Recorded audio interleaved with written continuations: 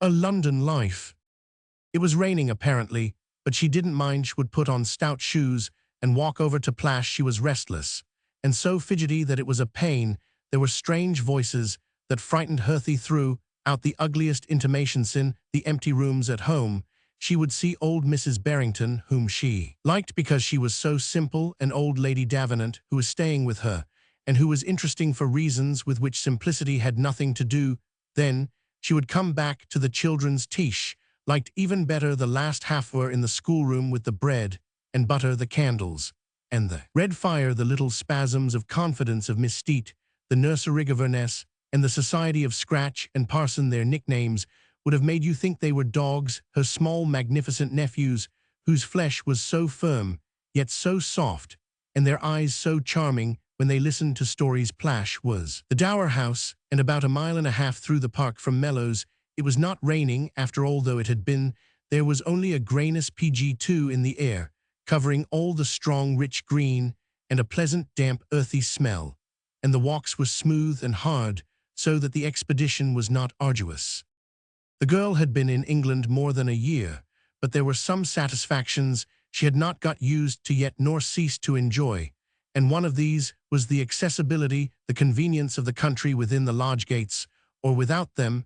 It seemed all alike. A parket was all so intensely property. The very name of Plash, which was quaint and old, had not lost its effect upon her, nor had it become indifferent to her that the place was a dower house, little red-walled, ivied asylum, to which old Mrs. Barrington had retired when on his father's death her son came into the estates. Laura Wing thought very ill of the custom of the expropriation of the widow in the evening of her days, when honor and abundance should attend her more than ever, but her condemnation of this wrong forgot itself when so many of the consequences looked right. Barring little dampness, which was the fate sooner or later of most of her unfavorable judgments of English institutions, iniquities in such a country somehow always made pictures, and there had been dower houses in the novels, mainly of fashionable life, on which her later childhood was fed. The iniquity did not, as a general thing, prevent these retreats from being occupied by old ladies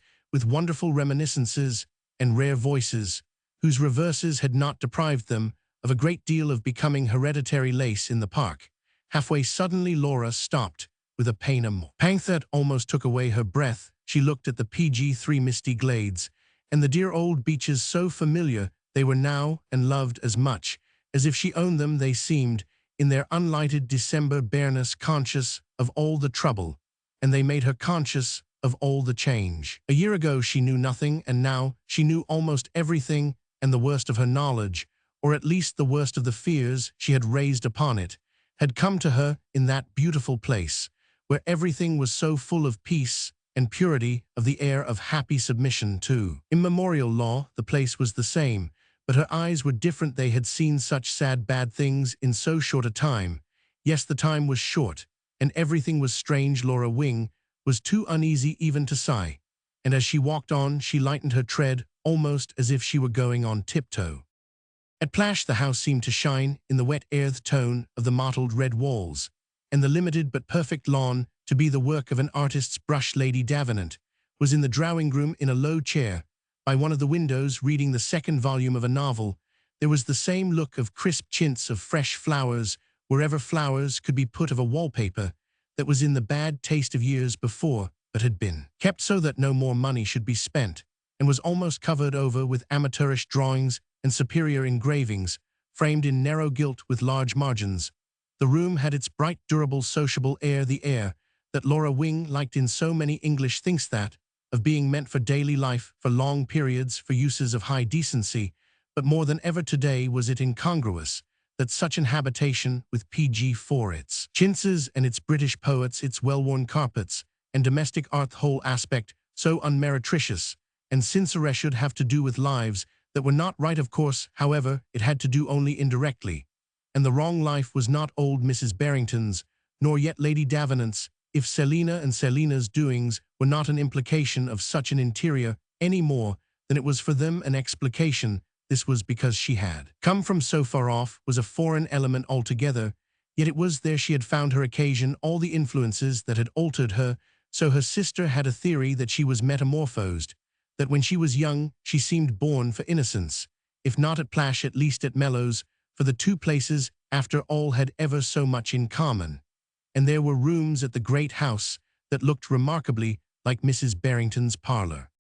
Lady Davenant always had a headdress of a peculiar style, original and appropriate, a sort of white veil or cape, which came in a point to the place on her forehead where her smooth hair began to show, and then covered her shoulders. It was always exquisitely fresh, and was partly the reason why she struck the girl rather as a fine portrait than as a living person, and yet she was full of life, old as she was, and had been made finer, sharper, and more delicate by nearly 80 years of it.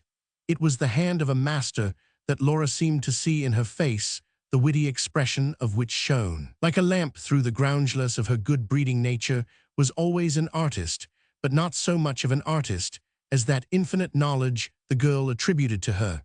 And that was why she liked her a little. PG-5, fearfully. Lady Davenant was not, as a general thing, fond of the young or of invalids, but she made an exception as regards youth for the little girl from America, the sister of the daughter-in-law of her dearest friend. She took an interest in Laura, partly perhaps to make up for the tepidity with which she regarded Selina. At all events, she had assumed the general responsibility of providing her with a husband. She pretended to care equally little for persons suffering from other forms of misfortune, but she was capable of finding excuses for them when they had been sufficiently to blame. She expected a great deal of attention, always wore gloves in the house, and never had anything in her hand but a book she neither embroidered nor routinely read, and talked. She had no special conversation for girls, but generally addressed them in the same manner that she found effective with her contemporaries. Laura Wing regarded this as an honor, but very often she didn't know what the old lady meant, and was ashamed to ask her. Once in a while Lady Davenant was ashamed to tell Mrs. Barrington had gone to a cottage to see an old woman, who was an old woman who had been in her service for years in the old days. Unlike her friend, she was fond of young people and invalids, but she was less interesting to Laura, except that it was a sort of fascination to wonder how she could have such abysses of placidity. She had long cheeks and kind eyes, and was devoted to birds. Somehow, she always made Laura think secretly of a tablet of fine white soap. Nothing else was so smooth and clean. "And what's going on chez vous? Who is there? PG-6, and what are they doing?" Lady Davenant asked after the first greetings. "There isn't anyone but me, the children, and the governess." "What, no partino private theatricals? How do you live?" "Oh, it doesn't take so much to keep me going," said Laura. "I believe there were some people coming on Saturday, but they have been put off, or they can't come. Selina has gone to London." "And what has she gone to London for?" "Oh, I don't know. She has so many things to do." "And where is Mr. Barrington?" "He has been away somewhere, but I believe he is coming back tomorrow or next day." "Or the day after," said Lady Davenant. "And do they never go away together?" she continued after a pause. "Yes, sometimes, but they don't come back together." "Do you mean they quarrel on the way?" "I don't know what they do, Lady Davenant. I don't understand," Laura Wing replied with an unguarded tremor in her voice. "I don't think they are very happy." "Then they ought to be ashamed of themselves. They have got everything so comfortable. What more do they want?" "Yes, and the children are such dears." "Certainly charming. And is she a good person, the present governess? Does she look after them properly?" "Yes, seems very good. It's a blessing, but I think she's unhappy too." PG-7. "Bless us, what a house! Does she want someone to make love to her?" "No, but she wants Selina to see to appreciate," said the young girl. "And doesn't she appreciate when she leaves them that way?" "Quite," to the young woman. "Miss Steet thinks she doesn't notice how they come on. She is never there." "And has she wept and told you so? You know they are always crying, governesses. Whatever line you take, you shouldn't draw them out too much. They are always looking for a chance. She ought to be thankful to be let alone. You mustn't be too sympathetic. It's mostly wasted," the old lady went on. "Oh, I am not, I assure you, I am not," said Laura Wing. "On the contrary, I see so much about me that I don't sympathize with."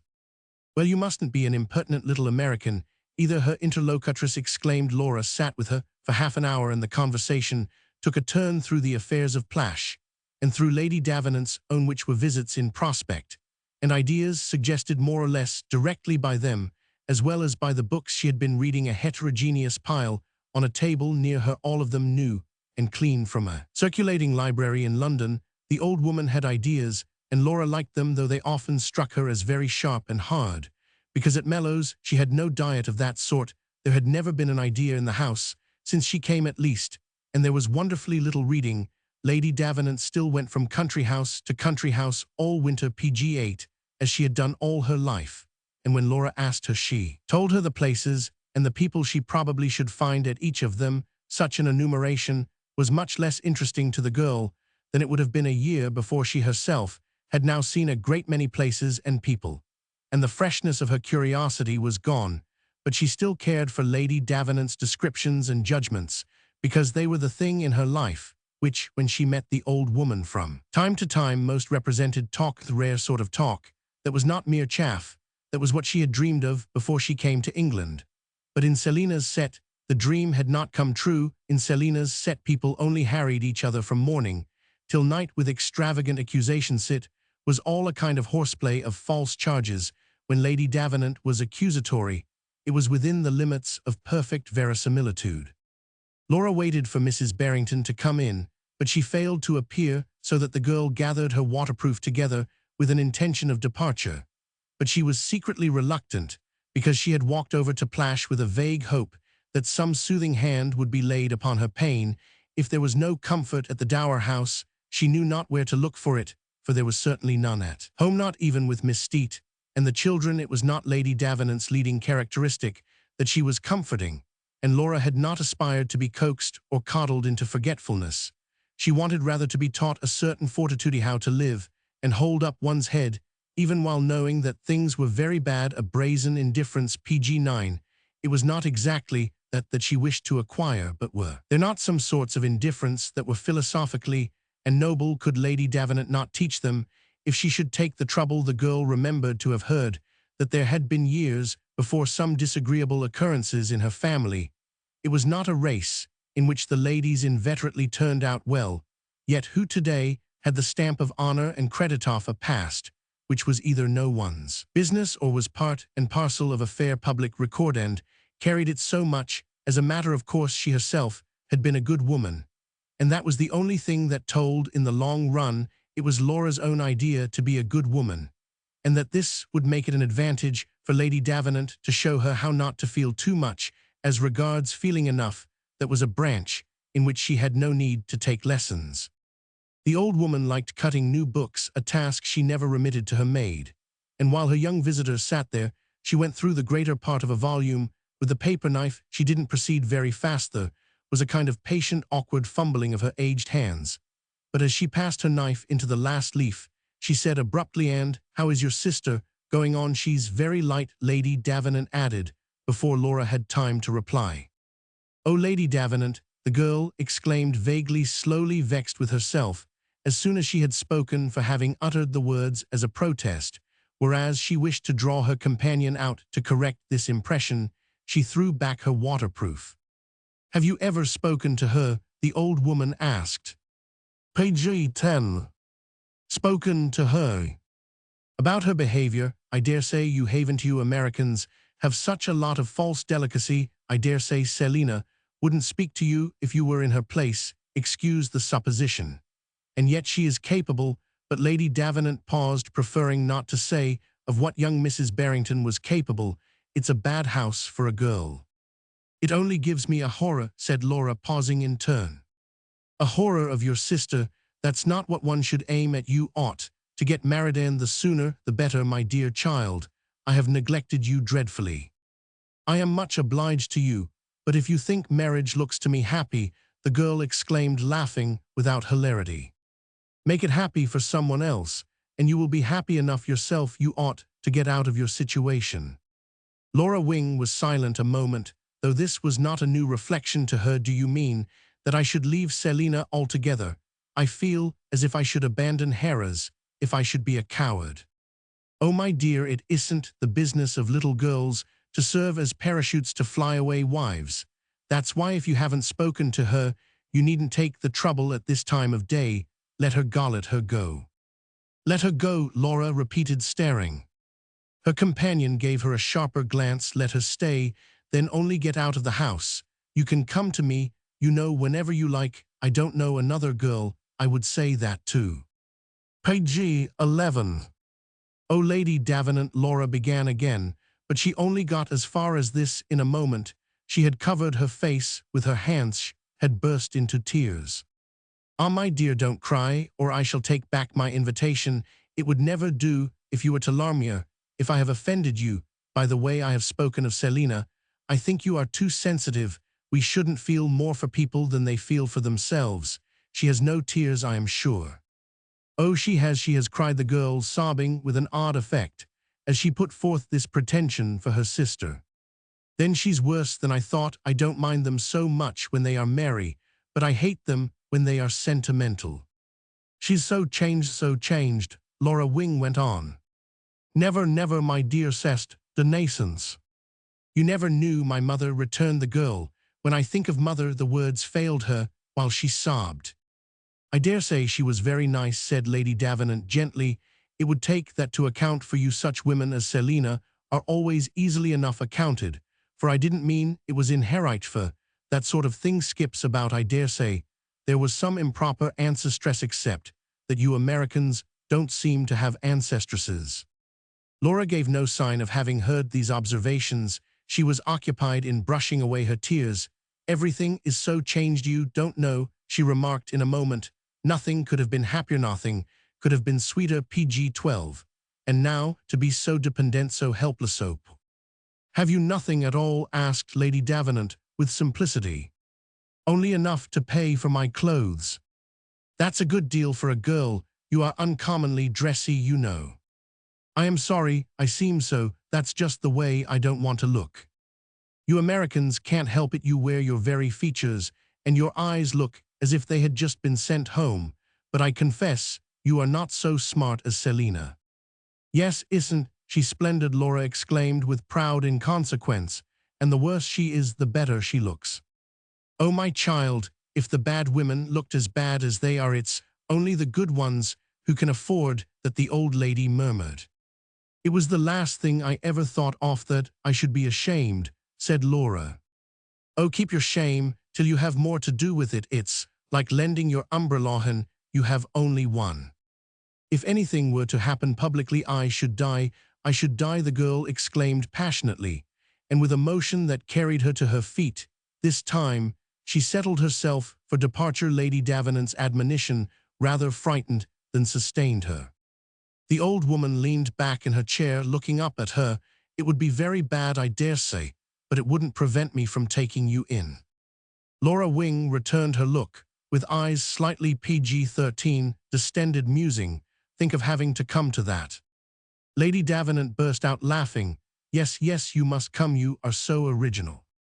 I don't mean that I don't feel your kindness, the girl broke out, blushing, but to be only protected, always protected, is that a life? Most women are only too thankful, and I am bound to say, I think you are difficile. Lady Davenant used a good many French words in the old-fashioned manner, and with a pronunciation not perfectly pure. When she did so, she reminded Laura Wing of Mrs. Gore's novels. But you shall be better protected than even by me, nous verrons cela. Only you must stop crying. This isn't a crying country. No, one must have courage here. It takes courage to marry for such a reason. Any reason is good enough that keeps a woman from being an old maid. Besides, you will like him.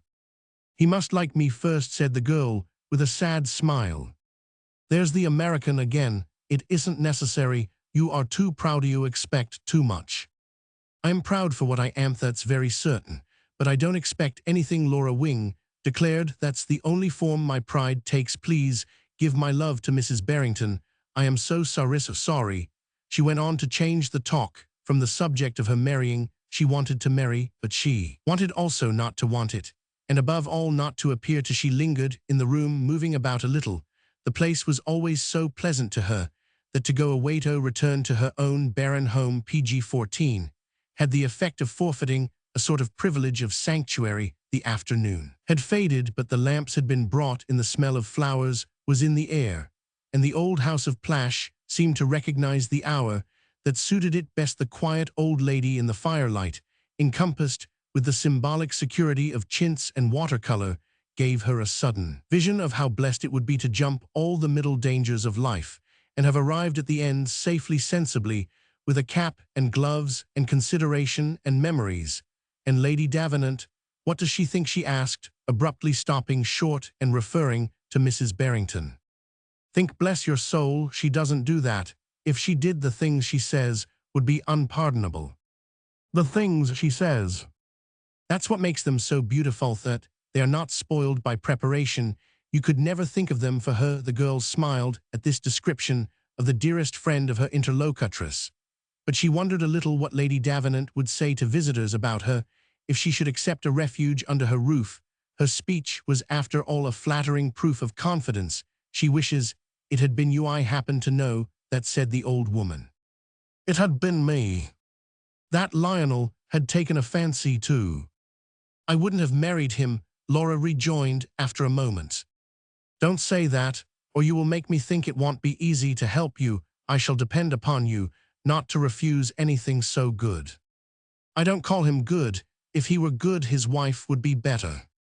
Page 15. Very likely, and if you had married him, he would be better, and that's more to the purpose. Lionel is as idiotic as a comic song, but you have cleverness for 2. And you have it for 50, dear Lady Davenant. Never, never, I shall never marry a man I can't respect, Laura Wing exclaimed. She had come a little nearer her old friend and taken her hand. Her companion held her a moment, and with the other hand pushed aside one of the flaps of the waterproof. And what is it your clothing costs? You asked Lady Davenant, looking at the dress underneath and not giving any heed to this declaration. I don't exactly know. It takes almost everything that is sent me from America, but that is dreadfully little, only a few pounds. I am a wonderful manager. Besides, the girl added, Selina wants one to be dressed. And doesn't she pay any of your bills? Why, she gives me everything: food, shelter, carriages. Does she never give you money? I wouldn't take it, said the girl. They need everything. They have it. Their life is tremendously expensive. That ill warrant, cried the old woman. It was a most beautiful property, but I don't know what has become of it now. See, nest pas pour vous, bless her, but the whole you Americans can make. Laura interrupted, immediately holding up her head. Lady Davenant had dropped her hand, and she had receded a step. Selina brought Lionel a very considerable fortune, and every penny of it was paid. Page 16. Yes, I know it was. Mrs. Barrington told me it was most satisfactory. That's not always the case with the fortunes you young ladies are supposed to bring, the old lady added, smiling. The girl looked over her head a moment. Why do your men marry for money? Why indeed, my dear? And before your troubles, what used your father to give you for your personal expenses? He gave us everything we asked. We had no particular allowance.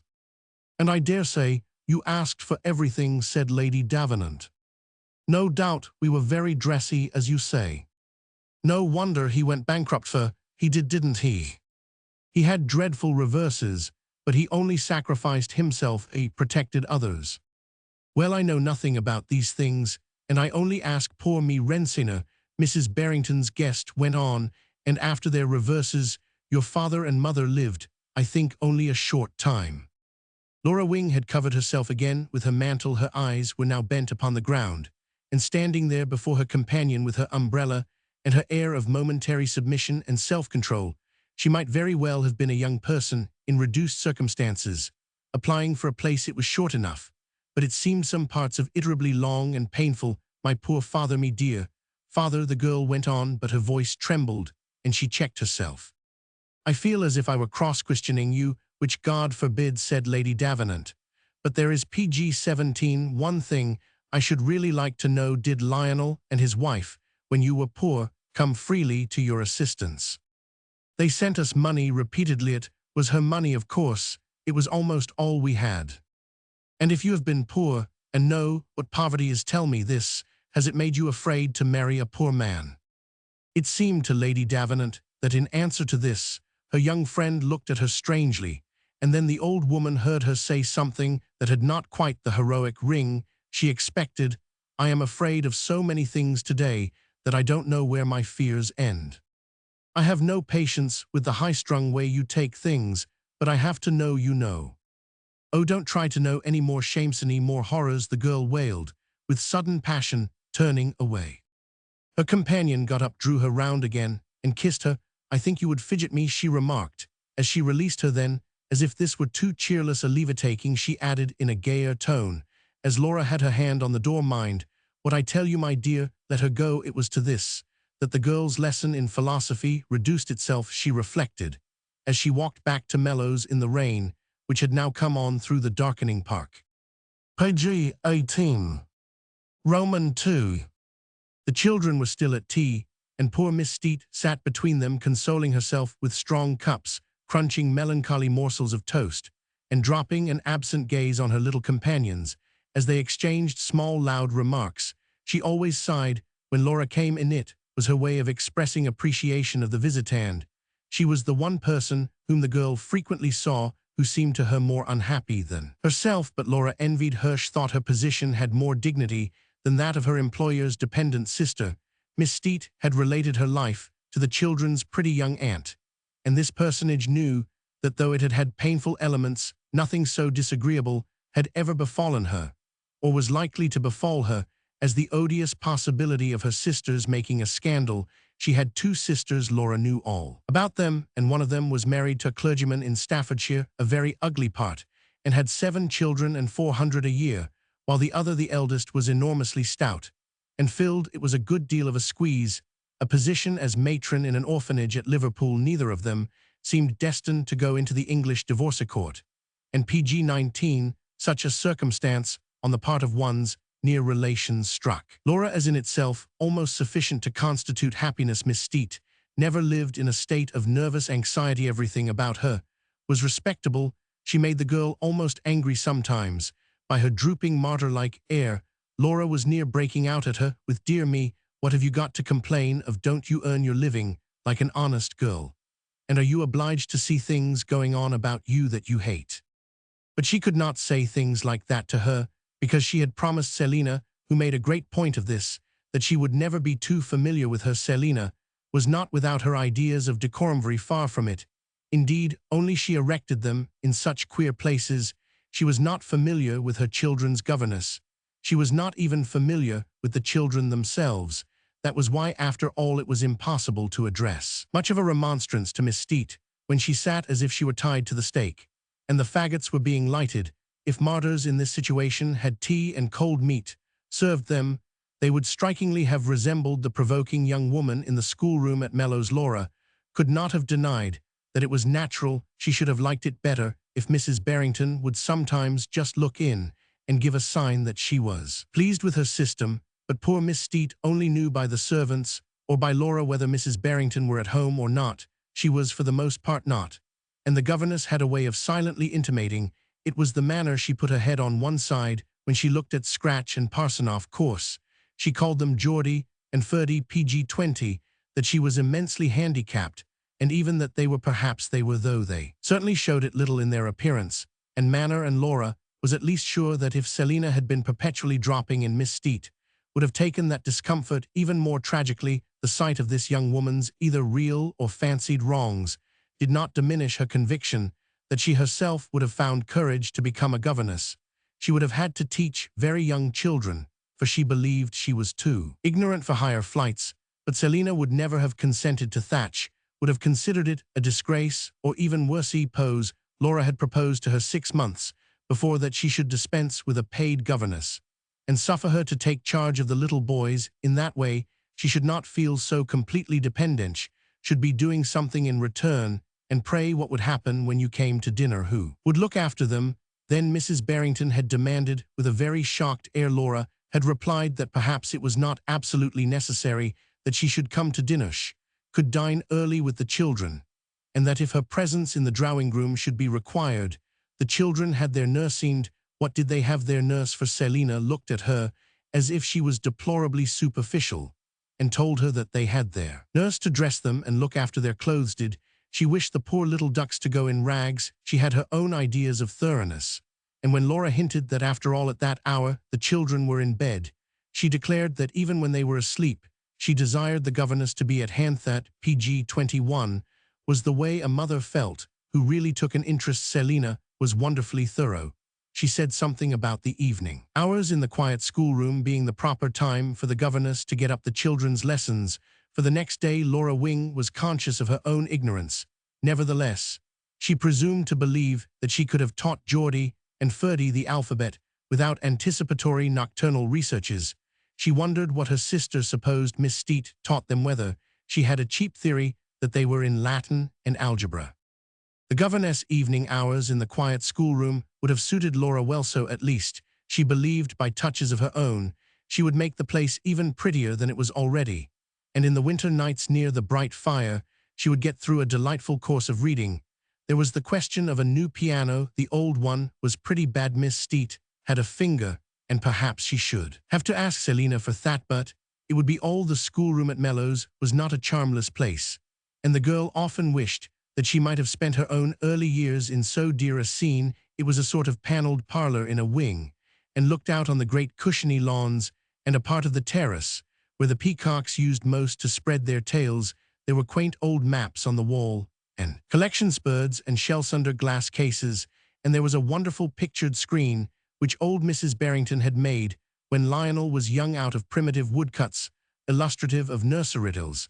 The place was a setting for rosy childhood, and Laura believed her sister never knew PG-22 how delightful Scratch and Parson looked there. Old Mrs. Barrington had known, in the case of Lionel, it had all been arranged for him.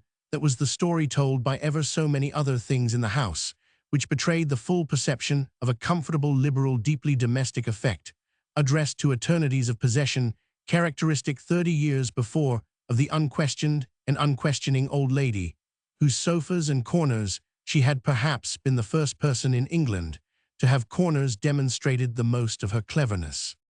Laura Wing envied English children, the boys at least, and even her own chubby nephews, in spite of the cloud that hung over them. But she had already noted the incongruity that appeared today between Lionel Barrington at 35 and the influences that had surrounded his younger years. She did not dislike her brother-in-law, though she admired him scantily, and she pitied him, but she marveled at the waste involved in some human institutions, the English country gentry, for instance, when she perceived that it had taken so much to produce so little. The sweet old wainscoted parlour, the view of the garden, that reminded her of scenes in Shakespeare's comedies, all that was exquisite in the home of his forefathers. What visible reference was there to these fine things in poor Lionel's stable-stamped composition when she came in this evening and saw his small sons making competitive noises in their mugs? Miss Steet checked this impropriety on her entrance. She asked herself what they would have to show 20 years later for the frame that made them just then a picture. Would they be wonderfully ripe and noble, the perfection of PG-23 human culture? The contrast was before her again, the sense of the same curious duplicity, in the literal meaning of the word, that she had felt at Plash. The way the genius of such an old house was all peace and decorum, and the spirit that prevailed there outside of the schoolroom was contentious and impure. She had often been struck with it before, with that perfection of machinery which can still at certain times make English life go on of itself, with a stately rhythm, long after there is corruption within it. She had half a purpose of asking Miss Steet to dine with her that evening downstairs. So absurd did it seem to her that two young women who had so much in common, enough at least for that, should sit feeding alone at opposite ends of the big empty house. Melancholy on such a night. She would not have cared just now whether Selina did think such a course familiar. She indulged sometimes in a kind of angry humility, placing herself near to those who were laborious and sordid. But when she observed how much cold meat the governess had already consumed, she felt that it would be a vain form to propose to her another repast. She sat down with her, and presently in the firelight the two children had placed themselves in position for a story. They were dressed like the mariners of England, and they smelt of the ablutions to which they had been condemned before tea, and the odour of which was but partly overlaid by that of bread and butter. Scratch wanted an old story, and Parson a new, and they exchanged from side to side a good many powerful arguments. While they were so engaged, Miss Steet narrated at her visitor's invitation the walk she had PG-24 taken with them, and revealed that she had been thinking for a long time of asking Mrs. Barrington if she only had an opportunity whether she should approve of her giving them a few elementary notions of botany, but the opportunity had not come. Had had the idea for a long time past. She was rather fond of the study. Herself she had gone into it, a little seemed to intimate that there had been times when she extracted a needed comfort from it. Laura suggested that botany might be a little dry for such young children in winter from textbooks, that the better way would be perhaps to wait till the spring and show them out of doors in the garden some of the peculiarities of plants. To this Miss Steet rejoined that her idea had been to teach some of the general facts slowly. It would take a long time, and then they would be all ready for the spring. She spoke of the spring as if it would not arrive for a terribly long time. She had hoped to lay the question before Mrs. Barrington that week, but was it not already Thursday? Laura said, "Oh yes, you had better do anything with the children that will keep them profitably occupied." She came very near saying anything that would occupy the governess herself. She had rather a dread of new stories. It took the little boys so long to get initiated, and the first steps were so terribly bestrewn with questions. Receptive silence, broken only by an occasional rectification on the part of the listener, never descended. Until after the tale had been told a dozen times, the matter was settled for Riquet with the tuft. But on this occasion, the girl's heart was not PG-25 much in the entertainment. The children stood on either side of her, leaning against her, and she had an arm round each. Their little bodies were thick and strong, and their voices had the quality of silver bells. Their mother had certainly gone too far, but there was nevertheless a limit to the tenderness one could feel for the neglected, compromised bairns. It was difficult to take a sentimental view of them. Thigh would never take such a view of themselves. Geordie would grow up to be a master hand at polo, and care more for that pastime than for anything in life, and Ferdy perhaps would develop into the best shot. England. Laura felt these possibilities stirring within them. They were in the things they said to her, in the things they said to each other. At any rate, they would never reflect upon anything in the world. They contradicted each other on a question of ancestral history, to which their attention apparently had been drawn by their nurse, whose people had been tenants for generations. Their grandfather had had the hounds for 15 years. Ferdy maintained that he had always had them. Geordie ridiculed this idea. Like a man of the world, he had had them till he went into volunteering. Then he had got up a magnificent regiment. He had spent thousands of pounds on it. Ferdy was of the opinion that this was wasted money. Himself intended to have a real regiment, to be a colonel in the Guards. Geordie looked as if he thought that a superficial ambition, and could see beyond it. His own most definite view was that he would have backed the hounds. He didn't see why Papa didn't have them, unless it was because he wouldn't take the trouble. PG-26. "I know it's because Mama is an American," Ferdy announced with confidence. "And what has that to do with it?" asked Laura. "Mama spends so much money, there isn't any more for anything." This startling speech elicited an alarmed protest from Miss Steet.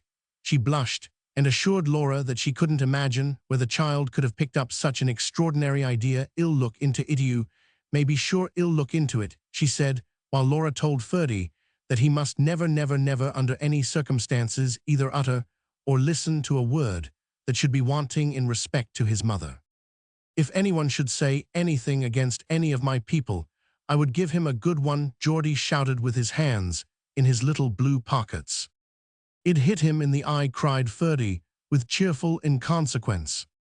"Perhaps you don't care to come to dinner at 7:30, the girl said to Miss Steet, "but I should be very glad I'm all alone." "Thank you so much, all alone," really murmured the governess. "Why don't you get married? Then you wouldn't be alone," Geordie interposed with ingenuity.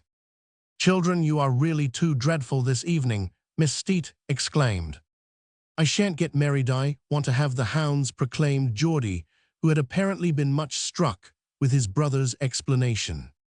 "I will come down afterwards, about 8:30, if you will allow me," said Miss Steet, looking conscious and responsible. PG-27.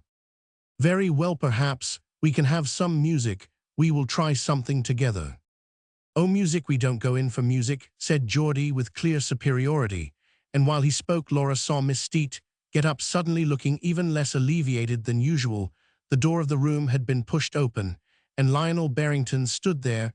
He had his hat on and a cigar in his mouth, and his face was red, which was its common condition. He took off his hat as he came into the room, but he did not stop smoking, and he turned a little redder than before. There were several ways in which his sister-in-law often wished he had been very different, but she had never disliked him for a certain boyish shyness that was in him, which came out in his dealings with almost all women. The governess of his children made him uncomfortable, and Laura had already noticed that he had the same effect upon Miss Steet. He was fond of his children, but he saw them hardly more frequently than their mother, and they never knew whether he were at home or away. Indeed, his goings and comings were so frequent that Laura herself scarcely knew it was an accident that on this occasion his absence had been marked for her. Selina had had her reasons for wishing not to go up to town while her husband was still at Mellows, and she cherished the irritating belief that he stayed at home on purpose to watch her, to keep her from going away. It was her theory that she herself was perpetually at home, that few women were more domestic, more glued to the fireside, and absorbed in the duties belonging to it, and unreasonable as she was, she recognized the fact that for her to PG-28 establish this theory, she must make her husband sometimes see her at Mellows. It was not enough for her to maintain that he would see her if he were sometimes there himself.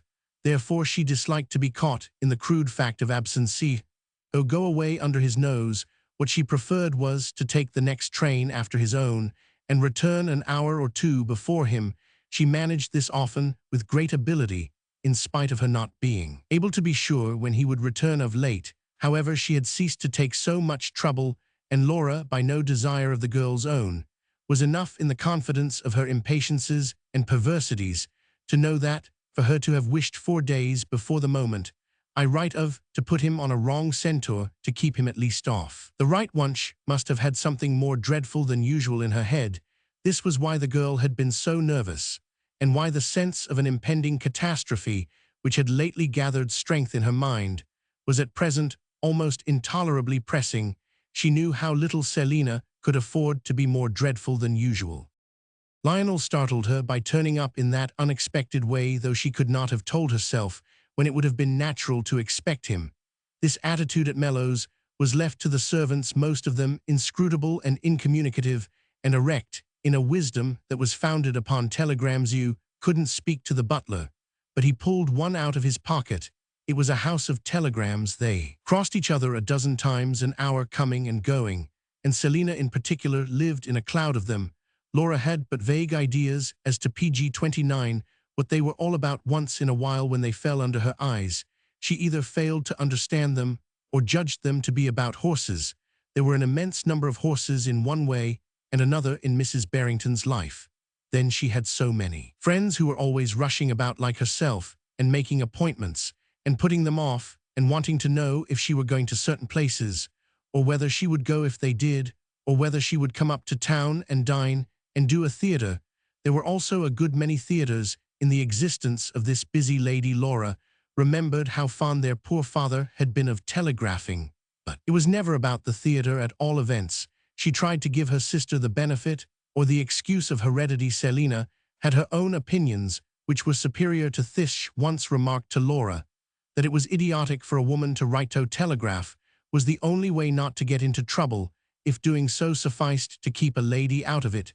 Mrs. Barrington's life should have flowed like the rivers of Eden. PG-30. Roman 3. Laura, as soon as her brother-in-law had been in the room a moment, had a particular fear. She had seen him twice, noticeably under the influence of liquor. She had not liked it at all, and now there were some of the same signs. She was afraid the children would discover them, or at any rate Miss Steet, and she felt the importance of not letting him stay in the room. She thought it almost a sign that he should have come there at all. He was so rare an apparition. He looked at her very hard, smiling, as if to say, "No, no, I am not.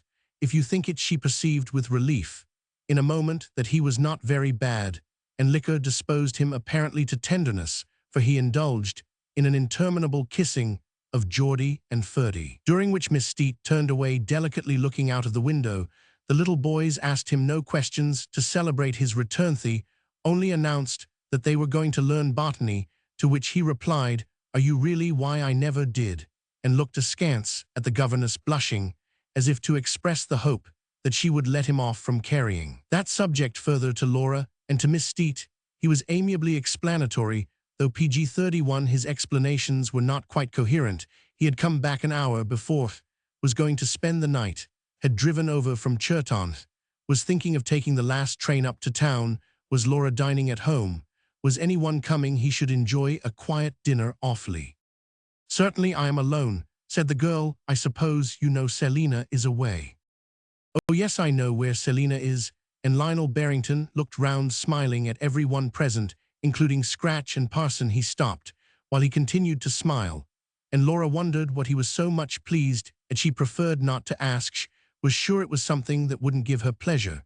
But after waiting a moment, her brother-in-law went on. "Selina's in Paris, my dear, that's where Selina is." "In Paris," Laura repeated. "Yes, in Paris, my dear. God bless her. Where else do you suppose, Geordie, my boy? Where should you think your mummy would naturally be?" "Oh, I don't know," said Geordie, who had no reply ready that would express affectingly the desolation of the nursery. "If I were mummy, I'd travel." "Well now, that's your mummy's idea. She has gone to travel," returned the father. "Were you ever in Paris, Miss Steet?"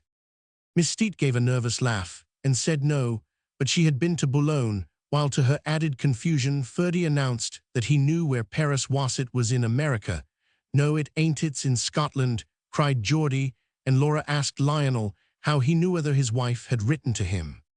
"Written to me? When did she ever write to me?" PG-32 "No, I saw a fellow in town this morning who saw her there at breakfast yesterday. He came over last night.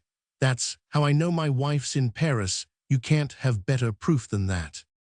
"I suppose it's a very pleasant season there," the governess murmured, as if from a sense of duty, in a distant, discomfortable tone. "I dare say it's very pleasant indeed. I dare say. It's awfully amusing," laughed Mr. Barrington. "Shouldn't you like to run over with me for a few days, Laura, just to have a go at the theatres? I don't see why we should always be moping at home. Well, take Miss Steet and the children, and give Mummy a pleasant surprise. Now, who do you suppose she was with in Paris? Who do you suppose she was seen with?" Laura had turned pale. She looked at him hard, imploringly in the eyes. There was a name she was terribly afraid he would mention. "Oh, sir, in that case, we had better go and get ready." Miss Steet quavered betwixt a laugh and a groan in a spasm of discretion, and before Laura knew it, she had gathered Geordie and Ferdy together and swept them out of the room. The door closed behind her with a very quick softness, and Lionel remained a moment staring at it. "I say, what does she mean? Ain't that damned impertinent?" he stammered. "What did she think I was going to say? Does she suppose I would say any harm before her dash it? Does she suppose I would give away my wife to the servants?" Then he added, "And I wouldn't say any harm before you, Laura. You are too good and too nice, and I like you too much." PG-33. "Won't you come downstairs? Won't you have some tea?"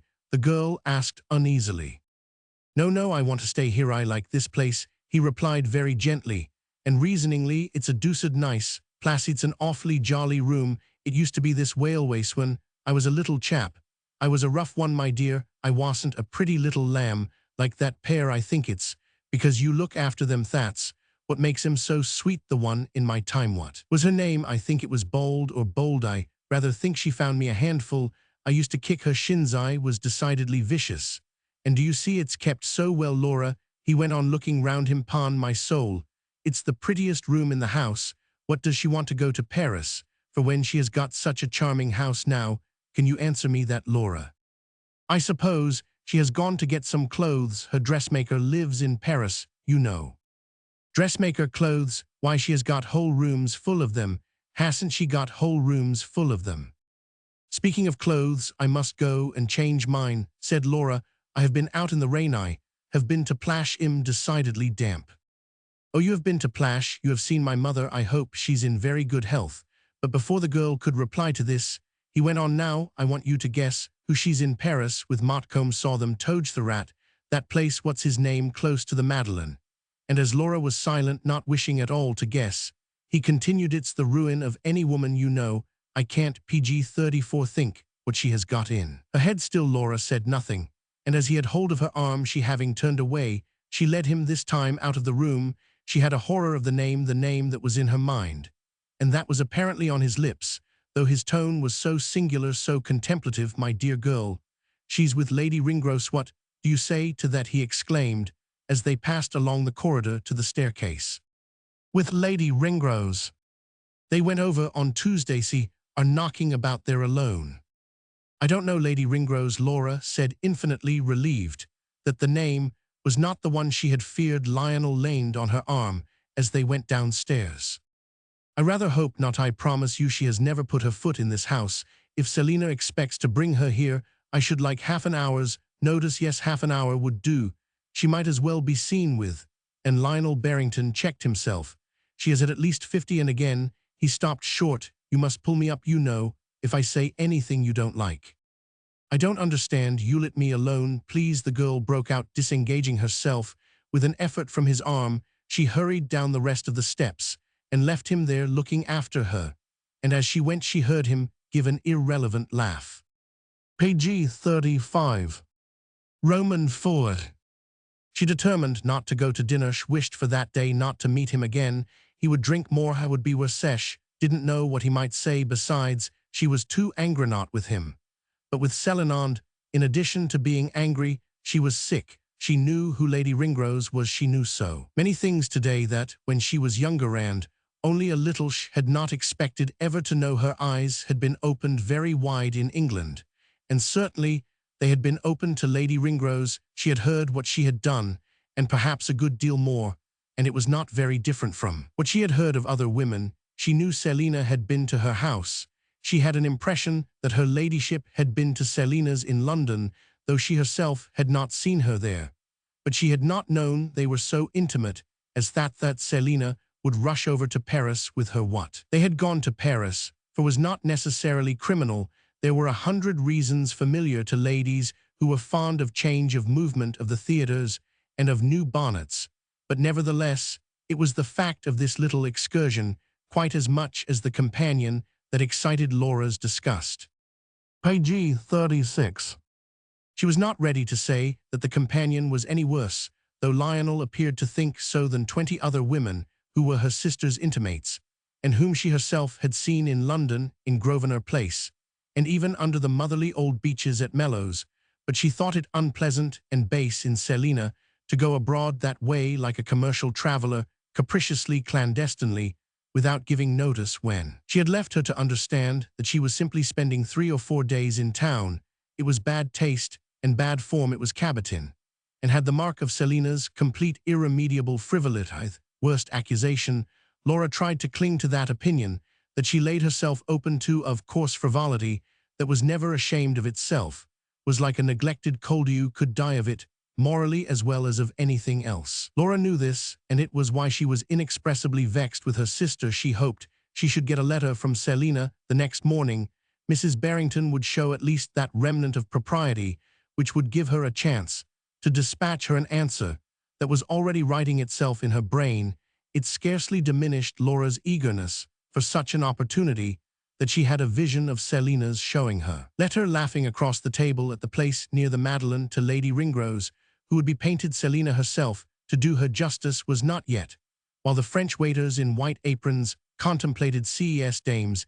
It was new work for our young lady to judge of these shades, the gradations, the probabilities of license, and of the side of the line on which, or rather, how far on the wrong side, Lady Ringrose was situated. Page 37. A quarter of an hour before dinner, Lionel sent word to her room that she was to sit down without him, had a headache, and wouldn't appear. This was an unexpected grace, and it simplified the position for Laura, so that, smoothing her ruffles, she betook herself to the table. Before doing this, however, she went back to the schoolroom and told Miss Steet she must contribute her company. She took the governess. The little boys were in bed downstairs with her, and made her sit opposite, thinking she would be a safeguard if Lionel were to change his mind. Miss Steet was more frightened than herself. She was a very shrinking bulwark. The dinner was dull, and the conversation rare. The governess ate 3 olives and looked at the figures on the spoons. Laura had more than ever her sense of impending calamity. A draft of misfortune seemed to blow through the house. It chilled her feet under her chair. The letter she had in her head went out like a flame in the wind, and her only thought now was to telegraph to Selina the first thing in the morning, in quite different words. She scarcely spoke to Miss Steet, and there was very little the governess could say to her. She had already related her history so often. After dinner she carried her companion into the drawing-room by the arm, and they sat down to the piano together. They played duets for an hour mechanically, violently. Laura had no idea what the music was, only knew that their playing was execrable. In spite of this, "That's a very nice thing." At last, she heard a vague voice say behind her at the end, and she became aware that her brother-in-law had joined them again. Page 38. Miss Steet was pusillanimous, retreated on the spot, though Lionel had already forgotten that he was angry at the scandalous way she had carried off the children from the schoolroom. Laura would have gone too if Lionel had not told her that he had something very particular to say to her that made her want to go more, but she had to listen to him when he expressed the hope that she hadn't taken offense at anything he had said before. He didn't strike her as tipsy now. He had slept it off or got rid of it, and she saw no traces of his headache. He was still conspicuously cheerful, as if he had got some good news and were very much encouraged. She knew the news he had got, and she might have thought, in view of his manner, that it could not really have seemed to him so bad as he had pretended to think it. It was not the first time, however, that she had seen him pleased that he had a case against his wife, and she was to learn on this occasion how extreme a satisfaction he could take in his wrongs. She would not sit down again. She only lingered by the fire, pretending to warm her feet, and he walked to and fro in the long room, where the lamplight tonight was limited, stepping on certain figures of the carpet, as if his triumph were alloyed with hesitation. "I never know how to talk to you. You are so beastly clever," he said. "I can't treat you like a little girl in a pinafore, and yet, of course, you are only a young lady. You're so deuced good that makes it worse," he went on, stopping in front of her with his hands in his pockets, and the air he himself had of being a good-natured but dissipated boy, with his small stature, his smooth, fat, suffused PG-39 face, his round, watery, light-colored eyes, and his hair growing in curious infantile rings. He had lost one of his front teeth, and always wore a stiff white scarf with a pin representing some symbol of the turf or the chase. "I don't see why she couldn't have been a little more like you if I could have had a shot at you first." "I don't care for any compliments at my sister's expense," Laura said with some majesty. "Oh, I say, Laura, don't put on so many frills. As Selina says, you know what your sister is as well as I do." They stood looking at each other a moment, and he appeared to see something in her face which led him to add, "You know at any rate how little we hit it off. I know you don't love each other. It's too dreadful." "Love each other? She hates me as shed hate a hump on her back. Shed do me any devilish turn she could. There isn't a feeling of loathing that she doesn't have for me. Shed like to stamp on me and hear me crack like a black beetle. And she never opens her mouth, but she insults me." Lionel Barrington delivered himself of these assertions without violence, without passion, or the sting of a new discovery.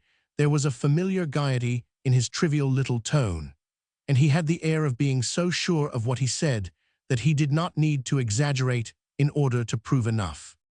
"Oh, Lionel," the girl murmured, turning pale, "is that the particular thing you wish to say to me? And you can't say it's my fault. You won't pretend to do that, will you?" he went on. "Ain't PG-40. I quiet, ain't I kind, don't I go steady, haven't I given her every blessed thing she has ever asked for?" "You haven't given her an example," Laura replied with spirit. "You don't care for anything in the wide world but to amuse yourself from the beginning of the year to the end. No more does she. Perhaps it's even worse in a woman. You are both as selfish as you can live, with nothing in your head or your heart but your vulgar pleasure, incapable of a concession, incapable of a sacrifice." She at least spoke with passion. Something that had been pent up in her soul broke out, and it gave her relief, almost a momentary joy. It made Lionel Barrington stare. He colored, but after a moment he threw back his head with laughter. "Don't you call me kind when I stand here and take all that, if I am so keen for my pleasure? What pleasure do you give me? Look at the way I take it. Laura, you ought to do me justice. Haven't I sacrificed my home and what more can a man do? I don't think you care any more for your home than Selina does, and it's so sacred and so beautiful. God forgive you, you are all blind and senseless and heartless, and I don't know what poison is in your veins. There is a curse on you, and there will be a judgment. The girl went on glowing like a young prophetess. What do you want me to do? Do you want me to stay at home and read the Bible? Her companion demanded, with an effect of profanity, confronted with her deep seriousness. It wouldn't do you any harm once in a while. There will be a judgment on her, that's very PG-41 sure, and I know where it will be delivered, said Lionel Barrington, indulging in a visible approach to a wink. Have I done the half to her? She has done to me, I won't say the half, but the 100th part. Answer me truly, my dear. I don't know what she has done to you, said Laura, impatiently. That's exactly what I want to tell you, but it's difficult. I'll bet you £5 she's doing it now. You are too unable to make yourself respected, the girl remarked, not shrinking now from the enjoyment of an advantage effort of feeling herself superior and taking her opportunity. Her brother-in-law seemed to feel for the moment the prick of this observation. What has such a piece of nasty boldness as that to do with respect? She's the first that ever defied me, exclaimed the young man, whose aspect somehow scarcely confirmed this pretension. You know all about her, don't make believe you don't, he continued in another tone. You see everything, you're one of the sharp ones. There's no use beating about the bush, Laura, you've lived in this precious house, and you're not so green as that comes to. Besides, you're so good yourself that you needn't give a shriek. If one is obliged to say what one means, why didn't you grow up a little sooner? Then over there in New York, it would certainly have been you I would have made up to, you would have respected me. Now don't say you wouldn't, he rambled on, turning about the room again, partly like a person whose sequences were naturally slow, but also a little as if PG-42, though he knew what he had in mind, there was still a scruple attached to it that he was trying to rub off. I take it that isn't what I must sit up to listen to, Lionel, is it? Laura said wearily. Why, you don't want to go to bed at 9 o'clock, do you? That's all rot, of course, but I want you to help me. To help you? I'll tell you, but you must give me my head. I don't know what I said to you before dinner. I had had too many brandy and sodas, perhaps. I was too free. If I was, I beg your pardon. I made the governess bolt very proper in the superintendent of one's children.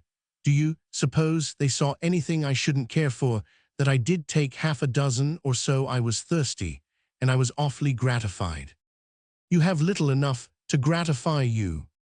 Now that's just where you are wrong. I don't know when I've fancied anything so much as what I told you. What you told me? About her being in Paris. I hope she'll stay a month. I don't understand you, Laura said. Are you very sure, Laura, my dear? It suits my book. Now you know yourself, he's not the first. Laura was silent, his round eyes were fixed on her face, and she saw something she had not seen before, a little shining point, which on Lionel's part might represent an idea, but which made his expression conscious as well as eager. She presently asked, whom are you speaking of? PG-43. Why, of Charlie Crispin. G. and Lionel Barrington accompanied this name with a startling imprecation. What has he to do? He has everything to do, isn't he, with her there? How should I know? You said Lady Ringrose. Lady Ringrose is a mere blind end, a devilish poor one at that. I am sorry to have to say it to you, but he's her lover, I mean Selina's, and he ain't the first. There was another short silence while they stood opposed, and then Laura asked it, and the question was unexpected. Why do you call him Charlie? Doesn't he call me Lion, like all the rest? Said her brother-in-law, staring. You're the most extraordinary people, I suppose. You have a certain amount of proof before you say such things to me. Proof? I've oceans of proof, and not only about Crispin, but about Deepmere.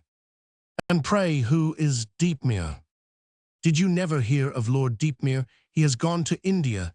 That was before you came. I don't say all this for my pleasure, Laura, Mr. Barrington added. Don't you indeed? Asked the girl with a singular laugh. I thought you were so glad. I'm glad to know it, but I'm not glad to tell it. When I say I'm glad to know it, I mean I'm glad to be fixed at last. Oh, I've got the tip. It's all open country now, and I know just how to go. I've PG-44 gone into it most extensively. There's nothing you can't find out today if you go to the right place. I've. He hesitated a moment, then went on, well, it's no matter what I've done, I know where I am. And it's a great comfort she's up a tree. If ever a woman was now, well, see who's a beetle and who's a toad. Lionel Barrington concluded gaily with some incongruity of metaphor. It's not true, it's not true, it's not true, Laura said slowly. That's just what she'll say, though. That's not the way she'll say it. Oh, if she could get off by your saying it, for her, for you, my dear, would be believed. Get off? What do you mean? The girl demanded with a coldness she failed to feel, for she was tingling all over with shame and rage. Why, what do you suppose I am talking about? I am going to hold her up and to have it out. You're going to make a scandal. Make it, bless my soul, it isn't me, and I should think it was made enough. I am going to appeal to the laws of my country. That's what I am going to do. She pretends I am stopped, whatever she does, but that's all gammon. I ain't. I understand, but you won't do anything so horrible, said Laura very gently. Horrible as you please, but less so than going on in this way. I haven't told you the 50th part. You will easily understand that I can't. They are not nice things to say to a girl like you, especially about Deepmere, if you didn't know it. But when they happen, you've got to look at them, haven't you? That's the way I look at it. Page 45. It's not true, it's not true, it's not true, Laura Wing repeated in the same way, slowly shaking her head. Of course you stand up for your sister, but that's just what I wanted to say to you, that you ought to have some pity for me, and some sense of justice. Haven't I always been nice to you? Have you ever had so much as a nasty word from me? This appeal touched the girl. She had eaten her brother-in-law's bread for months. She had had the use of all the luxuries with which he was surrounded. And to herself, personally, she had never known him anything but good-natured. She made no direct response. However, she only said, be quiet, and leave her to me. I will answer for her. Answer for her? What do you mean? She shall be better, shall be reasonable, there shall be no more talk of these horrors. Leave her to let me go away with her somewhere. Go away with her? I wouldn't let you come within a mile of her if you were my sister. Oh, shame, shame, cried Laura Wing, turning away from him. She hurried to the door of the room, but he stopped her before she reached it. He got his back to it. He barred her way, and she had to stand there and hear him. I haven't said what I wanted, for I told you that I wanted you to help me. I ain't cruel, I ain't insulting you. Can't make out that against me I am. Sure you know in your heart that I've swallowed what would sicken most men. Therefore I will say that you ought to be fair. You're too clever not to be. You can't pretend to swallow. Page 46. He paused a moment and went on, and she saw it was his idea, an idea very simple and bold. He wanted her to side with him, to watch for him, to help him to get his divorce. He forbore to say that she owed him as much for the hospitality and protection she had in her poverty enjoyed. But she was sure that was in his heart. Of course, she's your sister, but when one's sister's a perfect bad un, there's no law to force one to jump into the mud to save her.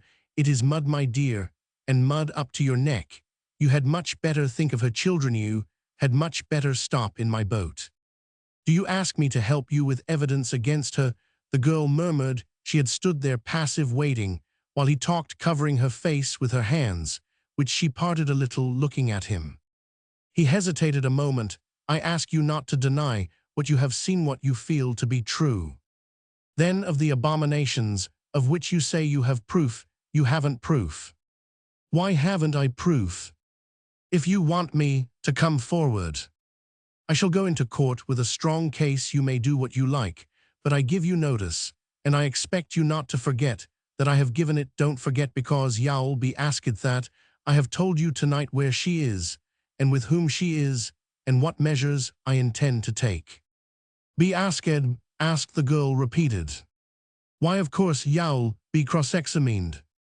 Oh, mother, mother, cried Laura Wing. Her hands were over her face again, and as Lionel Page 47 Barrington, opening the door, let her pass, she burst into tears. He looked after her, distressed, compunctious, half-ashamed, and he exclaimed to himself, the bloody brute, the bloody brute. But the words had reference to his wife. Page 48. V. And are you telling me the perfect truth when you say that Captain Crispin was not there? The perfect truth, Mrs. Barrington straightened herself to her height, threw back her head, and measured her interlocutress up and down. It is to be surmised that this was one of the many ways in which she knew she looked very handsome. Indeed, her interlocutress was her sister, and even in a discussion with a person long since initiated, she was not incapable of feeling that her beauty was a new advantage on this occasion. She had at first the air of depending upon it mainly to produce an effect upon Laura. Then, after an instant's reflection, she determined to arrive at her result in another way. She exchanged her expression of scorn of resentment at her veracities being impugned for a look of gentle amusement. She smiled patiently, as if she remembered that, of course, Laura couldn't understand of what an impertinence she had been guilty. There was a quickness of perception and lightness of hand, which to her sense her American sister had never acquired. The girl's earnest, almost barbarous probity blinded her to the importance of certain pleasant little forms. My poor child, the things you do say. PG 49. One doesn't put a question about the perfect truth in a manner that implies that a person is telling a perfect lie. However, as it's only you, I don't mind satisfying your clumsy curiosity. I haven't the least idea whether Captain Crispin was there or not. I know nothing of his movements, and he doesn't keep me informed. Should he, poor man, off his whereabouts? He was not there for Mason. That all that need interest you as far as I was concerned. He might have been at the North Pole. I neither saw him nor heard of him. I didn't see the end of his nose. Selina continued still, with her wiser, tolerant brightness, looking straight into her sister's eyes. Her own were clear and lovely, and she was but little less handsome than if she had been proud and freezing. Laura wondered at her more and more stupefied suspense, was now almost the girl's constant state of mind. Mrs. Barrington had come back from Paris the day before, but had not proceeded to Mellows the same night. Though there was more than one train she might have taken, neither had she gone to the house in Grosvenor Place, but had spent the night at an hotel. Her husband was absent again. He was supposed to be in Grosvenor Place, so that they had not yet met. Little as she was a woman to admit that she had been in the wrong, she was known to have granted later that at this moment she had made a mistake in not going straight to her own house. It had given Lionel a degree of advantage, made it appear perhaps a little that she had a bad conscience and was afraid to face him, but she had had her reasons for putting up at an hotel, and she thought it unnecessary to express them very definitely. She PG 50 came home by a morning train the second day, and arrived before luncheon, of which meal she partook in the company of her sister, and in that of Miss Steet and the children sent for in honor of the occasion. After luncheon, she let the governess go, but kept Scratch and Parson kept them on ever so long in the morning room, where she remained longer than she had ever kept them before. Laura was conscious that she ought to have been pleased at this, but there was a perversity even in Selina's manner of doing right, for she wished immensely now to see her alonish, had something so serious to say to her. Selina hugged her children, repeatedly encouraging their sallies. She laughed extravagantly at the artlessness of their remarks, so that at table Miss Steet was quite abashed by her unusual high spirits. Laura was unable to question her about Captain Crispin and Lady Ringrose, while Geordie and Ferdy were there. They would not understand, of course, but names were always reflected in their limpid little minds, and they gave forth the image latter often in the most extraordinary connections. It was as if Selina knew what she was waiting for, and were determined to make her wait. The girl wished her to go to her room that she might follow her there, but Selina showed no disposition to retire, and one could never entertain the idea for her on any occasion that it would be suitable that she should change her dress. The dress she wore, for it was too becoming to her, and to the moment for that Laura noticed how the very folds of her garment told that she had been to Paris. She had spent only a week there, but the mark of her couturière was all over her. It was simply PG 51 to confer with this great artist that from her own account she had crossed the Channel. The signs of the conference were so conspicuous that it was as if she had said, "Don't you see the proof that it was for nothing but chiffons?" She walked up and down the room with Geordie in her arms, in an access of maternal tenderness. He was much too big to nestle gracefully in her bosom, but that only made her seem younger, more flexible, fairer. In her tall, strong slimness, her distinguished figure bent itself hither and thither, but always in perfect freedom as she romped with her children. And there was another moment when she came slowly down the room, holding one of them in each hand and singing to them, while they looked up at her beauty, charmed and listening, and a little surprised at such new ways. A moment when she might have passed for some grave antique statue of a young matron, or even for a picture of Saint Cecilia. This morning, more than ever, Laura was struck with her air of youth, the inextinguishable freshness that would have made anyone exclaim at her being the mother of such bouncing little boys. Laura had always admired her, thought her the prettiest woman in London, the beauty with the finest points, and now these points were so vivid, especially her finished slenderness, and the grace, the natural elegance of every turn fall of her shoulders had never looked so perfect, that the girl almost detested them. They appeared to her a kind of advertisement of danger, and even of shame. Miss Steed at last came back for the children, and as soon as she had taken them away, Selina observed that she would go over to Plash just as PG 52 she rang for her hat and jacket, and for the carriage. Laura could see that she would not give her just yet the advantage of a retreat to her room. The hat and jacket were quickly brought, but after they were put on, Selina kept her maid in the drawing-room talking to her a long time, telling her elaborately what she wished done with the things she had brought from Paris. Before the maid departed, the carriage was announced, and the servant, leaving the door of the room open, hovered within earshot. Laura, then losing patience, turned out the maid and closed the door. She stood before her sister, who was prepared for her drive. Then she asked her abruptly, fiercely but coloring with her question, whether Captain Crispin had been in Paris. We have heard Mrs. Barrington's answer, with which her strenuous sister was imperfectly satisfied, a fact, the perception of which it doubtless was, that led Selina to break out with a greater show of indignation. I never heard of such extraordinary ideas for a girl to have, and such extraordinary things for a girl to talk about. My dear, you have acquired a freedom, you have emancipated yourself from conventionality, and, I suppose, I must congratulate you. Laura only stood there with her eyes fixed, without answering the sally, and Selina went on with another change of tone. And pray, if he was there, what is there so monstrous? Hasn't it happened that he is in London when I am there? Why is it then so awful that he should be in Paris? Awful, awful, too awful, murmured Laura with intense gravity, still looking at her, looking all the more fixedly that she knew how little Selina liked it. PG 53. My dear, you do indulge in a style of innuendo for a respectable young woman, Mrs. Barrington exclaimed with an angry laugh. You have ideas that when I was a girl. She paused, and her sister saw that she had not the assurance to finish her sentence on that particular note. Don't talk about my innuendos and my ideas. You might remember those in which I have heard you indulge. Ideas? What ideas did I ever have before I came here? Laura Wing asked with a trembling voice. Don't pretend to be shocked, Selina. That's too cheap a defense. You have said things to make you choose to talk of freedom. What is the talk of your house, and what does one hear if one lives with you? I don't care what I hear now. It's all odious, and there's little choice, and my sweet sensibility has gone God knows where, and I am very glad, if you understand, that I don't care what I say if one talks about your affairs. My dear, one mustn't be too particular, the girl continued with a flash of passion. Mrs. Barrington buried her face in her hands. Merciful powers, to be insulted, to be covered with outrage by one's wretched little sister, she moaned. I think you should be thankful. There is one human being, however wretched, who cares enough for you to care about the truth. In what concerns you, Laura, said Selina. Selina, you hideously deceiving us. Us, Selina repeated with a singular laugh. Whom do you mean by us? Laura Wing hesitated. She had asked herself whether it would be best she should let her sister PG 54 know the dreadful scene she had had with Lionel, but she had not in her mind settled that point. However, it was settled now in an instant. I don't mean your friends, those of them that I have seen. I don't think they care a straw. I have never seen such people. But last week Lionel spoke to Mech, told me he knew it as a certainty. Lionel spoke to you, said Mrs. Barrington, holding up her head with a stare. And what is it that he knows? That Captain Crispin was in Paris, and that you were with him. He believes you went there to meet him. He said this to you? Yes, and much more. I don't know why I should make a secret of it. The disgusting beast, Selina exclaimed slowly, solemnly.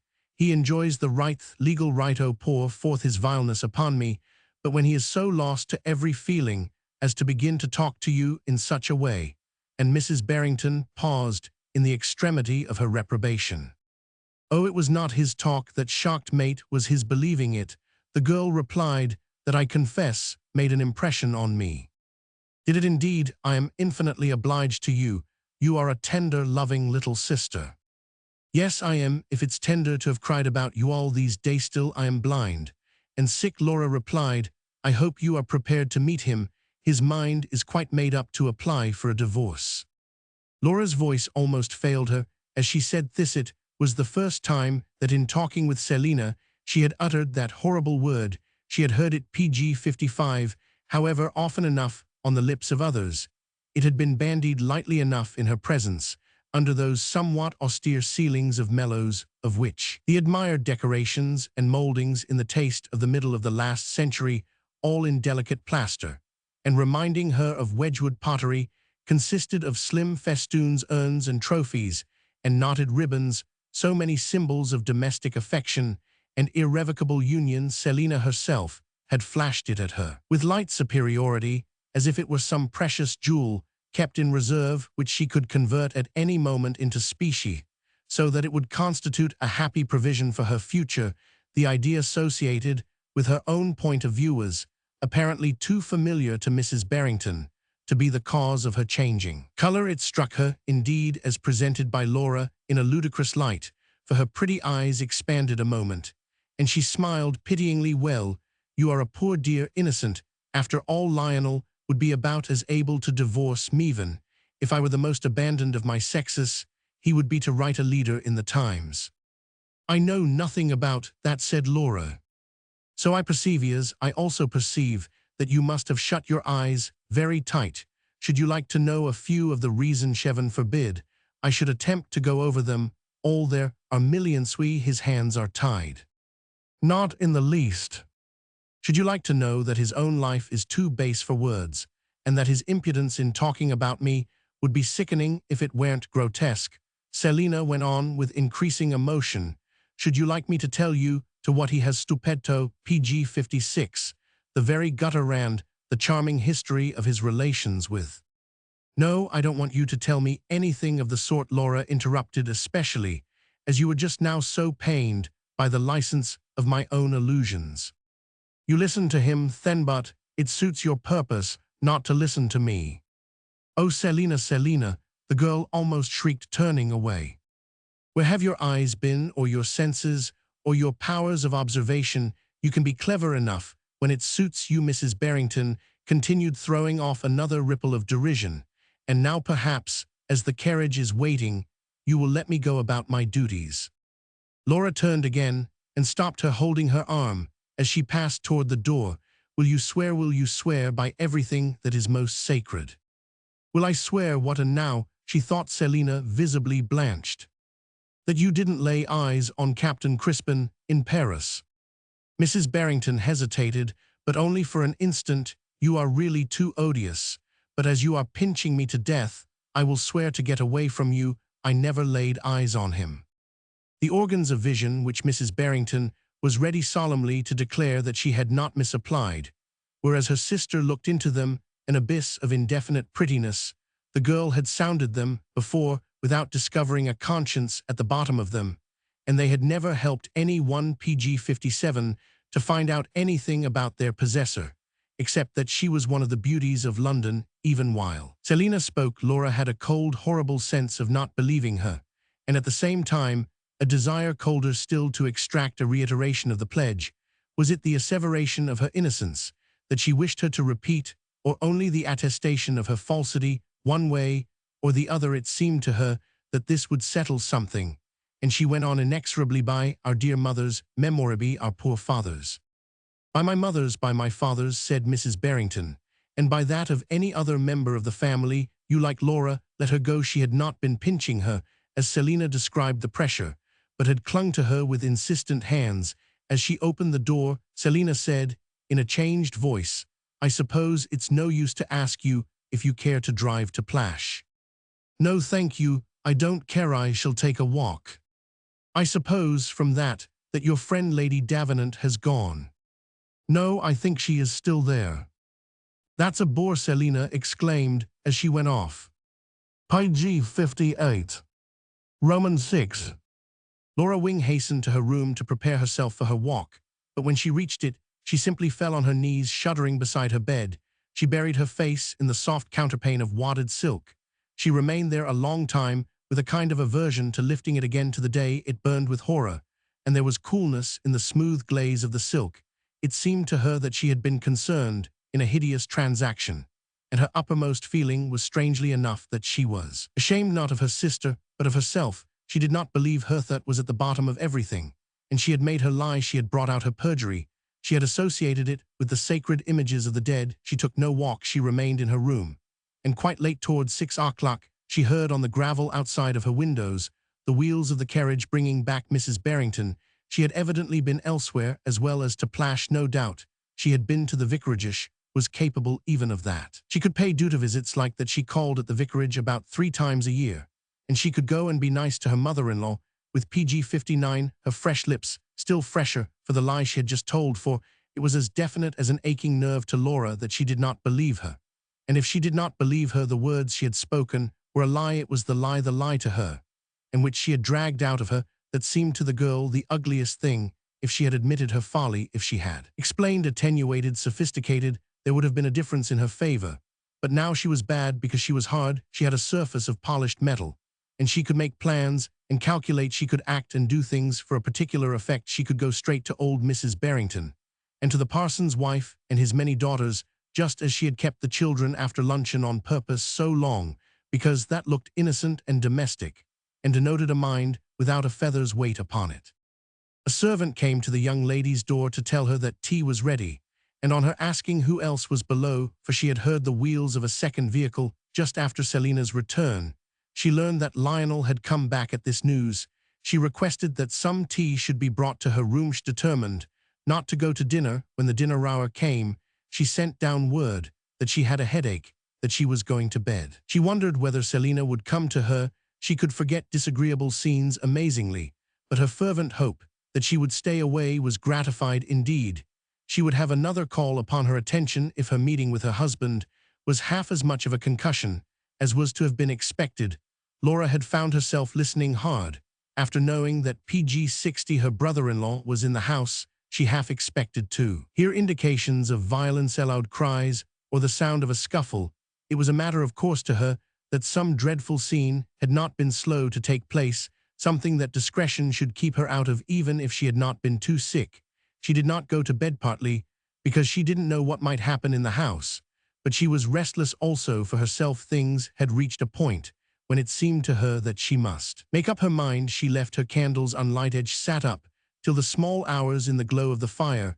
What had been settled by her scene with Selina was that worse things were to come. Looking into her fire as the night went on, she had a rare prevision of the catastrophe that hung over the house, and she considered, or tried to consider, what it would be best for her in anticipation to do. The first thing was to take flight. It may be related without delay that Laura Wing did not take flight, and that though the circumstance detracts from the interest that should be felt in her character, she did not even make up her mind. That was not so easy when action had to ensue. At the same time, she had not the excuse of a conviction that by not acting, that is, by not withdrawing from her brother-in-law's roof, should be able to hold Selina up to her duty, to drag her back into the straight path. The hopes connected with that project were now a phase that she had left behind her. She had not today an illusion about her sister large enough to cover a sixpence.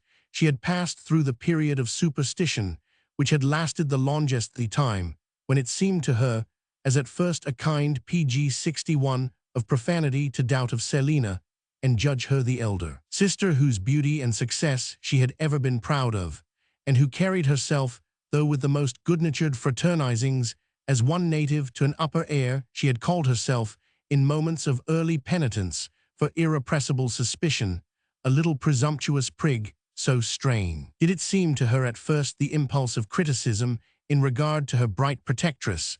But the revolution was over, and she had a desolate, lonely freedom, which struck her as not the most cynical thing in the world, only because Selina's behavior was more so she supposed. She should learn, though she was afraid of the knowledge, what had passed between that lady and her husband, while her vigil ached itself away. But it appeared to her the next day, to her surprise, that nothing was changed in the situation, save that Selina knew at present how much more she was suspected. As this had not a chastening effect upon Mrs. Barrington, nothing had been gained by Laura's appeal to her. Whatever Lionel had said to his wife, he said nothing to Laura. He left her at perfect liberty to forget the subject he had opened up to her so luminously. This was very characteristic of his good nature. It had come over him that after all she wouldn't like it. And if the free use of the grey ponies could make up to her for the shock, she might order them every day in the week and banish the unpleasant episode from her mind. Laura ordered the grey ponies. Very often she drove herself all over the country. She visited not only the neighboring but the distant poor, and she never went out without stopping for one of the vicar's fresh daughters. Mellows was now half the PG-62 time full of visitors, and when it was not, its master and mistress was staying with their friends, either together or singly. Sometimes, almost always, when she was asked, Laura Wing accompanied her sister, and on 2 or 3 occasions she paid an independent visit. Selina had often told her that she wished her to have her own friends, so that the girl now felt a great desire to show her that she had them. She had arrived at no decision. Whatever she had embraced in intention, no particular course, she drifted on, shutting her eyes, averting her head, and as it seemed to herself, hardening her heart. This admission will doubtless suggest to the reader that she was a weak, inconsequent, spasmodic young person with a standard not really, or at any rate not continuously high, and I have no desire that she shall appear anything but what she was. It must even be related of her that since she could not escape and live in lodgings and paint fans, there were reasons why this combination was impossible. She determined to try and be happy in the given circumstances, to float in shallow, turbid water. She gave up the attempt to understand the cynical modus vivendi at which her companions seemed to have arrived. She knew it was not final, but it served them sufficiently for the time. And if it served them, why should it not serve her, the dependent, impecunious, tolerated little sister, representative of the class whom it behoved above all to mind their own business? The time was coming round when they would all move up to town, and there, in the crowd, with the added movement, the strain would be less and indifference easier. Whatever Lionel had said to his wife that PG-63 evening, she had found something to say to him that Laura could see, though not so much from any change in the simple expression of his little red face, and in the vain bustle of his existence, as from the grand manner in which Selina now carried herself. She was smarter than ever, and her waist was smaller, and her back straighter, and the fall of her shoulders finer. Her long eyes were more oddly charming, and the extreme detachment of her elbows from her sides conduced still more to the exhibition of her beautiful arms. So she floated with a serenity not disturbed by a general tardiness through the interminable succession of her engagements. Her photographs were not to be purchased in the Burlington Arcadish, had kept out of that, but she looked more than ever as they would have represented her if they had been obtainable there. There were times when Laura thought her brother-in-law's formless desistance too frivolous for nature. It even gave her a sense of deeper dangers. It was as if he had been digging away in the dark, and they would all tumble into the hole. It happened to her to ask herself whether the things he had said to her the afternoon he fell upon her in the schoolroom had not all been a clumsy practical joke, a crude desire to scare that of a schoolboy playing with a sheet in the dark, or else brandy and soda, which came to the same thing. However this might be, she was obliged to recognize that the impression of brandy and soda had not again been given her. More striking still, however, was Selina's capacity to recover from shocks and condone imputations. She kissed Laura without tears, and proposed problems connected with the rearrangement of PG-64 trimmings and of the flowers at dinner as candidly, as earnestly as if there had never been an intenser question between them. Captain Crispin was not mentioned, much less, of course, so far as Laura was concerned, was he seen, but Lady Ringrose appeared.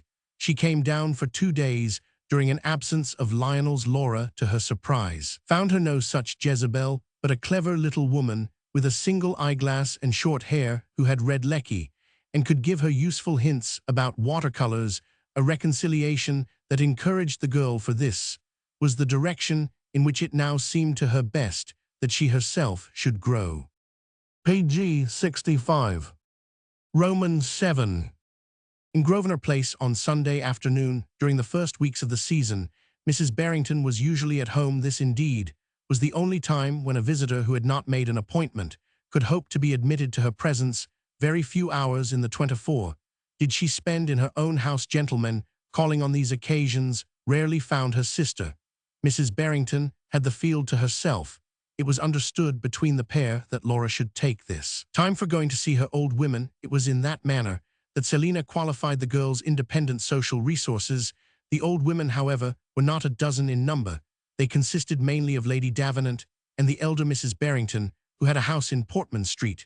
Lady Davenant lived at Queen's Gate, and also was usually at home of a Sunday afternoon. Her visitors were not all men like Selina Barrington's, and Laura's maidenly bonnet was not a false note in her drawing-room. Selina liked her sister naturally enough to make herself useful, but of late somehow they had grown rarer the occasions that depended in any degree upon her aid, and she had never been much appealed to, though it would have seemed PG-66 natural she should bay on behalf of the weekly chorus of gentlemen.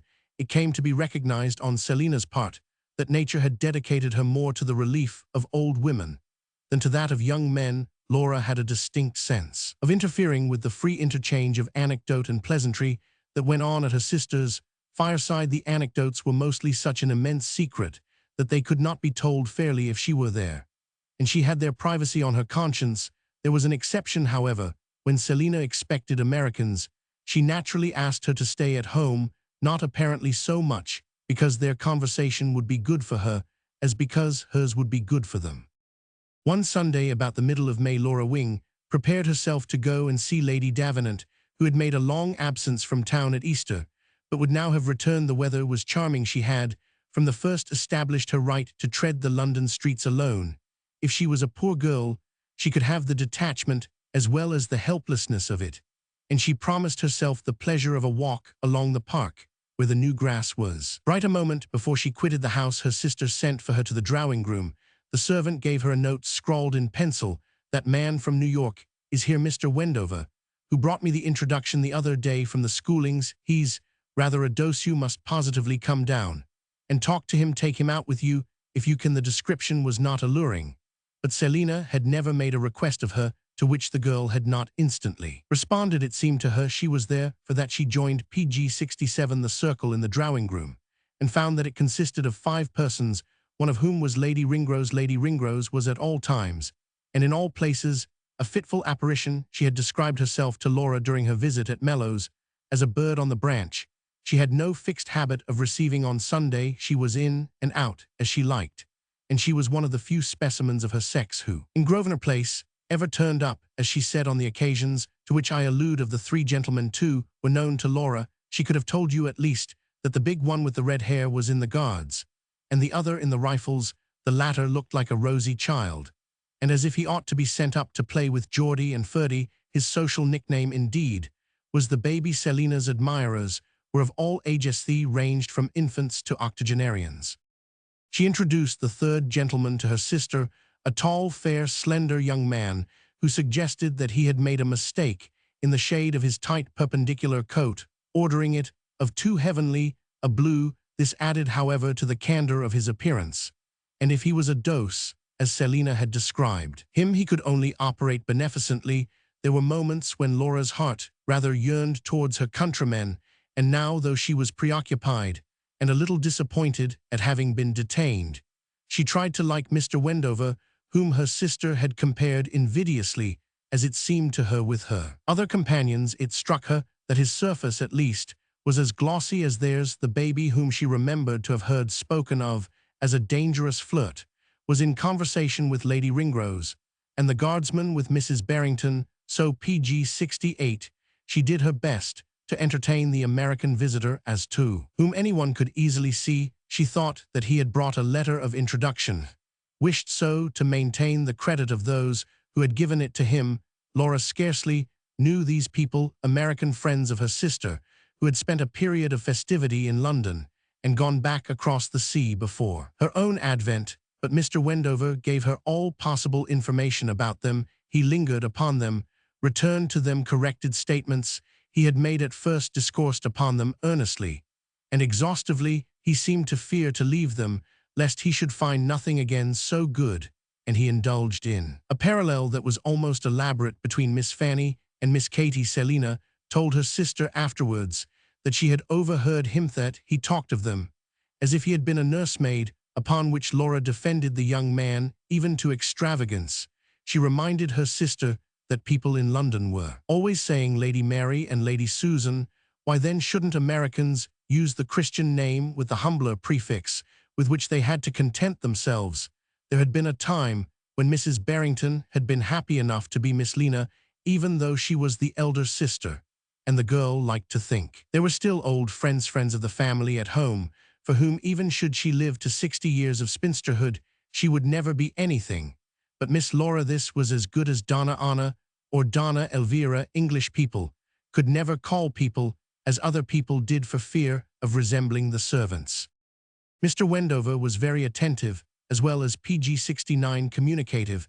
However his letter might be regarded in Grosvenor Place, he evidently took it very seriously himself, but his eyes wandered considerably nonetheless to the other side of the room, and Laura felt that though he had often seen persons like her before, not that he betrayed this too crudely, he had never seen anyone like Lady Ringrose. His glance rested also on Mrs. Barrington, who, to do her justice, abstained from showing by the way she returned it that she wished her sister to get him out of the room. Her smile was particularly pretty on Sunday afternoons, and he was welcome to enjoy it as a part of the decoration of the place. Whether or no the young man should prove interesting, he was at any rate interested. Indeed, she afterwards learned that what Selina deprecated in him was the fact that he would eventually display a fatiguing intensity of observation. He would be one of the sort who noticed all kinds of little things she never saw or heard often in the newspapers or in society, and would call upon her a dreadful prospect to explain or even to defend them. She had not come there to explain England to the Americans, the more particularly as her life had been a burden to her during the first years of her marriage, through her having to explain America to the English. As for defending England to her countrymen, she had much rather defend it from them. There were too many for those who were already there. This was the class she wished to spare. She didn't care about the English. They could obtain an eye for an eye, and a cutlet for a cutlet by going over there, which she had no desire to do not for all the cutlets in Christendom. Page 70. When Mr. Wendover and Laura had at last cut loose from the schoolings, he let her know confidentially that he had come over really to see London. He had time that year. He didn't know when he should have it again, if ever, as he said, and he had made up his mind that this was about the best use he could make of 4 months and a half. He had heard so much of it, it was talked of so much today. A man felt as if he ought to know something about it. Laura wished the others could hear this, that England was coming up, was making her way at last to a place among the topics of societies more universal. She thought Mr. Wendover, after all, remarkably like an Englishman, in spite of his saying that he believed she had resided in London quite a time. He talked a great deal about things being characteristic, and wanted to know, lowering his voice to make the inquiry, whether Lady Ringrose were not particularly so. He had heard of her very often, he said, and he observed that it was very interesting to see her. He could not have used a different tone if he had been speaking of the Prime Minister or the laureate. Laura was ignorant of what he had heard of Lady Ringrose. She doubted whether it could be the same as what she had heard from her brother-in-law. If this had been the case, he never would have mentioned it. She foresaw that his friends in London would have a good deal to do in the way of telling him whether this or that were characteristic or not. He would go about in much the same way that English travelers did in America, fixing his attention mainly on society. He let Laura know that this was especially what he wished to go into, and neglecting the antiquities and PG-71 sites, quite as if he failed to believe in their importance. He would ask questions it was impossible to answer as to whether, for instance, society were very different in the two countries. If you said yes, you gave a wrong impression, and if you said no, you didn't give a right one. That was the kind of thing that Selina had suffered from. Laura found her new acquaintance on the present occasion, and later, more philosophically analytic of his impressions than those of her countrymen she had hitherto encountered in her new home. The latter, in regard to such impressions, usually exhibited either a profane levity or a tendency to mawkish idealism. Mrs. Barrington called out at last to Laura that she must not stay if she had prepared herself to go out, whereupon the girl, having nodded and smiled goodbye at the other members of the circle, took a more formal leave of Mr. Wendover, expressed the hope, as an American girl does in such a case, that they should see him again. Selina asked him to come and dine 3 days later, which was as much as to say that relations might be suspended. Till then Mr. Wendover took it so, and having accepted the invitation, he departed at the same time as Laura. He passed out of the house with her, and in the street she asked him which way he was going. He was too tender, but she liked him. He appeared not to deal in chaff, and that was a change that relieved her. She had so often had to pay out that coin when she felt wretchedly poor. She hoped he would ask her leave to go with her the way she was going, and this not on particular, but on general grounds. It would be American at PG-72. Would remind her of old times. She should like him to be as American as that. There was no reason for her taking so quick an interest in his nature, inasmuch as she had not fallen under his spell. But there were moments when she felt a whimsical desire to be reminded of the way people felt and acted at home. Mr. Wendover did not disappoint her, and the bright chocolate-colored vista of the Fifth Avenue seemed to surge before her as he said, "May I have the pleasure of making my direction the same as yours," and moved round systematically to take his place between her and the curbstone. She had never walked much with young men in America. She had been brought up in the new school, the school of attendant maids and the avoidance of certain streets, and she had very often done so in England in the country. Yet, as at the top of Grosvenor Place, she crossed over to the park, proposing they should take that way. The breath of her native land was in her nostrils. It was certainly only an American who could have the tension of Mr. Wendover. His solemnity almost made her laugh, just as her eyes grew dull when people slanged each other hilariously in her sister's house. But at the same time, he gave her a feeling of high respectability. It would be respectable still if she were to go on with him indefinitely. If she never were to come home at all, he asked her, after a while as they went, whether he had violated the custom of the English in offering her his company, whether in that country a gentleman might walk with a young lady. The first time he saw her, not because their roads lay together, but for the sake of the walk. "Why should it matter to me whether it is the PG-73 custom of the English? I am not English," said Laura Wing. Then her companion explained that he only wanted a general guidance effort with her. She was so kind he had not the sense of having taken a liberty. The point was simply and, rather comprehensively and strenuously, he began to set forth the point. Laura interrupted him. She said she didn't care about it, and he almost irritated her by telling her she was kind. She was, but she was not pleased at its being recognized so soon, and he was still too importunate when he asked her whether she continued to go by American usage. Didn't find that if one lived there, one had to conform in a great many ways to the English. She was weary of the perpetual comparison, for she not only heard it from others, heard it a great deal from herself. She held that there were certain differences you felt if you belonged to one or the other nation, and that was the end of it. There was no use trying to express them. Those you could express were not real or not important ones, and were not worth talking about. Mr. Wendover asked her if she liked English society, and if it was superior to American, also if the tone were very high in London.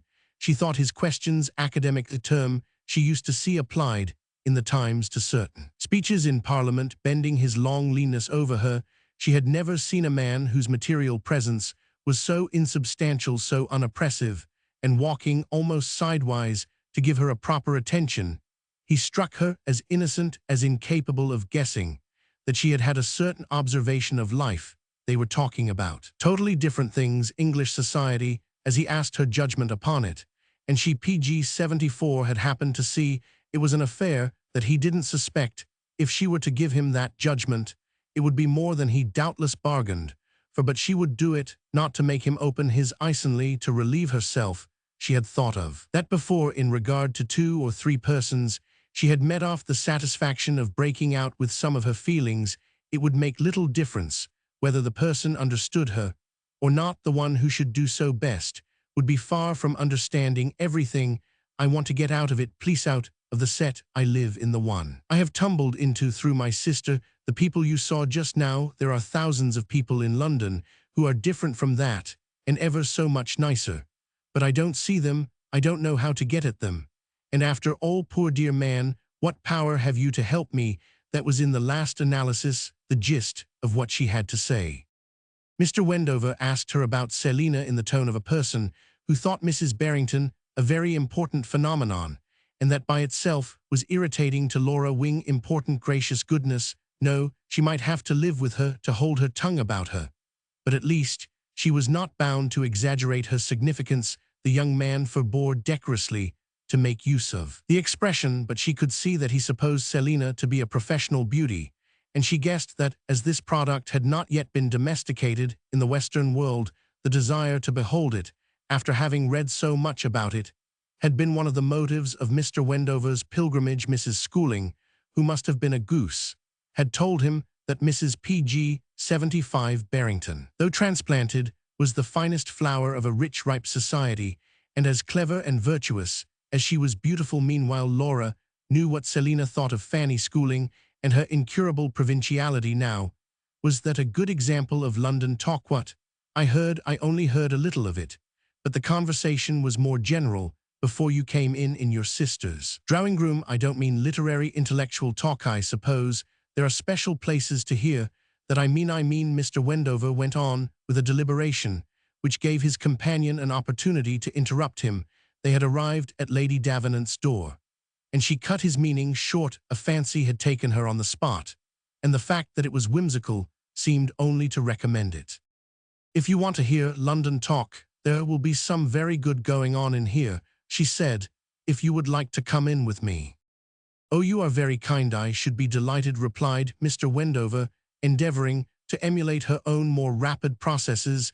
They stepped into the porch, and the young man, anticipating his companion, lifted the knocker and gave a postman's rap. She laughed at him for this, and he looked bewildered. The idea of taking him in with her had become agreeably exhilarating. Their acquaintance in that moment took a long jump. She explained to him who Lady Davenant was, and that if he was in search of the characteristic, it would be a pity he shouldn't know her. And then she added, before he could put the question, "And what I am doing is not in the least usual. No, it is not the custom for young ladies here to PG 76 take strange gentlemen off to call on their friends the first time they see them. So that Lady Davenant will think it rather extraordinary?" Mr. Wendover eagerly inquired, not as if that idea frightened him, but so that his observation on this point should also be well-founded. He had entered into Laura's proposal with complete serenity. "Oh, most extraordinary," said Laura, as they went in. The old lady, however, concealed such surprise as she may have felt, and greeted Mr. Wendover as if he were any one of 50 familiars. She took him altogether for granted, and asked him no questions about his arrival, his departure, his hotel, or his business in England. He noticed, as he afterwards confided to Laura, her omission of these forms, but he was not wounded by either, only made a mark against it, as an illustration of the difference between English and American manners. In New York, people always asked the arriving stranger the first thing about the steamer and the hotel. Mr. Wendover appeared greatly impressed with Lady Davenant's antiquity, though he confessed to his companion on a subsequent occasion that he thought her a little flippant, a little frivolous even for her years. "Oh, yes," said the girl, "on that occasion I have no doubt that you considered she talked too much for one so old. In America, old ladies sit silent and listen to the young." Mr. Wendover stared a little, and replied to this that, with her, with Laura Wingett, was impossible to tell which side she was on, the American or the English. Sometimes she seemed to take one, sometimes the other. At any rate, he added, smiling, with regard to the other great division, it was easy. PG 77 to see she was on the side of the old. "Of course I am," she said, "when one is old." And then he inquired, according to his wont, if she were thought so in England, to which she answered that it was England that had made her so. Lady Davenant's bright drawing-room was filled with mementos, and especially with a collection of portraits of distinguished people, mainly fine old prints, with signatures, an array of precious autographs. "Oh, it's a cemetery," she said, when the young man asked her some question about one of the pictures. "They are my contemporaries. They are all dead, and those things are the tombstones with the inscriptions. I am the gravedigger. I look after the place, and try to keep it a little tidy. I have dug my own little hole," she went on to Laura, "and when you're sent for you must come and put me in this evocation of mortality," led Mr. Wendover to ask her if she had known Charles Lamb, at which she stared for an instant, replying, "Dear me, no, one didn't meet him." "Oh, I meant to say Lord Byron," said Mr. Wendover. Bless me, yes, I was in love with him, but he didn't notice me. Fortunately, were so many. He was very nice-looking, but he was very vulgar. Lady Davenant talked to Laura, as if Mr. Wendover had not been there, or rather, as if his interests and knowledge were identical with hers. Before they went away, the young man asked her if she had known Garrick, and she replied, "Oh dear no, we didn't have them in our houses in those days." "He must have been dead long before you were born," Laura exclaimed. Page 78. "I dare say, but one used to hear of him." "I think I meant Edmund Kean," said Mr. Wendover. "You make little mistakes of a century or two," Laura Wing remarked, laughing. She felt now as if she had known Mr. Wendover a long time. "Oh, he was very clever," said Lady Davenant. "Very magnetic, I suppose," Mr. Wendover went on. "What's that? I believe he used to get tipsy." "Perhaps you don't use that expression in England," Laura's companion inquired. "Oh, I dare say we do. If it's American, we talk American. Now, you seem very good-natured people, but such a jargon as you do speak." "I like your way, Lady Davenant," said Mr. Wendover, benevolently smiling. "You might do worse," cried the old woman, and then she added, "Please go out." They were taking leave of her, but she kept Laura's hand, and for the young man nodded with decision at the open door. "Now, wouldn't he do?" she asked, after Mr. Wendover had passed into the hall. "Do for what?" "For a husband, of course." "For a husband for whom?" "Why, for me," said Lady Davenant. "I don't know, I think he might tire you." "Oh, if he's tiresome," the old lady continued, smiling at the girl. "I think he is very good," said Laura. "Well then, hell do." "Ah, perhaps you want," Laura exclaimed, smiling back at her and turning away. Page 79. Roman 8. She was of a serious turn by nature, and unlike many serious people, she made no particular study of the art of being gay. Had her circumstances been different, she might have done so. But she lived in a merry house, heaven save the mark, as she used to say, and therefore was not driven to amuse herself for conscience' sake. The diversions she sought were of a serious cast, and she liked those best which showed most the note of difference from Selina's interests and Lionel's. She felt that she was most divergent when she attempted to cultivate her mind, and it was a branch of such cultivation to visit the curiosities, the antiquities, the monuments of London. She was fond of the Abbey and the British Museum. She had extended her researches as far as the Tower. She read the works of Mr. John Timms and made notes of the old corners of history that had not yet been abolished, houses in which great men had lived and died. She planned a general tour of inspection of the ancient churches of the city, and a pilgrimage to the queer places commemorated by Dickens. It must be added that, though her intentions were great, her adventures had as yet been small. She had wanted pg for opportunity and independence. People had other things to do than to go with her, so that it was not till she had been some time in the country, and till a good while after she had begun to go out alone, that she entered upon the privilege of visiting public institutions by herself. There were some aspects of London that frightened her, but there were certain spots, such as the Poet's Corner in the Abbey, or the Room of the Elgin Marbles, where she liked better to be alone than not to have the right companion. At the time Mr. Wendover presented himself in Grosvenor Place, she had begun to put in, as they said, a museum or something of that sort, whenever she had a chance. Besides her idea that such places were sources of knowledge, it is to be feared that the poor girl's notions of knowledge were at once conventional and crude. They were also occasions for detachment and escape from worrying thoughts. She forgot Selina, and she qualified herself a little, though, for what she hardly knew. The day Mr. Wendover dined in Grosvenor Place, they talked about St. Paul's, which he expressed a desire to see, wishing to get some idea of the great past, as he said, in England, as well as of the present. Laura mentioned that she had spent half an hour the summer before in the big black temple on Ludgate Hill, whereupon he asked her if he might entertain the hope that if it were not disagreeable to her to go, Agginch would serve as his guide there. She had taken him to see Lady Davenant, who was so remarkable and worth a long journey, and now he should like to pay her back to show her something. The difficulty would be that there was probably nothing she had not seen, but if she could think of PG-81 anything, he was completely at her service. They sat together at dinner, and she told him she would think of something before the repast was over. A little while later, she let him know that a charming place had occurred to her, a place to which she was afraid to go alone, and where she should be grateful for a protector. She would tell him more about it afterwards.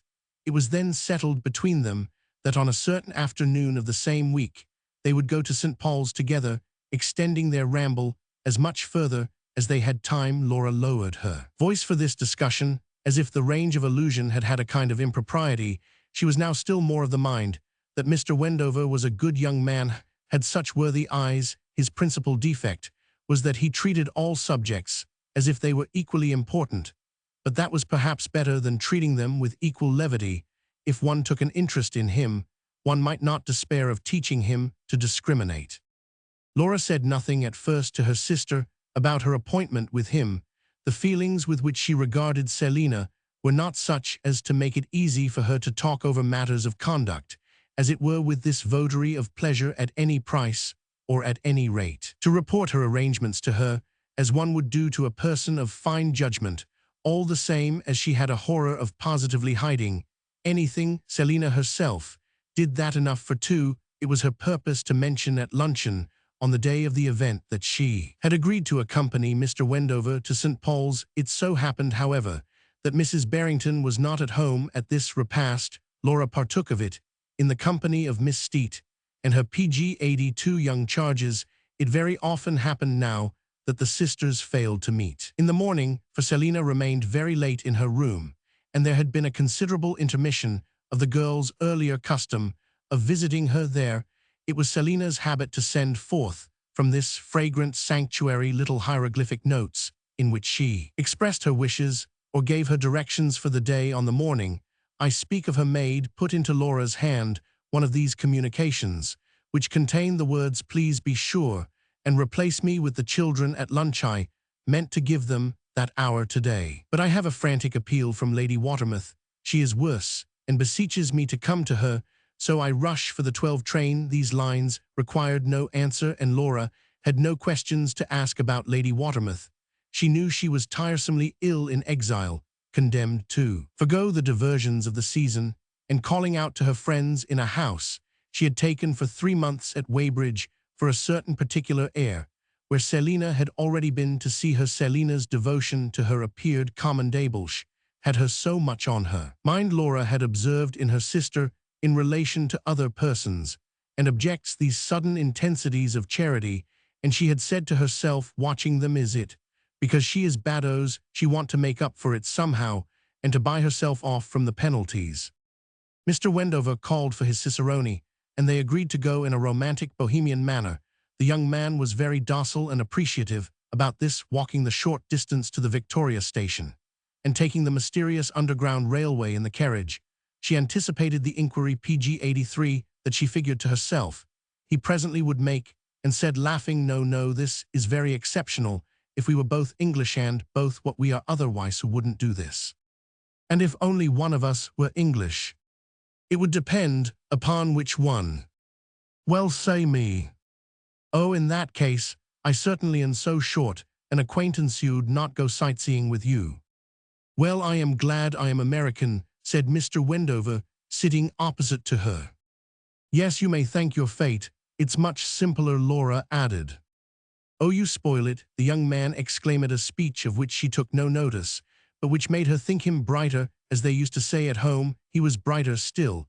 After they had descended from the train at the Temple station, they had meant to go on to Blackfriars, but they jumped out on seeing the sign of the Temple, fired with the thought of visiting that institution too, and got admission to the old garden of the Benchers, which lies beside the foggy, crowded river, and looked at the tombs of the Crusaders in the low Romanesque church, with the cross-legged figures sleeping so close to the eternal uproar, and lingered in the flagged, homely courts of brick, with their much-lettered doorposts, their dull old windows, an atmosphere of consultation, lingered to talk of Johnson and Goldsmith, and to remark how London opened one's eyes to Dickens, and he was brightest of all when they stood in the high bare cathedral, which suggested a dirty whiteness, saying it was fine, but wondering why it was not finer, and letting a glance PG-84 as cold as the dusty, colorless glass fall upon epitaphs that seemed to make most of the defunct bores. Even in death Mr. Wendover was decorous, but he was increasingly gay, and these qualities appeared in him in spite of the fact that St. Paul's was rather a disappointment. Then they felt the advantage of having the other placid one Laura had had in mind at dinner to fall back upon that perhaps would prove a compensation.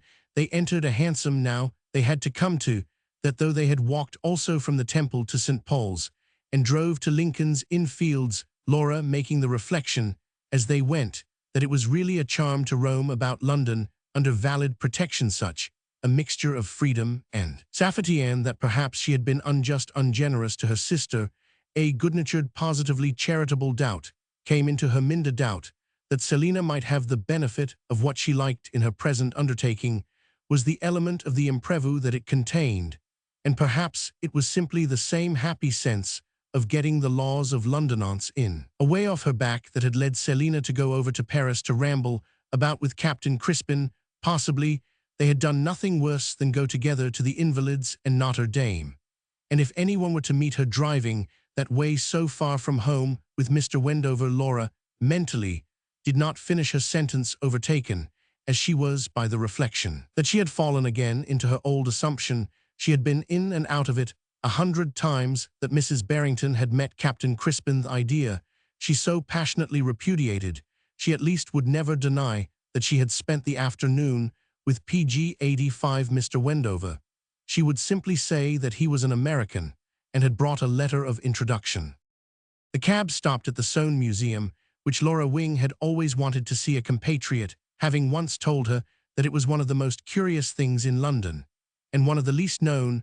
While Mr. Wendover was discharging the vehicle, she looked over the important old-fashioned square, which led her to say to herself that London was endlessly big, and one would never know all the places that made it up, and saw a great bank of cloud hanging above it, a definite portent of a summer storm. "We are going to have thunder. You had better keep the cab," she said, upon which her companion told the man to wait, so that they should not afterwards, in the wet, have to walk for another conveyance. The heterogeneous objects collected by the late Sir John Soane are arranged in a fine old dwelling house, and the place gives one the impression of a sort of Saturday afternoon of one's youth, a long, rummaging visit under indulgent care to some eccentric and rather alarming old, traveled person. Our young friends wandered from room to room and thought everything queer, and some few objects interesting. Mr. Wendover said it would be a very good place to find a thing you couldn't find anywhere else. It illustrated the prudent virtue of keeping. They took note of the sarcophagi and pagodas, the artless old maps and medals. They admired the fine hogarths. There were uncanny, unexpected objects that Laura edged away from, that she would have preferred not to be in the room with. They had been there half an hour. It had grown much darker when they heard PG-86, a tremendous peal of thunder, and became aware that the storm had broken. They watched it a while from the upper windows, a violent June shower with quick sheets of lightning and a rainfall that danced on the pavements. They took it sociably. They lingered at the window, inhaling the odor of the fresh wet that splashed over the sultry town. They would have to wait till it had passed, and they resigned themselves serenely to this idea, repeating very often that it would pass very soon. One of the keepers told them that there were other rooms to see, that there were very interesting things in the basement. They made their way down. It grew much darker, and they heard a great deal of thunder, and entered a part of the house which presented itself to Laura as a series of dim, irregular vaults, passages, and little narrow avenues encumbered with strange, vague things, obscured for the time, but some of which had a wicked, startling look, so that she wondered how the keepers could stay there. "It's very fearful. It looks like a cave of idols," she said to her companion, and then she added, "Just look, there is that a person or a thing." As she spoke, they drew nearer to the object of her reference, a figure in the middle of a small vista of curiosities, a figure which answered her question by uttering a short shriek. As they approached, the immediate cause of this cry was apparently a vivid flash of lightning, which penetrated into the room and illuminated both Laura's face and that of the mysterious person. Our young lady recognized her sister, as Mrs. Barrington had evidently recognized her. "Why?" Selina broke from her lips, before she had time to check the PG-87 words. At the same moment, the figure turned quickly away, and then Laura saw that it was accompanied by another, that of a tall gentleman with a light beard which shone in the dusk. The two persons retreated dodged out of sight, as it were disappearing in the gloom, or in the labyrinth of the objects exhibited. The whole encounter was but the business of an instant. "Was it Mrs. Barrington?" Mr. Wendover asked with interest, while Laura stood staring. "Oh no, I only thought it was at first," she managed to reply very quickly.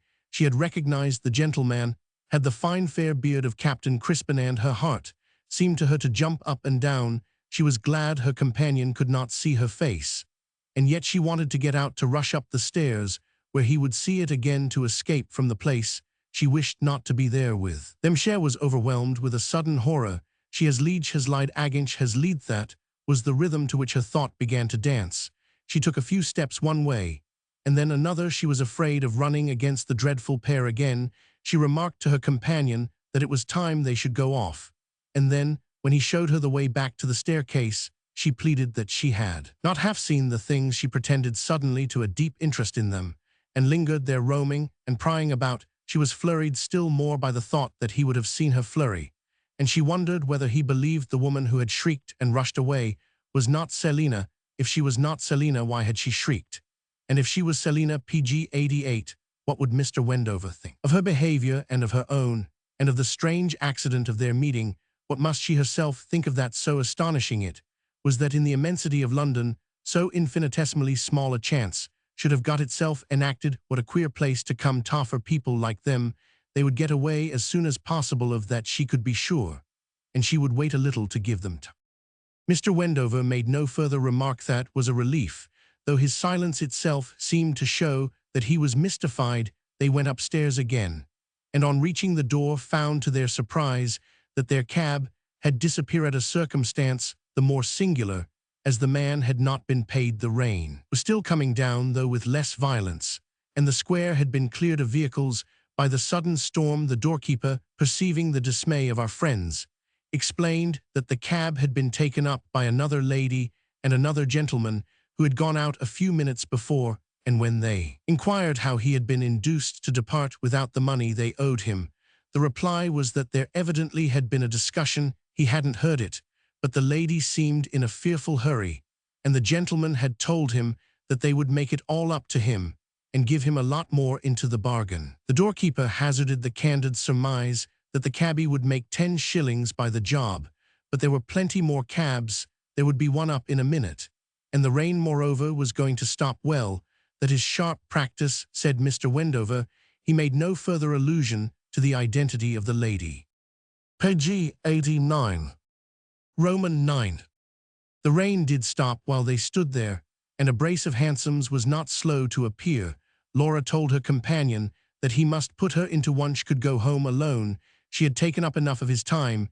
He deprecated this course, very respectfully urged that he had it on his conscience to deliver her at her own door, but she sprang into the cab and closed the apron with a movement that was a sharp prohibition. She wanted to get away from him. It would be too awkward.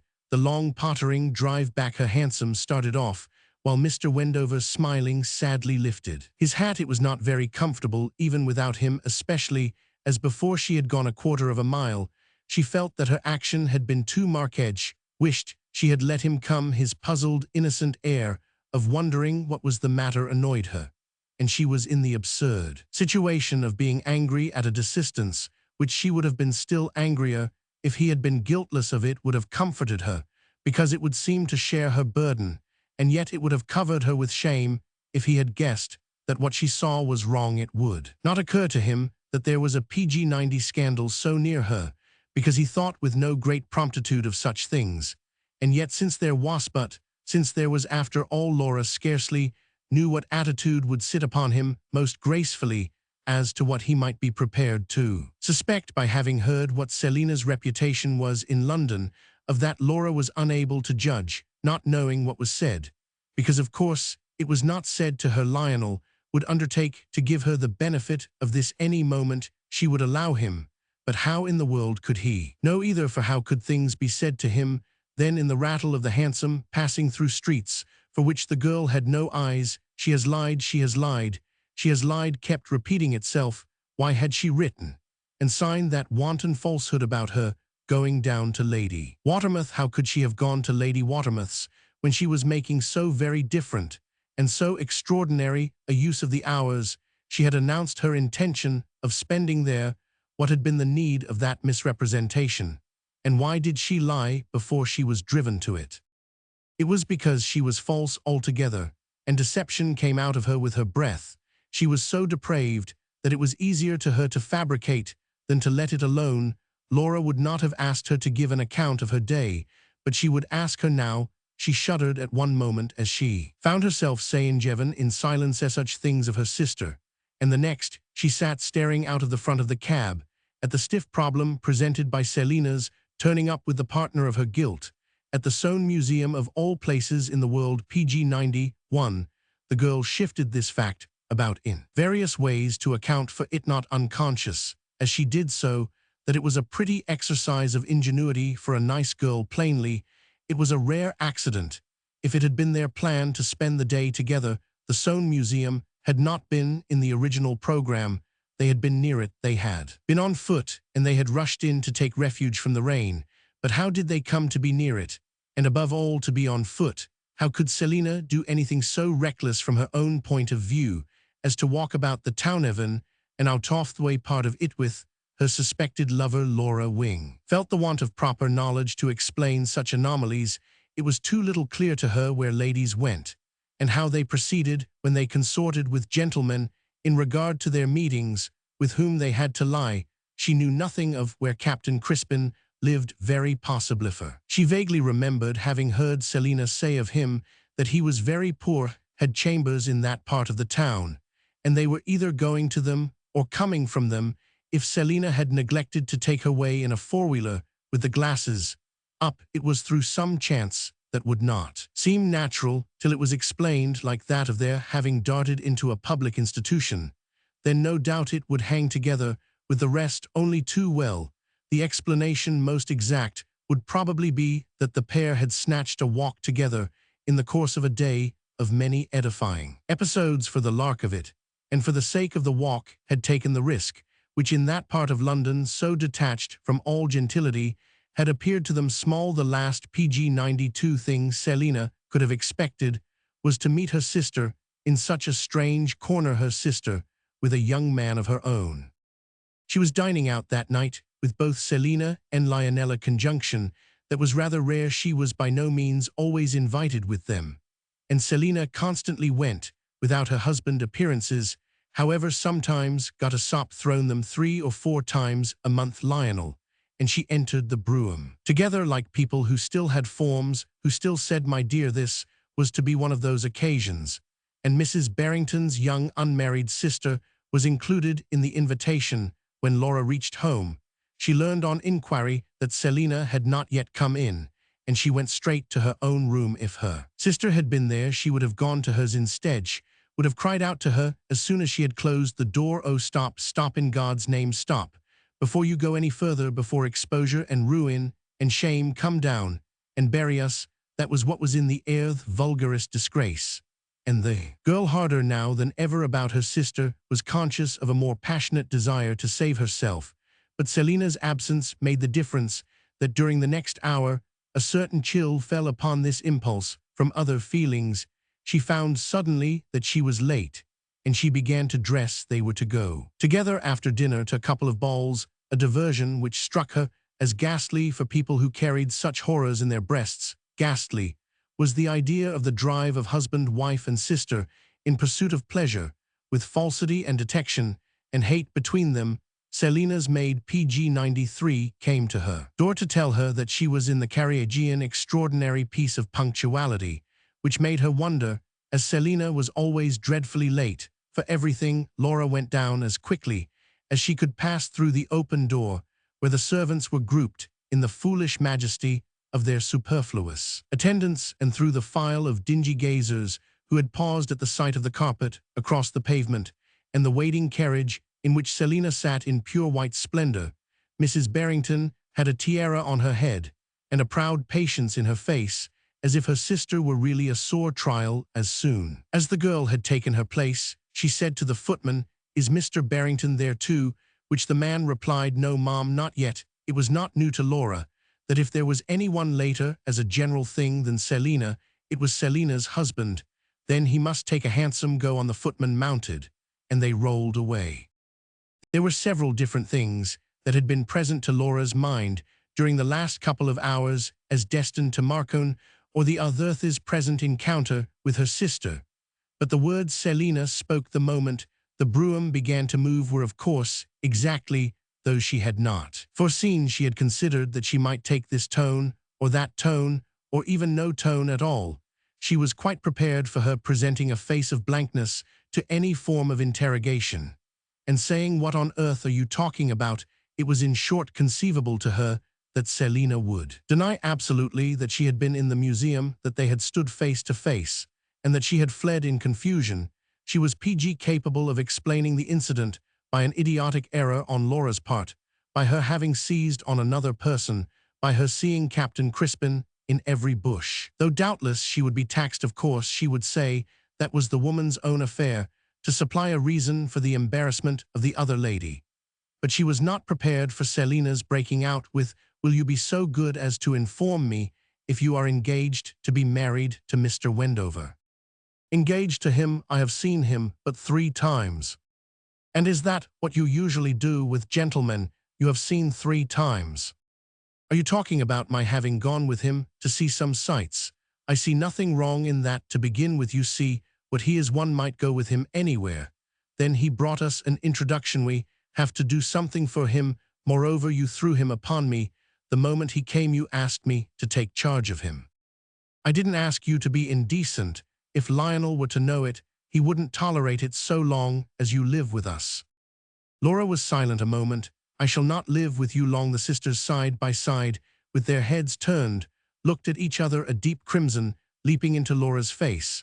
"I wouldn't have believed it that you are so bad," she said. "You are horrible." She saw that Selina had not taken up the idea of denying. She judged that would be hopeless. The recognition on either side had been too sharp. She looked radiantly handsome, especially with the strange new expression that Laura's last PG-95 word brought into her eyes. This expression seemed to the girl to show her more of Selina morally than she had ever yet seen, something of the full extent and the miserable limit. It's different for a married woman, especially when she's married to a cad. It's in a girl that such things are odious. Scouring London with strange men. I am not bound to explain to you. There would be too many things to say. I have my reasons, I have my conscience. It was the oddest of all things, our meeting in that place. I know that as well as you," Selina went on with her wonderful affected clearness. "But it was not your finding me that was out of the way. It was my finding you with your remarkable escort that was incredible. I pretended not to recognize you so that the gentleman who was with me shouldn't see you, shouldn't know you. He questioned me, and I repudiated you. You may thank me for saving you. You had better wear a veil next time. One never knows what may happen. I met an acquaintance at Lady Watermouth's, and he came up to town with me. He happened to talk about old prints. I told him how I have collected them, and we spoke of the bother one has about the frames. He insisted on my going with him to that place from Waterloo. See such an excellent model." Laura had turned her face to the window of the carriage again. They were spinning along Park Lane, passing in the quick flash of other vehicles an endless succession of ladies, with dressed heads of gentlemen in white neckties. "Why, I thought your frames were all so pretty," Laura murmured. Then she added, "I suppose it was your eagerness to save PG-96, your companion, the shock of seeing Maine, my dishonor, that led you to steal our cab." "Your cab? Your delicacy was expensive for you." "You don't mean you were knocking about in cabs with him?" Selina cried.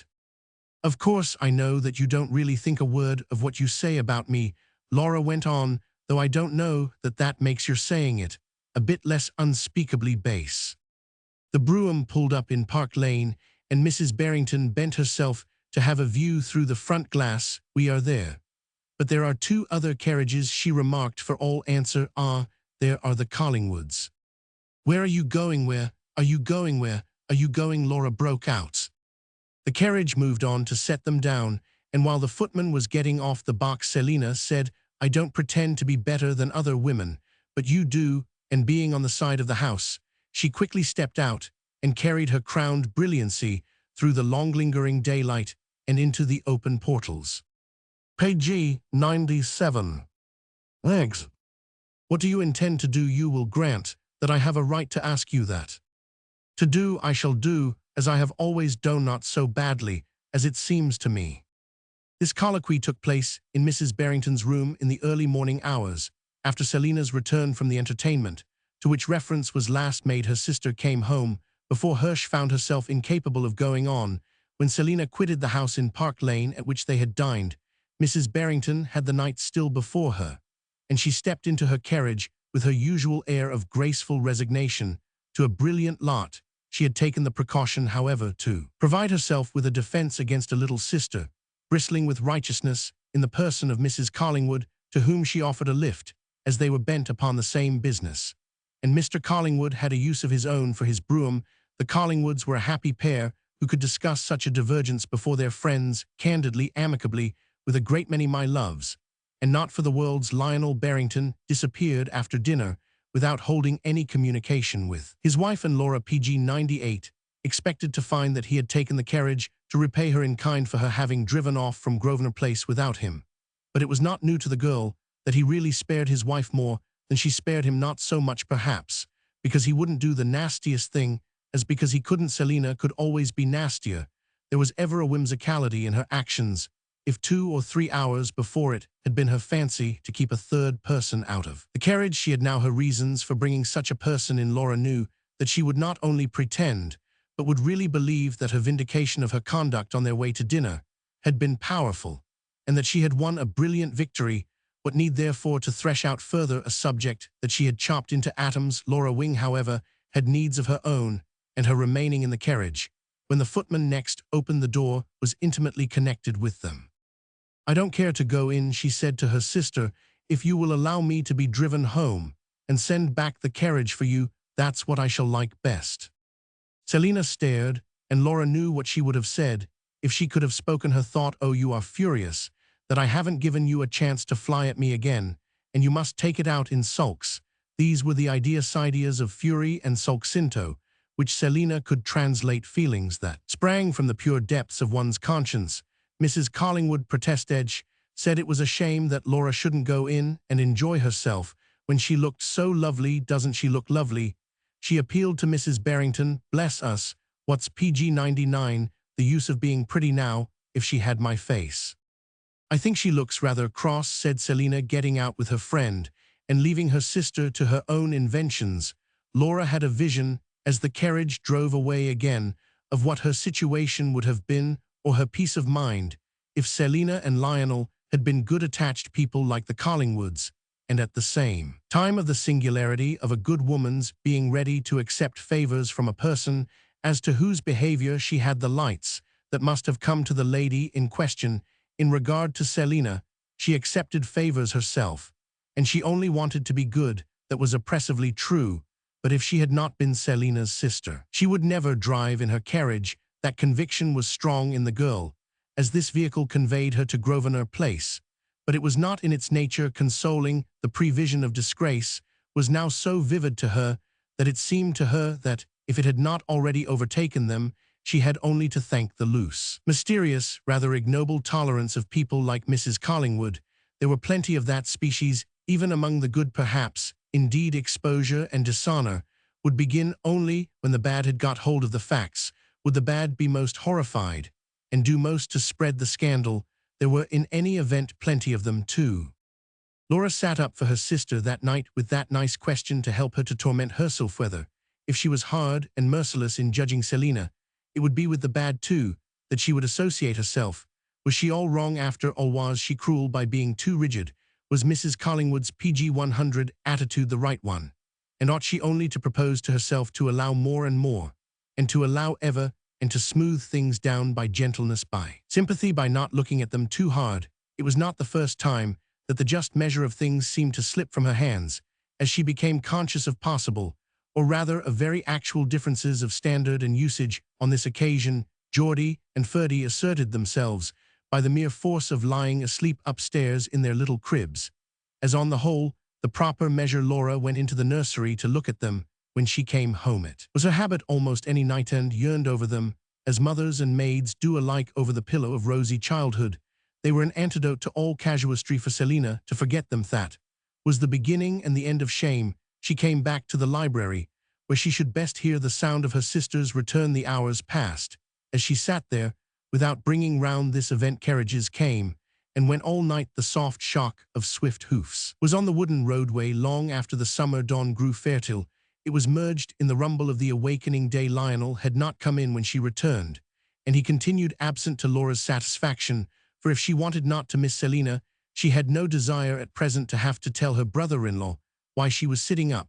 She prayed Selina might arrive first, then she would have more time to think of something that harassed her. Particular question of whether she ought to tell Lionel that she had seen her in a faraway corner of the town with Captain Crispin, almost impossible, as she found it now to feel any tenderness PG 101 for her. She yet detested the idea of bearing witness against her, notwithstanding which it appeared to her that she could make up her mind to do this if there were a chance of its preventing the last scandalous catastrophe to which she saw her sister rushing. Straight that Selina was capable at a given moment of going off with her lover, and capable of it precisely because it was the greatest ineptitude as well as the greatest wickedness. There was a voice of prophecy of warning to this effect in the silent empty house. If repeating to Lionel what she had seen would contribute to prevent anything or to stave off the danger, was it not her duty to denounce his wife, flesh and blood of her own, as she was too? His further reprobation, this point was not intolerably difficult to determine, as she sat there waiting only because even what was righteous in that reprobation could not present itself to her as fruitful or efficient. What could Lionel frustrate after all?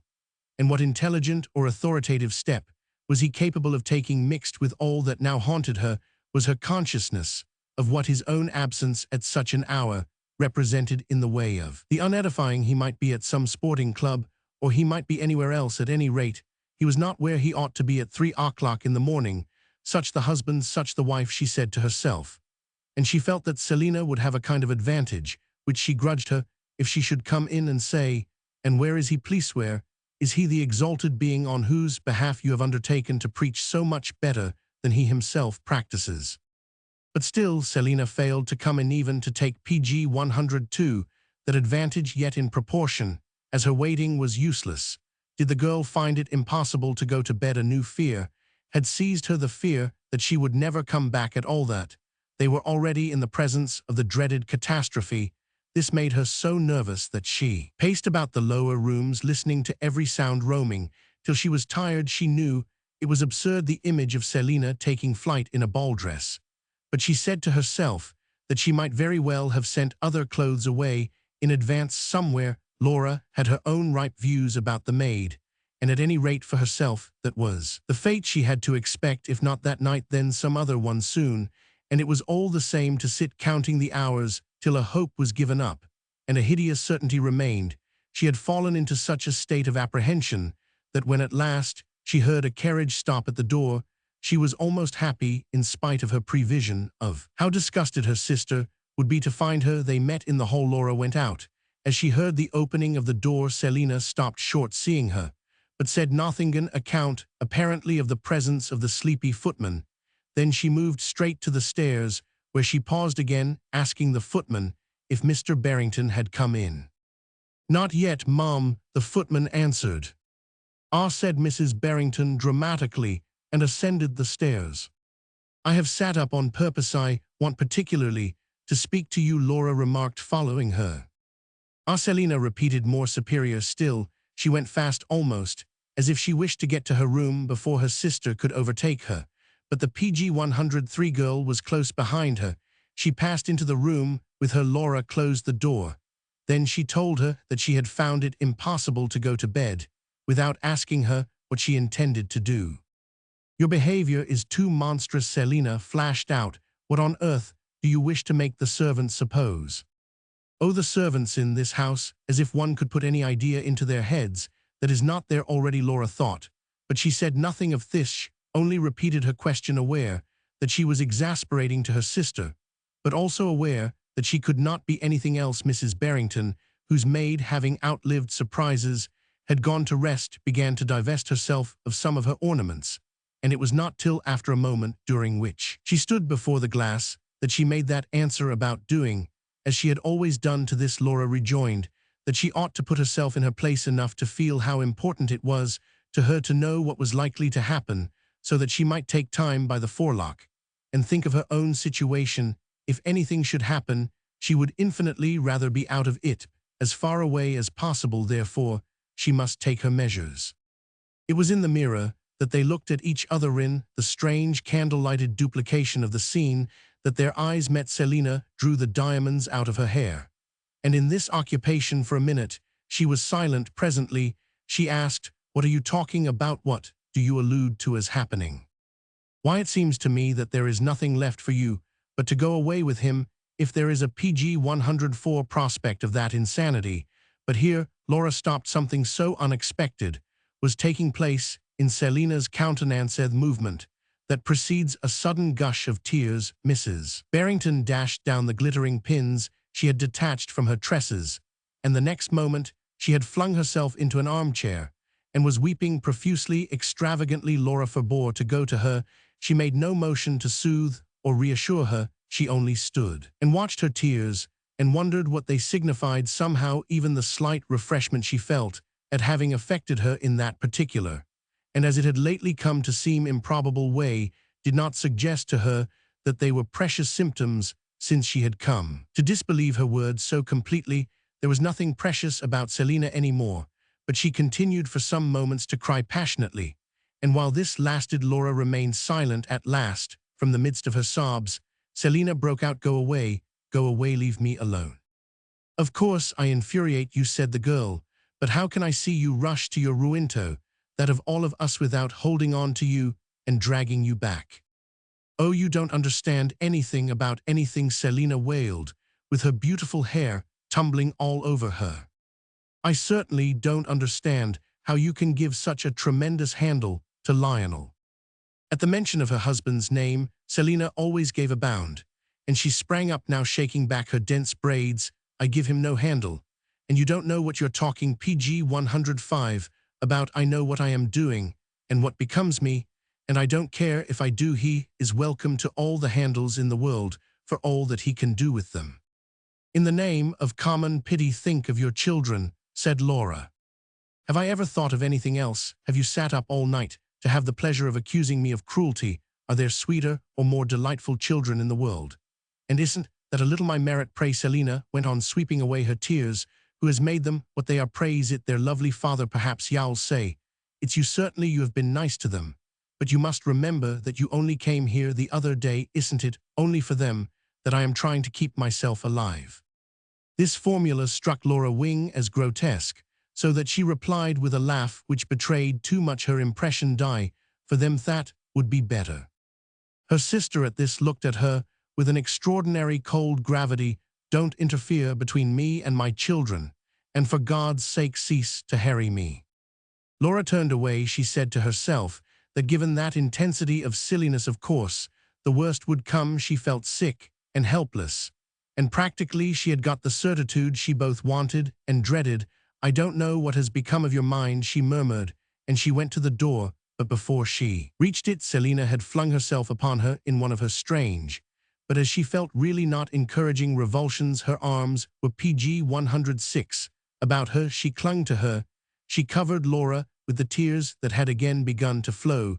She besought her to save her, to stay with her, to help her against herself, against him, against Lionel, against everything. To forgive her also all the horrid things she had said to her. Mrs. Barrington melted, liquefied, and the room was deluged with her repentance, her desolation, her confession, her promises, and the articles of apparel which were detached from her by the high tide of her agitation. Laura remained with her for an hour, and before they separated, the culpable woman had taken a tremendous vow, kneeling before her sister with her head in her lap, never again, as long as she lived, to consent to see Captain Crispin or to address a word to him, spoken or written. The girl went terribly tired to bed.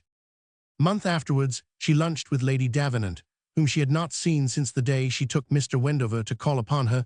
The old woman had found herself obliged to entertain a small company, and as she disliked set parties, she sent Laura a request for sympathy and assistance. She had disencumbered herself at the end of so many years of the burden of hospitality, but every now and then she invited people in order to prove that she was not too old. Laura suspected her of choosing stupid ones on purpose to prove it better, to show that she could submit not only to the extraordinary, but what was much more difficult, to the usual. But when they had been properly fed, she encouraged them to disperse. On this occasion, as the party broke up, Laura was the only person she asked to stay. She wished to know in the first place why she had not been to see her for so long. And in pg 107, the second, how that young man had behaved when she had brought that Sunday. Lady Davenant didn't remember his name, though he had been so good-natured, as she said since then, as to leave a card if he had behaved well. That was a very good reason for the girl's neglect. And Laura need give no other. Laura herself would not have behaved well if at such a time she had been running after old women. There was nothing in general that the girl liked less than being spoken of offhand as a marriageable article being planned, arranged for. In this particular, it made too light of her independence, and though in general such inventions passed for benevolence, they had always seemed to her to contain at bottom an impertinencias. If people could be moved about like a game of checkers, there was a liberty in the way Lady Davenant's imagination disposed of her, with such an insouciance of her own preferences. But she forgave that, because after all this old friend was not obliged to think of her at all. I knew that you were almost always out of town now on Sundays, and so have we been, Laura said. And then I have been a great deal with my sister, more than before. More than before what? Well, a kind of estrangement we had about a certain matter. And now you have made it all up. Well, we have been able to talk of it. We couldn't before without painful scenes, and that has cleared the air. We have gone about together a good deal, Laura went on. She has wanted me constantly with her. pg 108. That's very nice. And where has she taken you? Asked the old lady. Oh, it's I who have taken her, rather. And Laura hesitated. Where do you mean to say her prayers? Well, to some concerts and to the National Gallery. Lady Davenant laughed disrespectfully at this, and the girl watched her with a mournful face. My dear child, you are too delightful. You are trying to reform her by Beethoven and Bach, by Rubens and Titian. She is very intelligent about music and picturesque, has excellent ideas, said Laura. And you have been trying to draw them out. That is very commendable. I think you are laughing at me, but I don't care, the girl declared, smiling faintly. Because you have a consciousness of success in, what do they call it, attempt to raise her tone. You have been trying to wind her up, and you have raised her tone. Oh, Lady Davenant, I don't know, and I don't understand, Laura broke out. I don't understand anything any more. I have given up trying. That's what I recommended you to do last winter. Don't you remember that day at Plash? You told me to let her go, said Laura. And evidently, you haven't taken my advice. How can I? Of course, how can you? And meanwhile, if she doesn't go, it's so much gained. But even if she should want that nice young man remain, Lady Davenant inquired, I hope very much pg 109 Selina hasn't taken you altogether away from him. Laura was silent a moment. Then she returned, what nice young man would ever look at me if anything bad should happen? I would never look at him if he should let that prevent him. The old woman cried, it isn't for your sister. He loves you, I suppose, is it? He doesn't love me at all. Ah, then he does, Lady Davenant demanded with some eagerness, laying her hand on the girl's arm. Laura sat near her on her sofa and looked at her for all answer to this, with an expression of which the sadness appeared to strike the old woman freshly. Doesn't he come to the house? Doesn't he say anything? She continued with a voice of kindness. He comes to the house very often. And don't you like him? Yes, very much more than I did at first. Well, as you liked him at first well enough to bring him straight to see me, I suppose. That means that now you are immensely pleased with him. He's a gentleman, said Laura. So he seems to me, but why then doesn't he speak out? Perhaps that's the very reason. Seriously, the girl added, I don't know what he comes to the house for. Is he in love with your sister? I sometimes think so. And does she encourage him? She detests him. Oh, then I like him. I shall immediately pg 110 write to him to come. and see me, I shall appoint an hour, and give him a piece of my mind. If I believed that I should kill myself, said Laura. You may believe what you like, but I wish you didn't show your feelings so in your eyes. They might be those of a poor widow with 15 children. When I was young, I managed to be happy whatever occurred, and I am sure I looked so. Oh yes, Lady Davenant, for you, it was different. You were safe in so many ways, Laura said, and you were surrounded with consideration. I don't know, some of us were very wild and exceedingly ill thought of, and I didn't cry about it. However, there are natures and natures. If you will come and stay with me tomorrow, I will take you in. You know how kind I think you, but I have promised Selina not to leave her. Well then, if she keeps you, she must at least go straight, cried the old woman with some asperity. Laura made no answer to this, and Lady Davenant asked after a moment, and what is Lionel doing? I don't know, is very quiet. Doesn't it please him? His wife's improvement. The girl got up. Apparently, she was made uncomfortable by the ironical effect, if not by the ironical intention of this question. Her old friend was kind, but she was penetrating. Her very next words pierced further. Of course, if you are really protecting her, I can't count upon you, a remark not adapted to enliven Laura, who would have liked immensely to transfer herself to Queen's Gate, and had her very private ideas as to the efficacy of her PG 111 protection. Lady Davenant kissed her, and then suddenly said, oh, by the way, his address, you must tell me that. His address? The young man's whom you brought here. But it's no matter, the old woman added. The butler will have entered it from his card. Lady Davenant, you won't do anything so loathsome, the girl cried, seizing her hand. Why is it loathsome if he comes so often? It's rubbish his caring for Selina, married woman, when you are there. Why is it rubbish when so many other people do? Oh well, he is different, I could see that, or if he isn't, he ought to be. He likes to observe, came here to take notes, said the girl, and he thinks Selina a very interesting London specimen. In spite of her dislike of him. Oh, he doesn't know that, Laura exclaimed. Why not? He isn't a fool. Oh, I have made it seem, but here Laura stopped. Her color had risen. Lady Davenant stared an instant. Made it seem that she inclines to him, mercy to do that, how fond of him you must be, an observation which had the effect of driving the girl straight out of the house. PG 112.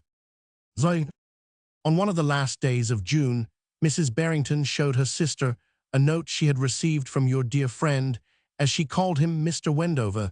This was the manner in which she usually designated him, but she had naturally, in the present phase of her relations with Laura, never indulged in any renewal of the eminently perverse insinuations by means of which she had attempted, after the incident at the Soane Museum, to throw dust in her eyes. Mr. Wendover proposed to Mrs. Barrington that she and her sister should honor with their presence a box he had obtained for the opera 3 nights later, an occasion of high curiosity, the first appearance of a young American singer, of whom considerable things were expected. Laura left it to Selina to decide whether they should accept this invitation, and Selina proved to be of 2 or 3 differing minds. First, she said it wouldn't be convenient to her to go, and she wrote to the young man to this effect.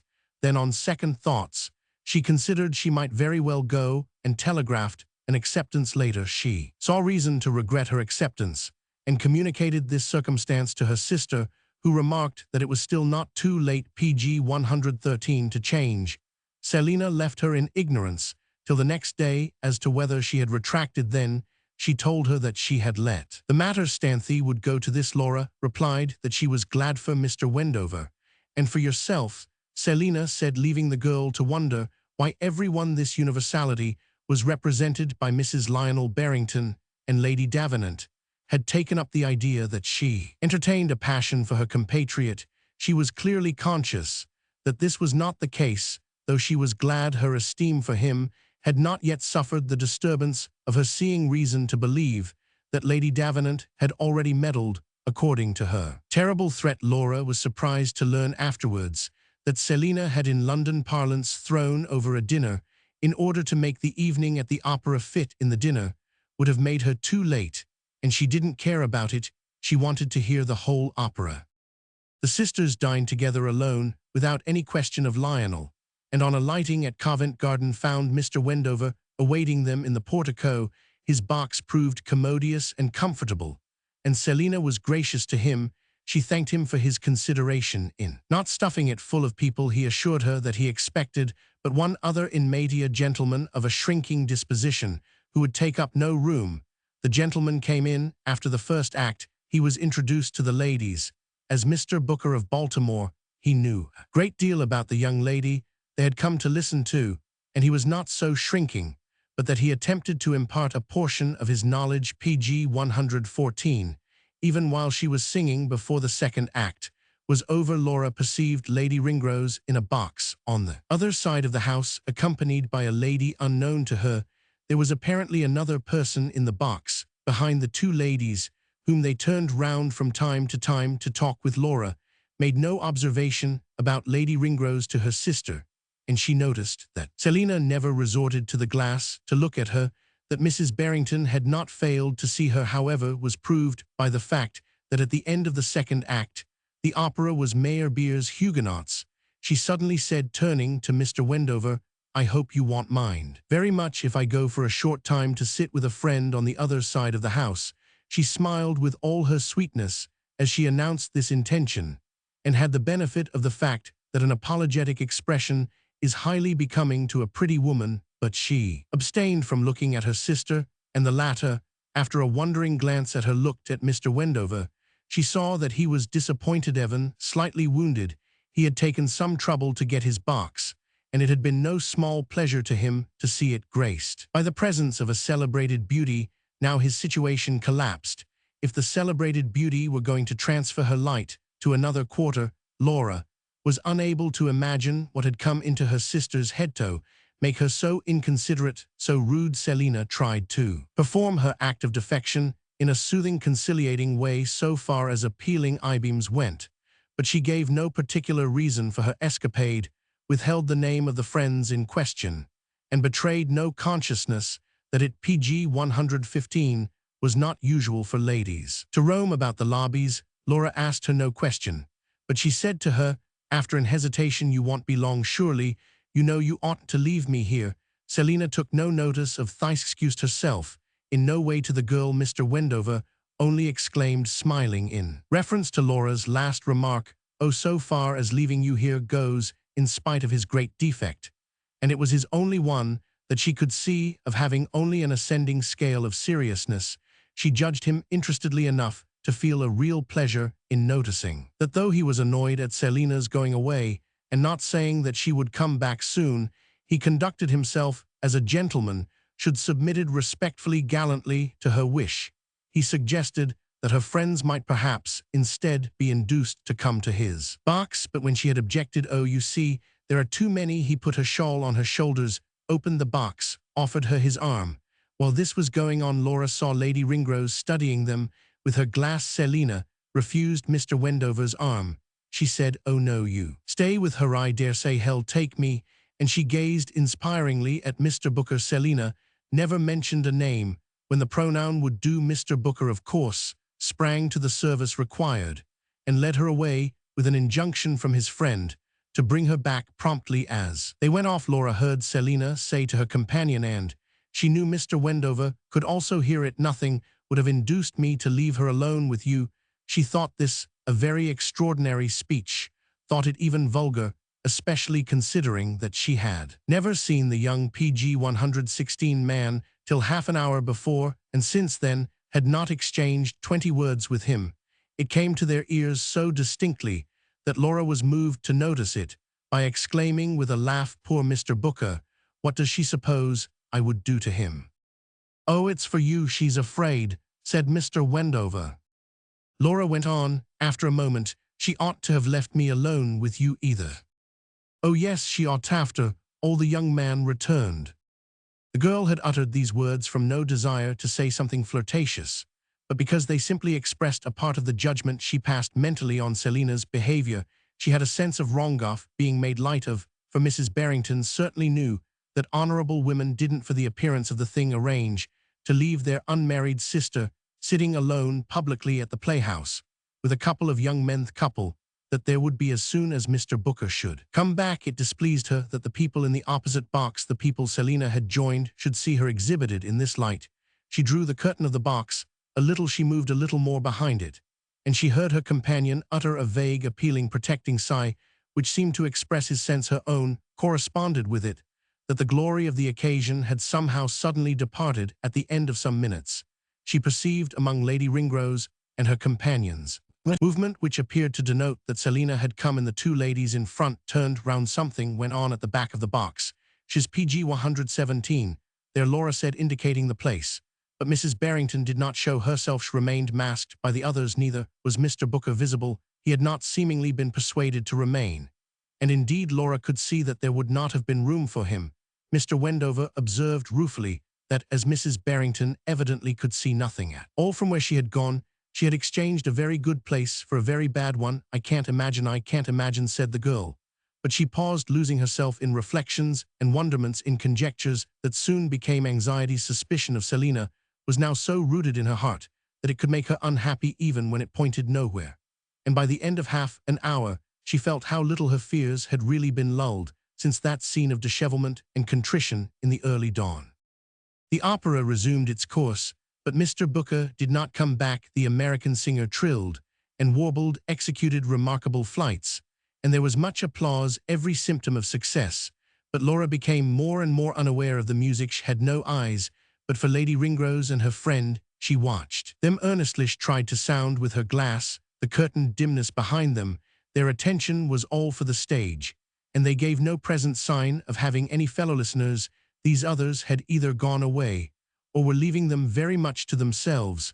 Laura was unable to guess any particular motive on her sister's part, but the conviction grew within her that she had not put such an affront on Mr. Wendover simply in order to have a little chat with Lady PG 118 Ringrose.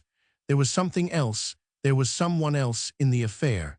And when once the girl's idea had become as definite as that, it took but little longer to associate itself with the image of Captain Crispin. This image made her draw back further behind her curtain, because it brought the blood to her face. And if she colored for shame, she colored also for anger. Captain Crispin was there, in the opposite box. Those horrible women concealed him. She forgot how harmless and well-read Lady Ringrose had appeared to her that time at Mellows. They had lent themselves to this abominable proceeding. Selina was nestling there in safety with him by their favor, and she had had the baseness to lay an honest girl, the most loyal, the most unselfish of sisters, under contribution to the same end. Laura crimsoned with the sense that she had been unsuspectingly part of a scheme, that she was being used as the two women opposite were used, but that she had been outraged into the bargain, inasmuch as she was not like them, a conscious accomplice, and not a person to be given away in that manner before hundreds of people. It came back to her how bad Selina had been the day of the business in Lincoln's Inn Fields, and how, in spite of intervening comedies, the woman who had then found such words of injury would be sure to break out in a new spot with a new weapon. Accordingly, while the pure music filled the place and the rich picture of the stage glowed beneath it, Laura found herself face to face with the strange inference that the evil of Selina's nature made her wish, since she had given herself to it, bring her sister to her own color by putting an appearance of fastness, PG 119, upon her. The girl said to herself that she would have succeeded in the cynical view of London, and to her troubled spirit the immense theater had a myriad eyes, that she knew, eyes that would know her, that would see her sitting there with a strange young man. She had recognized many faces already, and her imagination quickly multiplied them. However, after she had burned a while with this particular revolt, she ceased to think of herself, and of what, as regarded herself, Selina had intended. All her thought went to the mere calculation of Mrs. Barrington's return. As she did not return, and still did not, Laura felt a sharp constriction of the heart.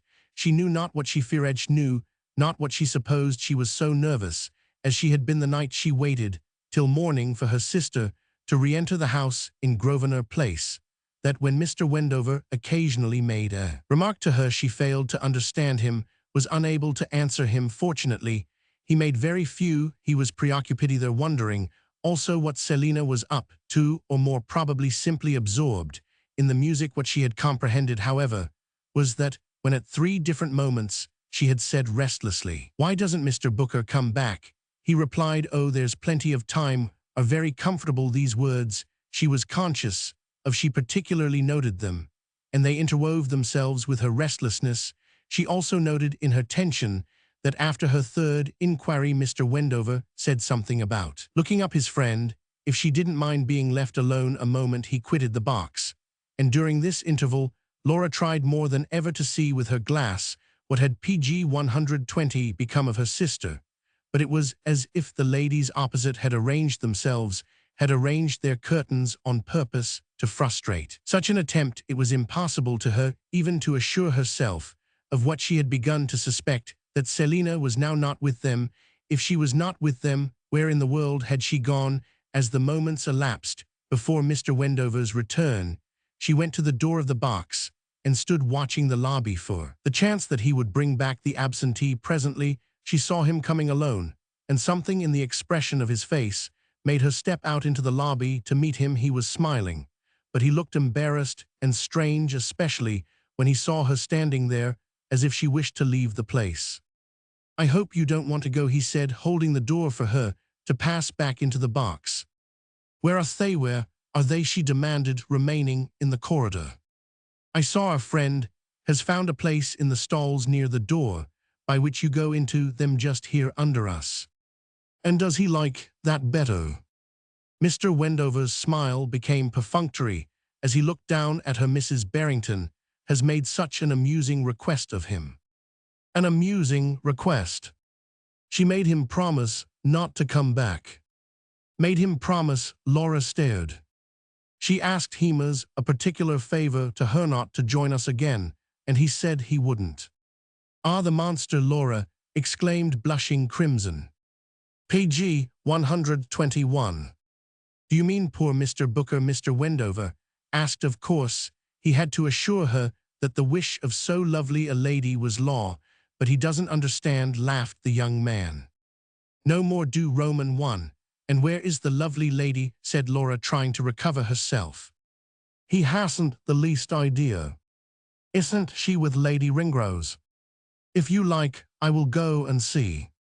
Laura hesitated, looking down the curved lobby where there was nothing to see but the little numbered doors of the boxes. They were alone in the lamplit bareness.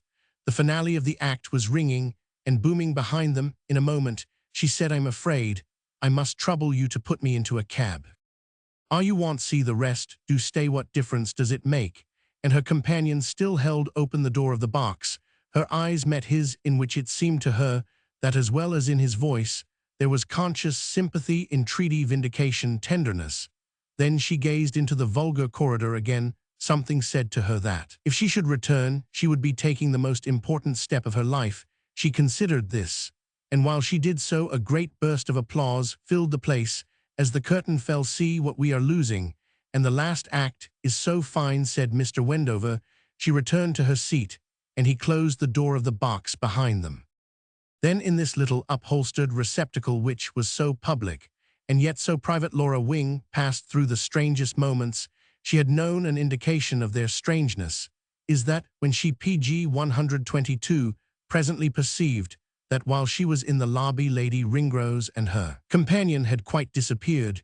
She observed the circumstance without an exclamation, holding herself silent.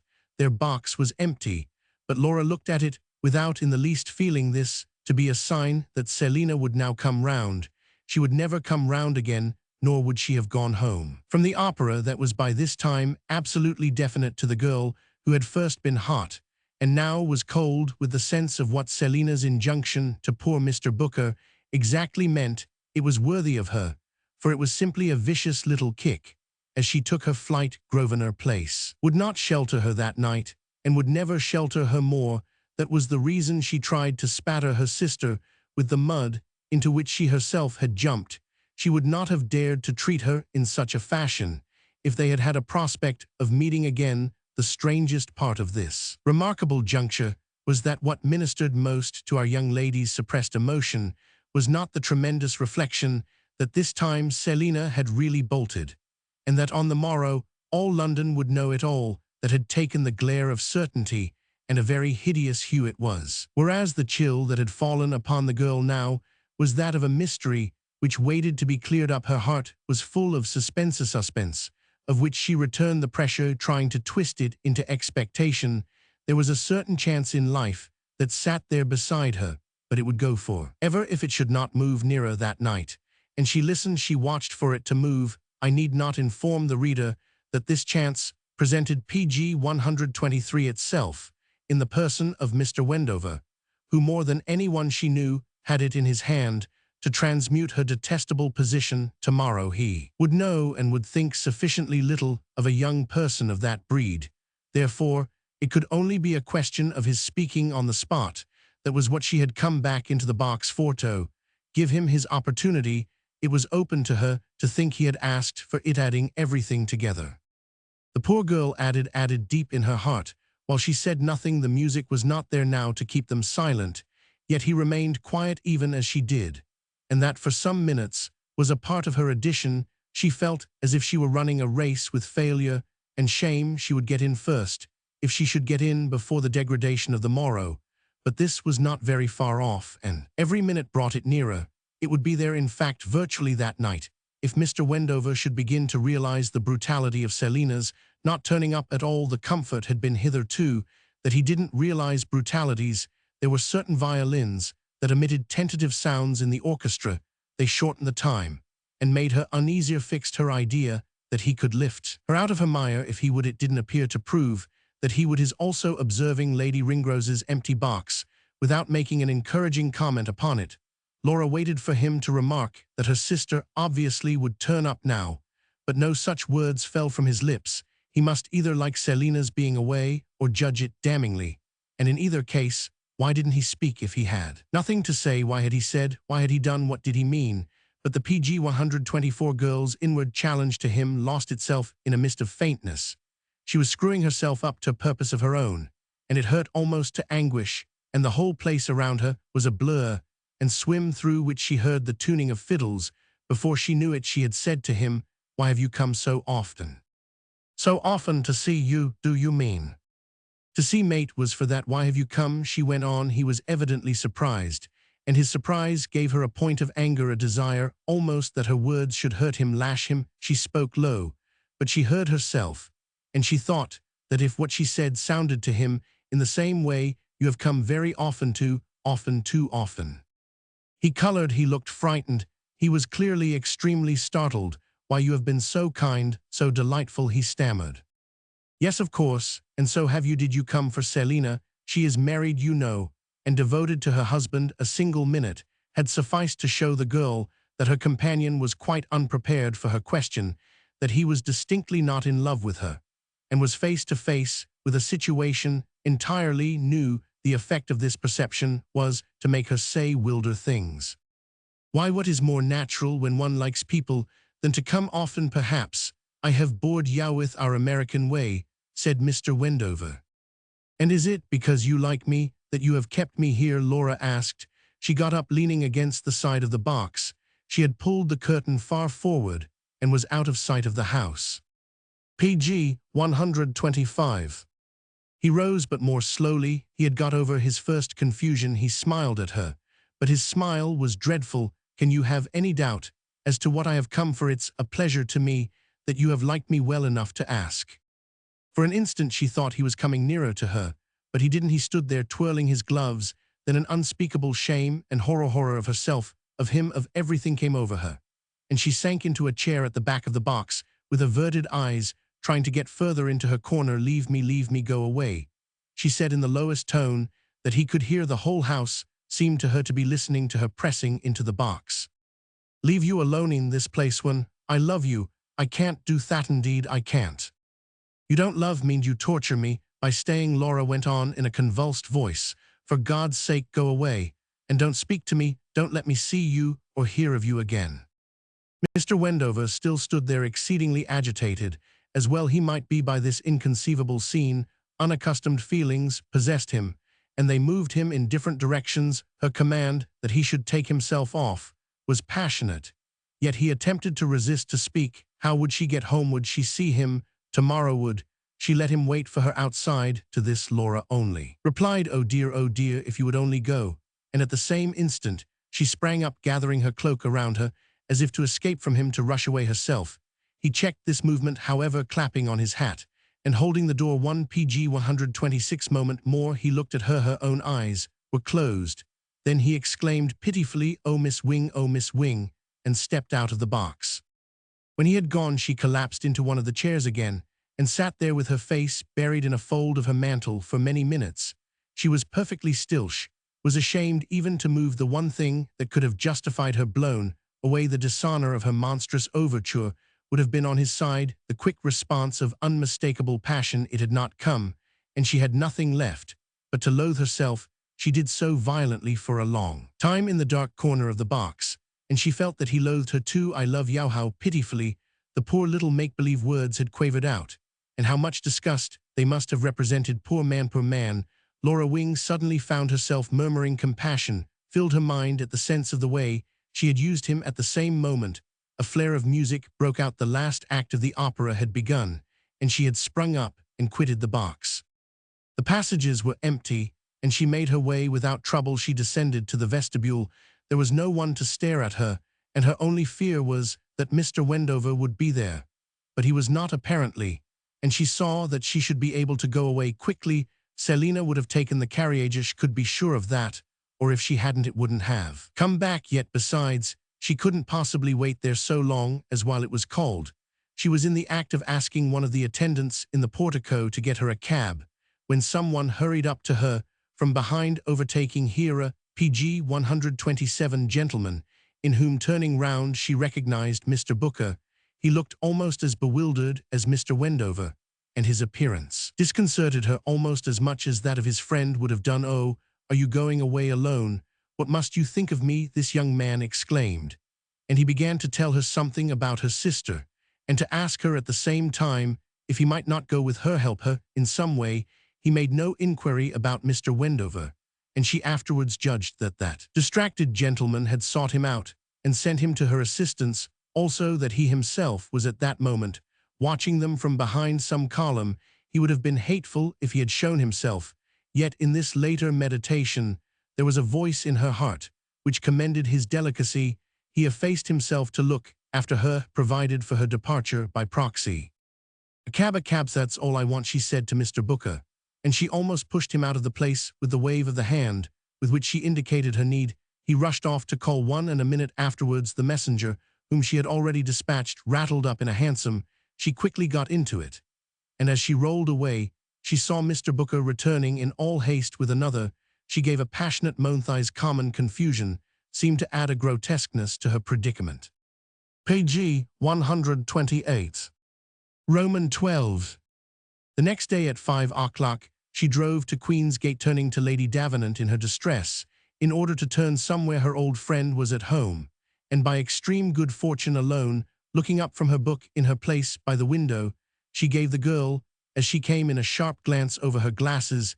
This glance was acquisitive. She said nothing, but laying down her book, stretched out her two gloved hands. Laura took them, and she drew her down toward her so that the girl sunk on her knees, and in a moment hid her face, sobbing, in the old woman's lap. There was nothing said for some time. Lady Davenant only pressed her tenderly, stroked her with her hands. Is it very bad? She asked at last. Then Laura got up, saying, as she took a seat, have you heard of it, and do people know it? I haven't heard anything. Is it very bad? Lady Davenant repeated. We don't know where Selina is, and her maid's gone. Lady Davenant looked at her visitor a moment. Lord, what an ass, she then ejaculated, putting the paper knife into her book to keep her place. PG 129. And whom has she persuaded to take her? Charles Crispin, she added. We suppose, who suppose, said Laura. And he's another, interrupted the old woman, and who supposes? Geordie and Ferdy. I don't know, it's all black darkness. My dear, it's a blessing, and now you can live in peace. In peace, cried Laura, with my wretched sister leading such a life. Oh, my dear, I dare say it will be very comfortable. I am sorry to say anything in favor of such doings, but it very often is. Don't worry, you take her too hard. Has she gone abroad? The old lady continued. I dare say She has gone to some pretty amusing place. I don't know anything about it. I only know she is gone. I was with her last evening, and she left me without a word. Well, that was better. I hate him when they make parting scenes. It's too mawkish. Lionel has people watching them, said the girl. Agents, detectives. I don't know what he has had them. For a long time, I didn't know it. Do you mean you would have told her? If you had, what is the use of detectives? Now, isn't he rid of her? Oh, I don't know. He's as bad as she. He talks too horribly. Wants everyone to know it. Laura groaned. And has he told his mother? I suppose so. He rushed off to see her at noon. Shall be overwhelmed. Overwhelmed, not a bit of it, cried Lady PG 130 Davenant almost gaily. When did anything in the world overwhelm her? And what do you take her for? Shall only make some delightful odd speech. As for people knowing it, she added, they'll know it, whether he wants them or not, my poor child. How long do you expect to make believe? Lionel expects some news tonight, Laura said. As soon as I know where she is, I shall start. Start for where? To go to her too. Do something. Something preposterous, my dear. Do you expect to bring her back? He won't take her in, said Laura, with her dried, dismal eyes. He wants his divorce. It's too hideous. Well, as she wants hers, what is simpler? Yes, she wants hers. Lionel swears. By all the gods, she can't get it. Bless me, want one, do? Lady Davenant asked. We shall have some pretty reading. It's awful, awful, awful, murmured Lear. Yes, they oughtn't to be allowed to publish them. I wonder if we couldn't stop that. At any rate, he had better be quiet. Tell him to come and see me. You won't influence him. He's dreadful against her. Such a house as it is today. Well, my dear, naturally. Yes, but it's terrible for me. It's all more sickening than I can bear. My dear child, come and stay with me, said the old woman gently. Oh, I can't desert her. I can't abandon her. Page 131. Desert, abandon, what a way to put it. Hasn't she abandoned you? She has no heart. She's too base, said the girl. Her face was white, and the tears now began to rise to her eyes again. Lady Davenant got up and came and sat on the sofa beside her. She put her arms round her, and the two women embraced. Your room is all ready, the old lady remarked, and then she said, when did she leave you? When did you see her last? Oh, in the strangest, maddest, crudest way, the way most insulting to me. We went to the opera together, and she left me there with a gentleman. We know nothing about her since. With a gentleman? With Mr. Wendover, that American, and something too dreadful happened. Dear me, did he kiss you? Asked Lady Davenant. Laura got up quickly, turning away. Goodbye, I am going, I am going. And in reply to an irritated, protesting exclamation from her companion, she went on, anywhere to get away. To get away from your American. I asked him to marry me. The girl turned round with her tragic face. He oughtn't to have left that to you. I knew this horror was coming, and it took possession of me there in the box. From one moment to the other, the idea of making sure of some other life, some protection, some respectability. First, I thought he liked me. He had behaved as if he Roman 999. And I like him. He is a very good man. So I asked him. I couldn't help it. It was too hideous. I offered. PG 132 myself. Laura spoke, as if she were telling that she had stabbed him, standing there with dilated eyes. Lady Davenant got up again and went to her, drawing off her glove. She felt her cheek with the back of her hand. You are ill. You are in a fever. I am sure that whatever you said, it was very charming. Yes, I am ill, said Laura.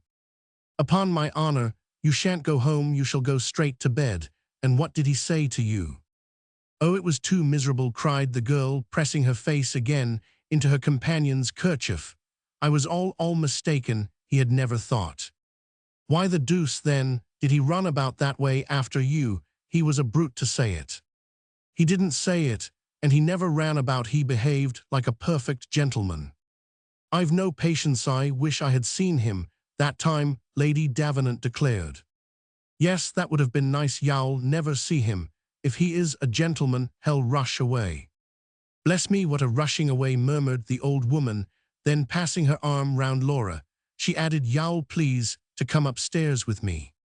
Half an hour later she had some conversation with her butler, which led to his consulting a little register into which it was his law to transcribe with great neatness from their cards the addresses of new visitors. This volume, kept in the drawer of the hall table, revealed the fact that Mr. Wendover was staying in George Street, Hanover Square. Get into a cab immediately and tell him to come PG 133 and see me this evening, Lady Davenant said. Make him understand that it interests him very nearly, so that no matter what his engagements may be he must give them up. Go quickly, and y'all just find him. Hell, be sure to be at home to dress for dinner. She had calculated justly. For a few minutes before 10 o'clock, the door of her drawing-room was thrown open, and Mr. Wendover was announced. Sit there, said the old lady. No, not that one, nearer to me. We must talk low, my dear sir. I won't bite you. Oh, this is very comfortable, Mr. Wendover replied, vaguely smiling through his visible anxiety.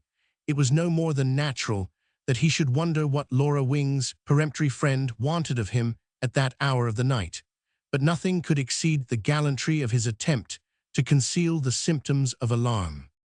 You ought to have come before, you know, Lady Davenant went on. I have wanted to see you more than once. I have been dining out. I hurried away. This was the first possible moment, I assure you. I too was dining out, and I stopped at home on purpose to see you, but I didn't mean tonight, for you have done very well. I was quite intending to send for you the other day, but something put it out of my head.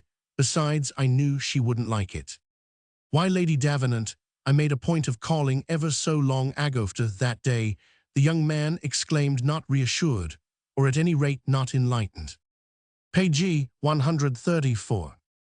I dare say you did, but you mustn't justify yourself. That's just what I don't want. It isn't what I sent for you, for I have something very particular to say to you, but it's very difficult. Voyons un peu.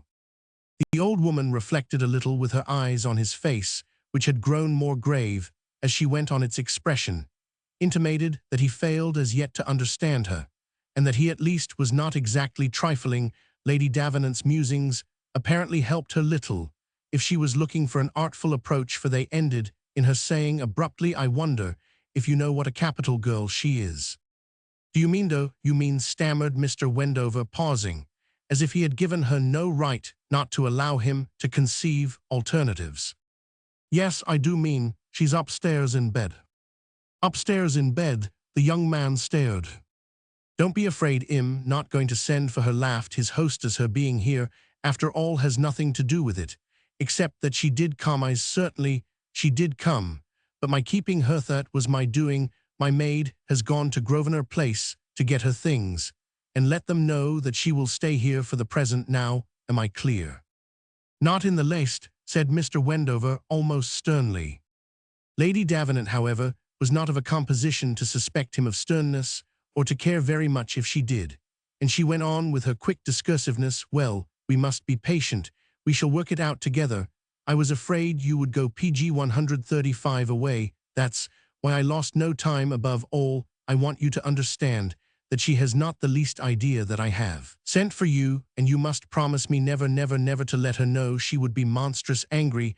It is quite my own idea. I have taken the responsibility. I know very little about you, of course, but she has spoken to me well of you. Besides, I am very clever about people, and I liked you that day, though you seem to think I was 180.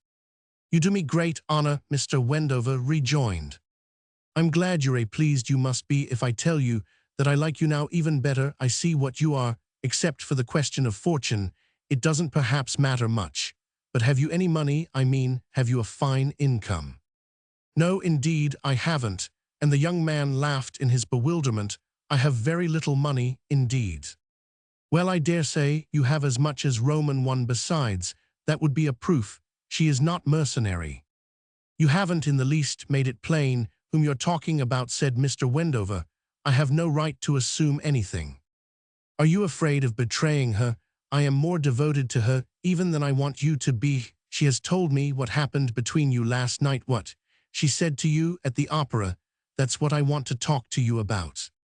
She was very strange, the young man remarked. I'm not so sure that she was strange. However, you are welcome to think it, for goodness knows she says so herself. She is overwhelmed. PG 136. with horror at her own words. She is absolutely distracted and prostrate. Mr. Wendover was silent a moment. I assured her that I admire her beyond everyone. I was most kind to her. Did you say it in that tone? You should have thrown yourself at her feet from the moment. You didn't. Surely you understand women well enough to know.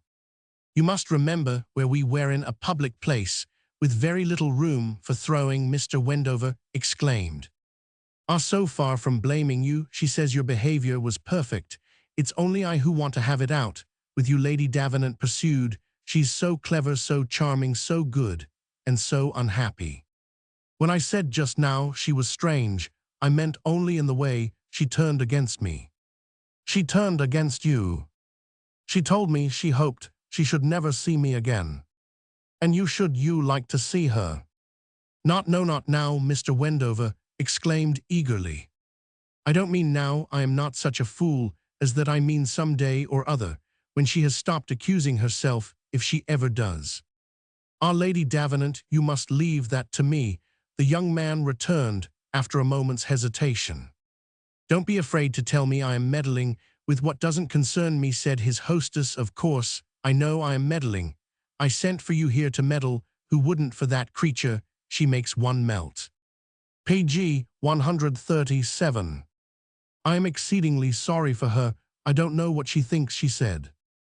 Well, that she asked you why you came so often to Grosvenor Place. I don't see anything so awful in that, if you did go. Yes, I went very often. I like to go. Now that's exactly where I wish to prevent a misconception, said Lady Davenant.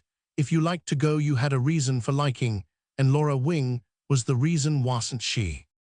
I thought her charming, and I think her so now more than ever. Then you are a dear good man, vous faces votre cœur, in short. Mr. Wendover made no immediate response. The two sat looking at each other. It isn't easy for me to talk of these things, he said at last. But if you mean that I wish to ask her to be my wife, I am bound to tell you that I had no such intention. Then I am at sea. You thought her charming, and you went to see her every day. What then did you wish? I didn't go every day. Moreover, I think you have a very different idea in this country of what constitutes what constitutes making love. A man commits himself much sooner. Oh, I don't know what your odd ways may be, Lady Davenant exclaimed, with a shade of irritation. Yes, but I was justified in supposing that those ladies, did they at least, are American. They, my dear sir, for heaven's sake, don't mix up that nasty Selina with it. Why not? If I admired her too, I do extremely, and I thought the house most interesting. Page 138. Mercy on us if that's your idea of a nice house, but I don't know, I have always kept out of it, Lady Davenant added, checking herself. Then she went on, if you are so fond of Mrs. Barrington, I am sorry to inform you that she is absolutely good for nothing. Good for nothing. Nothing to speak of. I have been thinking whether I would tell you, and I have decided to do so, because I take it that your learning it for yourself would be a matter of but a very short time. Selina has bolted, as they say. Bolted, Mr. Wendover repeated. I don't know what you call it in America. In America, we don't do it. Well, if they stay, as they do usually abroad, that's better, I suppose. You didn't think her capable of behaving herself, did you? Do you mean she has left her husband with someone else? Neither more nor less, with a fellow named Crispin. It appears it all came off last evening, and she had her own reasons for doing it in the most offensive way, publicly, clumsily, with the vulgarest bravado. Laura has told me what took place, and you must permit me to express my surprise at your not having divined the miserable business. I saw something was wrong, but I didn't understand. I'm afraid I am not very quick at these things. Your state is the more gracious, but certainly you are not quick if you could call there so often and not see through Selina. Mr. Crispin, whoever he is, was never there, said the young man. Page 139. Oh, she was a clever hussy, his companion rejoined. I knew she was fond of amusement, but that's what I liked to see. I wanted to see a house of that sort. Fond of amusement, is a very pretty phrase, said Lady Davenant, laughing at the simplicity with which her visitor accounted for his assiduity. And did Laura Wing seem to you in her place, in a house of that sort? Why, it was natural she should be with her sister, and she always struck me as very gay. That was your enlivening effect, and did she strike you as very gay last night, with this scandal hanging over her? She didn't talk much, said Mr. Wendover. She knew it was coming, she felt it, she saw it, and that's what makes her sick now, that at such a time she should have challenged you when she felt herself about to be associated in people's minds, of course, with such a vile business in people's minds, and in yours when you should know what had happened. Ah, Miss Wing isn't associated, said Mr. Wendover. He spoke slowly, but he rose to his feet with a nervous movement that was not lost upon his companion. She noted it, indeed, with a certain inward sense of triumph. She was very deep, but she had never been so deep as when she made up her mind to mention the scandal of the House of Barrington to her visitor, and intimated to him that Laura Wing regarded herself as near enough to it to receive from it a personal stain. I am extremely sorry to hear of Mrs. Barrington's misconduct, he continued, PG 140, gravely standing before her, and I am no less obliged to you for your interest. Don't mention it, she said, getting up too, and smiling. I mean my interest. As for the other matter, it will all come out. Lionel will haul her up. Dear me, how dreadful. Yes, dreadful enough, but don't betray me. Betray you, he repeated, as if his thoughts had gone astray a moment. I mean to the girl, think of her shame. Her shame, Mr. Wendover said in the same way. It seemed to her, with what was becoming so clear to her, that an honest man might save her from it, might give her his name and his faith, and help her to traverse the bad place. She exaggerates the badness of it, the stigma of her relationship. Good heavens, at that rate, where would some of us be? But those are her ideas, they are absolutely sincere, and they had possession of her at the opera. She had a sense of being lost, and was in a real agony to be rescued. She saw before her a kind gentleman who had certainly seemed, and Lady Davenant, with her fine old face, lighted by her bright sagacity, and her eyes on Mr. Wendover's, paused, lingering on this word. Of course, she must have been in a state of nerves. I am very sorry for her, said Mr. Wendover, with his gravity that committed him to nothing. So am I, and of course, if you were not in love with her, you weren't, were you? I must bid you goodbye. I am leaving London. PG 141. That was the only answer Lady Davenant got to her inquiry. Goodbye then, she is the nicest girl I know, but once more mind, you don't let her suspect. How can I let her suspect anything when I shall never see her again? Oh, don't say that, said Lady Davenant very gently. She drove me away from her with a kind of ferocity. Oh, gammon, cried the old woman. I'm going home, he said, looking at her with his hand on the door. Well, it's the best place for you, and for her too, she added, as he went out. She was not sure that the last words reached him. Page 142. Roman 13. Laura Wing was sharply ill for 3 days, but on the 4th she made up her mind. She was better, though this was not the opinion of Lady Davenant, who would not hear of her getting up. The remedy she urged was lying still, and yet lying still, but this specific the girl found well nigh intolerable. It was a form of relief that only ministered to fever. She assured her friend that it killed her to do nothing, to which her friend replied by asking her what she had a fancy to do. Laura had her idea and held it tight, but there was no use in producing it before Lady Davenant, who would have knocked it to pieces on the afternoon of the first day Lionel Barrington came.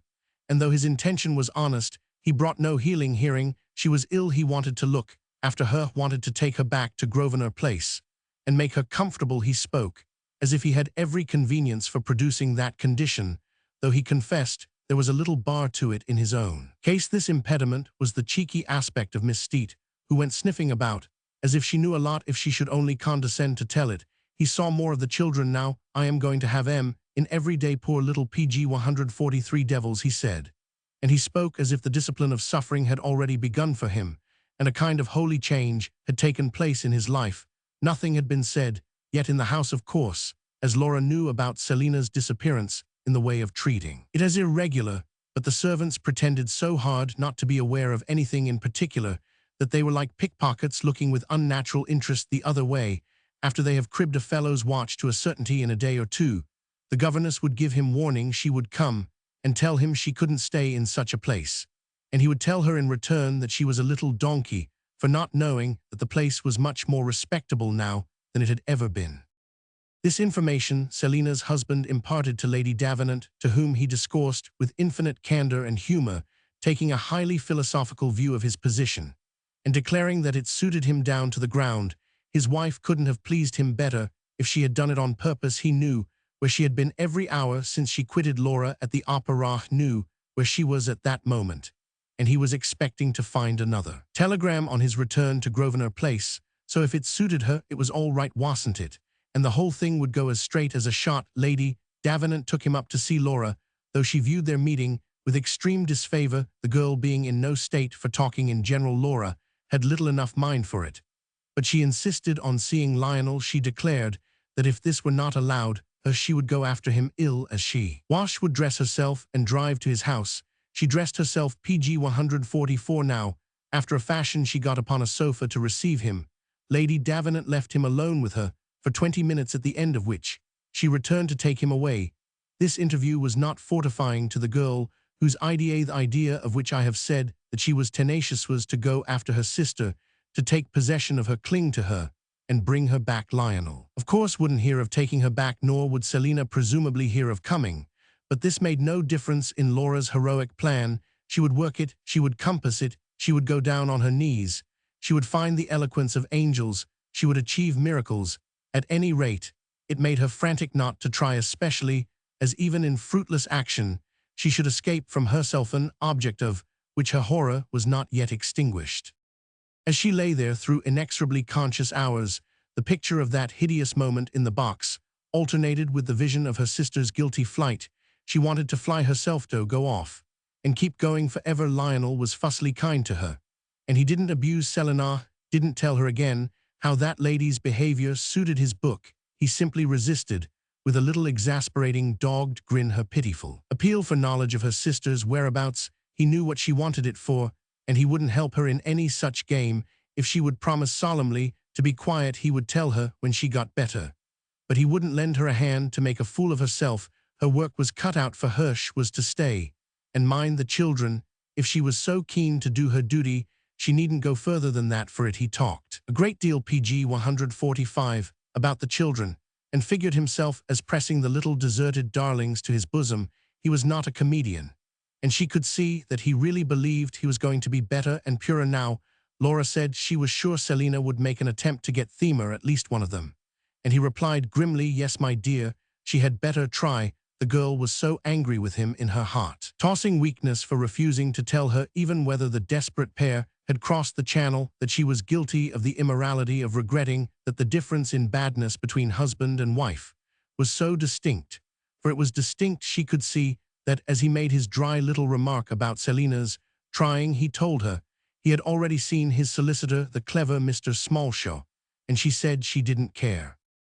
On the 4th day of her absence from Grosvenor Place, she got up at an hour when she was alone in the afternoon, rather late, and prepared herself to go out. Lady Davenant had admitted in the morning that she was better, and fortunately she had not the complication of being subject to a medical opinion. Having absolutely refused to see a doctor her old friend had been obliged to go out. She had scarcely quitted her before Laura had requested the hovering rustling latest maid to leave her alone. She assured her she was doing beautifully. Laura had no plan except to leave London that night. She had a moral certainty that Selina had gone to the continent. She had always done so whenever she had a chance, and what chance had ever been larger than the present? The continent was fearfully vague, but she would deal sharply with Lionel, would show him she had a right to knowledge. PG 146. He would certainly be in town. He would be in a complacent bustle with his lawyers. She had told him that she didn't believe he had yet gone to them, but in her heart she believed it perfectly. If he didn't satisfy her, she would go to Lady Ringrove's, odious as it would be to her to ask a favor of this depraved creature, unless, indeed, Lady Ringrove's had joined the little party to France, as on the occasion of Selina's last journey thither. On her way downstairs, she met one of the footmen, of whom she made the request that he would call her a cab as quickly as possible. was obliged to go out for half an hour, he expressed the respectful hope that she was better, and she replied that she was perfectly well, would please tell her ladyship. When she came in to this, the footman rejoined that her ladyship had come in, had returned 5 minutes before, and had gone to her room. Miss Frothingham told her you were asleep, miss, said the man, and her ladyship said it was a blessing, and you were not to be disturbed. Very good, I will see her, Laura remarked with dissimulation, only please let me have my cab. The footman went downstairs, and she stood there listening. Presently, she heard the house door close had gone out on his errand. Then she descended very softly, prayed he might not be long. The door of the drawing-room stood open as she passed it, and she paused before it, thinking she heard sounds in the lower hall. They appeared to subside, and then she found herself faint, was terribly impatient for her cab partly to sit down, till it came there was a seat on the landing, but another servant might come up or down, and see PG 147 her, and partly to look at the front window, whether it were not coming. She went for a moment into the drawing-room. She stood at the window, but the footman was slow. Then she sank upon a chair, felt very weak. Just after she had done so, she became aware of steps on the stairs, and she got up quickly, supposing that her messenger had returned, though she had not heard wheels. What she saw was not the footman she had sent out, but the expansive person of the butler, followed apparently by a visitor. This functionary ushered the visitor in with the remark that he would call her ladyship, and before she knew it, she was face to face with Mr. Wendover. At the same moment, she heard a cab drive up, while Mr. Wendover instantly closed the door. Don't turn me away, do see me, he said. I asked for Lady Davenanthy, told me she was at home, but it was you I wanted, and I wanted her to help me. I was going away, but I couldn't. You look very ill, though. Listen to me. You don't understand. I will explain everything. Ah, how ill you look, the young man cried, as the climax of this sudden, soft, distressed appeal. Laura, for all answer, tried to push past him, but the result of this movement was that she found herself enclosed in his arms. He stopped her, but she disengaged herself. She got her hand upon the door. He was leaning against it, so she couldn't open it. And as she stood there panting, she shut her eyes so as not to see him. If you would let me tell you what I think, I would do anything in the world for you, he went on. Let me go, you persecute me, the girl cried, pulling at the handle. Page 148. You don't do me justice, you are too cruel, Mr. Wendover persisted. Let me go, she only repeated with her high, quavering, distracted note. And as he moved a little, she got the door open, but he followed her out. Would she see him that night? Where was she going? Might he not go with her? Would she see him tomorrow? Never, never, never, she flung at him. As she hurried away, the butler was on the stairs descending from above. So he checked himself, letting her go. Laura passed out of the house and flew into her cab with extraordinary speed, for Mr. Wendover heard the wheels bear her away, while the servant was saying to him in measured accents that her ladyship would come down immediately. Lionel was at home in Grosvenor Place. She burst into the library and found him playing. Papa, Geordie and Ferdy were sporting around him. The presence of Miss Steet had been dispensed with, and he was holding his younger son by the stomach horizontally between his legs, while the child made little sprawling movements, which were apparently intended to represent the act of swimming. Geordie stood impatient on the brink of the imaginary stream, protesting that it was his turn now, and as soon as he saw his aunt, he rushed at her with the request that she would take him up in the same fashion. She was struck with the superficiality of their childhood. They appeared to have no sense that she had been away, and no care that she had been Roman 99. But Lionel made up for this. He greeted her with affectionate jollity, said it was a good job she had come back, and remarked to the children that they would PG 149 have great larks now that Auntie was home again. Ferdy asked if she had been with Mummy, but didn't wait for an answer, and she observed that they put no question about their mother, and made no further allusion to her while they remained in the room. She wondered whether their father had enjoined upon them not to mention her, and reflected that even if he had, such a command would not have been efficacious.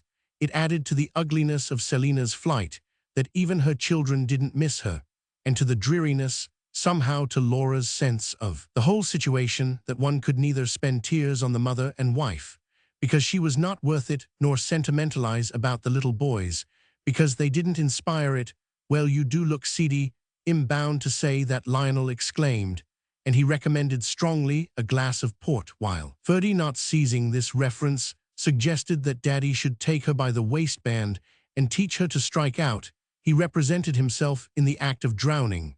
But Laura interrupted this entertainment when the servant answered the bell, Lionel having rung for the port, by requesting that the children should be conveyed to Miss Steet. "Tell her she must never go away again," Lionel said to Geordie as the butler took him by the hand.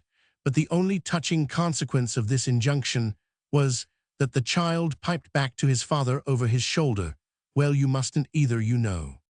You must tell me or I'll kill myself, I give you my word," Laura said to her brother-in-law with unnecessary violence as soon as they had left the room. I say, he rejoined, "you are a willful one, page 150. What do you want to threaten me? For don't you know me well enough to know that ain't the way, that's the tone Selina used to take. Surely you don't want to begin and imitate her." She only sat there looking at him while he leaned against the chimney-piece, smoking a short cigar. There was a silence during which she felt the heat of a certain irrational anger at the thought that a little ignorant red-faced jockey should have the luck to be in the right, as against her flesh and blood. She considered him helplessly, with something in her eyes that had never been there before, something that apparently after a moment made an impression on him afterwards. However, she saw very well that it was not her threat that had moved him, and even at the moment she had a sense from the way he looked back at her that this was in no manner the first time a baffled woman had told him that she would kill herself. He had always accepted his kinship with her, but even in her trouble it was part of her consciousness that he now lumped her with a mixed group of female figures, a little wavering and dim, who were associated in his memory with scenes with importunities and bothers. It is apt to be the disadvantage of women on occasions of measuring their strength with men that they may perceive that the man has a larger experience, and that they themselves are a part of it. It is doubtless as a provision against such emergencies that nature has opened to them operations of the mind that are independent of experience. Laura felt the dishonor of her race the more that her brother-in-law seemed so gay and bright about it.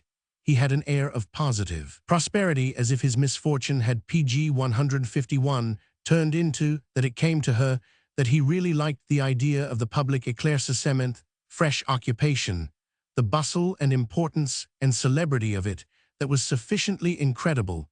But as she was on the wrong side, it was also humiliating. Besides, higher spirits always suggest finer wisdom, and such an attribute on Lionel's part was most humiliating of all. "I haven't the least objection at present to telling you what you want to know. I shall have made my little arrangements very soon, and you will be subpoenaed." "Subpoenaed," the girl repeated mechanically. "You will be called as a witness on my side." "On your side? Of course you're on my side, ain't you?" "Can they force me to come?" asked Laura in answer to this. "No, they can't force you if you leave the country." "That's exactly what I want to do."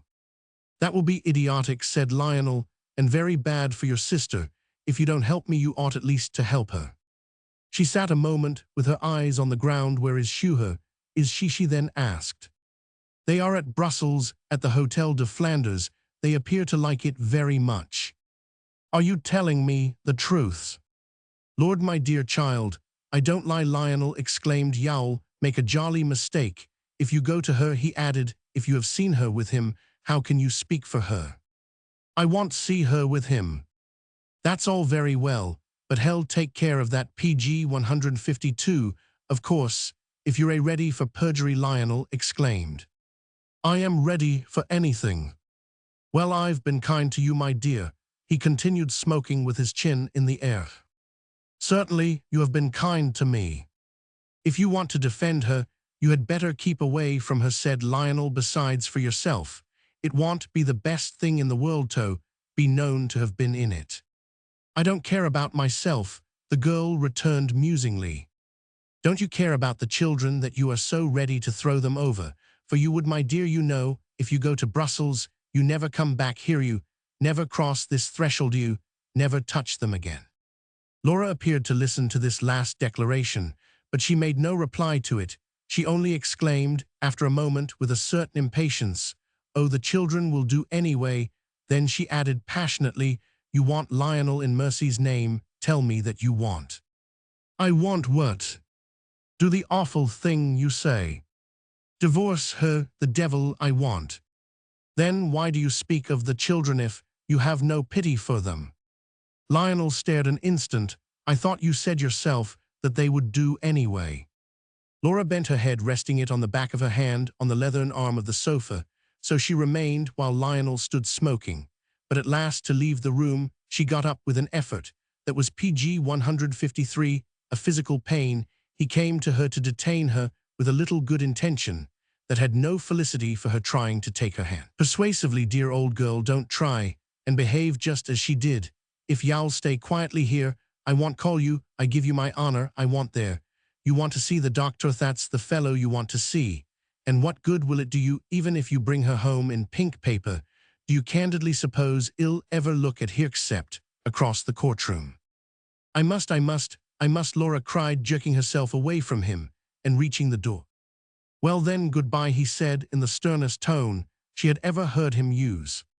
She made no answer, she only escaped. She locked herself in her room. She remained there an hour. At the end of this time, she came out and went to the door of the schoolroom, where she asked Miss Steet to be so good as to come and speak to her. The governess followed her to her apartment, and there Laura took her partly into her confidence.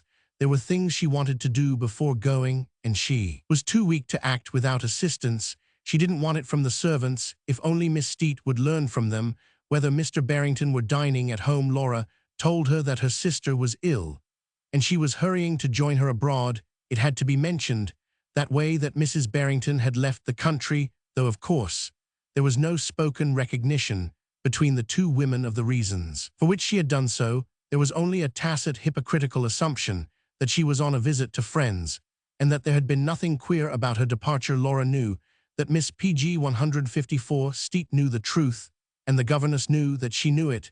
This young woman lent a hand very confusedly to the girl's preparations. She ventured not to be sympathetic, as that would point too much to badness, but she succeeded perfectly in being dismal. She suggested that Laura was ill herself, but Laura replied that this was no matter when her sister was so much worse.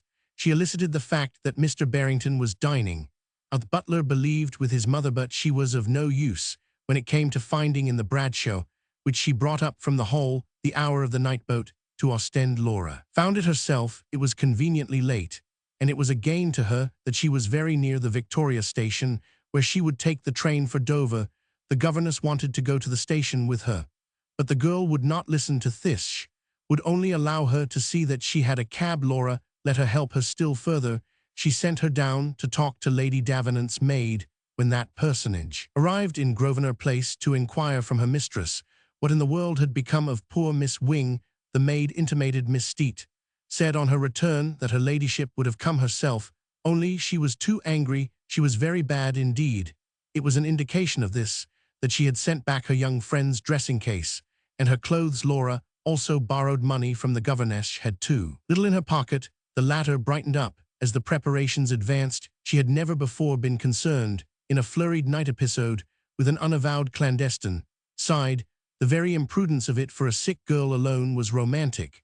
And before Laura had PG 155 gone down to the cab, she began to say that foreign life must be fascinating, and to make wistful reflections. She saw that the coast was clear in the nursery, that the children were asleep for their aunt to come in. She kissed Ferdy, while her companion pressed her lips upon Geordie and Geordie. While Laura hung for a moment over Ferdy at the door of the cab, she tried to make her take more money, and our heroine had an odd sense that if the vehicle had not rolled away, she would have thrust into her hand a keepsake for Captain Crispin. A quarter of an hour later, Laura sat in the corner of a railway carriage, muffled in her cloak. The July evening was fresh, as it so often is in London, fresh enough to add to her somber thoughts the suggestion of the wind in the Channel, waiting in a vain torment of nervousness for the train to set itself in motion. Her nervousness itself had led her to come too early to the station, and it seemed to her that she had already waited long. A lady and a gentleman had taken their place in the carriage. It was not yet the moment for the outward crowd of tourists, and had left their appurtenances there, while they strolled up and down the platform. The long English twilight was still in the air, but there was dusk under the grimy arch of the station, and Laura flattered herself that the off corner of the carriage she had chosen was in shadow. This, however, apparently did not prevent her from being recognized by a gentleman who stopped at the door, looking in with the movement of a person who was going from carriage to carriage. As soon as he saw her, he stepped quickly in, and the next moment Mr. Wendover was seated on the PG 156 edge of the place, beside her, leaning toward her, speaking to her low with clasped hands. She fell back in her seat, closing her eyes again. He barred the way out of the compartment. "I have followed you here. I saw Miss Steet. I want to implore you not to go. Don't I know what you're doing. Don't go, I beseech you. I saw Lady Davenant. I wanted to ask her to help me. I could bear it no longer. I have thought of you night and day these 4 days. Lady Davenant has told me things, and I entreat you not to go."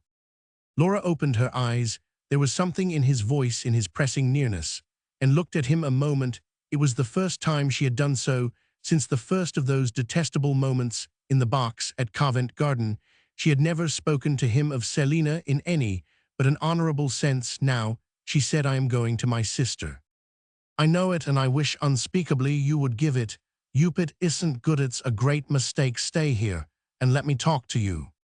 The girl raised herself. She stood up in the carriage. Mr. Wendover did the same. Laura saw that the lady and gentleman outside were now standing near the door. "What have you to say?" "It's my own business," she returned between her teeth. "Go out, go out, go out."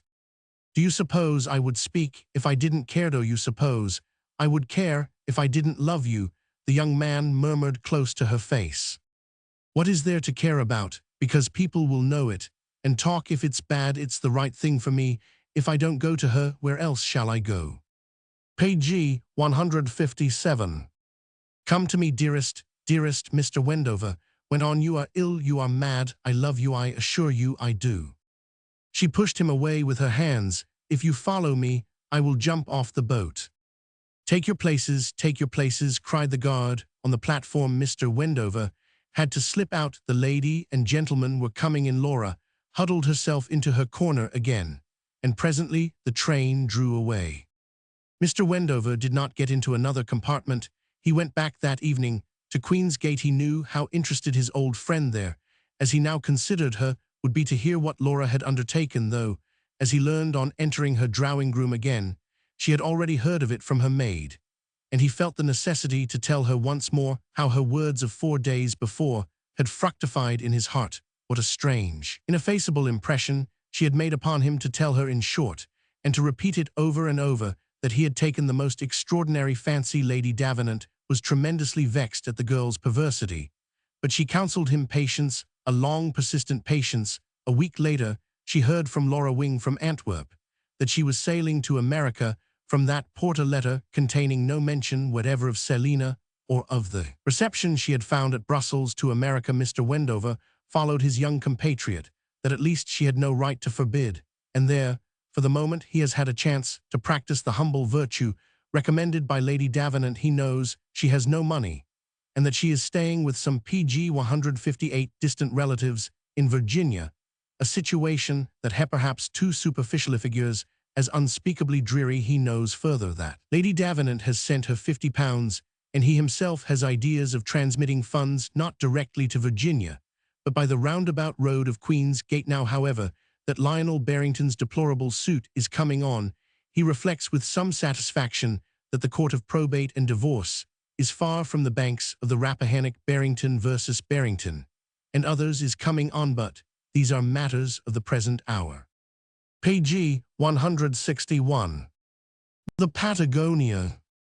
The houses were dark in the August night, and the perspective of Beacon Street with its double chain of lamps was a foreshortened desert. The club on the hill alone from its semicylindrical front projected a glow upon the dusky vagueness of the common, and as I passed it I heard in the hot stillness the click of a pair of billiard balls. As everyone was out of town, perhaps the servants, in the extravagance of their leisure, were profaning the tables. The heat was insufferable, and I thought with joy of the morrow, of the deck of the steamer, the freshening breeze, the sense of getting out to sea.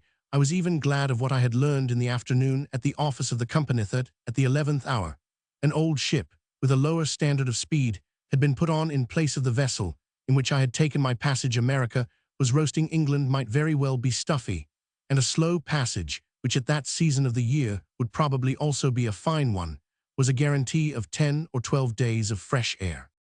I strolled down the hill without meeting a creature. Page 162, though I could see through the palings of the common that recreative expanse was peopled with dim forms.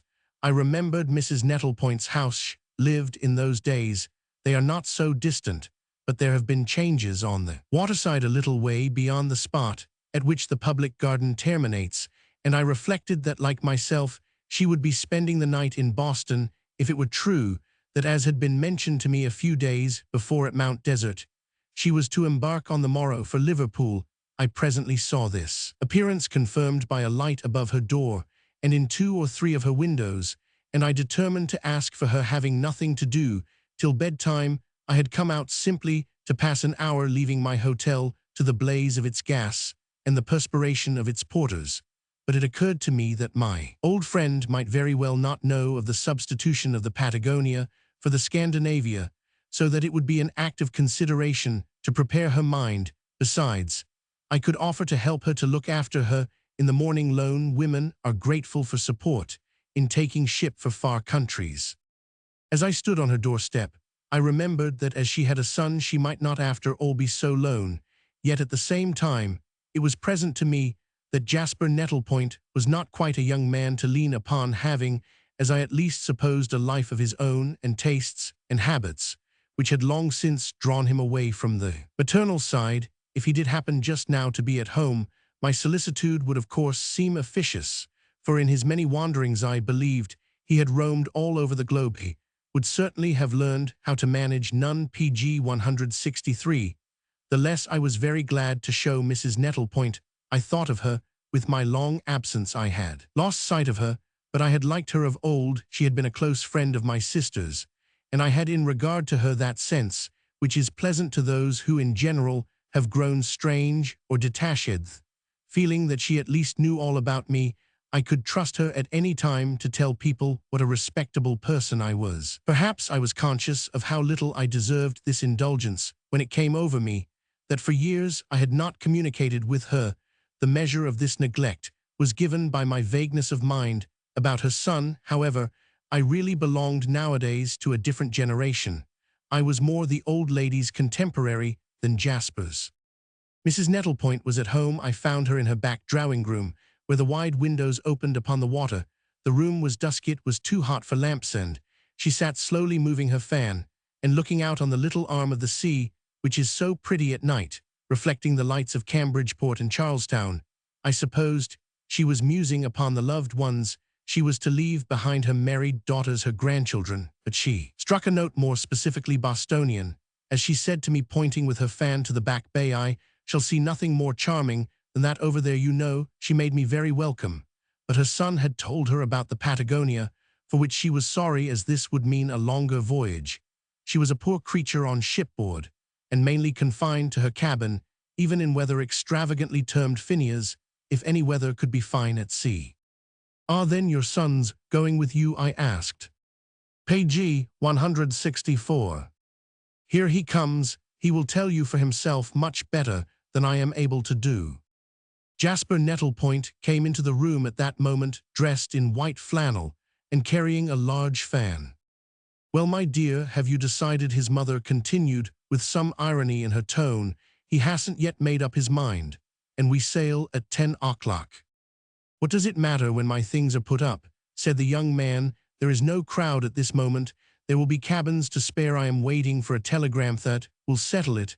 I just walked up to the club to see if it was come. They'll send it there, because they think the house is closed. Not yet, but I shall go back in 20 minutes.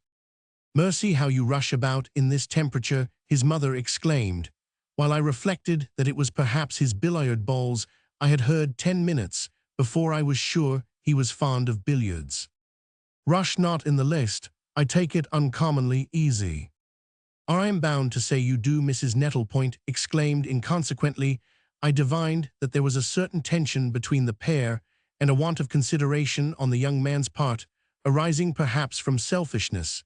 His mother was nervous, in suspense, wanting to be at rest, as to whether she should have his company on the voyage or be obliged to make it alone. But as he stood there smiling and slowly moving his fan, he struck me somehow as a person on whom this fact would not sit very heavily. He was of the type of those whom other people worry about, not of those who worry PG 165 about other people tall and strong. He had a handsome face with a round head and close curling hair, the whites of his eyes and the enamel of his teeth under his brown mustache gleamed vaguely in the lights of the back bay. I made out that he was sunburnt, as if he lived much in the open air, and that he looked intelligent, but also slightly brutal, though not in a morose way. His brutality, if he had any, was bright and finished. I had to tell him who I was, but even then I saw that he failed to place me, and that my explanations gave me in his mind no great identity, or at any rate no great importance. I foresaw that he would in intercourse make me feel sometimes very young, and sometimes very old. He mentioned, as if to show his mother that he might safely be left to his own devices, that he had once started from London to Bombay at 3/4 of an hour's notice. Yes, and it must have been pleasant for the people you were with. Oh, the people I was with, he rejoined, and his tone appeared to signify that such people would always have to come off as they could. He asked if there were no cold drinks in the house, no lemonade, no iced syrups. In such weather something of that sort ought always to be kept going. When his mother remarked that surely at the club they were going, he went on, "Oh yes, I had various things there, but you know I have walked down the hill, since one should have something at either end. May I ring and see?" He rang, while Mrs. Nettlepoint observed that with the people they had in the house, an establishment, reduced naturally at such a moment to its simplest expression, PG 166, they were burning up candlings, and there were no luxuries. She would not answer for the service.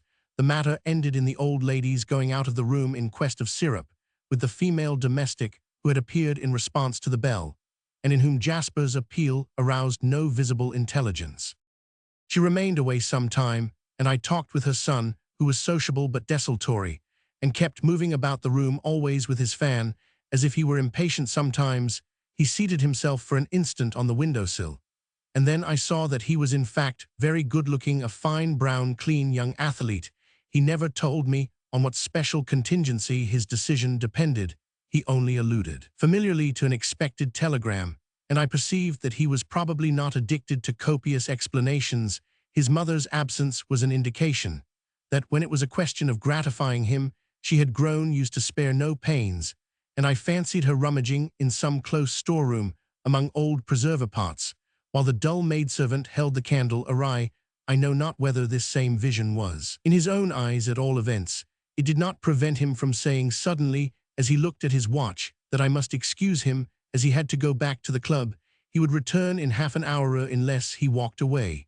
And I sat there alone, conscious, in the dark, dismantled, simplified room, in the deep silence that rests on American towns during the hot season. There was now and then a far cry, or a plash in the water, and at intervals, the tinkle of the bells of the horse-cars on the long bridge. Slow, in the suffocating night of the strange influence, half sweet, half sad, that abides in PG 167 houses uninhabited or about to become soin places, muffled and bereaved, where the unheeded sofas and patient belittered tables seem to know, like the disconcerted dogs, that it is the eve of a journey.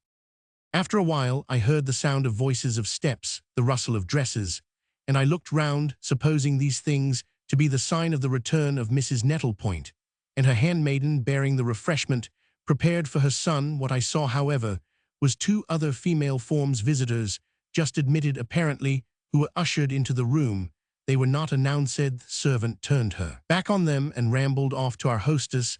They came forward in a wavering, tentative, unintroduced way, partly, I could see, because the place was dark, and partly because their visit was in its nature experimental, a stretch of confidence. One of the ladies was stout, and the other was slim, and I perceived in a moment that one was talkative, and the other silent. I made out further that one was elderly and the other young, and that the fact that they were so unlike did not prevent their being mother and daughter. Mrs. Nettlepoint reappeared in a very few minutes, but the interval had sufficed to establish a communication really copious for the occasion between the strangers and the unknown gentleman, whom they found in possession, hat and stick in hand. This was not my doing, for what had I to go upon, and still less was it the doing of the person whom I supposed, and whom I indeed quickly and definitely learned to be the daughter she spoke. But Aunt Suhan, her companion, informed me that she was going out to Europe the next day to be married. Then she said, "Oh, Mother," PG 168, protestingly, in a tone which struck me in the darkness as doubly strange, exciting my curiosity to see her face. It had taken her mother but a moment to come to that, and to other things besides, after I had explained that I myself was waiting for Mrs. Nettlepoint, who would doubtless soon come back. "Well, she won't know me, I guess. She hasn't ever heard much about me," the good lady said, "but I have come from Mrs. Allen, and I guess that will make it all right. I presume you know Mrs. Allen." I was unacquainted with this influential personage, but I assented vaguely to the proposition. Mrs. Allen's emissary was good-humored and familiar, but rather appealing than insistent. She remarked that if her friend had found time to come in the afternoon, she had so much to do being just up for the day that she couldn't be sure it would be all right. And somehow, even before she mentioned Merrimack Avenue, they had come all the way from there. My imagination had associated her with that indefinite social limbo known to the properly constituted Boston mind as the South End, a nebulous region, which condenses here and there into a pretty face, in which the daughters are an improvement on the mothers, and are sometimes acquainted with gentlemen resident in more distinguished districts of the New England capital, gentlemen, whose wives and sisters in turn are not acquainted with them.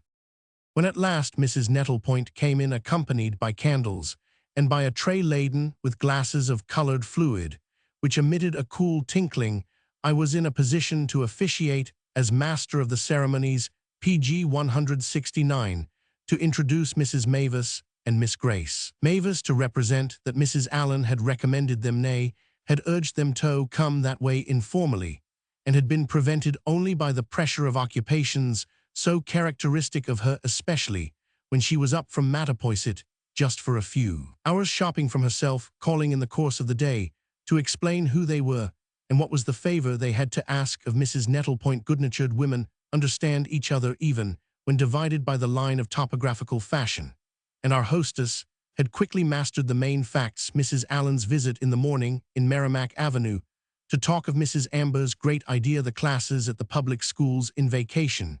She was interested with an equal charity to that of Mrs. Mavisvan. In such weathering, those of the South End, for games and exercises and music, to keep the poor unoccupied children out of the streets.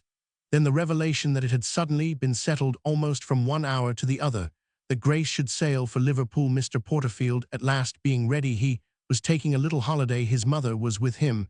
They had come over from Paris to see some of the celebrated old buildings in England, and he had telegraphed to say that if Grace would start right off, they would just finish it up and be married. It often happened that when things had dragged on that way for years, they were all huddled up at the end of course. In such a case, she, Mrs. Mavis, had had to fly round. Her daughter's passage was taken, but it seemed too dreadful that she should make her journey all alone, the first time she had ever been at sea, without any companion or escort. She couldn't go. Mr. Mavis, PG 170, was too sick. She hadn't even been able to get him off to the seaside. "Well, Mrs. Nettlepoint is going in that ship," Mrs. Allen had said, and she had represented that nothing was simpler than to put the girl in her charge, when Mrs. Mavis had replied that that was all very well, but that she didn't know the lady. Mrs. Allen had declared that that didn't make a speck of difference, for Mrs. Nettlepoint was kind enough for anything. It was easy enough to know her. If that was all the trouble, all Mrs. Mavis would have to do would be to go up to her the next morning when she took her daughter to the ship. She would see her there on the deck with her party, and tell her what she wanted. Mrs. Nettlepoint had daughters herself, and she would easily understand. Very likely she would even look after Grace a little on the other side. In such a queer situation, going out alone to the gentleman she was engaged to, she would just help her to turn round. Before she was married, Mr. Porterfield seemed to think they wouldn't wait long. Once she was there, they would have it right over at the American consul's. Mrs. Allen had said it would perhaps be better still to go and see Mrs. Nettlepoint beforehand that day to tell her what they wanted. Then they wouldn't seem to spring it on her just as she was leaving. She herself, Mrs. Allen, would call and say a word for them if she could save 10 minutes before catching her train. If she hadn't come, it was because she hadn't saved her 10 minutes, but she had made them feel that they must come all the same. Mrs. Mavis liked that better because on the ship in the morning, there would be such a confusion. She didn't think PG 171, her daughter, would be any trouble conscientiously. She didn't. It was just to have someone to speak to her, and not sally forth like a servant girl going to a situation. I see I am to act as a sort of bridesmaid, and to give her away, said Mrs. Nettlepoint. She was in fact kind enough for anything, and she showed on this occasion that it was easy enough to know her.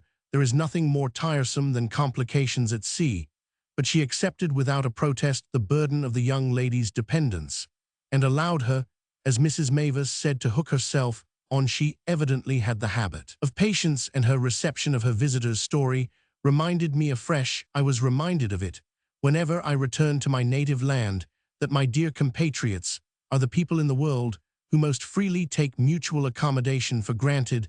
They have always had to help themselves, and by a magnanimous extension, they confound helping each other with that. In no country are there fewer forms and more reciprocities. It was doubtless not singular that the ladies from Merrimack Avenue should not feel that they were importunate. What was striking was that Mrs. Nettlepoint did not appear to suspect it. However, she would in any case have thought it inhuman to show that, though I could see that under the surface she was amused at everything the lady from the South End took for granted. I know not whether the attitude of the younger visitor added or not to the merit of her good nature. Mr. Porterfield's intended took no part in her mother's appeal, scarcely spoke, sat looking at the back bay and the lights on the long bridge. She declined the PG 172 lemonade and the other mixtures which at Mrs. Nettlepoint's request I offered her, while her mother partook freely of everything. And I reflected, for I as freely consumed the reviving liquid, that Mr. Jasper had better hurry back if he wished to profit by the refreshment prepared for him. Was the effect of the young woman's reserve ungracious, or was it only natural that in her particular situation she should not have a flow of compliment at her command? I noticed that Mrs. Nettlepoint looked at her often, and certainly, though she was undemonstrative, Miss Mavis was interesting. The candlelight enabled me to see that if she was not in the very first flower of her youth, she was still a handsome girl. Her eyes and hair were dark, her face was pale, and she held up her head as if with its thick braids it were an appurtenance she was not ashamed of. If her mother was excellent and common, she was not common, not flagrantly so, and perhaps not excellent at all. Events, she would not be in appearance at least a dreary appendage, and in the case of a person hooking on, that was always something gained. Is it because something of a romantic or pathetic interest usually attaches to a good creature who has been the victim of a long engagement that this young lady made an impression on me from the first? Favored as I had been so quickly with this glimpse of her history, certainly she made no positive appeal. She only held her tongue and smiled, and her smile corrected whatever suggestion might have forced itself upon me that the spirit was dead, the spirit of that promise of which she found herself doomed to carry out the letter. Page 173. What corrected it, less I must add, was an odd recollection which gathered vividness as I listened to eat a mental association which the name of Mr. Porterfield had evoked. Surely I had a personal impression, oversmeared and confused, of the gentleman who was waiting at Liverpool, or who would be for Mrs. Nettlepoint's protégé. I had met him, known him, sometime, somewhere, somehow in Europe. Was he not studying something very hard somewhere, probably in Paris, 10 years before? And did he not make extraordinarily neat drawings, linear and architectural? Didn't he go to a table d'hôte at 2 francs 25 in the Rue Bonaparte, which I then frequented? And didn't he wear spectacles and a Scotch plaid arranged in a manner which seemed to say, I have trustworthy information that that is the way they do it in the Highlands? Was he not exemplary and very poor, so that I supposed he had no overcoat, and his tartan was what he slept under at night? Was he not working very hard still? And wouldn't he be in the natural course, not yet satisfied that he knew enough to launch out? He would be a man of long preparations. Miss Mavis' white face seemed to speak to one of that. It appeared to me that if I had been in love with her, I should not have needed to lay such a train to marry her. Architecture was his line, and he was a pupil of the École des Beaux-Arts.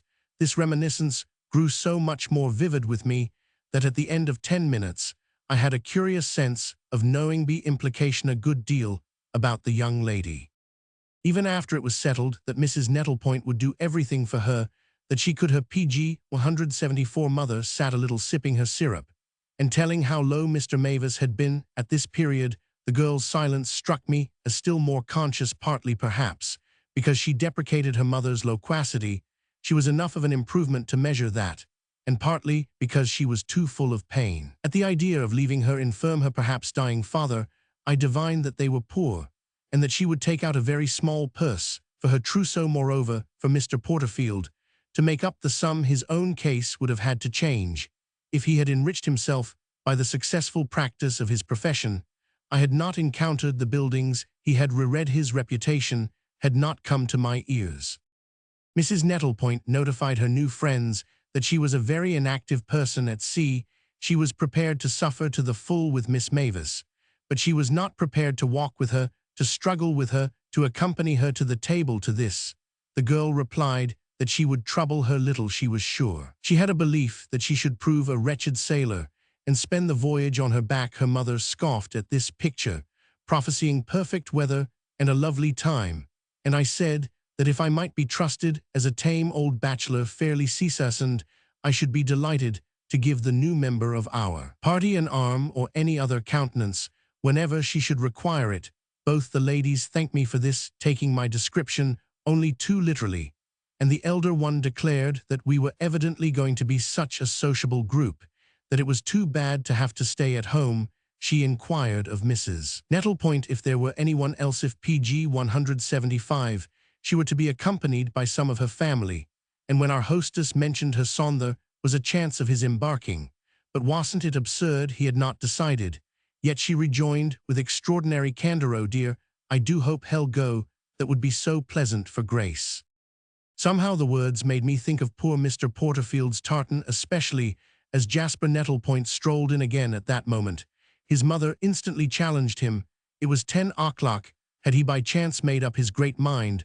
Apparently, he failed to hear her, being in the first place surprised at the strange ladies, and then struck with the fact that one of them was not strange. The young man, after a slight hesitation, greeted Miss Mavis with a handshake and an "Oh, good evening, how do you do?" He did not utter her name, and I could see that he had forgotten it, but she immediately pronounced his availing herself of an American girl's discretion to introduce him to her mother. "Well, you might have told me you knew him all this time," Mrs. Mavis exclaimed. Then, smiling at Mrs. Nettlepoint, she added, "It would have saved me a worry, an acquaintance already begun." "Ah, my son's acquaintances," Mrs. Nettlepoint murmured. "Yes, and my daughters too," cried Mrs. Mavis jovially. "Mrs. Allen didn't tell us you were going," she continued to the young man. "She would have been clever if she had been able to." Mrs. Nettlepoint ejaculated. "Dear mother, I have my telegram," Jasper remarked, looking at Grace Mavis. PG 176.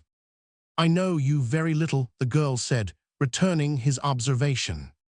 "I've danced with you at some ball for some sufferers, by something or other." "I think it was an inundation," she replied, smiling, "but it was a long time ago. I haven't seen you since. I have been in far contristo, my loss. I should have said it was for a big fire." "It was at the Horticultural Hall. I didn't remember your name," said Grace Mavis. "That is very unkind of you, when I recall vividly that you had a pink dress."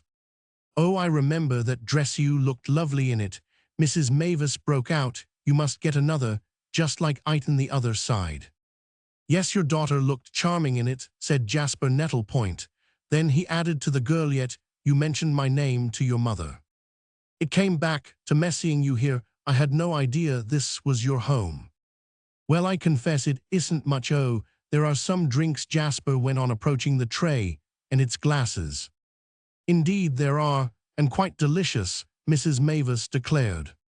"Won't you have another Thena pink, one like your daughter's gown?" "With pleasure, sir. Oh, do see them over." Mrs. Mavis continued, accepting from the young man's hand a third tumbler. "My mother and that gentleman, surely they can take care of themselves," said Jasper Nettlepoint. PG 177. "But my daughter has a claim as an old friend." "Jasper, what does your telegram say?" his mother interposed. He gave no heed to her question. He stood there with his glass in his hand, looking from Mrs. Mavis to Miss Grace. "I'll leave her to me, madam. I am quite competent," I said to Mrs. Mavis. Then the young man looked at me the next minute. He asked of the young lady, "Do you mean you are going to Europe?" "Yes, tomorrow, in the same ship as your mother." "That's what we've come here for, to see all about it," said Mrs. Mavis. "My son, take pity on me, and tell me what light your telegram throws," Mrs. Nettlepoint went on. "I will, dearest, when I've quenched my thirst," and Jasper slowly drained his glass. "Well, you're a worse than Gracie," Mrs. Mavis commented. "She was first one thing, and then the other, but only about up to 3 o'clock yesterday." "Excuse me, aunt, you take something?" Jasper inquired of Gracie, who however declined. As if to make up for her mother's copious consummation, I made privately the reflection that the two ladies ought to take leave, the question of Mrs. Nettlepoint's goodwill being so satisfactorily settled, and the meeting of the morrow at the ship so near at hand, and I went so far as to judge that their protracted stay with their hostess, visibly in a fidget, was a sign of a want of breeding. Miss Grace, after all, then, was not such an improvement on her mother, for she easily might PG 178 have taken the initiative of departure, in spite of Mrs. Mavis, imbibing her glass of syrup in little interspaced sips, as if to make it last as long as possible. I watched the girl with an increasing curiosity. I could not help asking myself a question or two about her, and even perceiving already in a dim and general way that there were some complications in her position. Was it not a complication that she should have wished to remain long enough to assuage a certain suspense to learn whether or no Jasper were going to sail? Had not something particular passed between them on the occasion, or at the period to which they had covertly alluded? And did she really not know that her mother was bringing her to his mother's, though she apparently had thought it well not to mention the circumstance? Such things were complications on the part of a young lady betrothed to that curious cross-barred phantom of a Mr. Porterfield, but I am bound to add that she gave me no further warrant for suspecting them than by the simple fact of her encouraging her mother by her immobility to linger. Somehow I had a sense that she knew better. I got up myself to go, but Mrs. Nettlepoint detained me after seeing that my movement would not be taken as a hint, and I perceived she wished me not to leave my fellow visitors on her hands. Jasper complained of the closeness of the room, said that it was not a night to sit in a room and ought to be out in the air, under the sky. He denounced the windows that overlooked the water for not opening upon a balcony or a terrace, until his mother, whom he had not yet satisfied about his telegram, reminded him that there was a beautiful balcony in front, with room for PG 179. A dozen people, she assured him. We would go and sit there if it would please him. "It will be nice and cool tomorrow, when we steam into the great ocean," said Miss Mavis, expressing with more vivacity than she had yet thrown into any of her utterances my own thought of half an hour before Mrs. Nettlepoint replied that it would probably be freezing cold, and her son murmured that he would go and try the drawing-room balcony and report upon it. Just as he was turning away, he said, smiling, to Miss Mavis, "Won't you come with me and see if it's pleasant?" "Oh, well, we had better not stay all night," her mother exclaimed. But without moving, the girl moved. After a moment's hesitation, she rose and accompanied Jasper into the other room. I observed that her slim tallness showed to advantage as she walked, and that she looked well as she passed with her head thrown back into the darkness of the other part of the house. There was something rather marked, rather surprising. I scarcely knew why, for the act was simple enough in her doing so, and perhaps it was our sense of this that held the rest of us somewhat stiffly silent. As she remained away, I was waiting for Mrs. Mavis to go so that I myself might go, and Mrs. Nettlepoint was waiting for her to go so that I might not. This doubtless made the young lady's absence appear to us longer than it really was. It was probably very brief. Her mother, moreover, I think, had a vague consciousness of embarrassment. Jasper Nettlepoint presently returned to the back drawing-room to get a glass of syrup for his companion, and he took occasion to remark that it was lovely on the balcony. One really PG 180 got some air. The breeze was from that quarter. I remembered, as he went away with his tinkling tumbler, that from my hand, a few minutes before, Miss Mavis had not been willing to accept this innocent offering. A little later, Mrs. Nettlepoint said, "Well, if it's so pleasant there, We had better go ourselves, so we passed to the front, and in the other room met the two young people coming in from the balcony. I wondered, in the light of subsequent events, exactly how long they had been sitting there together. There were 3 or 4 cane chairs, which had been placed there for the summer if it had been but 5 minutes, that only made subsequent events more curious. "We must go, Mother," Miss Mavis immediately said, and a moment later, with a little renewal of chatter as to our general meeting on the ship, the visitors had taken leave. Jasper went down with them to the door, and as soon as they had gone out, Mrs. Nettlepoint exclaimed, "Ah, but shall be a bore, shall be a bore. Not through talking too much early. An affectation of silence is as bad. I hate that particular pose. It's coming up very much now, an imitation of the English. Like everything else, a girl who tries to be statuesque at Seathat will act on one's nerves. I don't know what she tries to be, but she succeeds in being very handsome. So much the better for you. I'll leave her to you, for I shall be shut up. I like her being placed under my care." "She will be under Jasper's," I remarked. "Ah, he won't go. I want it too much." Page 181. "I have an idea he will go. Why didn't he tell me so then when he came in?" He was diverted by Miss Mavis, a beautiful, unexpected girl sitting there. Diverted from his mother, trembling for his decision. "She's an old friend. It was a meeting after a long separation." "Yes, such a lot of them, as he knows," said Mrs. Nettlepoint. "Such a lot of them. He has so many female friends in the most varied circles." "Well, we can close round her then, for I on my side knew or used to know her young man." "Her young man's?" "The fiancé, the intended, the one she is going out to. He can't, by the way, be very young now." "How odd it sounds," said Mrs. Nettlepoint. I was going to reply that it was not odd if you knew Mr. Porterfield, but I reflected that that perhaps only made it odder. I told my companion briefly who he was, that I had met him in the old days in Paris, when I believed for a fleeting hour that I could learn to paint, when I lived with the Jeunesse des Écoles, and her comment on this was simply, well, he had better have come out for her. Perhaps so. She looked to me as she sat there, as if she might change her mind at the last moment. About her marriage. About sailing, but she won't change now. Jasper came back, and his mother instantly challenged him. "Well, are you going?" Page 182. "Yes, I shall go," he said, smiling. "I have got my telegram." "Oh, your telegram," I ventured to exclaim. "That charming girl is your telegram." He gave me a look, but in the dusk I could not make out very well what it conveyed. Then he bent over his mother, kissing her. "My news isn't particularly satisfactory. I am going for you." "Oh, you humbug," she rejoined, but of course she was delighted. Page 183. Roman 2. People usually spend the first hours of a voyage in squeezing themselves into their cabins, taking their little precautions, either so excessive or so inadequate, wondering how they can pass so many days in such a hole, and asking idiotic questions of the stewards who appear in comparison. Such men of the world, my own initiations were rapid, as became an old sailor, and so it seemed were Miss Mavis, for when I mounted to the deck at the end of half an hour, I found her there alone in the stern of the ship, looking back at the dwindling continent. It dwindled very fast for so big a place. I accosted her, having had no conversation with her, amid the crowd of leave-takers and the muddle of farewells before we put off. We talked a little about the boat, our fellow passengers, and our prospects.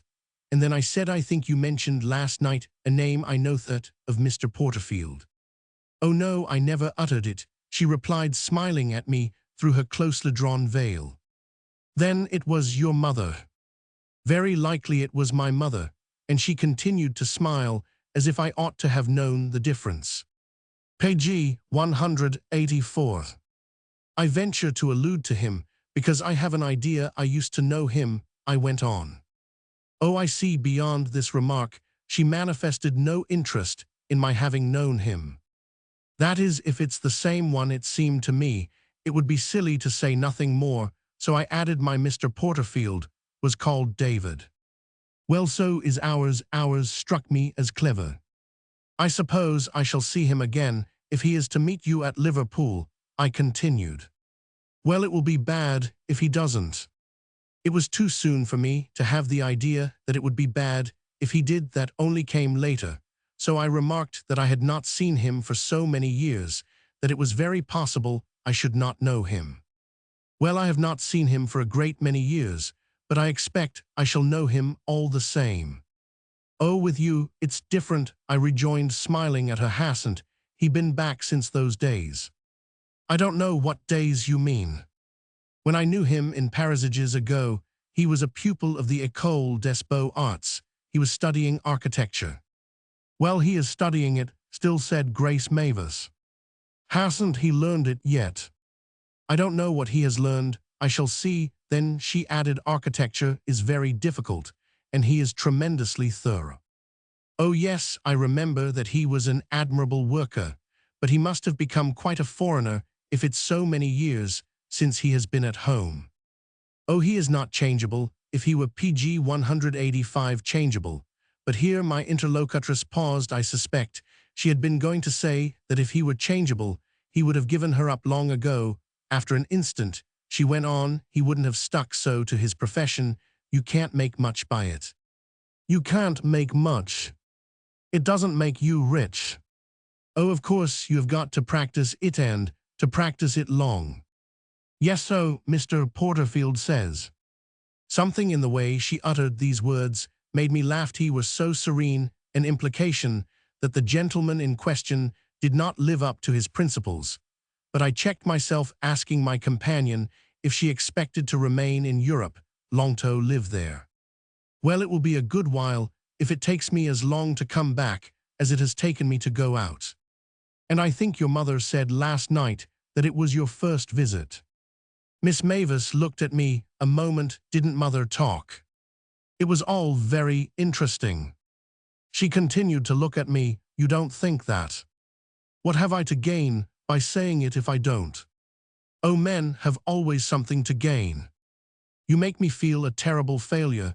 Then I hope at any rate that it gives you pleasure. The idea of seeing foreign lands. Mercy, I should think so. It's a pity our ship is not one of the fast ones if you are impatient. Page 186. She was silent a moment, then she exclaimed, oh, I guess it will be fast enough. That evening I went in to see Mrs. Nettlepoint and sat on her sea trunk, which was pulled out from under the berth to accommodate me. It was 9 o'clock, but not quite dark, as our northward course had already taken us into the latitude of the longer days. She had made her nest admirably and lay upon her sofa in a becoming dressing gown and cap, resting from her labors. It was her regular practice to spend the voyage in her cabin, which smelt good. Such was the refinement of her art, and she had a secret peculiar to herself for keeping her port open without shipping seas. She hated what she called the mess of the ship, and the idea, if she should go above, of meeting stewards with plates of supererogatory food. She professed to be content with her situation. We promised to lend each other books, and I assured her familiarly that I should be in and out of her room a dozen times a day, and pitied me for having to mingle in society. She judged this to be a limited privilege, for on the deck, before we left the wharf, she had taken a view of our fellow passengers. Oh, I am an inveterate, almost a professional observer, I replied, and with that vice, I am as well occupied as an old woman in the sun with her knitting.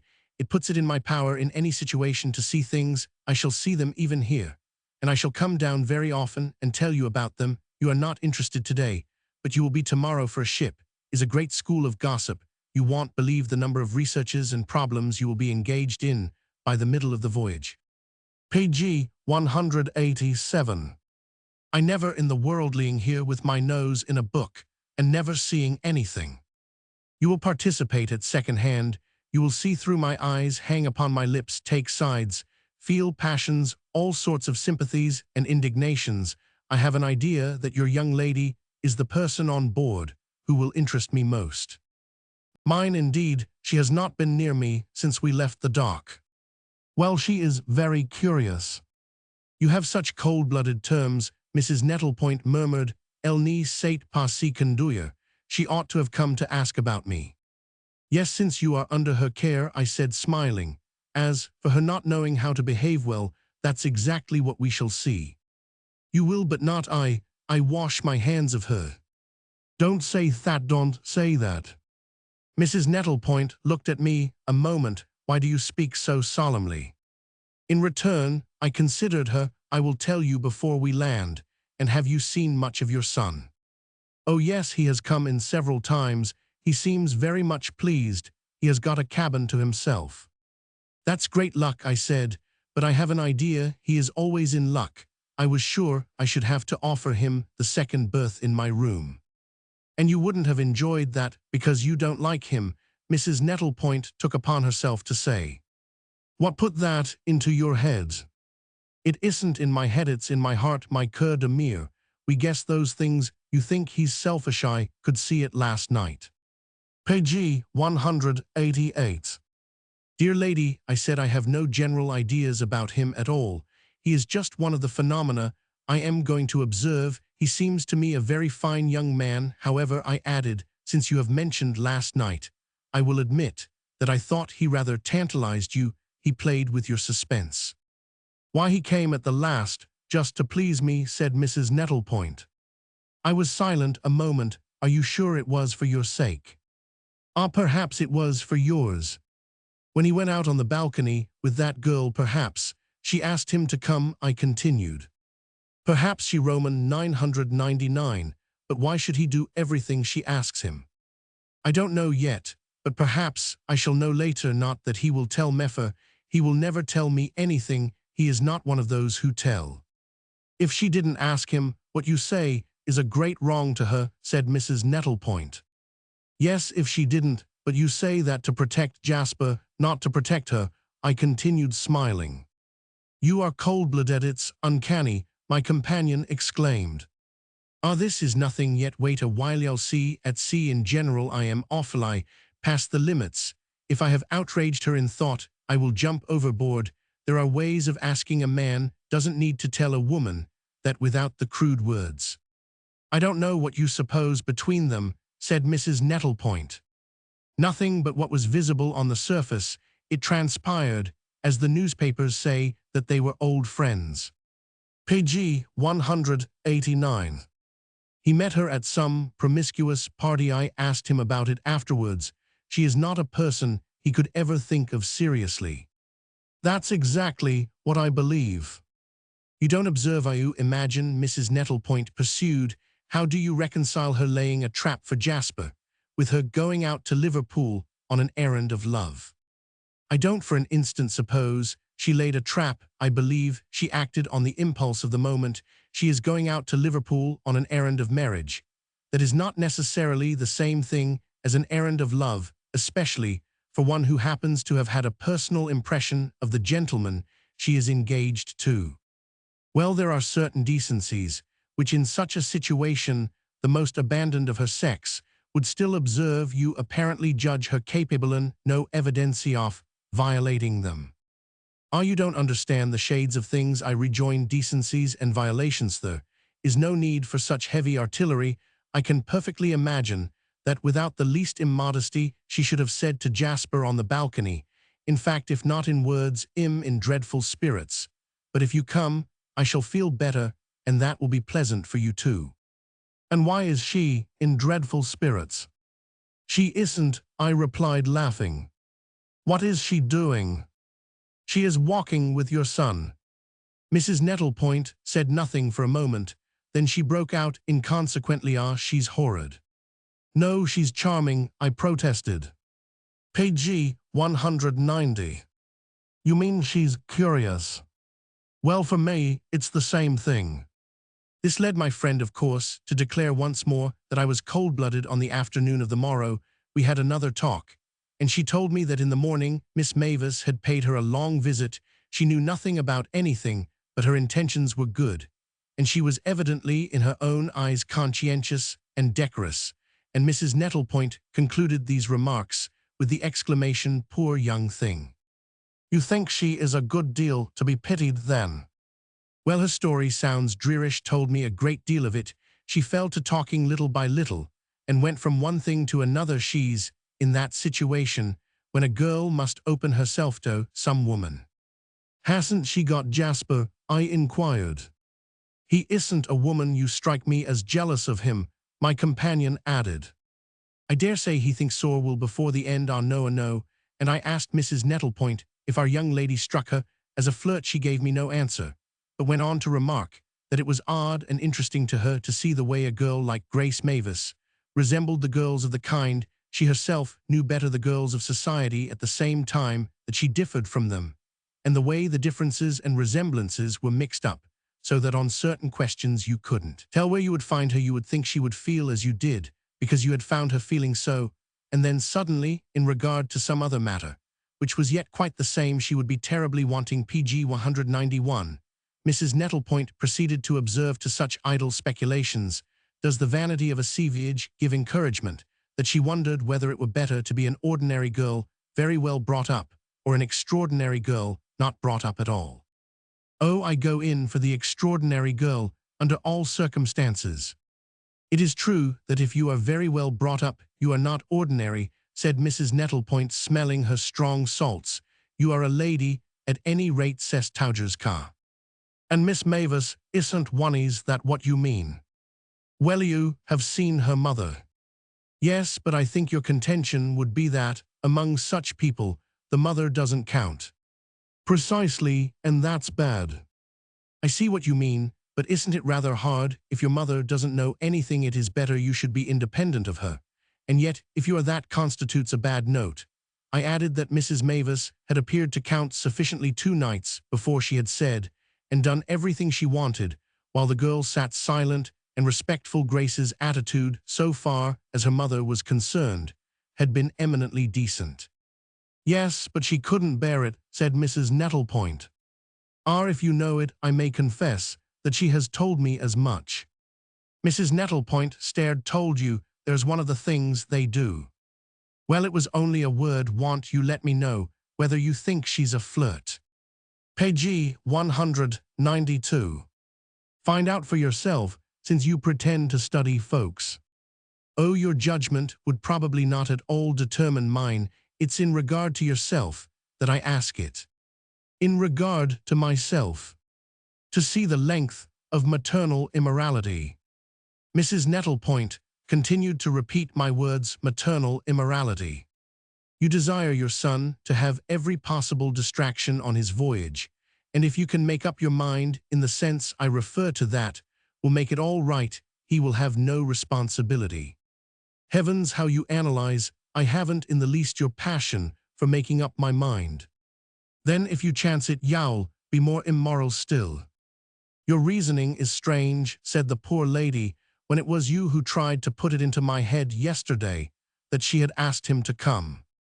Yes, but in good faith. How do you mean, in good faith? Why, as girls of that sort do, their allowance and measure in such matters is much larger than that of young ladies who have been, as you say, very well brought up. And yet I am not sure that on the whole I don't think them. The more innocent Miss Mavis is engaged, and she's to be married next week, but it's an old story, and there's no more romance in it than if she were going to be photographed. So her usual life goes on, and her usual life consists, and that of ces demoiselles in general, in having plenty of gentlemen's society, having it, I mean, without having any harm from it. Page 193. Well, if there is no harm from it, what are you talking about, and why am I immoral? I hesitated, laughing. I retract, you are sane and clear. I am sure she thinks there won't be any harm. I added, that's the great point. The great point. I mean to be settled. Mercy, we are not trying them. How can we settle it? I mean, of course, in our minds, there will be nothing more interesting for the next 10 days for our minds to exercise themselves upon. They will get very tired of it, said Mrs. Nettlepoint. No, because the interest will increase, and the plot will thicken. It can't help it. She looked at me as if she thought me slightly Mephistophelian, and I went on. So, she told you everything in her life was dreary. Not everything, but most things, and she didn't tell me so much, as I guessed it. She'll tell me more the next time. She will behave properly now about coming in to see me. I told her she ought to. I am glad of that. I said, keep her with you, as much as possible. I don't follow you much, Mrs. Nettlepoint replied, but so far as I do, I don't think your remarks are in very good taste. I am too excited, I lose my head, cold-blooded, as you think me. Doesn't she like Mr. Porterfield? Yes, that's the worst of it. The worst of it. He's so good there's no fault to be found with PG 190 for him, otherwise she would have thrown it all up. It has dragged on since she was 18. She became engaged to him before he went abroad to study.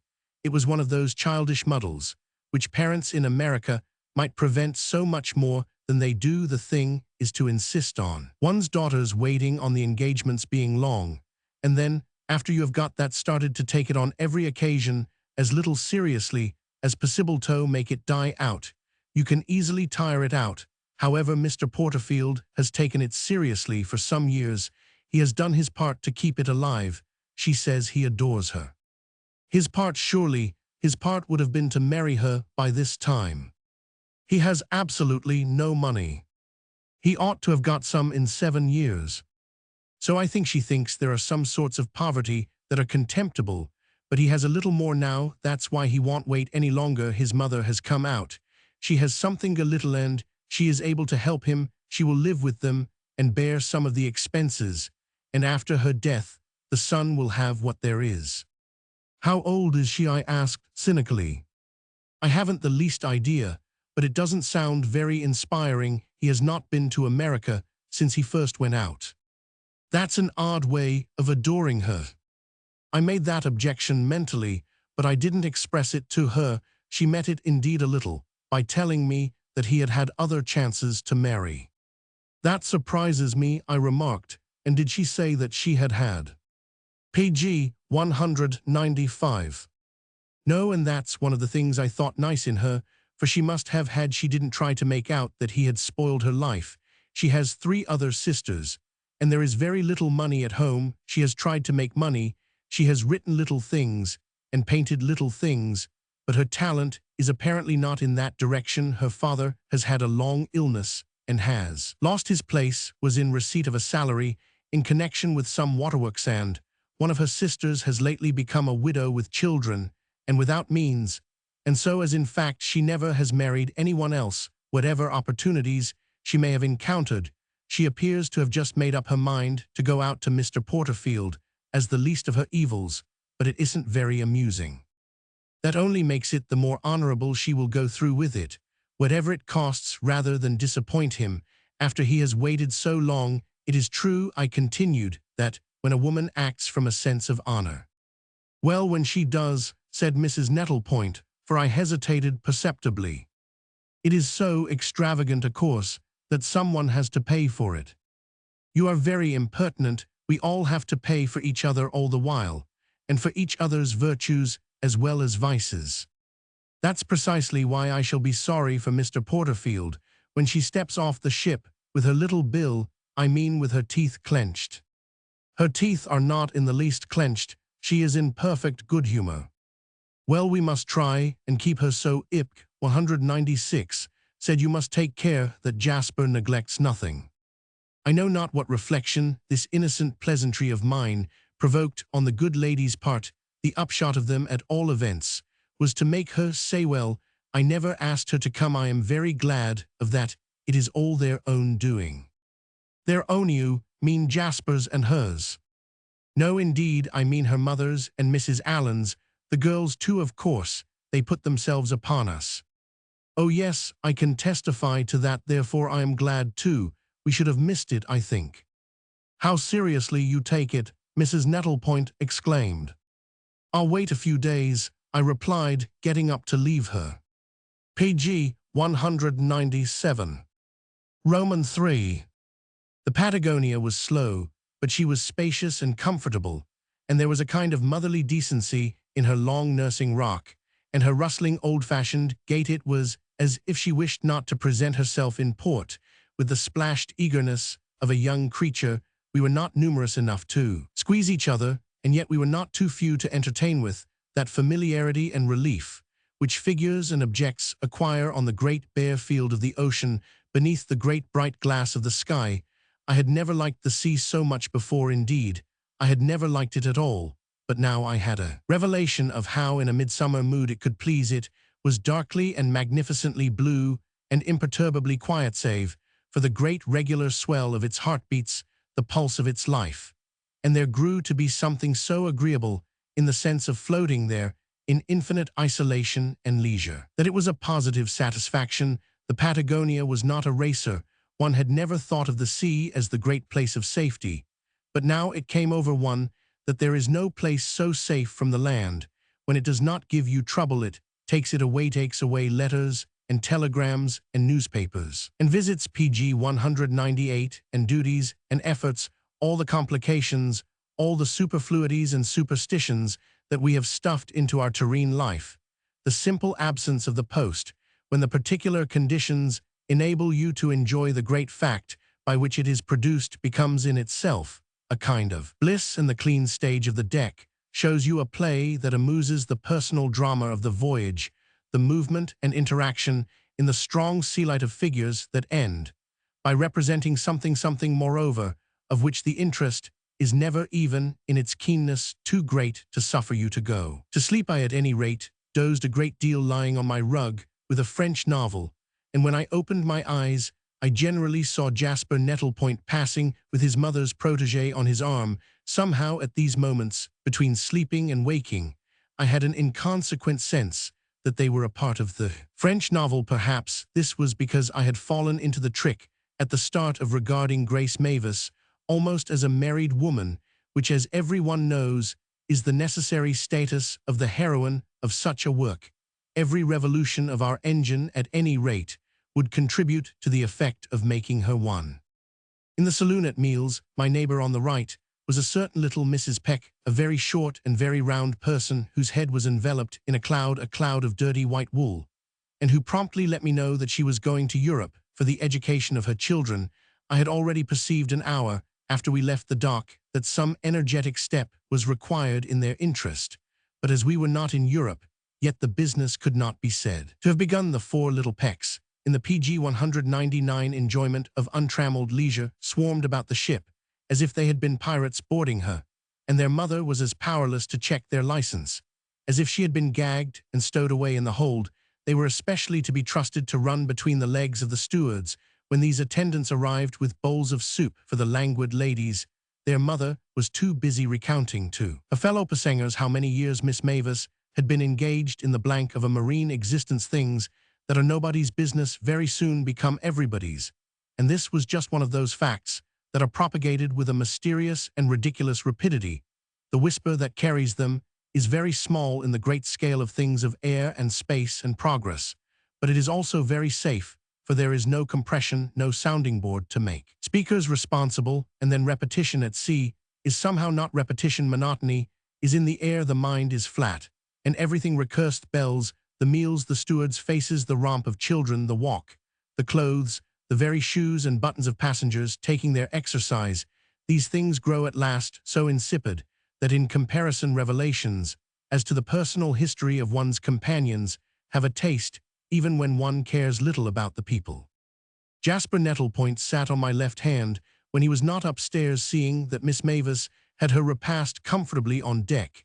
His mother's place would have been next mine had she shown herself, and then that of the young lady under her care. The two ladies, in other words, would have been between us. Jasper, marking the limit of the party on that side. Miss Mavis was present at luncheon, the PG 200 first day, but dinner passed without her coming in, and when it was half over, Jasper remarked that he would go up and look after her. "Isn't that young lady coming, the one who was here to lunch?" Mrs. Peck asked of me as he left the saloon.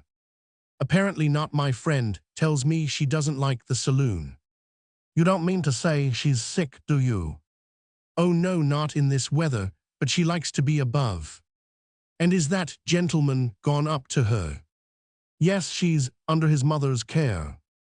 "And is his mother up there too?" asked Mrs. Peck, whose processes were homely and direct. "No, she remains in her cabin. People have different tastes, perhaps. That's one reason why Miss Mavis doesn't come to table," I added, "her chaperone not being able to accompany her." "Her chaperone?" "Mrs. Nettlepoint, lady. under whose protection she is. Protection. Mrs. Peck stared at me a moment, moving some valued morsel in her mouth. Then she exclaimed familiarly, "Pshaw." I was struck with this, and I was on the point of asking her what she meant by it, when she continued, "Are we not going to see Mrs. Nettlepoint?" "I am afraid not. She vows that she won't stir from her sofa." "Pshaw," said Mrs. Peck again. "That's quite a disappointment." "Do you know her then?" "No, but I know all about her."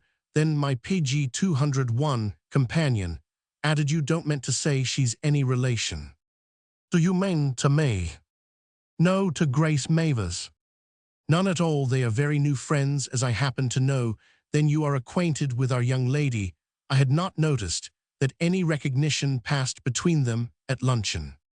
"Is she yours too?" asked Mrs. Peck, smiling at me. "Ah, when people are in the same boat, literally belong a little to each other." "That's so," said Mrs. Peck. "I don't know Miss Mavis, but I know all about her. I live opposite to her on Merrimack Avenue. I don't know whether you know that part." "Oh yes, it's very beautiful." The consequence of this remark was another pshaw, but Mrs. Peck went on, "When you've lived opposite to people like that for a long time, you feel as if you were acquainted. But she didn't take it up today. She didn't speak to me. She knows who I am as well as she knows her own mother." "You had better speak to her first." "She's shy," I remarked. "Shy? Why, she's nearly 30 years old. I suppose you know where she's going?" "Oh yes, we all take an interest in that." "That young man, I suppose, particularly." "That young man? The handsome one who sits there? Didn't you tell me he is Mrs. Nettlepoint's son?" "Oh yes, he acts as her deputy, no doubt. He does all he can to carry out her function." Page 202. Mrs. Peck was silent a moment. I had spoken jocosely, but she received my pleasantry with a serious face. Well, she might let him eat his dinner in peace, she presently exclaimed.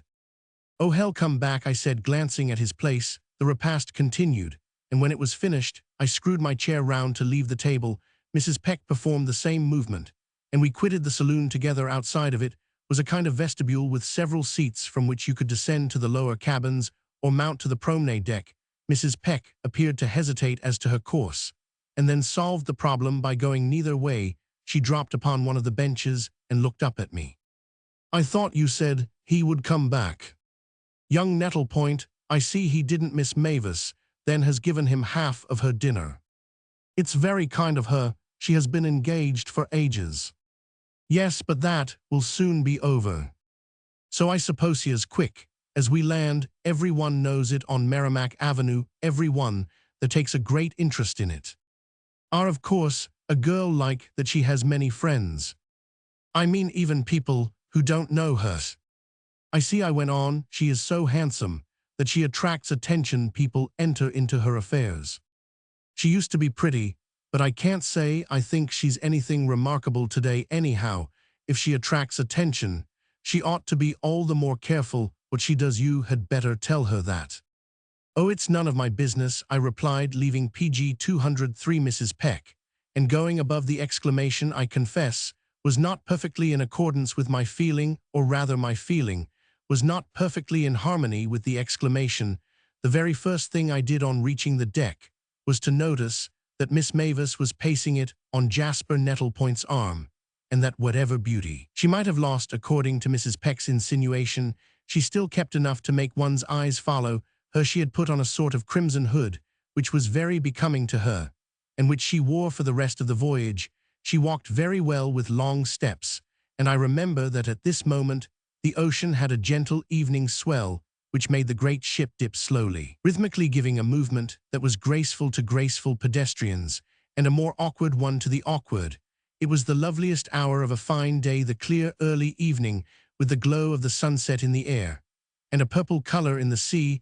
I always thought that the waters plowed by the Homeric heroes must have looked like that. I perceived on that particular occasion, moreover, that Grace Mavis would, for the rest of the voyage, be the most visible thing on the ship, the figure that would count most in the composition of groups. She couldn't help it. Poor girl, nature had made her conspicuous, important, as the painters say.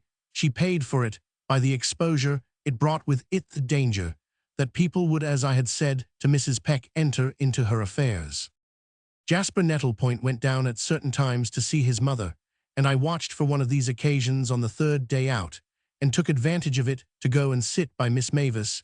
She wore a blue PG 204 veil drawn tightly over her face, so that if the smile with which she greeted me was dim, I could account for it partly by that. "Well, we are getting on," I said cheerfully, looking at the friendly twinkling sea. "Are we going very fast?" "Not fast, but steadily, own hast, own rasto, you know German." "Well, I've studied it some. It will be useful to you over there when you travel." "Well, yes, if we do, but I don't suppose we shall much." Mr. Nettlepoint says we ought, my interlocutress added in a moment. Of course, he thinks so. He has been all over the world." "Yes, he has described some of the places. That's what I should like. I didn't know I should like it so much." "Like what so much?" "Going on this way, I could go on forever and ever." "Ah, you know, it's not always like this," I rejoined. "Well, it's better than Boston." "It isn't so good as Paris," I said, smiling. "Oh, I know all about Paris. There is no freshness in that. I feel as if I had been there." "You mean you have heard so much about it?" "Oh, yes, nothing else, for 10 years. I had come to talk with Miss Mavis, because she was attractive, but I had been rather conscious of the absence of a good topic, not feeling at liberty to PG 205 revert to Mr. Porterfield.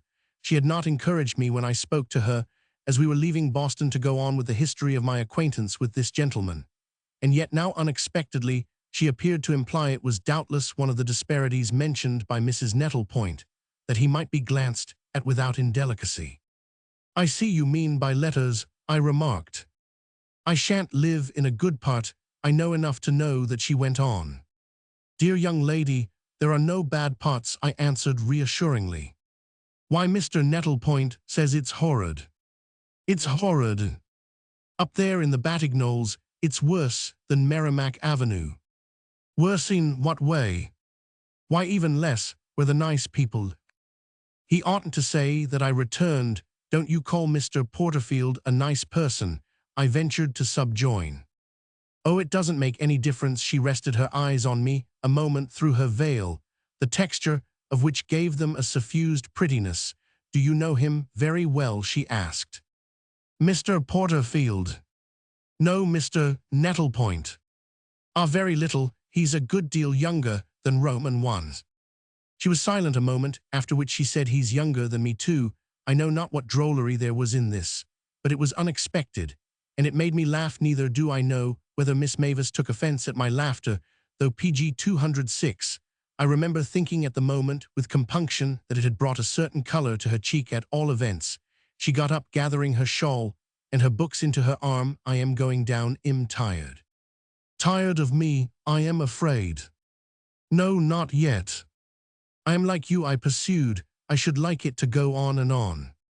She had begun to walk along the deck to the companionway, and I went with her. Oh, no, I shouldn't after all. I had taken her shawl from her to carry it, but at the top of the steps that led down to the cabins, I had to give it back. "Your mother would be glad if she could know," I observed as we parted. "If she could know how well you are getting on, and that good Mrs. Allen." "Oh, mother, she made me come." She pushed me off, and almost as if not to say more, she went quickly below. I paid Mrs. Nettlepoint a morning visit after luncheon and another in the evening. Before she turned in that same day in the evening, she said to me suddenly, "Do you know what I have done?" "I have asked Jasper." "Asked him what?" "Why, if she asked him, you know." "I don't understand." "You do perfectly. If that girl really asked him on the balconito sail with us." "My dear friend, do you suppose that if she did he would tell you?" PG 207. "That's just what he says, but he says she didn't." "And do you consider the statement valuable?" I asked, laughing out. "You had better ask Miss Gracie herself." Mrs. Nettlepoint stared. "I couldn't do that." "Incomparable friend, I am only joking. What does it signify now?" "I thought you thought everything signified. You were so full of signification." Yes, but we are farther out now, and somehow in mid-ocean, everything becomes absolute. What else can he do with decency? Mrs. Nettlepoint went on. If, as my son, he were never to speak to her, it would be very rude, and you would think that stranger still, then you would do what he does, and where would be the difference? How do you know what he does? I haven't mentioned him for 24 hours. Why, she told me herself. She came in this afternoon. What an odd thing to tell you, I exclaimed. Not as she says it. She says he's full of attention, perfectly devout, looks after her all the while. She seems to want me to know it so that I may commend him for it. That's charming. It shows her good conscience. Yes, or her great cleverness. Something in the tone in which Mrs. Nettlepoint said this caused me to exclaim in real surprise, why, what do you suppose she has in her mind?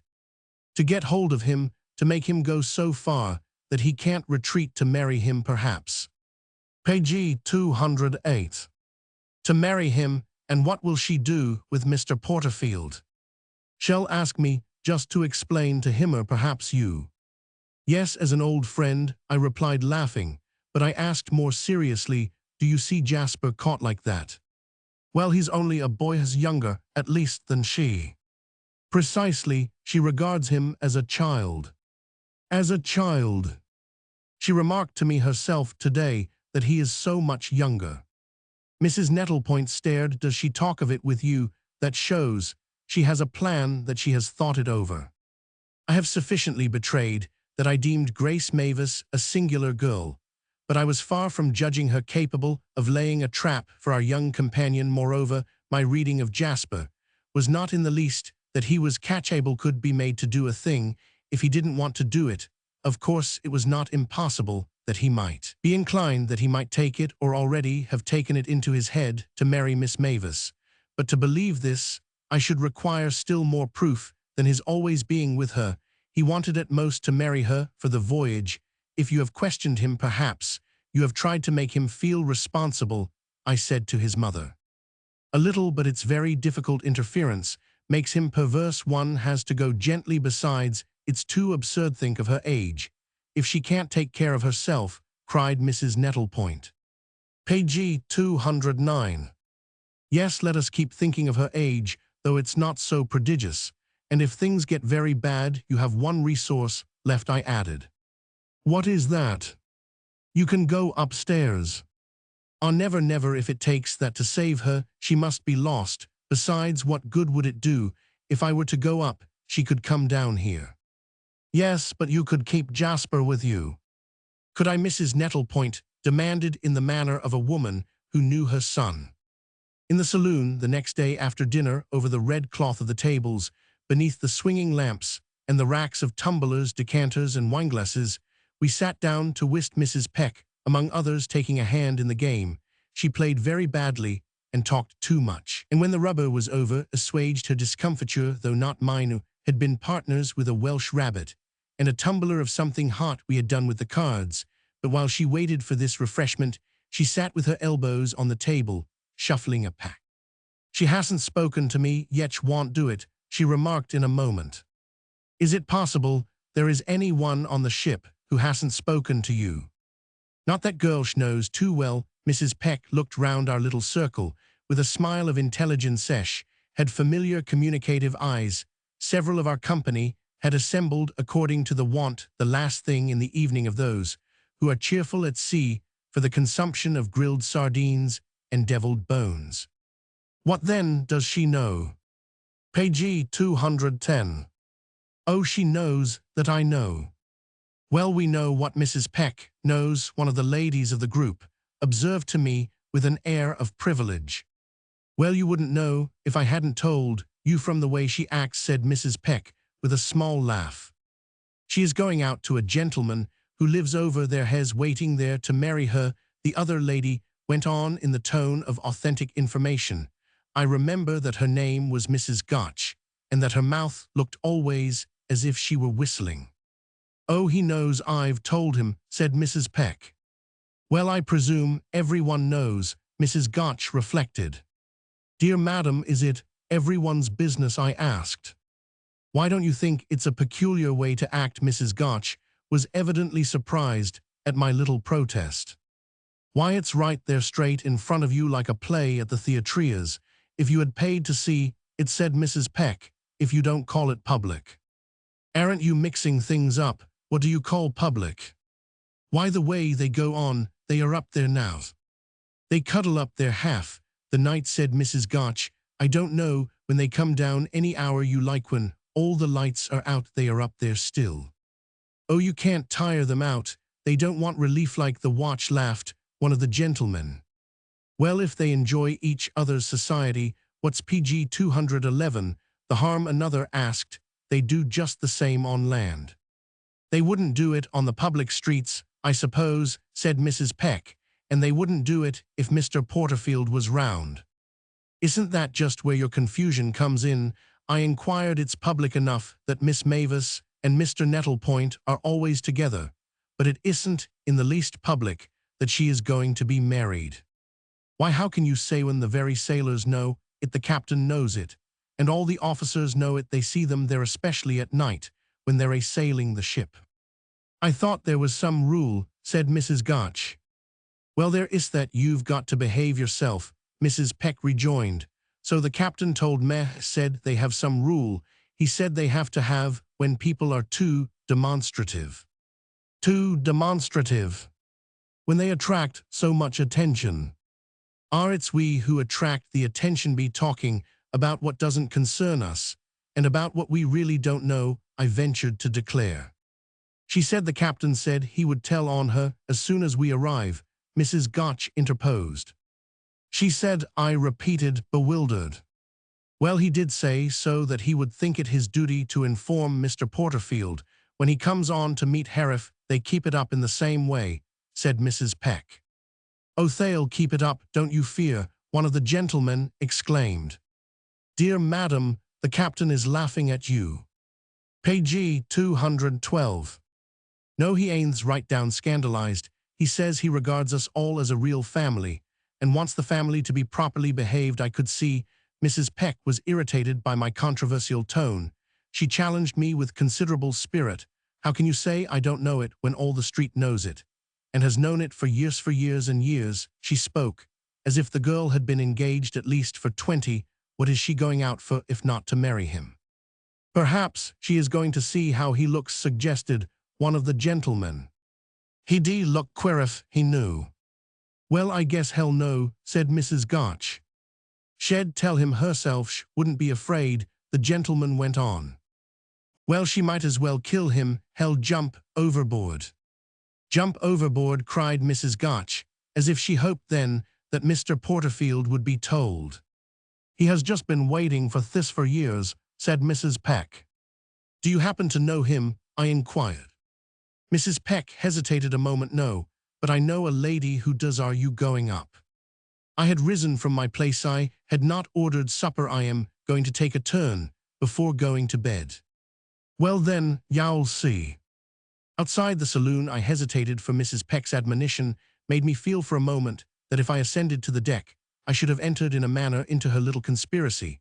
But the night was so warm and splendid that I had been intending PG 213 to smoke a cigar in the air before going below, and I did not see why I should deprive myself of this pleasure in order to seem not to mind Mrs. Peck. I went up and saw a few figures sitting, moving about in the darkness. The ocean looked black and small, as it is apt to do at night, and the long mass of the ship with its vague dim wings seemed to take up a great part of it. There were more stars than one saw on land, and the heavens struck one more than ever as larger than the earth. Grace Mavis and her companion were not so far as I perceived at first among the few passengers who were lingering late, and I was glad, because I hated to hear her talked about in the manner of the gossips I had left at supper. I wished there had been some way to prevent it, but I could think of no way, but to recommend her privately to change her habits. That would be a very delicate business, and perhaps it would be better to begin with Jasper, though that would be delicate too. At any rate, one might let him know, in a friendly spirit, to how much remark he exposed the young lady. Leaving this revelation to work its way upon him. Unfortunately, I could not altogether believe that the pair were unconscious of the observation and the opinion of the passengers. They were not a boy and a girl. They had a certain social perspective in their eye.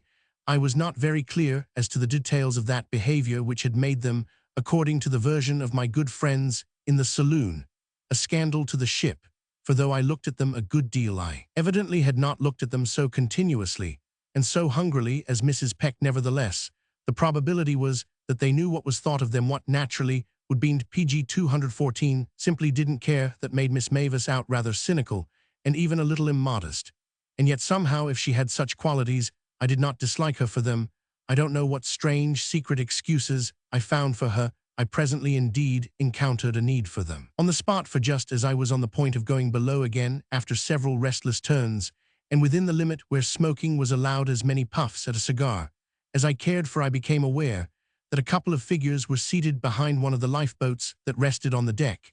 They were so placed as to be visible only to a person going close to the rail, and peering a little sidewise. I don't think I peered, but as I stood a moment beside the rail, my eye was attracted by a dusky object which protruded beyond the boat, and which, as I saw at a second glance, was the tail of a lady's dress. I bent forward an instant, but even then I saw very little more. That scarcely mattered, however, for I took for granted on the spot that the persons concealed in so snug a corner were Jasper Nettlepoint and Mr. Porterfield's intended. Concealed was the word, and I thought it a real pity there was taste in it. I immediately turned away, and the next moment I found myself face to face with the captain of the ship.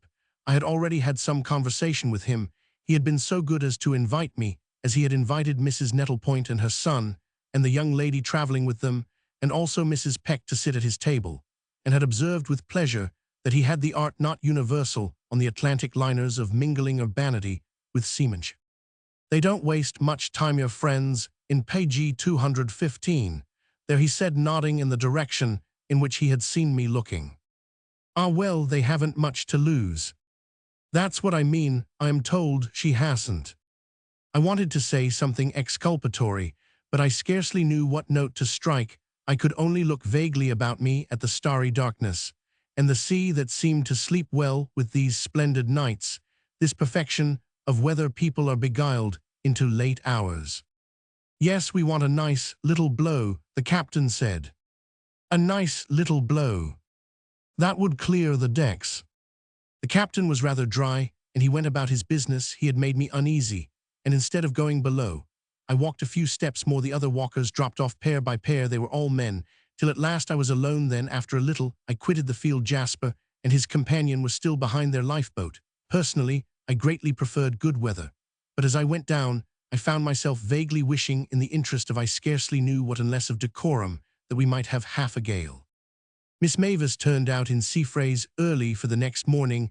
I saw her come up only a little while after I had finished my breakfast, a ceremony over which I contrived not to dawdle. She was alone, and Jasper Nettlepoint, by a rare accident, was not on deck to help her. I went to meet her. She was encumbered as usual with her shawl, her sun umbrella, and a book, and laid my hands on her chair, placing it near the stern of the ship, where she PG 216 liked best to be, but I proposed to her to walk a little before. She sat down, and she took my arm after I had put her accessories into the chair.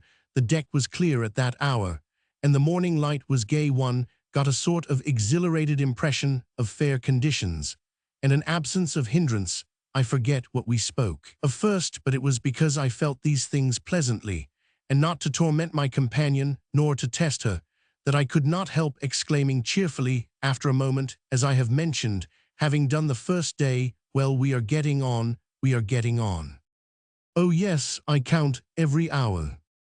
The last days always go quicker, I said, and the last hours. Well, the last hours, she asked, for I had instinctively checked myself.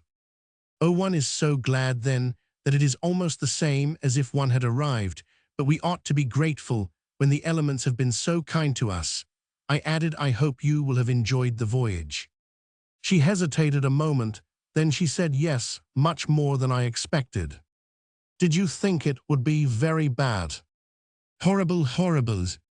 The tone of these words was strange, but I had not much time to reflect upon it, for turning round at that moment, I saw Jasper Nettlepoint come towards us. He was separated from us by the expanse of the white deck, and I could not help looking at him from head to foot. As he drew nearer, I know not what rendered me on this occasion particularly sensitive to the impression, but it seemed PG 217 to me that I saw him as I had never seen him before, saw him inside and out in the intense sea light in his personal, his moral totality. It was a quick, vivid revelation. If it only lasted a moment, it had a simplifying, certifying effect. He was intrinsically a pleasing apparition with his handsome young face, and a certain absence of compromise in his personal arrangements which more than anyone I have ever seen he managed to exhibit on shipboard. He had none of the appearance of wearing out old clothes that usually prevails there, but dressed straight, as I heard someone say. This gave him a practical, successful air, as of a young man who would come best out of any predicament. I expected to feel my companion's hand loosen itself on my arm as indication that now she must go to him, and was almost surprised. She did not drop me. We stopped as we met, and Jasper bade us a friendly good morning. Of course, the remark was not slow to be made that we had another lovely day, which led him to exclaim in the manner of one to whom criticism came easily, "Yes, but with this sort of thing consider what one of the others would do. One of the other ships. We should be there now, or at any rate tomorrow." "Well then, I am glad it isn't one of the others," I said, smiling at the young lady on my arm.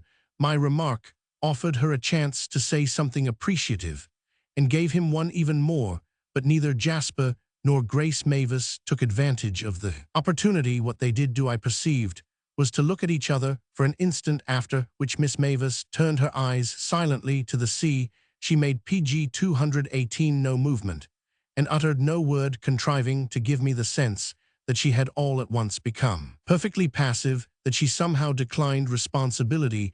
We remained standing there with Jasper in front of us, and if the touch of her arm did not suggest that I should give her up, neither did it intimate that we had better pass on. I had no idea of giving her up, albeit one of the things that I seemed to discover just then in Jasper's physiognomy was an imperturbable implication that she was his property. His eye met mine for a moment, and it was exactly as if he had said to me, "I know what you think, but I don't care a rap." What I really thought was that he was selfish beyond the limits. That was the substance of my little revelation. Youth is almost always selfish, just as it is almost always conceited.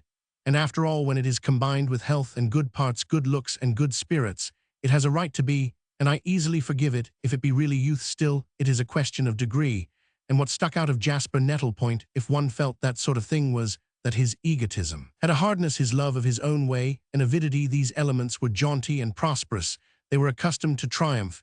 He was fond, very fond of women. They were necessary to him, and that was in his type. But he was not in the least in love with Grace Mavis. Among the reflections I quickly made, this was the one that was most to the point. There was a degree of awkwardness after a minute in the way we were planted there, though the apprehension of it was doubtless not in the least with him.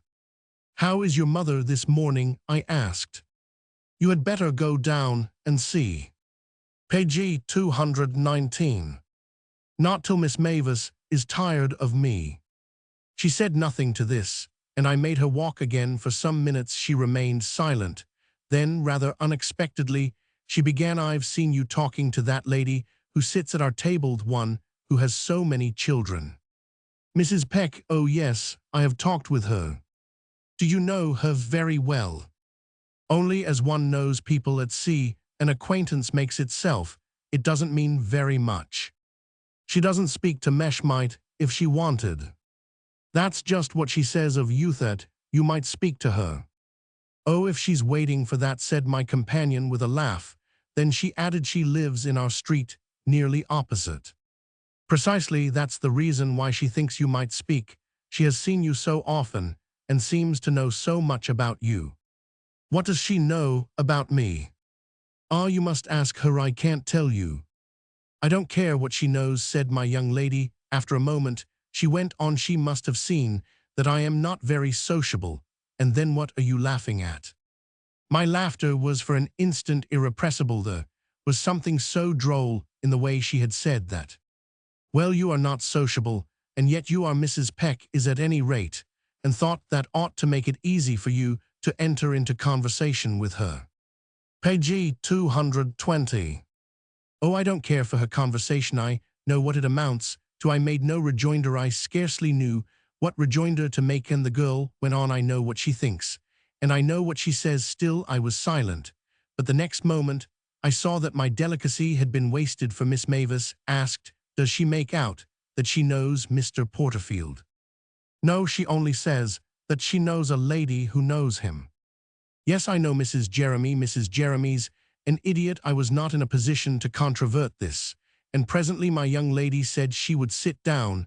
I left her in her chair. I saw that she preferred it and wandered to a distance. A few minutes later, I met Jasper again, and he stopped of his own accord and said to me, we shall be in about 6 in the evening on the 11th day. Thee promise it.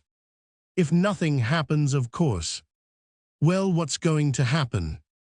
That's just what I am wondering. And I turned away and went below with the foolish but innocent satisfaction of thinking that I had mystified him.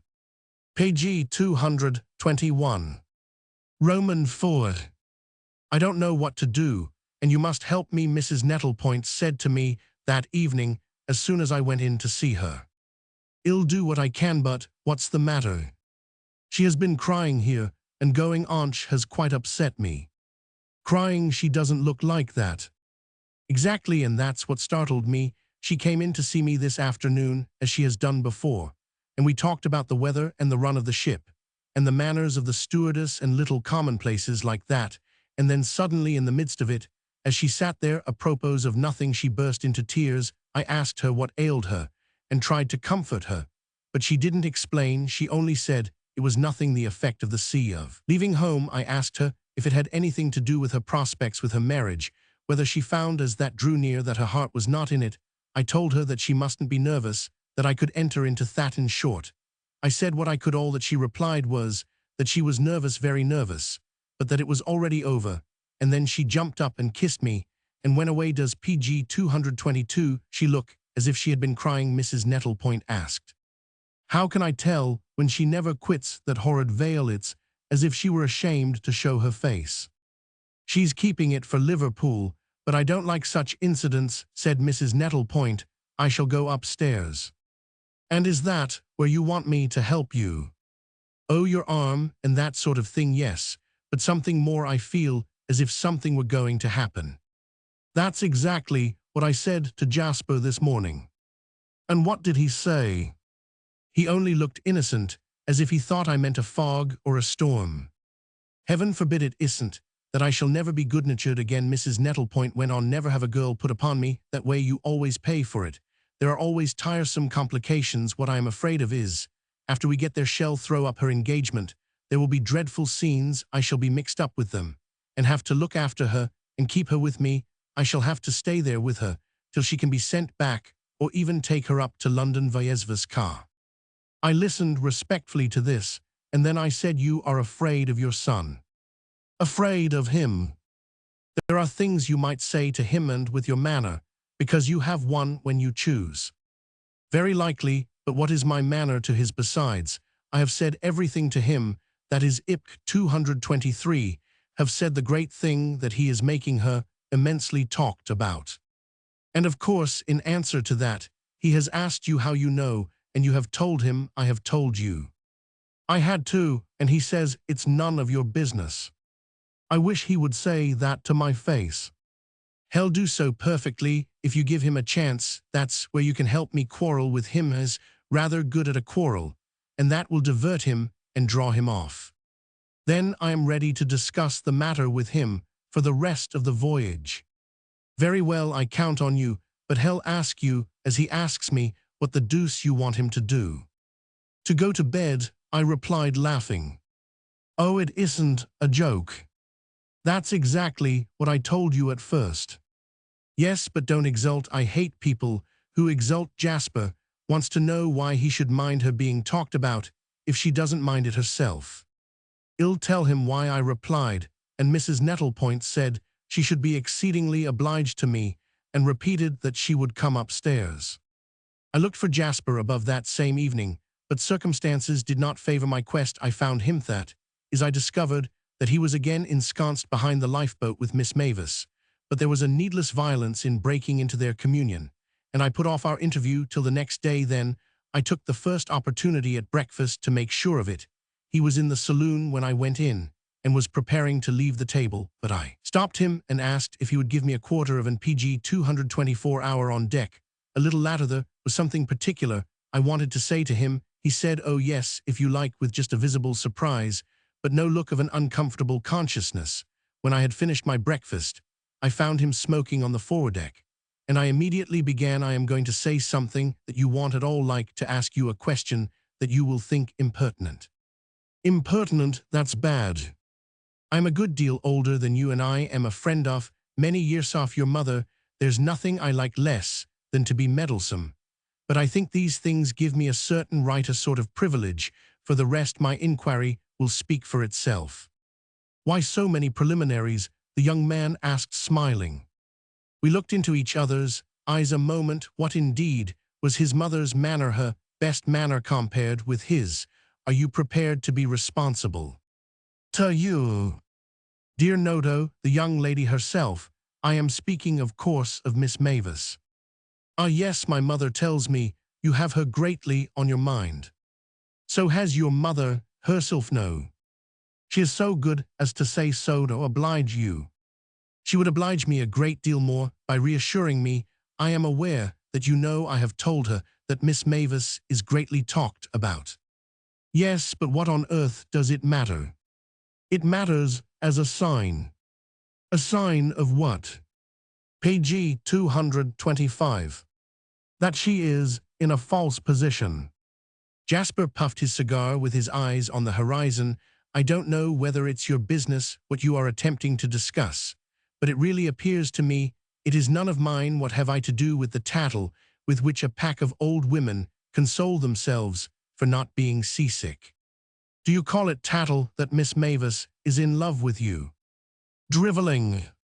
"Then you are very ungrateful. The tattle of a pack of old women has this importance, that she suspects or knows that it exists, and that nice girls are for the most part very sensitive to that sort of thing. To be prepared not to heed it in this case, she must have a reason, and the reason must be the one I have taken the liberty to call your attention to."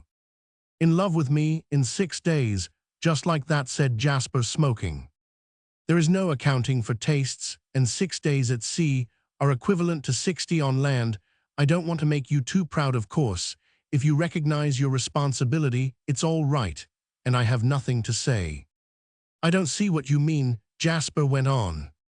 "Surely you ought to have thought of that by this time. She's engaged to be married, and the gentleman she is engaged to is to meet her at Liverpool. The whole ship knows it. I didn't tell them, and the whole ship is watching her. It's impertinent, if you like, just as I am. But we make a little world here together, and we can't blink its conditions. What I ask you is whether you are prepared to allow her to give up the gentleman I have just mentioned for your sake." "PG 226. For my sake? To marry her if she breaks with him?" Jasper turned his eyes from the horizon to my own, and I found a strange expression in them. "Has Miss Mavis commissioned you to make this inquiry?" "Never in the world."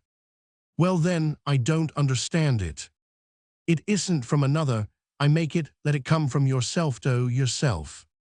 "Lord, you must think I lead myself a life. That's a question the young lady may put to me any moment that it pleases her. Let me then express the hope that she will, but what will you answer?" "My dear sir, it seems to me that, in spite of all the titles you have enumerated, you have no reason to expect I will tell you." He turned away, and I exclaimed sincerely, "Poor girl." At this, he faced me again, and looking at me from head to foot, demanded, "What is it you want me to do?" "I told your mother that you ought to go to bed. You had better do that yourself." This time he walked off, and I reflected rather dolefully that the only clear result of my experiment would probably have been to make it vivid to him that she was in love with him. Mrs. Nettlepoint came up, as she had announced, but the day was half over. It was nearly 3 o'clock. She was accompanied by her son, who established her on deck, arranged her chair, and her shawls, saw that she was protected from sun and wind, and for an hour was very properly attentive. While this went on, Grace Mavis was not visible, nor did she reappear during the PG 227 whole afternoon. I had not observed that she had as yet been absent from the deck for so long a period. Jasper went away, but he came back at intervals to see how his mother got on. And when she asked him where Miss Mavis was, he said he had not the least idea I sat with Mrs. Nettlepoint. At particular request, she told me she knew that if I left her Mrs. Peck and Mrs. Gotch would come to speak to her, she was flurried and fatigued at having to make an effort. And I think that Grace Mavis choosing this occasion for retirement suggested to her a little that she had been made a fool of. She remarked that the girls not being there showed her complete want of breeding, and that she was really very good to have put herself out for her, so she was a common creature, and that was the end of it. I could see that Mrs. Nettlepoint's advent quickened the speculative activity of the other ladies. They watched her from the opposite side of the deck, keeping their eyes fixed on her very much as the man at the wheel kept his on the course of the ship. Mrs. Peck plainly meditated an approach, and it was from this danger that Mrs. Nettlepoint averted her face. "It's just as we said," she remarked to me as we sat there. "It is like the bucket in the well. When I come up, that girl goes down." "Yes, but you've succeeded, since Jasper remains here." "Remains? I don't see him. He comes and goes. It's the same thing. He goes more than he comes, but nen parlons plus. I haven't gained anything. I don't admire the sea at all. What is it but a magnified water tank? I shan't come up again." Page 228. "I have an idea she'll stay in her cabin now," I said. "She tells me she has one to herself." Mrs. Nettlepoint replied that she might do as she liked, and I repeated to her the little conversation I had had with Jasper. She listened with interest, but marry her mercy, she exclaimed, "I like the manner in which you give my son away." "You wouldn't accept that?" "Never in the world." "Then I don't understand your position." "Good heavens, I have none. It isn't a position to be bored to death." "You wouldn't accept it even in the case," I put to him, that of her believing she had been encouraged to throw over poor Porterfield. Not even who knows what she believes." "Then you do exactly what I said you would. You show me a fine example of maternal immorality." "Maternal fiddlesticks, it was she began it." "Then why did you come up today?" "To keep you quiet." Mrs. Nettlepoint's dinner was served on deck, but I went into the saloon. Jasper was there, but not Grace Mavis, as I had half expected. I asked him what had become of her. If she were ill, he must have thought I had an ignoble pertinacity, and he replied that he knew nothing whatever about her. Mrs. Peck talked to me about Mrs. Nettlepoint, and said it had been a great interest to her to see her, only it was a pity she didn't seem more sociable to this. I replied that she had to beg to be excused, was not well. Page 229. "You don't mean to say she's sick on this pond?" "No, she's unwell in another way." "I guess I know the way." Mrs. Peck laughed, and then she added, "I suppose she came up to look after her charge." "Her charge? Why, Miss Mavis, we've talked enough about that." "Quite enough. I don't know what that had to do with it. Miss Mavis hasn't been there today." "Oh, it goes on all the same." "It goes on. Well, it's too late." "Too late? Well, you'll see there'll be a row." This was not comforting, but I did not repeat it above. Mrs. Nettlepoint returned early to her cabin, professing herself much tired. I know not what went on, but Grace Mavis continued not to show. I went in late to bid Mrs. Nettlepoint good night, and learned from her that the girl had not been to her. She had sent the stewardess to her room for news to see if she were ill and needed assistance, and the stewardess came back with the information that she was not there. I went above after this. The night was not quite so fair, and the deck was almost empty. In a moment Jasper Nettlepoint and our young lady moved past me together. "I hope you are better," I called after her, and she replied over her shoulder, "Oh yes, I had a headache, but the air now does me good." I went down again. I was the only person there, but they and I wished to not appear to be watching. Page 230. Theme and, returning to Mrs. Nettlepoint's room, found her door was open into the little passage, that she was still sitting up.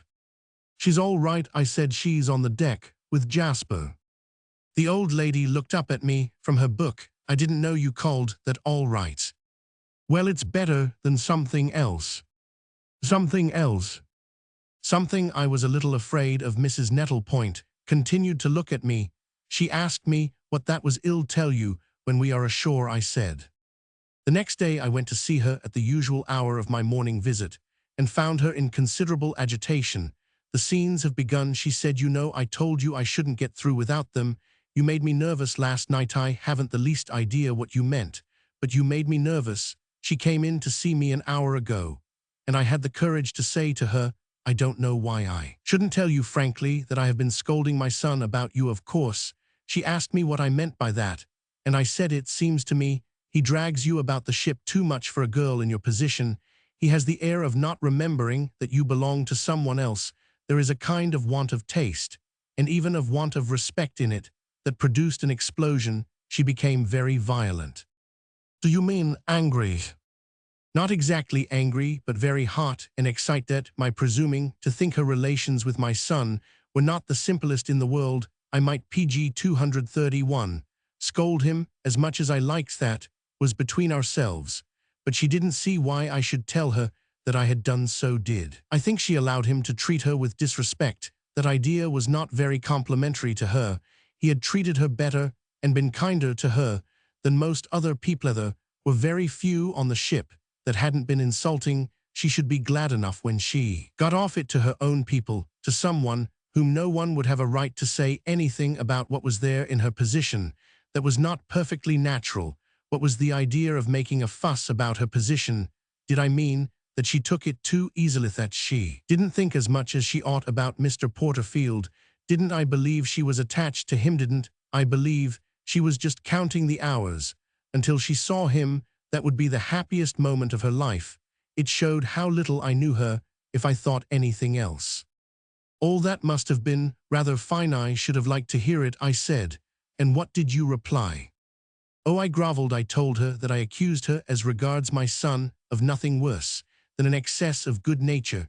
She helped him to pass his time. I ought to be immensely obliged. Also, that it would be a very happy moment for me, too, when I should hand her over to Mr. Porterfield." "And will you come up today?" "No, indeed. Shall do very well now." I gave a sigh of relief. All's well that ends well. Jasper that day spent a great deal of time with his mother. She had told me that she really had had no proper opportunity to talk over with him PG 232 their movements after disembarking. Everything changes a little the last 2 or 3 days of a voyage. The spell is broken and new combinations take place. Grace Mavis was neither on deck nor at dinner, and I drew Mrs. Peck's attention to the extreme propriety with which she now conducted herself. She had spent the day in meditation, and she judged it best to continue to meditate. "Ah, she's afraid," said my implacable neighbor. "Afraid of what?" "Well, that we'll tell tales when we get there." "Whom do you mean by we?" "Well, there are plenty on a ship like this." "Well, then, we won't. Maybe we won't have the chance," said the dreadful little woman. Oh, at that moment, a universal geniality reigns. "Well, she's afraid, all the same." "So much the better." "Yes, so much the better." All the next day, too, the girl remained invisible, and Mrs. Nettlepoint told me that she had not been in to see her. She had inquired by the stewardess if she would receive her in her own cabin, and Grace Mavis had replied that it was littered up with things and unfit for visitors. She was packing trunk over. Jasper made up for his devotion to his mother the day before by now spending a great deal of his time in the smoking room. I wanted to say to him, "This is much better," but I thought it wiser to hold my tongue. Indeed, I had begun to feel the emotion of prospective arrival. I was delighted to be almost back in my dear old Europe again, and had less to spare for other matters. It will doubtless appear to PG 233, the critical reader, that I had already devoted far too much to the little episode of which my story gives an account. But to this, I can only reply that the event justified me. We sighted land, the dim, yet rich coast of Ireland, about sunset, and I leaned on the edge of the ship and looked at it. "It doesn't look like much, does it?" I heard a voice say beside me, and turning, I found Grace Mavis was there. Almost for the first time she had her veil up, and I thought her very pale. "It will be more tomorrow," I said. Oh yes, a great deal more. The first sight of land at sea changes everything. I went on. I always think it's like waking up from a dream. It's a return to reality. For a moment, she made no response to this. Then she said, it doesn't look very real yet. No, and meanwhile, this lovely evening, the dream is still present. She looked up at the sky, which had a brightness, though the light of the sun had left it, and that of the stars had not come out. It is a lovely evening. Oh yes, with this, we shall do. She stood there a while longer, while the growing dusk effaced the line of the land more rapidly than our progress made it distinct. She said nothing more, she only looked in front of her, but her very quietness made me want to say something suggestive of sympathy and service. I was unable to think what to say. Some things seemed too wide of the mark, and others too importunate. At last, unexpectedly, she appeared to give me my chance. Irrelevantly, abruptly, she broke out. PG 234. Didn't you tell me that you knew Mr. Porterfield? Dear me, yes, I used to see him. I have often wanted to talk to you about him. She turned her face upon me, and in the deepened evening, I fancied she looked whiter. What good would that do? Why, it would be a pleasure, I replied, rather foolishly. Do you mean for you? Well, yes, call it that, I said, smiling. Did you know him so well? My smile became a laugh, and I said, you are not easy to make speeches to. I hate speeches. The words came from her lips with a violence that surprised me. They were loud and hard, but before I had time to wonder at it, she went on, shall you know him when you see him? Perfectly. I think her manner was so strange that one had to notice it in some way, and it appeared to me the best way was to notice it jocularly, so I added, shan't you? Oh, perhaps you'll point him out, and she walked quickly away. As I looked after her, I had a singular, a perverse, and rather an embarrassed sense of having, during the previous days, and especially in speaking to Jasper Nettlepoint, interfered with her situation to her loss. I had a sort of pang in seeing her move about alone. I felt somehow responsible for it, and asked myself why I could not have kept my hands off. I had seen Jasper in the smoking room more than once that day. As I passed it, and half an hour before this, I had observed PG 235 through the open door that he was there. He had been with her so much that without him she had a bereaved, forsaken air. It was better, no doubt, but superficially it made her rather pitiable. Mrs. Peck would have told me that their separation was gammon. They didn't show together on deck and in the saloon, but they made it up elsewhere. The secret places on shipboard are not numerous. Mrs. Peck's elsewhere would have been vague, and I know not what license her imagination took. It was distinct that Jasper had fallen off, but of course what had passed between them on this subject was not so, and could never be. Later, through his mother, I had his version of that, but I may remark that I didn't believe it. Poor Mrs. Nettlepoint did, of course. I was almost capable, after the girl had left me, of going to my young man and saying, after all, do return to her a little just till we get in. It won't make any difference after we land, and I don't think it was the fear. He would tell me I was an idiot that prevented me. At any rate, the next time I passed the door of the smoking room, I saw that he had left it. I paid my usual visit to Mrs. Nettlepoint that night, but I troubled her no further about Miss Mavis. She had made up her mind that everything was smooth and settled now, and it seemed to me that I had worried her, and that she had worried herself enough. I left her to enjoy the foretaste of arrival, which had taken possession of her mind. Before turning in, I went above and found more passengers on deck than I had ever seen so late. Jasper was walking about among them alone, but I forbore to join him. The coast of Ireland had disappeared, but the night and PG 236, the sea, were perfect. On the way to my cabin, when I came down, I met the stewardess in one of the passages, and the idea entered my head to say to her, do you happen to know where Miss Mavis is? Why, she's in her room, sir, at this hour. Do you suppose I could speak to her? It had come into my mind to ask her why she had inquired of me whether I should recognize Mr. Porterfield. No, sir, said the stewardess, she has gone to bed. That's all right, and I followed the young lady's excellent example. The next morning, while I was dressing, the steward of my side of the ship came to me as usual to see what I wanted, but the first thing he said to me was rather a bad job, sir. A passenger missing. A passenger missing. A lady, sir. I think you knew her, Miss Mavis, sir. Missing, I cried, staring at him horror-stricken. She's not on the ship. They can't find her. Then where to God is she? I remember his queer face well, sir.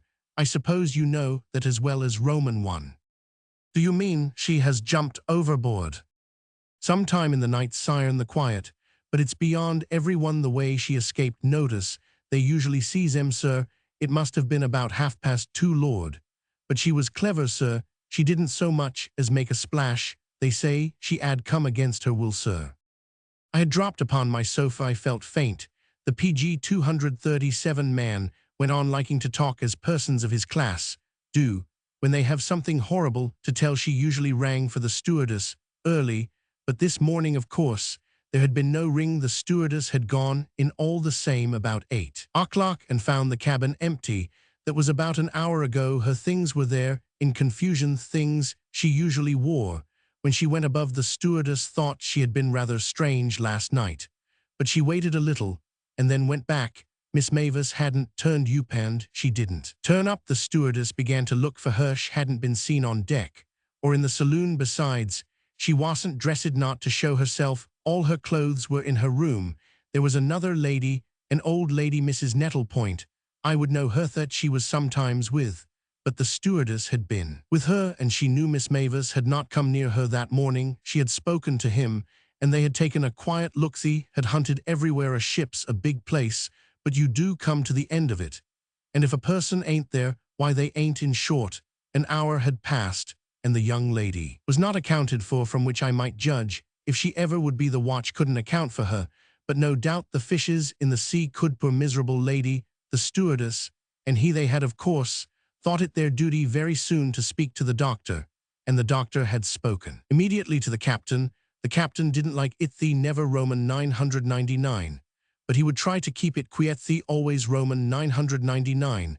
By the time I succeeded in pulling myself together and getting on after a fashion the rest PG 238 of my clothes, I had learned that Mrs. Nettlepoint had not yet been informed, unless the stewardess had broken it to her within the previous few minutes. Her son knew the young gentleman on the other side of the ship. He had the other steward, my man, had seen him come out of his cabin and rush above just before he came in to me. He had gone above, my man was sure. He had not gone to the old lady's cabin. I remember a queer vision when the steward told me this wild flash of a picture of Jasper Nettlepoint leaping with a mad compunction in his young agility over the side of the ship. I hasten to add that no such incident was destined to contribute its horror to poor Grace Mavis' mysterious tragic act. What followed was miserable enough, but I can only glance at it. When I got to Mrs. Nettlepoint's door, she was there in her dressing gown. The stewardess had just told her, and she was rushing out to come to me. I made her go back. I said I would go for Jasper. I went for him, but I missed him, partly, no doubt, because it was really at first the captain I was after. I found this personage and found him highly scandalized, but he gave me no hope that we were in error, and his displeasure, expressed with seaman-like plainness, was a definite settlement of the question. From the deck, where I merely turned round and looked, I saw the light of another summer day, the coast of Ireland green and near, and the sea a more charming color than it had been at all. When I came below again, Jasper had passed back. He had gone to his cabin. His mother had joined him there. He remained there till we reached Liverpool. I never saw him. His mother, after a little, at his request, PG 239, left him alone. All the world went above to look at the land and chatter about our tragedy, but the poor lady spent the day dismally enough in her room. It seemed to me intolerably long. I was thinking so of vague Porterfield, and of my prospect of having to face him on the morrow. Now, of course, I knew why she had asked me if I should recognize him. She had delegated to me mentally a certain pleasant office. I gave Mrs. Peck and Mrs. Gotch a wide berth. I couldn't talk to them. I could, or at least I did a little, to Mrs. Nettlepoint, but with too many reserves for comfort on either side, for I foresaw that it would not in the least do now to mention Jasper to her. I was obliged to assume by my silence that he had had nothing to do with what had happened, and of course I never really ascertained what he had had to do, the secret of what passed between him and the strange girl who would have sacrificed her marriage to him on so short an acquaintance remains shut up in his breast. His mother, I know, went to his door from time to time, but he refused her admission that evening to be human at a venture. I requested the steward to go in and ask him if he should care to see me, and the attendant returned with an answer which he candidly transmitted, not in the least. Jasper, apparently, was almost as scandalized as the captain. At Liverpool at the dock, when we had touched, 20 people came on board, and I had already made out Mr. Porterfield at a distance. He was looking up at the side of the great vessel, with disappointment written to my eyes in his face, disappointment at not seeing the woman he loved lean over it and wave her handkerchief to him. Every PG 241 was looking at him, everyone, but his identity flew about in a moment, and I wondered if he did not observe it. He used to be lean, he had grown almost fat. The interval between us diminished, was on the plank, and then on the deck, with the jostling officers of the customs. Soul too soon for my equanimity. I met him instantly, however, laid my hand on him, and drew him away, though I perceived that he had no impression of having seen me before. It was not till afterwards that I thought this a little stupid of him. I drew him far away. I was conscious of Mrs. Peck and Mrs. Gotch looking at us as we passed into the empty, stale smoking room. He remained speechless, and that struck me as like him. I had to speak first. He could not even relieve me by saying, "Is anything the matter?" I told him first that she was Roman 99. It was an odious moment. Page 243. The liar. The train was half an hour late, and the drive from the station longer than he had supposed, so that when he reached the house, its inmates had dispersed to dress for dinner, and he was conducted straight to his room. The curtains were drawn in this asylum, the candles were lighted, the fire was bright, and when the servant had quickly put out his clothes, the comfortable little place became suggestive. It seemed to promise a pleasant house, a various party, talks, acquaintances, affinities, to say nothing of very good cheer. He was too occupied with his profession to pay many country visits, but he had heard people who had more time for them speak of establishments where they do you very well. He foresaw that the proprietors of stays would do him very well in his bedroom at a country house. He always looked first at the books on the shelf and the prints on the walls. He considered that these things gave a sort of measure of the culture, and even of the character of his hosts, though he had but little time to devote to them on this occasion. A cursory inspection assured him that if the literature, as usual, was mainly PG 244 American and humorous, the art consisted neither of the watercolor studies of the children nor of goody engravings. The walls were adorned with old-fashioned lithographs, principally portraits of country gentlemen with high collars and riding gloves. This suggested, and it was encouraging, that the tradition of portraiture was held in esteem. There was the customary novel of Mr. Le Fanu for the bedside, the ideal reading in a country house for the hours after midnight. Oliver Lyon could scarcely forbear beginning it while he buttoned his shirt. Perhaps that is why he not only found everyone assembled in the hall when he went down, but perceived from the way the move to dinner was instantly made that they had been waiting for him. There was no delay to introduce him to a lady, for he went out in a group of unmatched men. Without this appendage, the men straggling behind sidled and edged, as usual, at the door of the dining-room, and the denouement of this little comedy was that he came to his place last of all. This made him think that he was in a sufficiently distinguished company, for if he had been humiliated, which he was not, he could not have consoled himself with the reflection that such a fate was natural to an obscure, struggling young artist. He could no longer think of himself as very young, alas, and if his position was not so brilliant as it ought to be, he could no longer justify it by calling it a struggle. He was something of a celebrity, and he was apparently in a society of celebrities. This idea added to the curiosity with which he looked up and down the long table as he settled himself in his place. It was a numerous party of 5 and 20 people, PG 245, rather an odd occasion to have proposed to him, as he thought he would not be surrounded by the quiet that ministers to good work. However, it had never interfered with his work to see the spectacle of human life before him in the intervals, and though he did not know it, it was never quiet at stays when he was working well.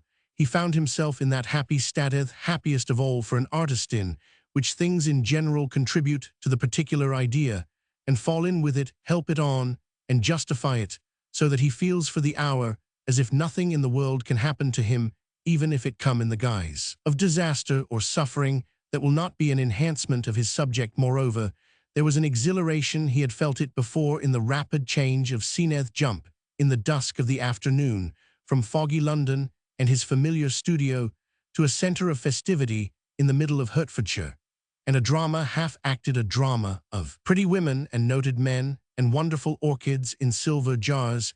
He observed as a not unimportant fact that one of the pretty women was beside him, a gentleman sat on his other hand, but he went into his neighbour's little as yet. He was busy looking out for Sir David, whom he had never seen, and about whom he naturally was curious. Evidently, however, Sir David was not at dinner, a circumstance sufficiently explained by the other circumstance, which constituted our friend's principal knowledge of him. His being 90 years of age, Oliver Lyon had looked forward with great pleasure to the chance of painting. A nonagenarian, and though the old man's absence from table was something of a disappointment, it was an opportunity the less to pg 246 observe him before going to work.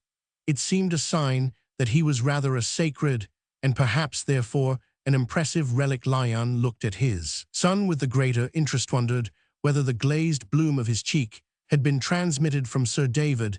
That would be jolly to paint in the old man's withered ruddiness of a winter apple, especially if the eye were still alive, and the white hair carried out the frosty look. Arthur Ashmore's hair had a midsummer glow, but Lyon was glad his commission had been to delineate the father rather than the son, in spite of his never having seen the one, and of the other being seated there before him, now in the happy expansion of liberal hospitality. Arthur Ashmore was a fresh-coloured, thick-necked English gentleman, but he was just not a subject. He might have been a farmer, and he might have been a banker. You could scarcely paint him in characters. His wife did not make up the amount. She was a large, bright, negative woman, who had the same air as her husband of being somehow tremendously new, a sort of appearance of fresh varnish. Lyon could scarcely tell whether it came from her complexion or from her clothes, so that one felt she ought to sit in a gilt frame, suggesting reference to a catalogue or a price list. It was as if she were already rather a bad, though expensive, portrait knocked off by an eminent hand, and Lyon had no wish to copy that work. The pretty woman on his right was engaged with her neighbour, and the gentleman on his other side looked shrinking and scared, so that he had time to lose himself in his favourite diversion of watching face after face. This pg 247 amusement gave him the greatest pleasure he knew, and he often thought it a mercy that the human mask did interest him, and that it was not less vivid than it was sometimes. It ran its success in this line very close, since he was to make his living by reproducing it. Even if Arthur Ashmore would not be inspiring to paint, a certain anxiety rose in him, lest, if he should make a hit with her father-in-law, Mrs. Arthur should take it into her head that he had now proved himself worthy to border her husband. Even if he had looked a little less like a page fine as to print and margin without punctuation, he would still be a refreshing iridescent surface. But the gentleman 4 persons off, what was he? Would he be a subject, or was his face only the legible doorplate of his identity, burnished with punctual washing and shaving, the least thing that was decent that you would know him by? This face arrested Oliver Lyon. It struck him at first as very handsome. The gentleman might still be called young, and his features were regular. He had a plentiful fair moustache that curled up at the ends, a brilliant, gallant, almost adventurous air, and a big shining breastpin in the middle of his shirt. He appeared a fine, satisfied soul, and Lyon perceived that wherever he rested his friendly eye, there fell an influence as pleasant as the September sooners. If he could make grapes and pears, or even human affection, ripen by looking at them, what was odd in him was a certain mixture of the correct and the extravagant, as if he were an adventurer imitating a gentleman with rare perfection, or a gentleman who had taken a fancy to go about with hidden arms. He might have been a dethroned prince, or the pg 248 war correspondent of a newspaper. He represented both enterprise and tradition, good manners and bad taste. Lyon at length fell into conversation with the lady beside him. He dispensed, as he had to dispense at dinner parties before, with an introduction be asking who this personage might be. Oh, he's Colonel Cappadoce, don't you know? Lion didn't know, and he asked for further information. His neighbor had a sociable manner, and evidently was accustomed to quick transitions.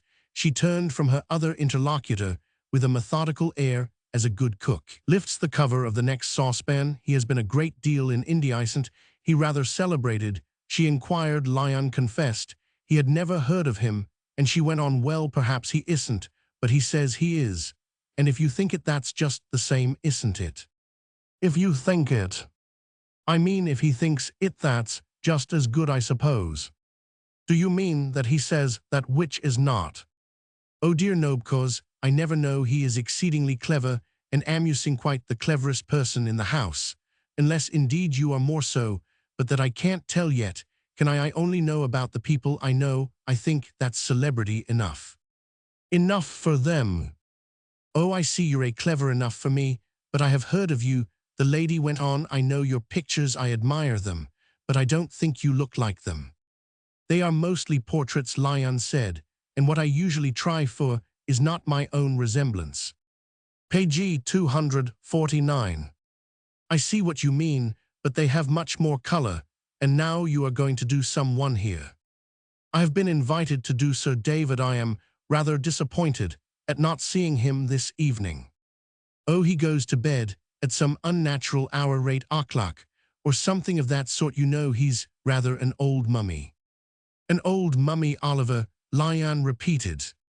I mean, he wears half a dozen waistcoats, and that sort of thing. He's always cold. I have never seen him, and never seen any portrait or photograph of him. Lion said, I am surprised at his never having had anything donut there waiting all these years. Ah, that's because he was afraid, you know, it was a kind of superstition. He was sure that if anything were done, he would die directly afterwards. He has only consented today. He's ready to die then. Oh, now he's so old, he doesn't care. Well, I hope I shan't kill him, said Lion. It was rather unnatural in his son to send for me. Oh, they have nothing to gain, everything is theirs already, his companion rejoined, as if she took this speech quite literally. Her talkativeness was systematic, fraternized as seriously as she might have played whist. They do as they like, they fill the house with people, they have carte blanche. I see, but there's still the title. Yes, but what is it? Our artist broke into laughter at this, whereat PG 250, his companion stared before he had recovered himself.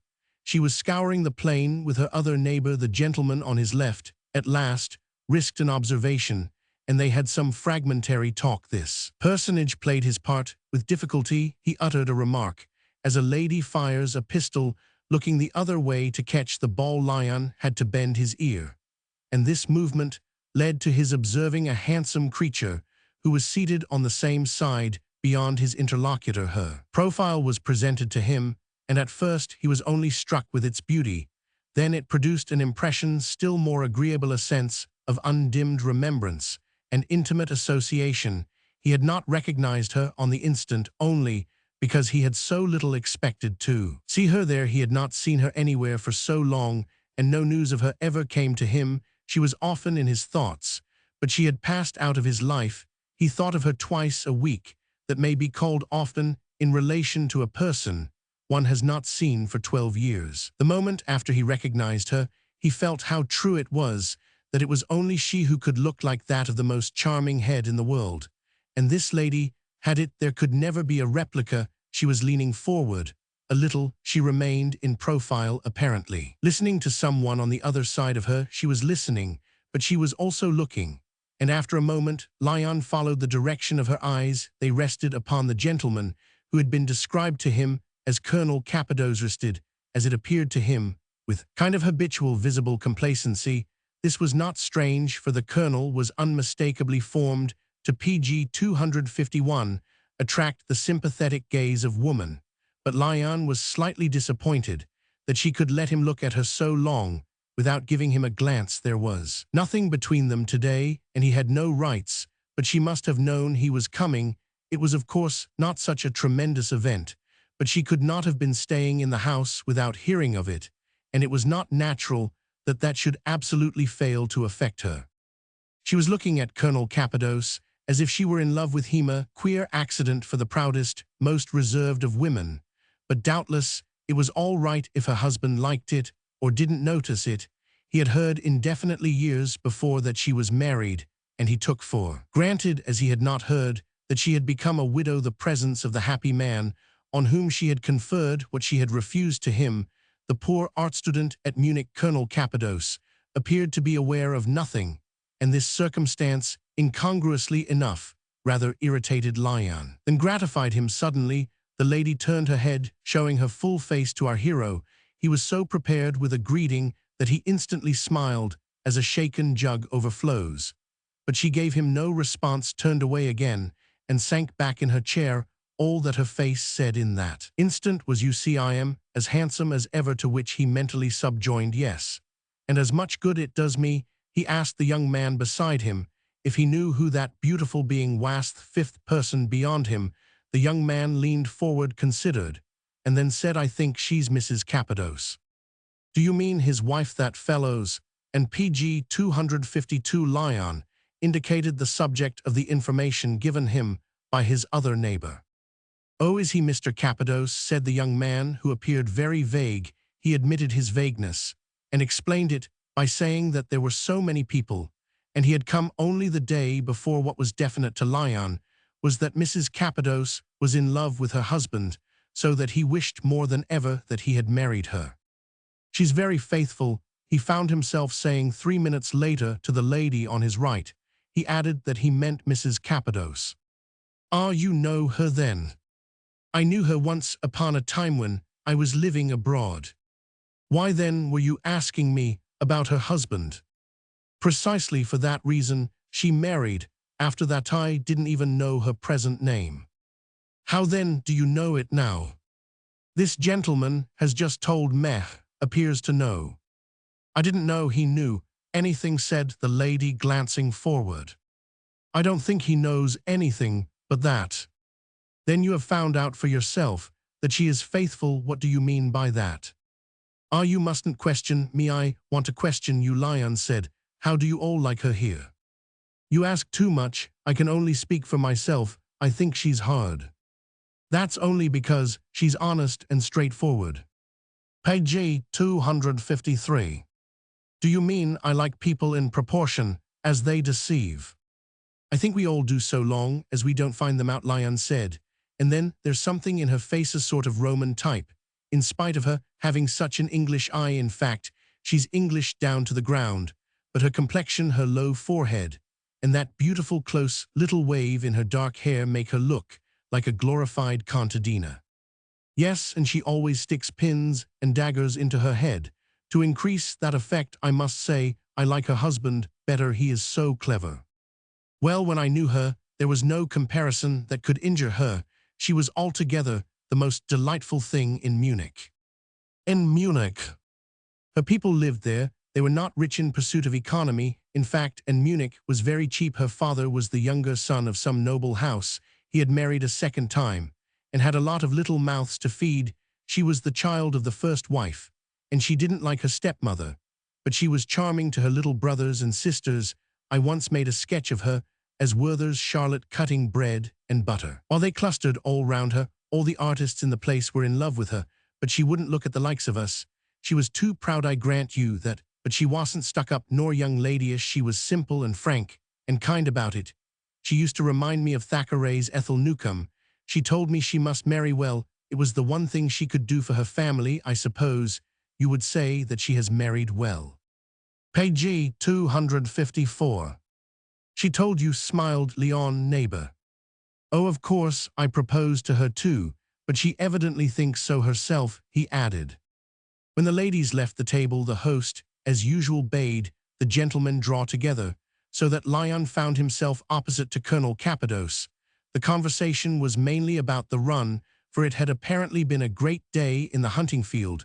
Most of the gentlemen communicated their adventures and opinions, but Colonel Cappadoce's pleasant voice was the most audible in the chorus. It was a bright and fresh, but masculine organ, just such a voice as, to Lyon's sense, Such a fine man ought to have had, it appeared from his remarks, that he was a very straight rider, which was also very much what Lyon would have expected, not that he swaggered, for his illusions were very quietly and casually made, but they were all too dangerous experiments and close shaves. Lyon perceived, after a little, that the attention paid by the company to the Colonel's remarks was not in direct relation to the interest they seemed to offer, the result of which was that the speaker, who noticed that he at least was listening, began to treat him as his particular auditor, and to fix his eyes on him as he talked. Lyon had nothing to do but to look sympathetic and assent. Colonel Cappadoce appeared to take so much sympathy and assent for granted. A neighboring squire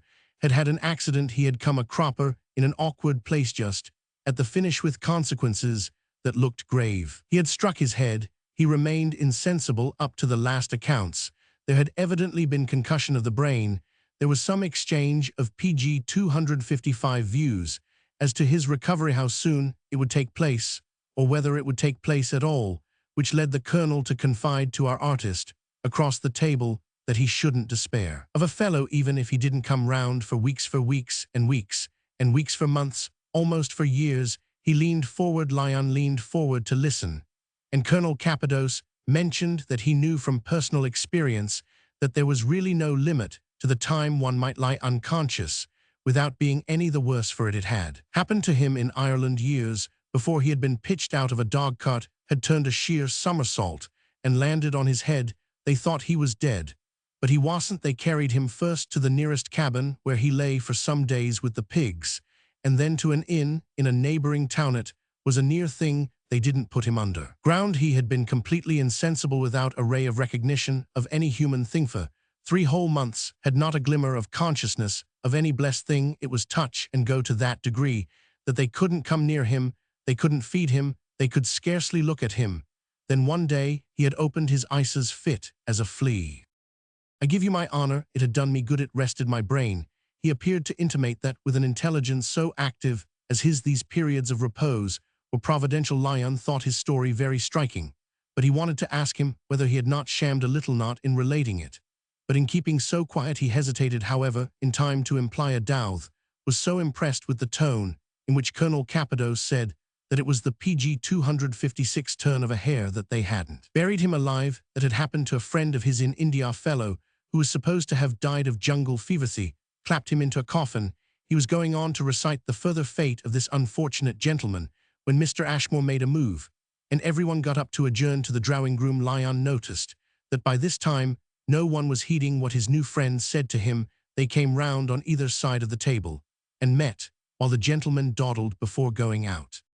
"And do you mean that your friend was literally buried alive?" asked Lyon in some suspense. Colonel Cappadoce looked at him a moment as if he had already lost the thread of the conversation. Then his face brightened, and when it brightened it was doubly handsome. "Upon my soul, he was chucked into the ground." "And was he left there?" "He was left there till I came and hauled him out." "You came?" "I dreamed about him. It's the most extraordinary story. I heard him calling to me in the night. I took upon myself to dig him up. You know, there are people in India, kind of beastly race, the ghouls who violate graves. I had a sort of presentiment that they would get at him first. I rode straight, I can tell you, and, by Jove, a couple of them had just broken ground, crack crack, from a couple of barrels, and they showed me their heels, as you may believe. Would you credit that I took him out myself? The air brought him PG 257 too, and he was none the worse. He has got his pension, came home the other day. He would do anything for me." "He called to you in the night," said Lyon, much startled. "That's the interesting point. Now what was it? It wasn't his ghost, because he wasn't dead. It wasn't himself, because he couldn't. It was something or other. You see, India's a strange country. There's an element of the mysterious. The air is full of things you can't explain." They passed out of the dining room, and Colonel Cappadoce, who went among the first, was separated from Lyon, but a minute later, before they reached the drawing-room, he joined him again. "Ashmore tells me who you are. Of course, I have often heard of you. Am very glad to make your acquaintance. My wife used to know you. I am glad she remembers me. I recognized her at dinner, and I was afraid she didn't." "I dare say she was ashamed," said the colonel with indulgent humor. Ashamed of me, Lion replied in the same key. Wasn't there something about a picture? Yes, you painted her portrait. Many times, said the artist, and she may very well have been ashamed of what I made of her. Well, I wasn't, my dear sir. It was the sight of that picture, which you were so good as to present to her, that made me first fall in love with her. Do you mean that one, with the children cutting bread and butter? Page 258. Bread and butter, bless me, Navan leaves, and a leopard skeiner kind of bacchant. Ah yes, said Lion, I remember it was the first decent portrait I painted. I should be curious to see it today. Don't ask her to show it to Yaushel, be mortified, the colonel exclaimed. Mortified. We parted with it in the most disinterested manner. He laughed. An old friend of my wife's family had known him intimately when they lived in Germany. Took the most extraordinary fancy to it. The Grand Duke of Silberstadt Schreckenstein, don't you know he came out to Bombay while we were there, and he spotted your picture. You know he's one of the greatest collectors in Europe, and made such eyes at it that, upon my word, it happened to be his birthday. Told him he might have it to get rid of him. He was perfectly enchanted, but we missed the picture. It is very good of you, Lion said. If it's in a great collection, a work of my incompetent youth, I am infinitely honored. Oh, he has got it in one of his castles. I don't know which, you know. He has so many. He sent us, before he left India, to return the complimenta, magnificent old vase. That was more than the thing was worth, Lion remarked. Colonel Cappadoce gave no heed to this observation. He seemed to be thinking of something. After a moment he said, if y'all come and see us in town, shall show you the vase. And as they passed into the drawing-room, he gave the artist PG 259 a friendly propulsion. Go and speak to her there, she is shall be delighted. Oliver Lion took but a few steps into the wide saloon. He stood there a moment looking at the bright composition of the lamplit group of fair women, the single figures, the great setting of white and gold, the panels of old damask, in the center of each of which was a single celebrated picture. There was a subdued luster in the scene, and an air as of the shining trains of dresses tumbled over the carpet. At the furthest end of the room sat Mrs. Cappadoce, rather isolated. She was on a small sofa with an empty place beside her. Lion could not flatter himself she had been keeping it for him. Her failure to respond to his recognition at table contradicted that, but he felt an extreme desire to go and occupy it. Moreover, he had her husband's sanction, so he crossed the room, stepping over the tails of gowns, and stood before his old friend. I hope you don't mean to repudiate me, he said. She looked up at him with an expression of unalloyed pleasure. I am so glad to see you. I was delighted when I heard you were coming. I tried to get a smile from you at dinner, but I couldn't. I didn't understand. Besides, I hate smirking and telegraphing. Also, I am very shy. You won't have forgotten that now we can communicate comfortably. And she made a better place for him on the little sofa. He sat down, and they had a talk that he enjoyed, while the reason for which he used to like her so came back to him. PG 260, as well as a good deal of the very same old liking.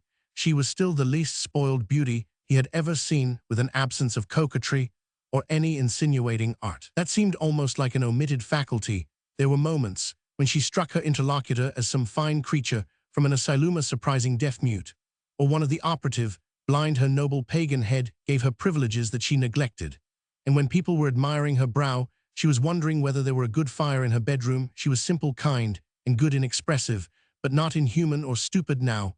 And again, she dropped something that had a sifted, selected sound of an impression. At first hand, she had no imagination, but she had added up her feelings, some of her reflections about life. Lion talked of the old days in Munich, reminded her of incidents, pleasures, and pains, asked her about her father and the others, and she told him in return that she was so impressed with his own fame, his brilliant position in the world, that she had not felt very sure he would speak to her, or that his little sign at table was meant for her. This was plainly perfectly truthful speech, was incapable of any other, and he was affected by such humility on the part of a woman whose grand line was unique.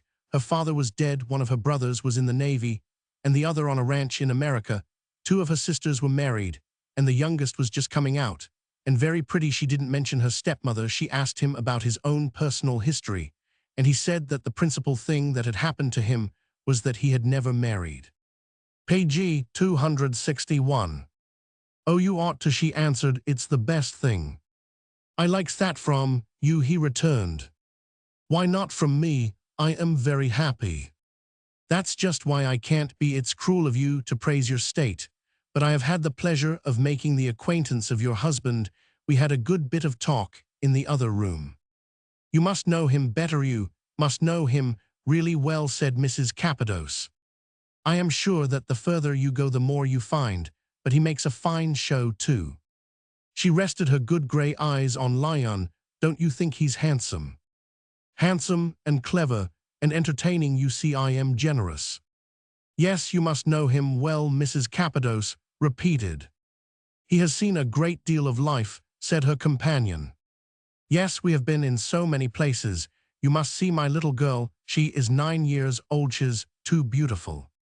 You must bring her to my studio. Some day I should like to paint her."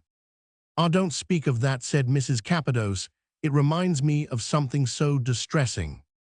I hope you don't mean when you used to sit to Metho. That may well have bored you." "It's not what you did, it's what we have done. It's a confession. I must make it's a weight on my mind. I mean about that beautiful picture you gave mate used to be so much admired. When you come to see me in London, I count on your PG 262. Doing that very soon, I shall see you looking all round. I can't tell you, I keep it in my own room, because I love it so, for the simple reason." And she paused a moment. "Because you can't tell wicked lies," said Lyon. "No, I can't, so, before you ask for it." "Oh, I know you parted with its blow has already fallen," Lyon interrupted. "Ah, then you have heard. I was sure you would. But do you know what we got for it? £200. "You might have got much more," said Lyon, smiling. "That seemed a great deal at the time. We were in want of the money. It was a good while ago. When we first married, our means were very small then. But fortunately, that has changed, rather for the better. We had the chance. It really seemed a big sum, and I am afraid we jumped at it. My husband had expectations which have partly come into effect, so that now we do well enough. But meanwhile the picture went. Fortunately, the original remained." "But do you mean that 200 was the value of the vase?" Lyon asked. "Of the vase. The beautiful old Indian vaseth, Grand Duke's offering." "The Grand Duke? What's his name? Silberstadt Schreckenstein, your husband, mentioned the transaction." "Oh, my husband," said Mrs. Cappadoce, and Lyon saw that she colored a little. Not to add to her embarrassment, but to clear up PG 263, the ambiguity which he perceived the next moment, he had better have left alone. He went on. "He tells me it's now in his collection."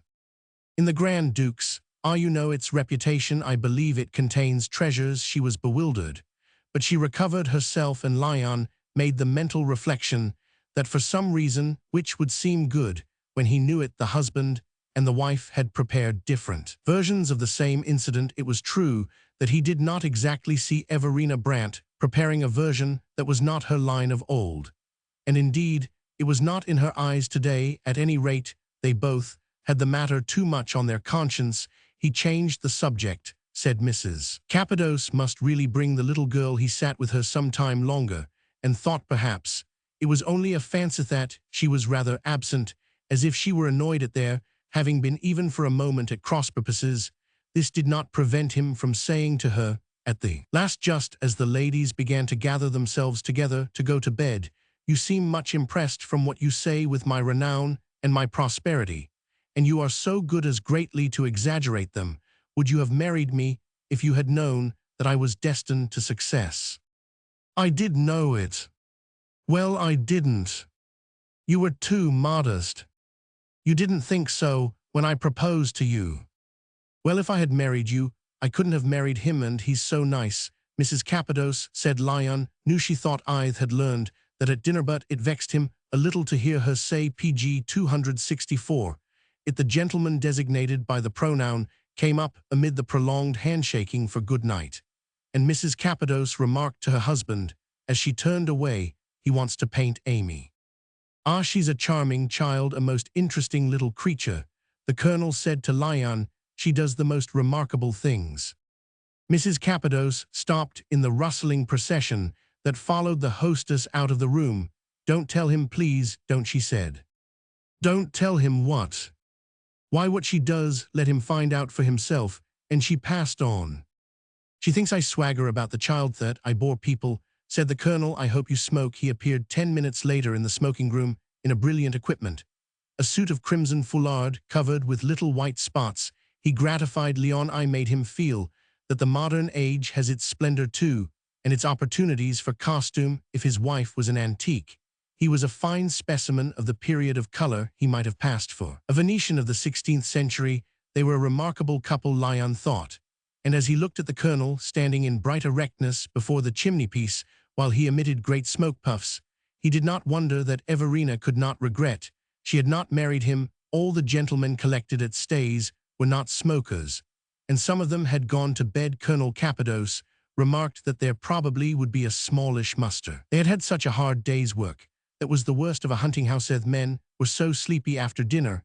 It was PG 265 devilish stupid for the ladies, even for those who hunted themselves. As for women, were so extraordinary they never showed it. But most fellows revived under the stimulating influences of the smoking room, and some of them in this confidence would turn up. Yet some of the grounds of their confidence are not all of them might have been seen in a cluster of glasses and bottles on a table near the fire, which made the great salver and its contents twinkle sociably.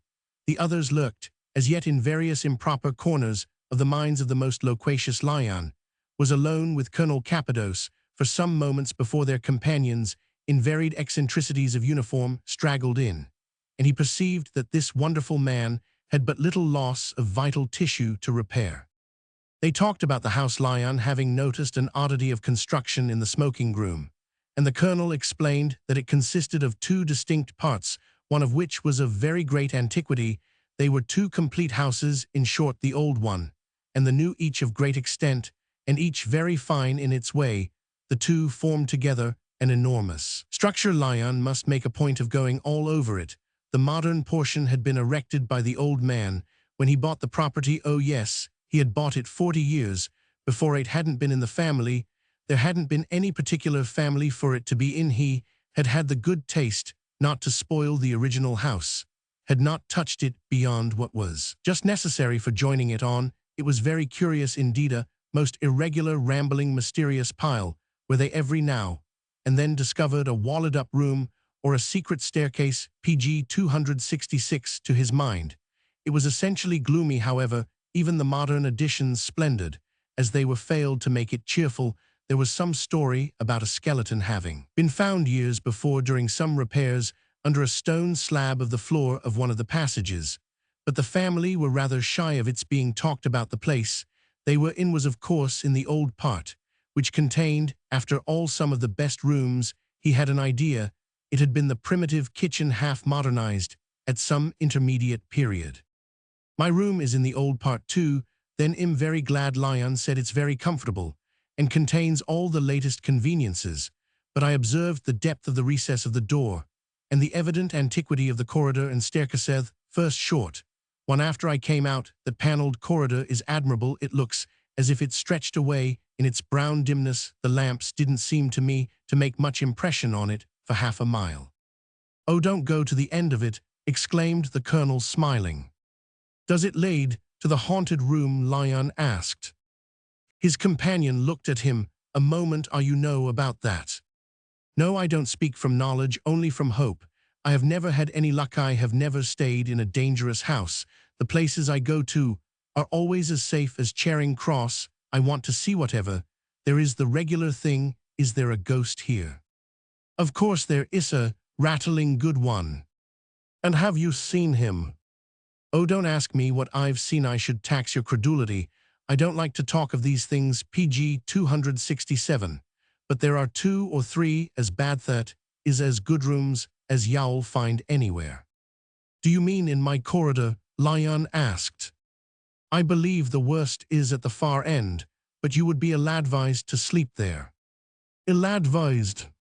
"Until you've finished your job. You'll get letters of importance the next morning, and you'll take the 10. "Do you mean I will invent a pretext for running away?" Unless you are braver than almost anyone has ever been, they don't often put people to sleep there. But sometimes the house is so crowded that they have to the same thing always happens still concealed agitation at the breakfastable and letters of the greatest importance. Of course, it's a bachelor's room, and my wife and I are at the other end of the house, but we saw the comedy 3 days Agath day after we got here. A young fellow had been put there, I forget his name. The house was so full, and the usual consequence followed letters at breakfaston. Awfully queer face, an urgent call to town, so very sorry his visit was cut short. Ashmore and his wife looked at each other, and off the poor devil went. "Ah, that wouldn't suit me. I must paint my picture," said Lyon. "But do they mind your speaking of it? Some people who have a good ghost are very proud of it, you know."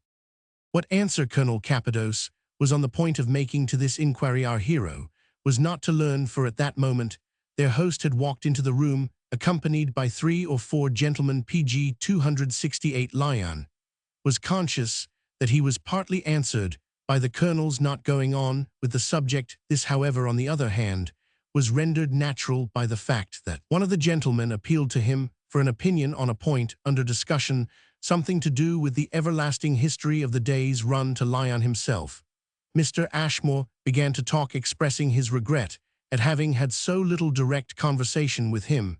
As yet the topic that suggested itself was naturally that most closely connected with the motive of the artist's visit. Lyon remarked that it was a great disadvantage to him not to have had some preliminary acquaintance with Sir David. In most cases, he found that so important, but the present sitter was so far advanced in life that there was doubtless no time to lose. "Oh, I can tell you all about him," said Mr. Ashmore, and for half an hour he told him a good deal. It was very interesting as well as very eulogistic, and Lyon could see that he was a very nice old man to have endeared himself so to a son who was evidently not a gusher. At last he got up, said he must go to bed if he wished to be fresh for his work in the morning, to which his host replied, "Then you must take your candle, the lights are out. I don't keep my servants up."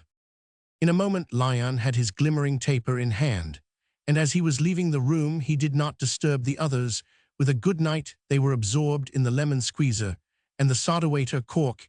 He remembered other occasions on which he had made his way to bed alone through a darkened country house. Such occasions had not been rare, for he was almost always the first to leave the PG 269 smoking room. If he had not stayed in houses conspicuously haunted, he had none the less, having the artistic temperament, sometimes found the great black holes and staircases rather creepy. There had been often a sinister effect to his imagination in the sound of his tread in the long passages, or the way the winter moon peeped into tall windows on landings. It occurred to him that if houses without supernatural pretensions could look so wicked at night, the old corridors of Stays would certainly give him a sensation. He didn't know whether the proprietors were sensitive. Very often, as he had said to Colonel Cappadoce, people enjoyed the impeachment. What determined him to speak with a certain sense of the risk was the impression that the Colonel told queer stories. As he had his hand on the door, he said to Arthur Ashmore, "I hope I shan't meet any ghosts." "Any ghosts? You ought to have summoned this fine old part." "We do our best, but que voulez-vous," said Mr. Ashmore. "I don't think they like the hot water pipes. They remind them too much of their own climate. But haven't you a haunted room at the end of my passage?" "Oh, there are stories. We try to keep them up." "I should like very much to sleep there," Lyon said. "Well, you can move there tomorrow, if you like." "Perhaps I had better wait till I have done my work." Page 270. "Very good, but you won't work there. You know my father will sit to you in his own apartments." "Oh, it isn't that, it's the fear of running away, like that gentleman 3 days ago." "3 days ago? What gentleman?" Mr. Ashmore asked. "The one who got urgent letters at breakfast and fled by the 10. Did he stand more than one night?" "I don't know what you are talking about. There was no such gentleman 3 days ago." "Ah, so much the better," said Lyon, nodding good night and departing. He took his course, as he remembered it, with his wavering candle, and though he encountered a great many gruesome objects, safely reached the passage out of which his room opened in the complete darkness. it seemed to stretch away still further, but he followed it for the curiosity of the thing to the end. He passed several doors, with the name of the room painted upon them, but he found nothing else. He was tempted to try the last door to look into the room of evil fame, but he reflected that this would be indiscreet, since Colonel Cappadoce handled the brushes a raconteur with such freedom there might be a ghost, and there might not, but the colonel himself, he inclined to think, was the most mystifying figure in the house. Page 271. Roman 2.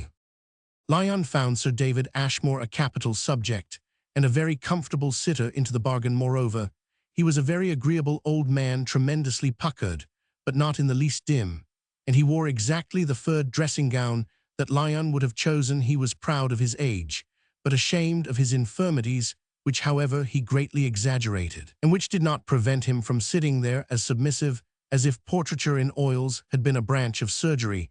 He demolished the legend of his having feared the operation would be fatal, giving an explanation, which pleased our friend much better. He held that a gentleman should be painted, but once in his life that it was eager and fatuous to be hung up all over the place. That was good for women who made a pretty wall pattern, but the male face didn't lend itself to decorative repetition. The proper time for the likeness was at the last, when the whole man was there. You got the totality of his experience. Lyon could not reply that that period was not a real compendium. You had to allow so for leakage, for there had been no crack in Sir David's crystallization. He spoke of his portrait as a plain map of the PG 272 country, to be consulted by his children. In a case of uncertainty, a proper map could be drawn up only when the country had been traveled. He gave Lyon his mornings till luncheon, and they talked of many things, not neglecting as a stimulus to gossip the people in the house now that he did not go out. As he said, he saw much less of the visitors at Stays. People came and went whom he knew nothing about, and he liked to hear Lyon describe them. The artist sketched with a fine point, and did not caricature, and it usually befell that, when Sir David did not know the sons and daughters, he had known the fathers and mothers. He was one of those terrible old gentlemen who are a repository of antecedents, but in the case of the Cappadoce family, at whom they arrived by an easy stage, his knowledge embraced 2 or even 3 generations. General Cappadoce was an old crony, and he remembered his father before him. The general was rather a smart soldier, but in private life of too speculative a turn, always sneaking into the city to put his money into some rotten thing. He married a girl who brought him something, and they had half a dozen children. He scarcely knew what had become of the rest of them, except that one was in the church, and had found preferment. Wasn't he Dean of Rockingham? Clement, the fellow who was at Stays, had some military talent. He had served in the East. He had married a pretty girl. He had been at Eton with his son, and he used to come to Stays in his holidays. Lately, coming back to England, he had turned up with his wife again. That was before Heth. Old man had been put to grass. He was a taking dog, but he had a monstrous foible. Page 273. A monstrous foible, said Lyon. He's a thumping liar. Leon Brush stopped short while he repeated, for somehow the formula startled him, a thumping liar. You are very lucky not to have found it out. Well, I confess, I have noticed a romantic tinge.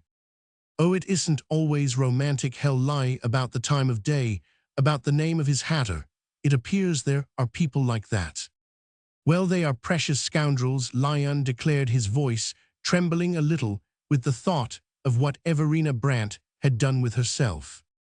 Oh, not always, said the old man. This fellow isn't in the least a scoundrel. There is no harm in him, and no bad intention. He doesn't steal, nor cheat, nor gamble, nor drink. He's very kind, sticks to his wife, is fond of his children. He simply can't give you a straight answer. Then everything he told me last night, I suppose, was mendacious. He delivered himself of a series of the stiffest statements. They stuck when I tried to swallow them, but I never thought of so simple an explanation. No doubt he was in the vein, Sir David went on. It's a natural peculiarity, as you might limp or stutter or be left-handed. I believe it comes and goes like intermittent fever. My son tells me that his friends usually understand it and don't haul him up for the sake of his wife. Oh, his wife, Lyon murmured, painting fast. I dare say she's used to it. Page 274. Never in the world, Sir David, how can she be used to it? Why, my dear sir, when a woman's fondant don't, they mostly handle the long bow themselves, they are connoisseurly, have a sympathy for a fellow performer. Lyon was silent a moment. He had no ground for denying that Mrs. Cappadoce was attached to her husband, but after a little, he rejoined, "Oh, not this one, I knew her years, ago before her marriage knew her well, and admired her, she was as clear as a bell." "I like her very much," Sir David said, "but I have seen her back him up." Lyon considered Sir David for a moment, not in the light of a model. "Are you very sure?"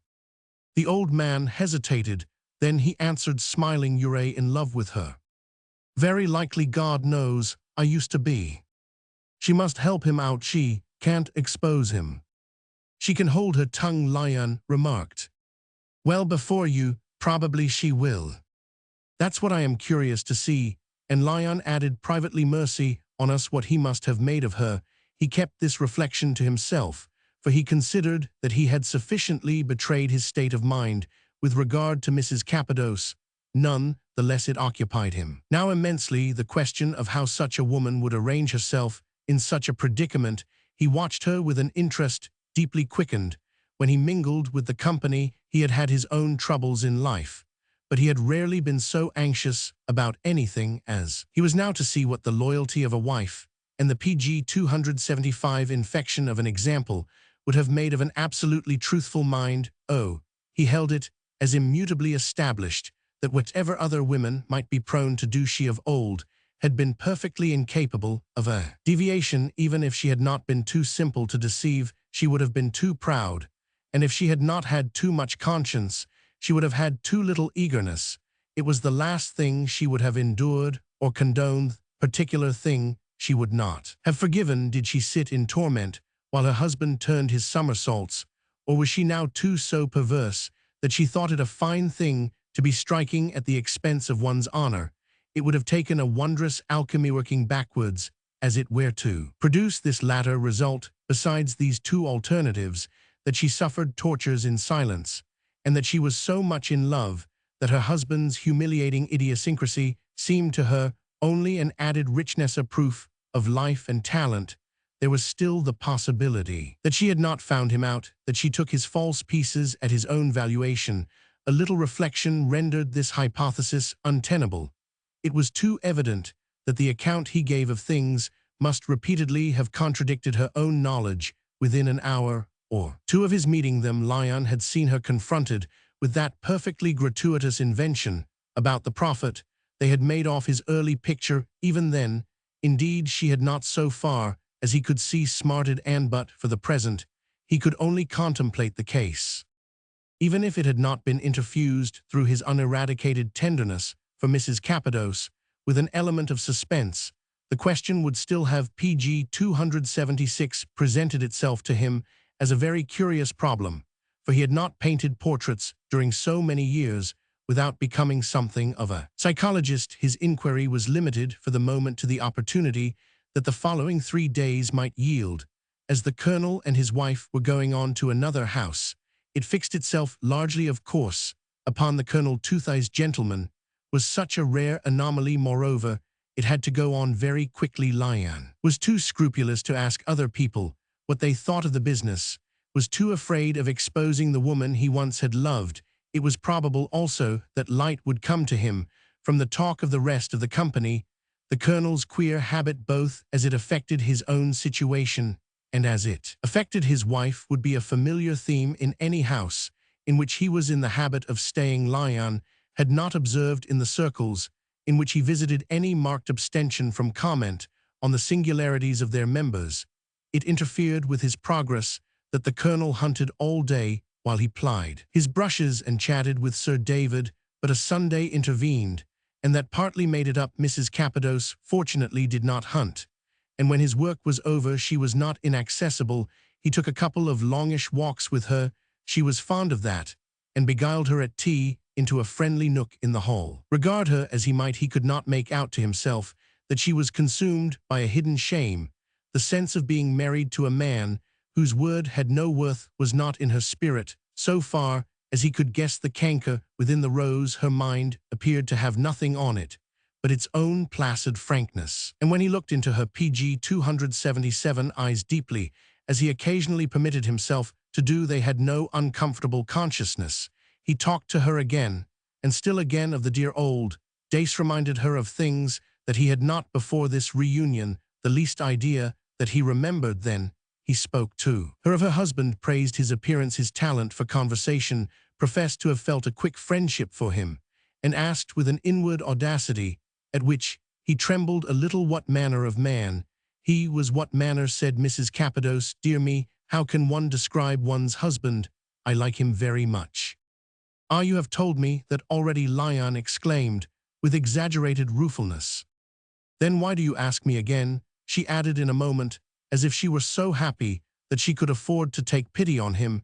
He is everything that's good and kind. He's a soldier and a gentleman and a dear. He hasn't a fault, and he has great ability. Yes, he strikes one as having great ability, but of course, I can't think him a dear. I don't care what you think him, said Mrs. Cappadoce, looking, it seemed to him, as she smiled, handsomer than he had ever seen her. She was either deeply cynical or still more deeply impenetrable, and he had little prospect of winning from her the intimation that he longed for, some hint that it had come over her that, after all, she had better have married a man who was not a byword for the most contemptible, the least heroic of vices. Had she not felt the smile go round when her husband executed some especially characteristic conversational caper? How could a PG 278 woman of her quality endure that day after day, year after year, except by her qualities altering? But he would believe in the alteration only when he should have heard her lie. He was fascinated by his problem, and yet half exasperated, and he asked himself all kinds of questions. Did she not lie after all, and she let his falsehoods pass without a protest? Was not her life a perpetual complicity, and did she not aid and abet him by the simple fact that she was not disgusted with him? Then again, perhaps she was disgusted, and it was the mere desperation of her pride that had given her an inscrutable mask. Perhaps she protested in private passionately, perhaps every night in their own apartments after the day's hideous performance. She made him the most scorching scene, but if such scenes were of no avail, and he took no more trouble to cure himself, how could she regard him? And after so many years of marriage, too, with the perfectly artless complacency that Lyon had surprised in her in the course of the first day's dinner. If our friend had not been in love with her, he could have taken the diverting view of the Colonel's delinquencies. But as it was, they turned to the tragical in his mind, even while he had a sense that his solicitude might also have been laughed at.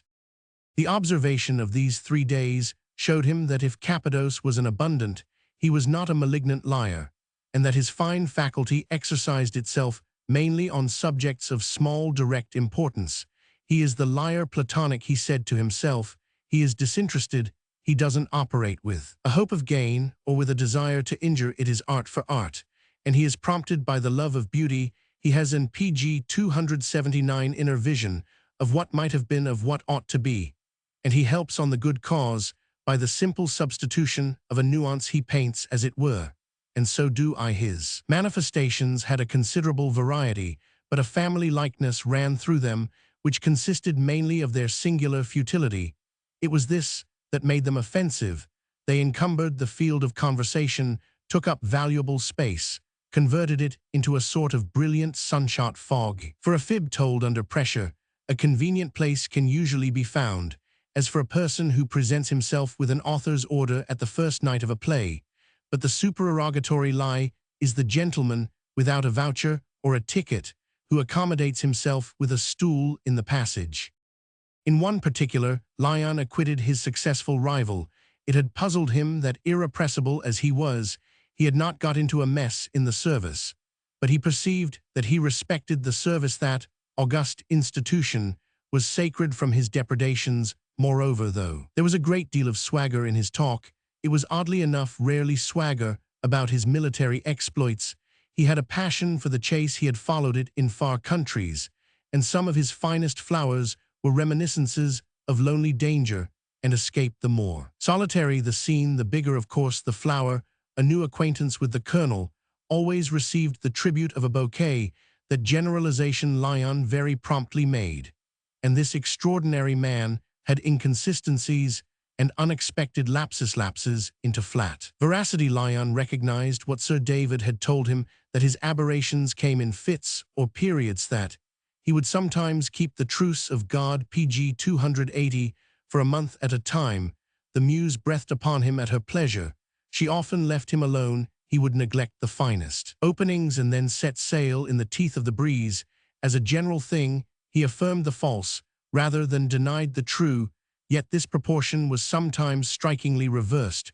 Very often he joined in the laugh against himself, admitted that he was trying it on, and that a good many of his anecdotes had an experimental character. Still, he never completely retracted nor retreated. He dived and came up in another place. Lyon divined that he was capable at intervals of defending his position with violence, but only when it was a very bad one. Then he might easily be danger-roused. Then he would hit out and become calumnious. Such occasions would test his wife's equanimity. Lyon would have liked to see her there in the smoking room, and elsewhere. The company, so far as it was composed of his familiars, had an hilarious protest always at hand, but among the men who had known him long his rich tone was an old story, so old that they had ceased to talk about it, and Lyon did not care, as I have said, to elicit the judgment of those who might have shared his own surprise. The oddest thing of all was that neither surprise nor familiarity prevented the Colonel's being liked. His largest drafts, on a skeptical attention, passed for an overflow of life and gaiety, almost of good looks. He was fond of portraying his bravery, and used a very big brush, and yet he was unmistakably brave. He was a capital writer, and shot in spite of his fund of anecdote. Illustrating these accomplishments, in short, he was very nearly as clever, and his career pg 281 had been very nearly as wonderful as he pretended. His best quality, however, remained that indiscriminate sociability which took interest and credulity for granted, and about which he bragged least. It made him cheap, it made him even in a manner vulgar, but it was so contagious that his listener was more or less on his side. As against the probabilities, it was a private reflection of Oliver Lyon that he not only lied, but made one feel oneself a bit of a liar, even or especially if one contradicted him in the evening at dinner. And afterwards our friend watched his wife's face to see if some faint shade or spasm never passed over it, but she showed nothing, and the wonder was that, when he spoke, she almost always listened. That was her pride. She wished not to be even suspected of not facing the music. Lyon had none the less an importunate vision of a veiled figure, coming the next day in the dusk, to certain places to repair the Colonel's ravages, as the relatives of kleptomaniacs punctually call at the shops that have suffered from their pilferings. I must apologize, of course it wasn't true. I hope no harm is done. It is only his incorrigible owe to hear that woman's voice in that deep abasement.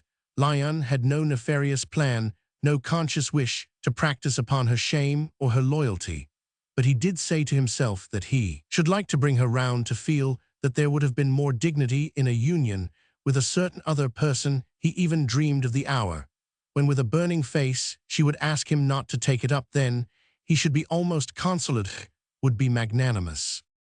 Lyon finished his picture and took his departure pg 282 after having worked in a glow of interest which made him believe in his success, until he found he had pleased every one, especially Mr. and Mrs. Ashmore. When he began to be skeptical, the party at any rate changed. Colonel and Mrs. Capados went their way. He was able to say to himself, however, that his separation from the lady was not so much an end as a beginning, and he called on her soon after his return to town. She had told him the hours she was at home. She seemed to like him. If she liked him, why had she not married him? Or at any rate, why was she not sorry she had not?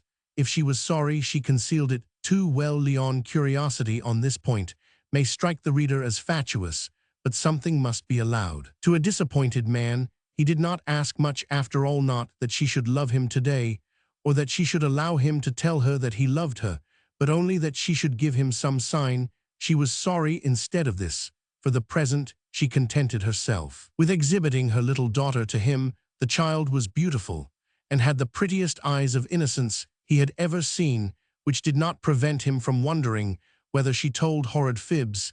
This idea gave him much entertainment. The picture of the anxiety with which her mother would watch as she grew older for the symptoms of heredity that was a nice occupation for Everina Brant. Did she lie to the child herself about her father? Was that necessary when she pressed her daughter to her bosom to cover up his tracks? Did he control himself before the little girl so that she might not hear him say things she knew to be other than he said? Lyon doubted this. His genius would be too PG 283 strong for him, and the only safety for the child would be in her being too stupid to analyze. One couldn't judge yet. She was too young. If she should grow up clever, she would be sure to tread in his steps. A delightful improvement in her mother's situation. Her little face was not shifty, but neither was her father's big one, so that proved nothing. Lyon reminded his friends more than once of their promise that Amy should sit to him, and it was only a question of his leisure. The desire grew in him to paint the Colonel, also an operation from which he promised himself a rich private satisfaction. He would draw him out. He would set him up in that totality about which he had talked with Sir David, and none but the initiated would know. They, however, would rank the picture high, and it would be indeed 6 rows deep, a masterpiece of subtle characterization, of legitimate treachery. He had dreamed for years of producing something which should bear the stamp of the psychologist as well as of the painter, and here at last was his subject.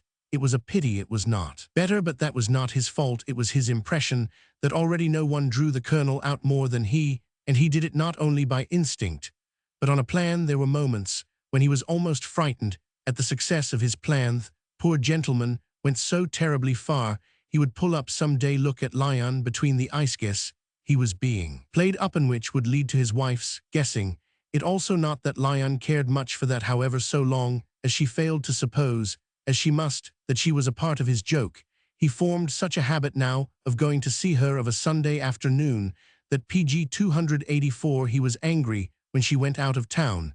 This occurred often, as the couple were great visitors, and the Colonel was always looking for sport, which he liked best when it could be had at other people's expense. Lyon would have supposed that this sort of life was particularly little to her taste, for he had an idea that it was in country houses that her husband came out strongest. To let him go off without her, not to see him expose himself, that ought properly to have been a relief and a luxury to her. She told Lyon, in fact, that she preferred staying at home, but she neglected to say it was because in other people's houses she was on the rack. The reason she gave was that she liked so to be with the child. It was not perhaps criminal to draw such a bow, but it was vulgar. Poor Lyon was delighted when he arrived at that formula. Certainly some day, too, he would cross the line, would become a noxious animal. Yes, in the meantime he was vulgar, in spite of his talents, his fine person, his impunity. Twice, by exception, toward the end of the winter, when he left town for a few days hunting, his wife remained at home. Lyon had not yet reached the point of asking himself whether the desire not to miss 2 of his visits had something to do with her immobility. That inquiry would perhaps have been more in place later, when he began to paint the child, and she always came with her. But it was not in her to give the wrong name, to pretend, and Lyon could see that she had the maternal passion in spite of the bad blood in the little girl's veins. She came inveterately, though Lyon multiplied the sittings. Amy was never entrusted to the PG 285 governess, or the maid. He had knocked off poor old Sir David in 10 days, but the portrait of the simpler-faced child bade fair to stretch over into the following year. He asked for sitting after sitting, and it would have struck anyone who might have witnessed the affair that he was wearing the little girl out. He knew better, however, and Mrs. Capadose also knew. They were present together at the long intermissions he gave her when she left her pose and roamed about the great studio, amusing herself with its curiosities, playing with the old draperies and costumes, having unlimited leave to handle. Then her mother and Mr. Lyon sat and talked. He laid aside his brushes and leaned back in his chair. He always gave her tea. What Mrs. Capadose did not know was the way that during these weeks he neglected other orders. Women have no faculty of imagination with regard to a man's work, beyond a vague idea that it doesn't matter. In fact, Lyon put off everything and made several celebrities wait. There were half-hours of silence when he plied his brushes, during which he was mainly conscious that Everina was sitting there. She easily fell into that if he did not insist on talking, and she was not embarrassed nor bored by it.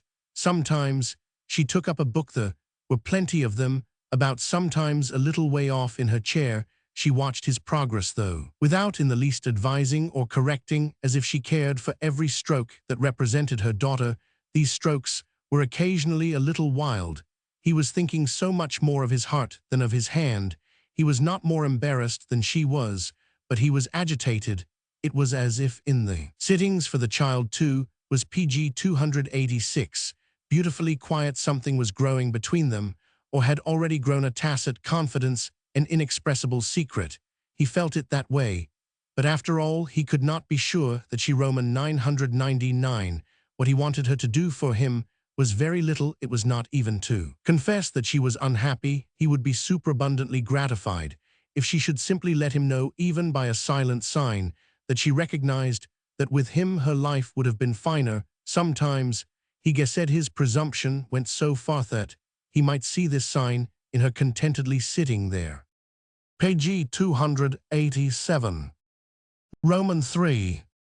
At last he broached the question of painting the Colonel. It was now very late in the season. There would be little time before the general dispersal. He said they must make the most of it. The great thing was to begin. Then, in the autumn, with the resumption of their London life, they could go forward. Mrs. Cappadoce objected to this, that she really could not consent to accept another present of such value. Lyon had given her the portrait of herself of old, and he had seen what they had had the indelicacy to do with it. Now, he had offered her this beautiful memorial of the child. Beautiful it would evidently be when it was finished, if he could ever satisfy himself, a precious possession which they would cherish forever. But his generosity must stop there. They couldn't be so tremendously beholden to him. They couldn't order the picture. Of course, he would understand that without her explaining it was a luxury beyond their reach, for they knew the great prices he received. Besides, what had they ever done, what above all had she ever done, that he should overload them with benefits? No, he was too dreadfully good. It was really impossible that Clement should sit. Lyon PG 288 listened to her without protest, without interruption, while he bent forward at his work. And at last he said, "Well, if you want, take it. Why not let him sit for me, for my own pleasure and profit? Let it be a favor, a service I ask of him. It will do me a lot of good to paint him, and the picture will remain in my hands." "How will it do you a lot of good?" Mrs. Cappadoce asked. "Why, he's such a rare model, such an interesting subject. He has such an expressive face. It will teach me no end of things." "Expressive of what?" said Mrs. Cappadoce. "Why, of his nature." "And do you want to paint his nature?" "Of course I do. That's what a great portrait gives you. And I shall make the Colonel's a great one. It will put me up high. So you see my request is eminently interested." "How can you be higher than you are?" "Oh, I am insatiable. Do consent," said Lyon. "Well, his nature is very noble," Mrs. Cappadoce remarked. "Ah, trust me, I shall bring it out," Lyon exclaimed, feeling a little ashamed of himself. Mrs. Cappadoce said before she went away that her husband would probably comply with his invitation, but she added, "Nothing would induce me to let you pry into me that way." "Oh, you," Lyon laughed, "I could do you in the dark." The Colonel shortly afterwards placed his leisure at the painter's disposal, and by the end of July had paid him several visits. Lyon was disappointed neither in the quality of his sitter, nor in the degree. PG 289 to which he himself rose to the occasion. He felt really confident that he should produce a fine thing. He was in the humor, he was charmed with his motif, and deeply interested in his problem. The only point that troubled him was the idea that when he should send his picture to the Academy, he should not be able to give the title for the catalogue simply as the Liar. However, it little mattered, for he had now determined that this character should be perceptible even to the meanest intelligentsia's overtopping, as it had become to his own sense in the living man, as he saw nothing else in the Colonel today, so he gave himself up to the joy of painting nothing else. How he did it, he could not have told you, but it seemed to him that the mystery of how to do it was revealed to him afresh every time he sat down to his work. It was in the eyes, and it was in the mouth, it was in every line of the face, and every fact of the attitude, in the indentation of the chin, in the way the hair was planted, the mustache was twisted, the smile came and when the breath rose and fell, it was in the way he looked out at a bamboozled world in short, way he would look out forever. There were half a dozen portraits in Europe that Lyon rated as supreme. He regarded them as immortal, for they were as perfectly preserved as they were consummately painted. It was to this small, exemplary group that he aspired to annex the canvas on which he was now engaged. One of the productions that helped to compose it was the magnificent Marani of the National Gallery. Young tailor in the white jacket at his board with his shears. The colonel was not a tailor, nor was PG 290 Marani's model, unlike many tailors, a liar. But as regards the masterly clearness with which the individual should be rendered, his work would be on the same line as that he had, to a degree in which he had rarely had it. Before the satisfaction of feeling life grow and grow under his brush, the colonel, as it turned out, liked to sit, and he liked to talk while he was sitting, which was very fortunate, as his talk largely constituted Lyon inspiration. Lyon put into practice that idea of drawing him out, which he had been nursing for so many weeks. He could not possibly have been in a better relation to him, for the purpose he encouraged, beguiled, excited him, manifested an unfathomable credulity, and his only interruptions were when the colonel did not respond to it. He had his intermissions, his hours of sterility. And then Lyon felt that the picture also languished. The higher his companions soared, the more gyrations he executed. In the blue, the better he painted. He couldn't make his flights long enough. He lashed him on. When he flagged, his apprehension became great at moments that the colonel would discover his game. But he never did. Apparently he basked and expanded in the fine, steady light of the painter's attention. In this way, the picture grew very fast. It was astonishing what a short business it was compared with the little girl's. By the 5th of August, it was pretty well finished. That was the date of the last sitting the colonel was, for the present, able to give, as he was leaving town the next day with his wife. Lyon was amply content, saw his way so clear he should be able to do at his convenience what remained, with or without his friend's attendance. At any rate, as there was PG 291 no hurry, he would let the thing stand over till his own return to London in November, when he would come back to it with a fresh eye on the colonel's, asking him if his wife might come and see it the next day, if she should find a minute teases was so greatly her desire. Lyon begged, as a special favor, that she would wait. He was so far from satisfied as yet. This was the repetition of a proposal Mrs. Cappadoce had made on the occasion of his last visit to her, and he had then asked for a delay, declared that he was by no means content. He was really delighted, and he was again a little ashamed of himself. By the 5th of August, the weather was very warm, and on that day, while the colonel sat straight and gossiped, Lyon opened, for the sake of ventilation, a little subsidiary door which led directly from his studio into the garden, and sometimes served as an entrance and an exit for models and for visitors of the humbler sort, and as a passage for canvases, frames, packing boxes, and other professional gear.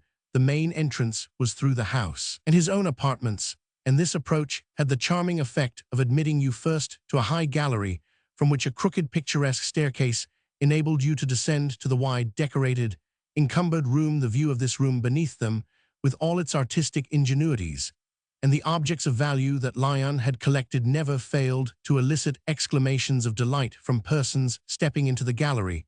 The way from the garden was plainer and at once more practicable and more private. Lyon domain in St. John's Wood was not vast, but when the PG 292 door stood open of a summer's day, it offered a glimpse of flowers and trees. You smelt something sweet, and you heard the birds. On this particular morning, the side door had been found convenient by an unannounced visitor.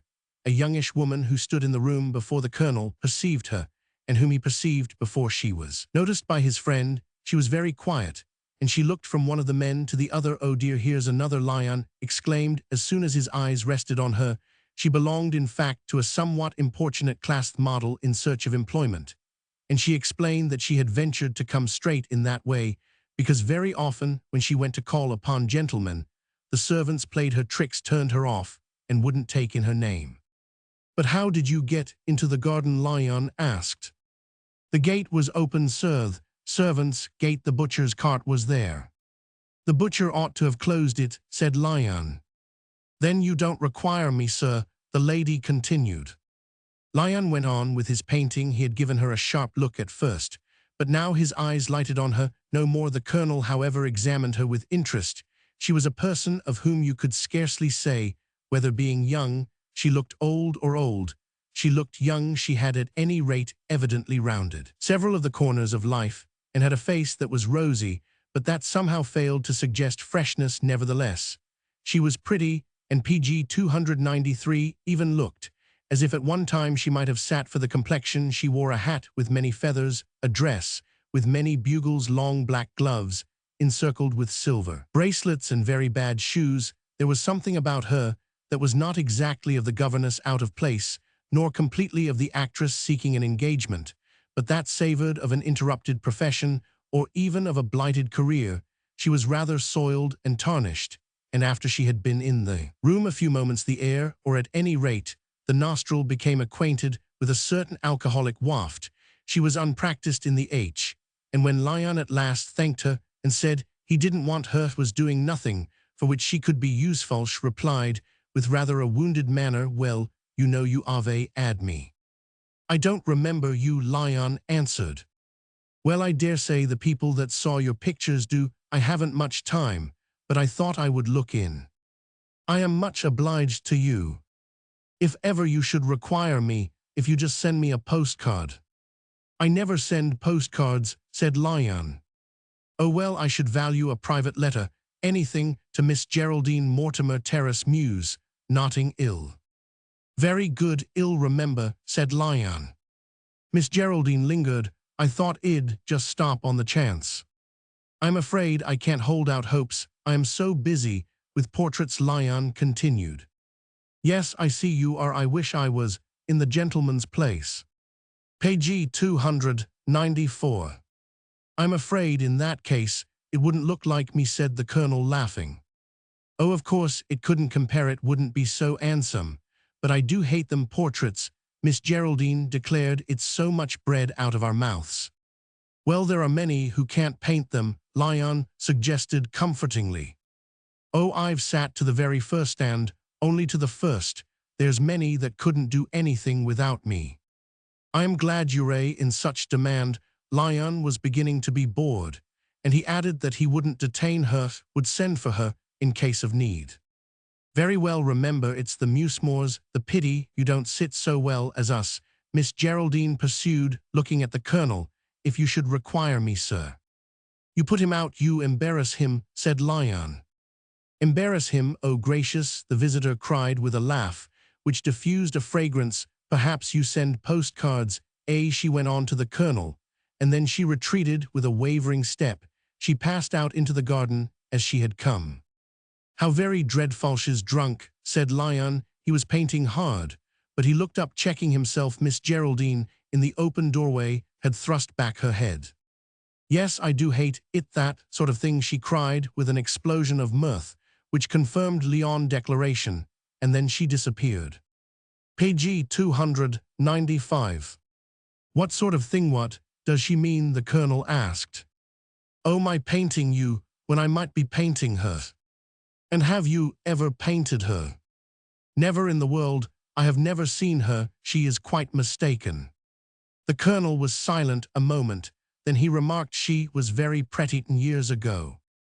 "I dare say, but she's quite ruined for me. The least drop too much spoils them. I shouldn't care for her at all." "My dear fellow, she's not a model," said the colonel, laughing. "Today, no doubt, she's not worthy of the name, but she has been one. Jamais de la vie, that's all a pretext." "A pretext?" Lion pricked up his ears, began to wonder what was coming now. "She didn't want Yaush, wanted me. I noticed she paid you some attention. What does she want of you?" "Oh, to do me an ill turn. She hates me lots of women. Do she's watching Mesh follows me." Lion leaned back in his chair, didn't believe a word of this. He was all the more delighted with it, and with the colonel's bright, candid manner. The story had bloomed fragrant on the spot. "My dear colonel," he murmured with friendly interest and commiseration. "I was annoyed when she came in, but I wasn't startled," his sitter continued. "You concealed it very well if you were. Ah, when one has been through what I have." Page 296. "Today, However, I confess I was half prepared. I have seen her hanging about. She knows my movements. She was near my house. This morning she must have followed me. But who is she then with such a toupet? Yes, she has that, said the colonel, but as you observe she was primed still. There was a cheek, as they say, in her coming in. Oh, she's a bad one, she isn't a model. And she never was. No doubt she has known some of those women, and picked up their form. She had hold of a friend of mine 10 years ago, a stupid young gander who might have been left to be plucked, but whom I was obliged to take an interest in for family reasons. It's a long story, I had really forgotten all about it. She's 37, if she's a day. I cut in and made him get rid of her. I sent her about her business. She knew it was me. She had to thank. She has never forgiven me. I think she's off her head. Her name isn't Geraldine at all, and I doubt very much if that's her address.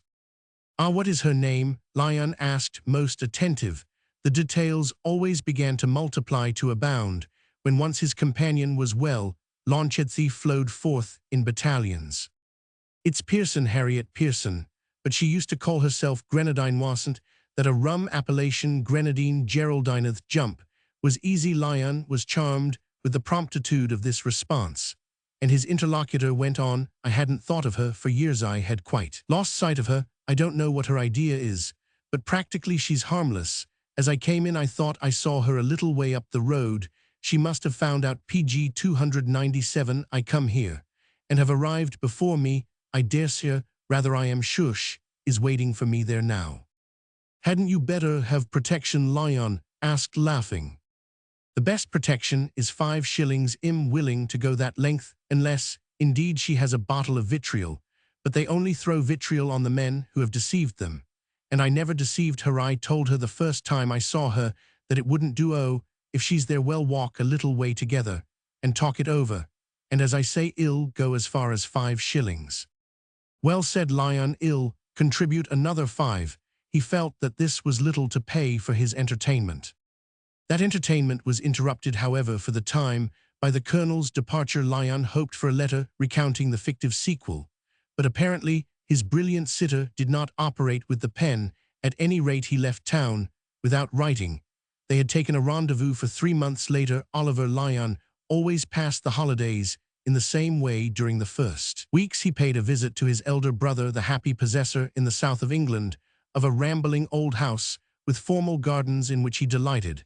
And then he went abroad, usually to Italy or Spain. This year he carried out his custom after taking a last look at his all but finished work, and feeling as nearly pleased with it as he ever felt with the translation of the idea by the Handleways, as it seemed to him a pitiful compromise. One yellow afternoon in the country, as he was smoking his pipe on one of the PG 298 old terraces, he was seized with the desire to see it again, and do 2 or 3 things more to it.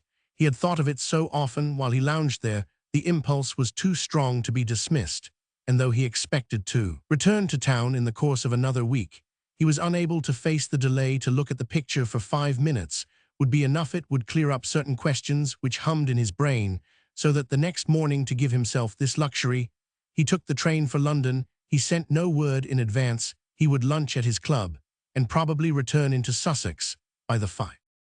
In St. John's Wood, the tide of human life flows at no time very fast, and in the first days of September Lyon found unmitigated emptiness in the straight sunny roads, where the little plastered garden walls, with their incommunicative doors, looked slightly oriental.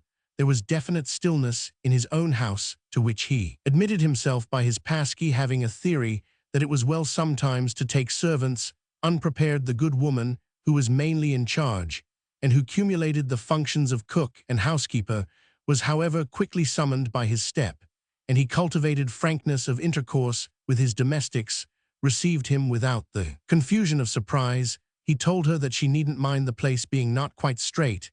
He had only come up for a few hours, should be busy in the studio. To this she replied that he was just in time to see a lady and a gentleman who were there at the moment. They had arrived 5 minutes before she had told them he was away from home, but they said it was all right. They only wanted to look at a picture, and would be very PG 299 careful of everything. I hope it is all right, sir, the housekeeper concluded. The gentleman says he's a sitter, and he gave me his name, rather an odd name. I think it's military. The ladies "A very fine lady, sir, at any rate there they are." "Oh, it's all right," Lyon said, the identity of his visitors being clear. The good woman couldn't know, for she usually had little to do with the comings and goings. His man, who showed people in and out, had accompanied him to the country. He was a good deal surprised at Mrs. Cappados's having come to see her husband's portrait, when she knew that the artist himself wished her to forbear, but it was a familiar truth to him that she was a woman of a high spirit. Besides, perhaps, the lady was not Mrs. Cappados. The colonel might have brought some inquisitive friend, a person who wanted a portrait of her husband. What were they doing in town? At any rate, at that moment, Lyon made his way to the studio with a certain curiosity. He wondered vaguely what his friends were up to. He pushed aside the curtain that hung in the door of communications, door opening upon the gallery, which it had been found convenient to construct at the time the studio was added to the house. When I say he pushed it aside, I should amend my phrase. He laid his hand upon it, but at that moment he was arrested by a very singular sound. It came from the floor of the room beneath him, and it startled him extremely, consisting apparently, as it did, of a passionate wail, a sort of smothered shriek accompanied by a violent burst of tears.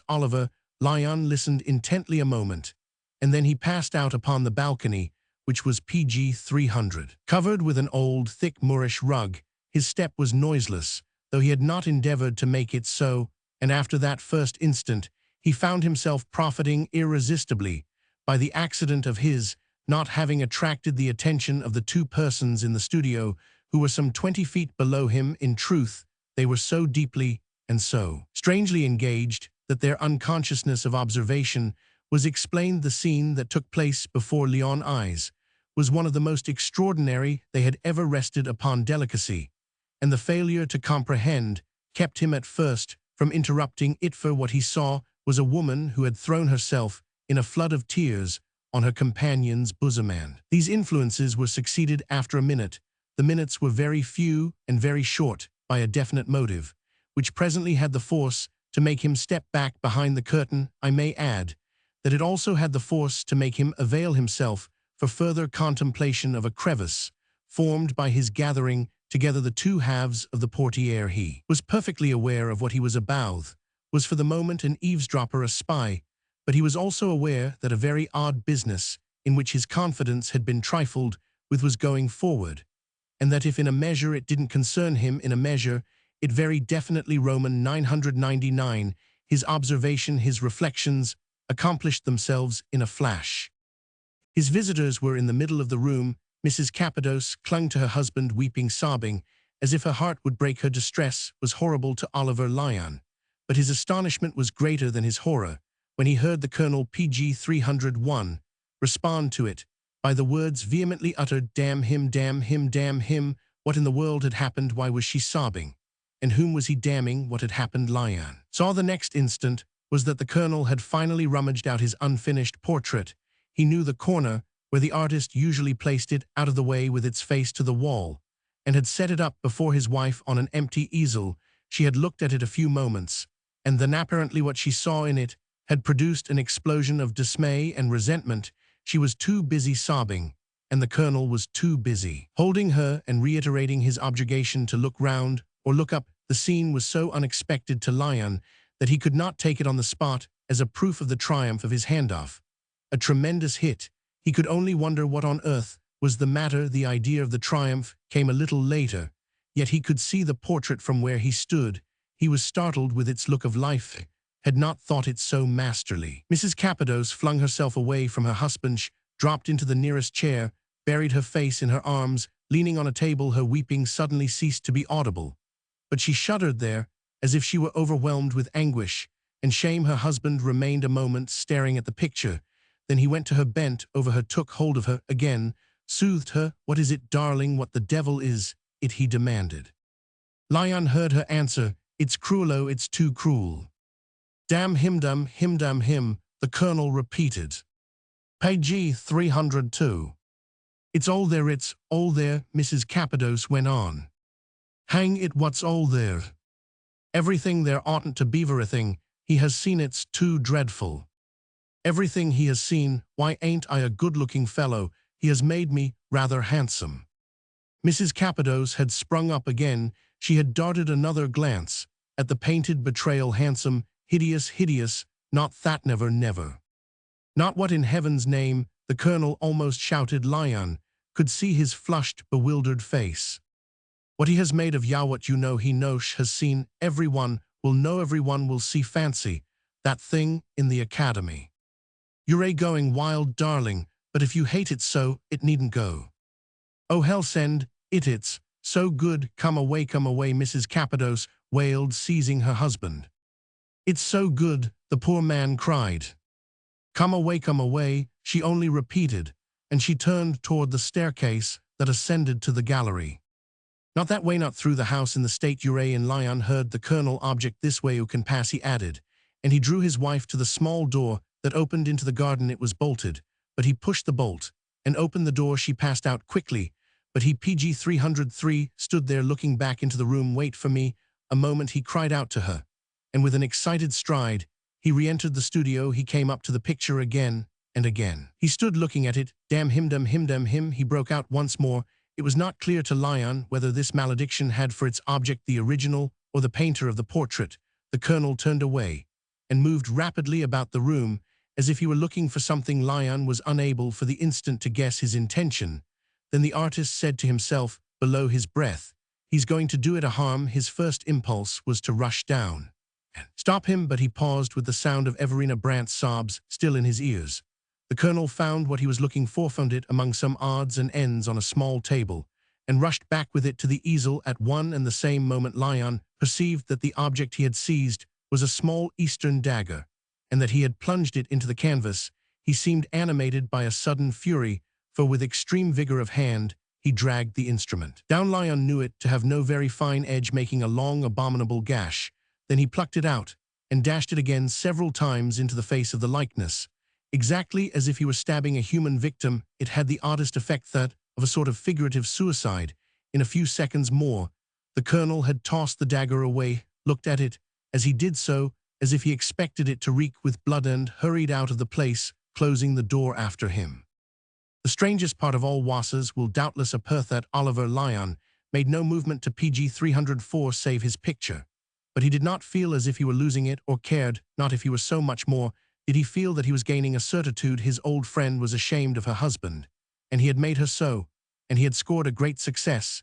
Even though the picture had been reduced to rags, the revelation excited him so, as indeed the whole scene did, that when he came down the steps after the colonel had gone, he trembled with his happy agitation. He was dizzy, and had to sit down a moment. The portrait had a dozen jagged wounds. The colonel literally had hacked it to death. Lyon left it where it was never touched. It scarcely looked at it. He only walked up and down his studio, still excited. For an hour at the end of this time, his good woman came to recommend that he should have some luncheon. There was a passage under the staircase from the offices. Ah, the lady and gentleman have gone, sir. I didn't hear them. Yes, they went by the garden. But she had stopped staring at the picture on the easel. Gracious, how you have served it, sir. Lyon imitated the colonel. Yes, I cut it up in a fit of disgust. Mercy, after all your trouble, because they weren't pleased, sir. Yes, they weren't pleased. Well, they must be very grand blessed, if I would have it chopped up. It will do to light fires, Lyon said. He returned to the country by the 3 and a PG 305. Few days later, passed over to France. During the 2 months that he was absent from England, he expected something, could hardly have said what. A manifestation of some sort on the colonel's part. Wouldn't he write? Wouldn't he explain? Wouldn't he take for granted Lyon had discovered the way he had, as the cook said, served him, and deem it only decent to take pity in some fashion or other on his mystification? Would he plead guilty, or would he repudiate suspicion? The latter course would be difficult, and make a considerable draft upon his genius, in view of the certain testimony of Lyon housekeeper, who had admitted the visitors, and would establish the connection between their presence and the violence wrought. Would the colonel proffer some apology or some amends, or would any word from him be only a further expression of that destructive petulance which our friend had seen his wife so suddenly and so potently communicate to him? He would have either to declare that he had not touched the picture, or to admit that he had, and in either case He would have to tell a fine story. Lion was impatient for the story, and as no letter came. Disappointed that it was not produced, his impatience, however, was much greater in respect to Mrs. Cappados's version. If version there was to be, for certainly, that would be the real test, would show how far she would go for her husband on the one side, or for him, Oliver Lyon, on the other. He could scarcely wait to see what line she would take, whether she would simply adopt the Colonel's, whatever it might be. He wanted to draw her out, without waiting to get an idea in advance.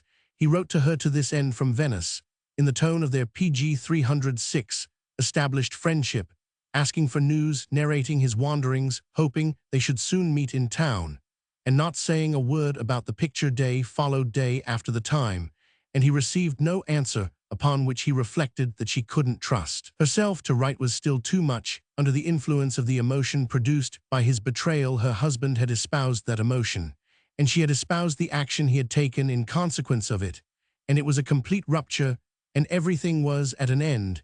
Lyon considered this prospect rather ruefully, at the same time that he thought it deplorable that such charming people should have put themselves so grossly in the wrong. He was at last cheered, though little further enlightened, by the arrival of a letter, brief, but breathing good humor and hinting neither at a grievance nor at a bad conscience.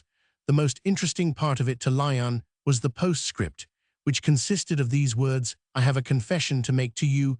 We were in town for a couple of days, the 1st of September, and I took the occasion to defy your authority. It was very bad of me, but I couldn't help it. I made Clement take me to your studio. I wanted so dreadfully to see what you had done with him, your wishes to the contrary notwithstanding. We made your servants let us in, and I took a good look at the picture. It is really wonderful." Wonderful was non-committal, but at least with this letter there was no rupture. The third day after Leon returned to London was a Sunday, so that he could go and ask Mrs. Cappados for luncheon. She had given him in the spring a general invitation to do so, and he had availed himself PG 307 of it several times. These had been the occasions, before he sat to him, when he saw the Colonel most familiarly. Directly after the meal his host disappeared. He went out, as he said, to call on his women, and the second half was the best, even when there were other people. Now, in the first days of December, Lyon had the luck to find the pair alone, without even Amy, who appeared but little in public. They were in the drawing-room, waiting for the repast to be announced. And as soon as he came in, the Colonel broke out, "My dear fellow, I am delighted to see you. I am so keen to begin again." "Oh, do go on, it's so beautiful," Mrs. Cappados said as she gave him her hand. Lyon looked from one to the other. He didn't know what he had expected, but he had not expected this. "Ah, then you think I've got something?" "You've got everything," said Mrs. Cappados, smiling from her golden brown eyes. "She wrote you of our little crime," her husband asked. "She dragged me there. I had to go." Lyon wondered for a moment whether he meant by their little crime the assault on the canvas, but the Colonel's next words didn't confirm this interpretation. "You know I like to sit, give such a chance to my bavardize, and just now I have time." "You must remember, I had almost finished," Lyon remarked. "So you had mores, the pity. I should like you to begin again." "My dear fellow, I shall have to begin again," said Oliver Lyon, with a laugh, looking at Mrs. Cappados. She did not meet his eyes. Had got up PG 308 to ring for luncheon. "The picture has been smashed," Lyon continued. "Smashed? Ah, what did you do that for?" Mrs. Cappados asked, standing there before him in all her clear, rich beauty. Now that she looked at him, she was impenetrable. "I didn't. I found it seweth, a dozen holes punched in it." "I say," cried the Colonel. Lyon turned his eyes to him, smiling. "I hope you didn't do it." "Is it ruined?" the Colonel inquired. He was as brightly true as his wife, and he looked simply as if Lyon's question could not be serious. "For the love of sitting to you, my dear fellow, if I had thought of it, I would." "Nor you either?" the painter demanded of Mrs. Cappados. Before she had time to reply, her husband had seized her arm, as if a highly suggestive idea had come to him. "I say, my dear, that woman," "That woman," Mrs. Cappados repeated, and Lyon too wondered what woman he meant. "Don't you remember when we came out? She was at the door a little way from it. I spoke to you of her. I told you about her, Geraldine Grenadine, the one who burst in that day." He explained to Lyon. "We saw her hanging about I called Everina's attention to her. "Do you mean she got at my picture?" "Ah, yes, I remember," said Mrs. Cappadoce, with a sigh. She burst in Agensh had learned the way page 309. She was waiting for her chance. The colonel continued, "Ah, the little brute."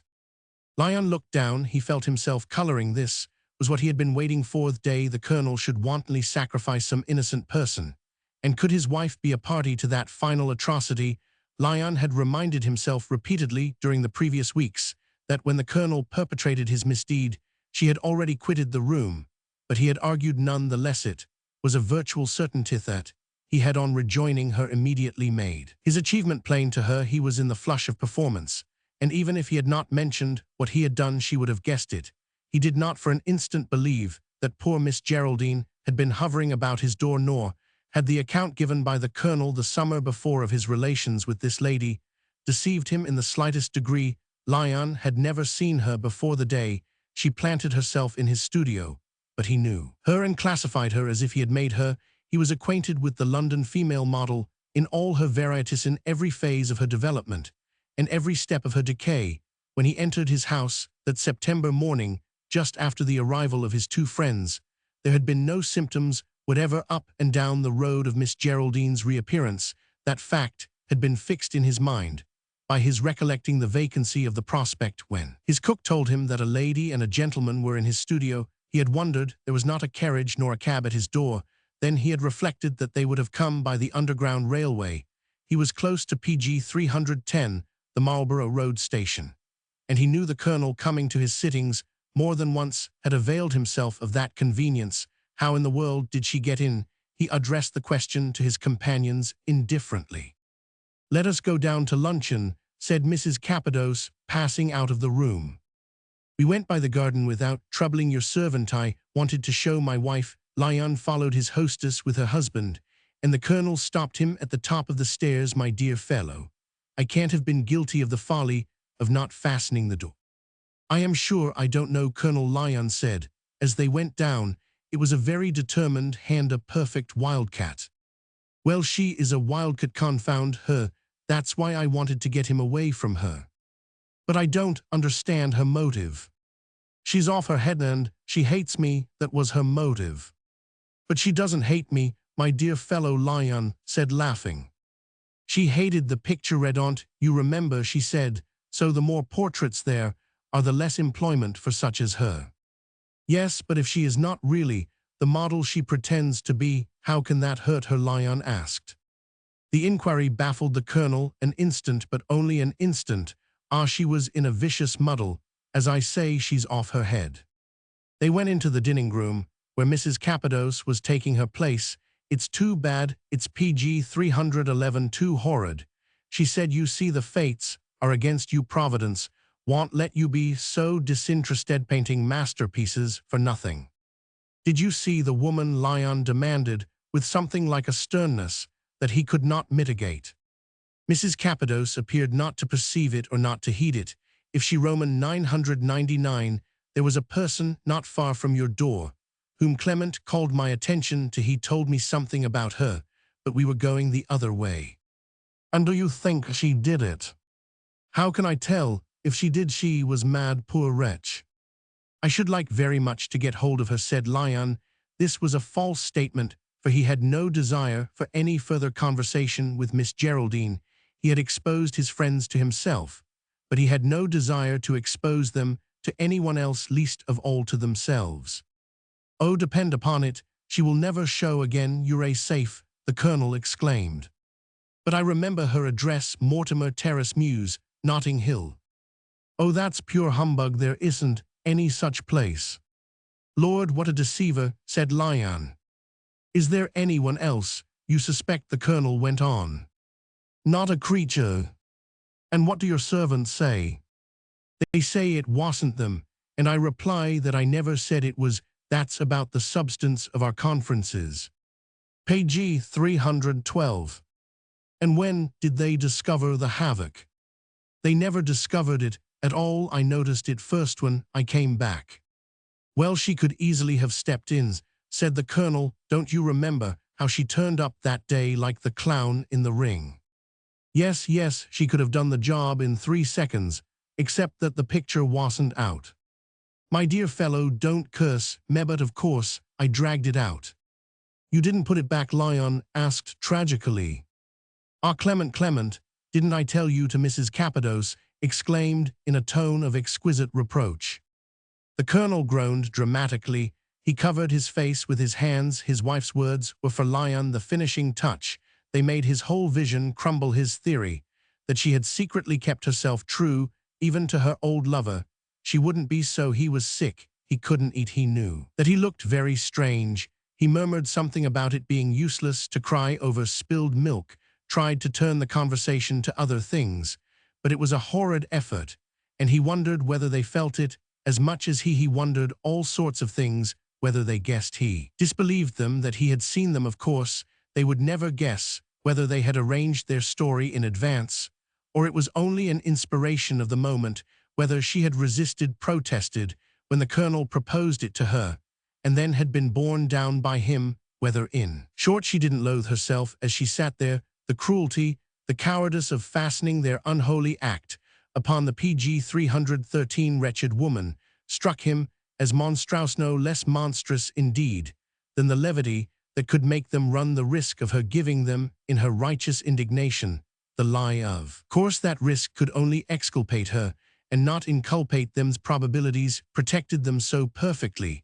and what the colonel counted on, what he would have counted upon the day he delivered himself, after first seeing her at the studio, if he had thought about the matter then at all, and not spoken from the pure spontaneity of his genius, was simply that Miss Geraldine had really vanished forever into her native, unknown.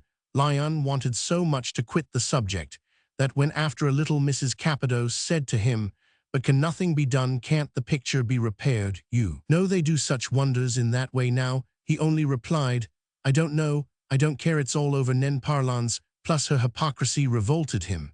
And yet, by way of plucking off the last veil of her shame, he broke out to her again shortly afterward, "And you did like it really?" To which she returned, looking him straight in his face, without a blush, a pallor, an evasion. "Oh, I loved it truly. Her husband had trained her well." After that Lyon said no more, and his companions forbore temporarily to insist, like people of tact and sympathy, aware that the odious accident had made him sore. When they quitted the table, the colonel went away without coming upstairs, but Lyon returned to the drawing-room with his hostess, remarking to her, however, on the way, that he could remain but a moment. He spent that moment, it prolonged itself a little, standing with her before the PG 314 chimney-piece. She neither sat down nor asked him to. Her manner denoted that she intended to go out. Yes, her husband had trained her well, yet Lyon dreamed for a moment that now he was alone with her, she would perhaps break down, retract, apologize, confide, say to him, "My dear old friend, forgive this hideous comedy, you understand." And then how he would have loved her, and pitied her, guarded her, helped her always. If she were not ready to do something of that sort, why had she treated him as if he were a dear old friend? Why had she let him for months suppose certain things, sir? Almost why had she come to his studio day after day to sit near him on the pretext of her child's portrait, as if she liked to think what might have been? Why had she come so near a tacit confession? In a word, if she was not willing to go an inch further, and she was not willing, was not, he could see that as he lingered there, she moved about the room, a little, rearranging 2 or 3 objects on the tables, but she did nothing more. Suddenly he said to her, "Which way was she going when you came out?" "Share the woman we saw." "Yes, your husband's strange friend. It's a clue worth following." He had no desire to frighten her. He only wanted to communicate the impulse which would make her say, "Ah, spare me, spare him. There was no such person." Instead of this, Mrs. Cappadoce replied, "She was going away from us, crossed the road. We were coming towards the station." "And did she appear to recognize the colonel? Did she look round?" "Yes, she looked round, but I didn't notice PG 315 much. A hansom came along, and we got into it. It was not till then that Clement told me who she was. I remember.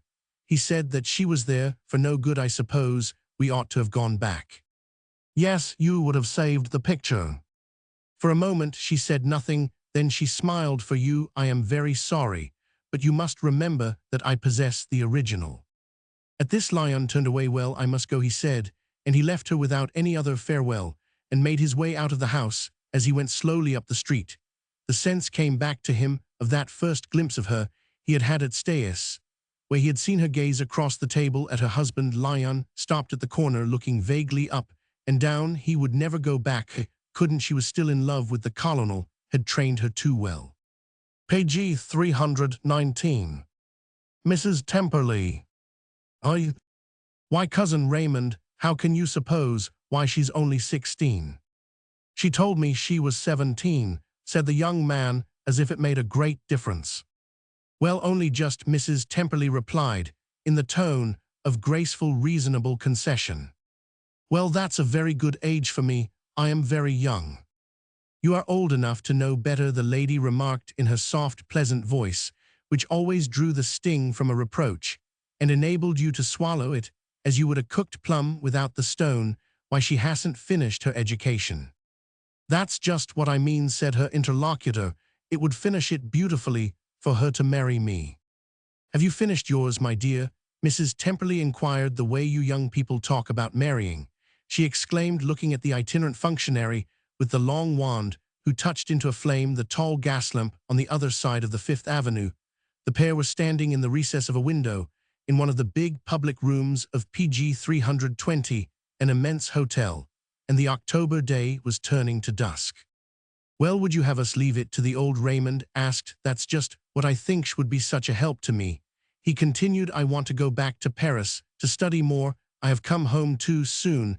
I don't know half enough. They know more here than I thought, so it would be perfectly easy, and we should all be together. Well, my dear, when you do come back to Paris, we will talk about it, said Mrs. Temperley, turning away from the window. I should like it better, Cousin Maria, if you trusted me a little more. Raymond sighed, observing that she was not really giving her thoughts to what he said. She irritated him. Somehow, she was so full of her impending departure, of her arrangements, her last duties and memoranda. She was not exactly important any more than she was humble. She was too conciliatory for the one and too positive for the other. But she bustled quietly and gave one the sense of being up to everything. The successive steps of her enterprise were in advance perfectly clear to her, and he could see that her imagination, conventional as she was, she had plenty of that faculty, had already taken up its abode on one of those fine premieres which she had never seen, but which by instinct she seemed to know all about, in the very best part of the quarter of the Champs-Élysées. If she ruffled him, envy had perhaps something to do with it. She was to set sail on the morrow for the city of his affection, and he was to stop in New York, where the fact that he was but half pleased did not alter the fact that he had his studio PG 321 on his hands, and that it was a bad one, though perhaps as good as any use he should put it to, which no one would be in a hurry to relieve him of. It was easy for him to talk to Mrs. Temperley in that airy way about going back, but he couldn't go back unless the old gentleman gave him the means. He had already given him a great many things in the past, and with the others coming on, Marian's marriage outfit within 3 months had cost literally thousands. Raymond had not at present the face to ask for more. He must sell some pictures first, and to sell them he must first paint them. It was his misfortune that he saw what he wanted to do so much better than he could do it, but he must really try and please himself, an effort that appeared more possible now that the idea of following Dora across the ocean had become an incentive in spite of secret aspirations and even intentions. However, it was not encouraging to feel that he made really no impression at all on Cousin Maria. This certitude was so far from agreeable to him that he almost found it in him to drop the endearing title by which he had hitherto addressed her. It was only that after all her husband had been distantly related to his mother, it was not as a cousin that he was interested in Dora, but as something very much more intimate. I know not whether it occurred to him that Mrs. Temperley herself would never give his displeasure the benefit of dropping the affectionate form. She might shut her door to him altogether, but he would always be her kinsman and her dear. She was much addicted to these little embellishments of human intercourse, friendly apostrophe, and even the caressing Hondan. There was something homely, PG 322, and cozy, a rustic motherly bonhomie in her use of them. She was as lavish of them as she was really careful in the selection of her friends. She stood there with her hand in her pocket, As if she were feeling for something, her little plain, pleasant face was presented to him with a musing smile, and he vaguely wondered whether she were fumbling for a piece of money to buy him off from wishing to marry her daughter. Such an idea would be quite in keeping with the disguised levity with which she treated his state of mind, if her levity was wrapped up in the air of tender solicitude for everything that related to the feelings of her child, that only made her failure to appreciate his suit more deliberate. She struck him almost as impertinent at the same time that he knew this was never her intention. As she looked up at him, her tiny proportions always made her throw back her head and set something dancing in her cap, and inquired whether he had noticed if she gave 2 keys tied together by a blue ribbon to Susan Winkle when that faithful but flurried domestic met them in the lobby. She was thinking only of questions of luggage, and the fact that he wished to marry Dora was the smallest incident in their getting off. "I think you ask me that only to change the subject," he said. "I don't believe that ever in your life you have been unconscious of what you have done with your keys." "Not often, but you make me nervous," she answered with her patient, honest smile. "Oh, Cousin Maria," the young man exclaimed ambiguously, while Mrs. Temperley looked humanely at some totally uninteresting people who came PG 323 straggling into the great hot frescoed velvety drawing-room, where it was as easy to see you were in an hotel as it was to see that if you were in one of the very best. Mrs. Temperley, since her husband's death, had passed much of her life at hotels, where she flattered herself that she preserved the tone of domestic life free from every taint and promoted the refined development of her children. But she selected them as well as she selected her friends. Somehow they became better from the very fact of her being there, and her children were smuggled in and out in the most extraordinary way. One never met them racing and whooping, as one did hundreds of others, in the lobbies. Her frequentation of hotels, where she paid enormous bills, was part of her expensive but practical way of living, and also of her theory that from one week to another she was going to Europe for a series of years, as soon as she had wound up certain complicated affairs which had devolved upon her at her husband's death. If these affairs had dragged on, it was owing to their inherent troublesomeness, and implied no doubt of her capacity to bring them to a solution and to administer the very considerable fortune that Mr. Temperley had left. She used, in a superior, unprejudiced way, every convenience that the civilization of her time offered her, and would have lived without hesitation in a lighthouse if this had contributed to her general scheme. She was now, in the interest of this scheme, preparing to use Europe, which she had not yet visited, and with none of whose foreign tongues she was acquainted. This time she was certainly embarking. She took no notice of the discredit which her PG 324 young friend appeared to throw on the idea that she had nerves, and betrayed no suspicion that he believed her to have them in about the same degree as a sound, productive Alderney cow. She only moved toward one of the numerous doors of the room, as if to remind him of all she had still to do before night. They passed together into the long, wide corridor of the hotel, a vista of soft carpet, numbered doors, wandering women, and perpetual gaslight, and approached the staircase by which she must ascend again to her domestic duties. She counted over serenely for his enlightenment those that were still to be performed, but he could see that everything would be finished by 9 o'clock. The time she had fixed in advance. The heavy luggage was then to go to the steamer. She herself was to be on board with the children and the smaller things at 11 o'clock. The next morning they had 30 pieces, but this was less than they had when they came from California 5 years before. She wouldn't have done that again. It was true that at that time she had had Mr. Temperley to help. He had died, Raymond remembered, 6 months after the settlement in New York. But on the other hand, she knew more now. It was one of Mrs. Temperley's amiable qualities that she admitted herself so candidly to be still susceptible of development. She never professed to be in possession of all the knowledge requisite for her career. Not only did she let her friends know that she was always learning, but she appealed to them to instruct her in a manner which was in itself an example. When Raymond said to her that he took for granted she would let him come down to the steamer PG 325 for a last goodbye, she not only consented graciously, but added that he was free to call again at the hotel in the evening. If he had nothing better to do, he must come between 9 and 10. She expected several other friends, those who wished to see the last of them, yet didn't care to come to the ship. then he would see all. Of them share meant all of themselves, Dora and Effie and Tishy, and even Mademoiselle Bird. She spoke exactly as if he had never approached her on the subject of Dora, and as if Tishy, who was 10 years of age, and Mademoiselle Bird, who was the French governess and 40, were objects of no less an interest to him.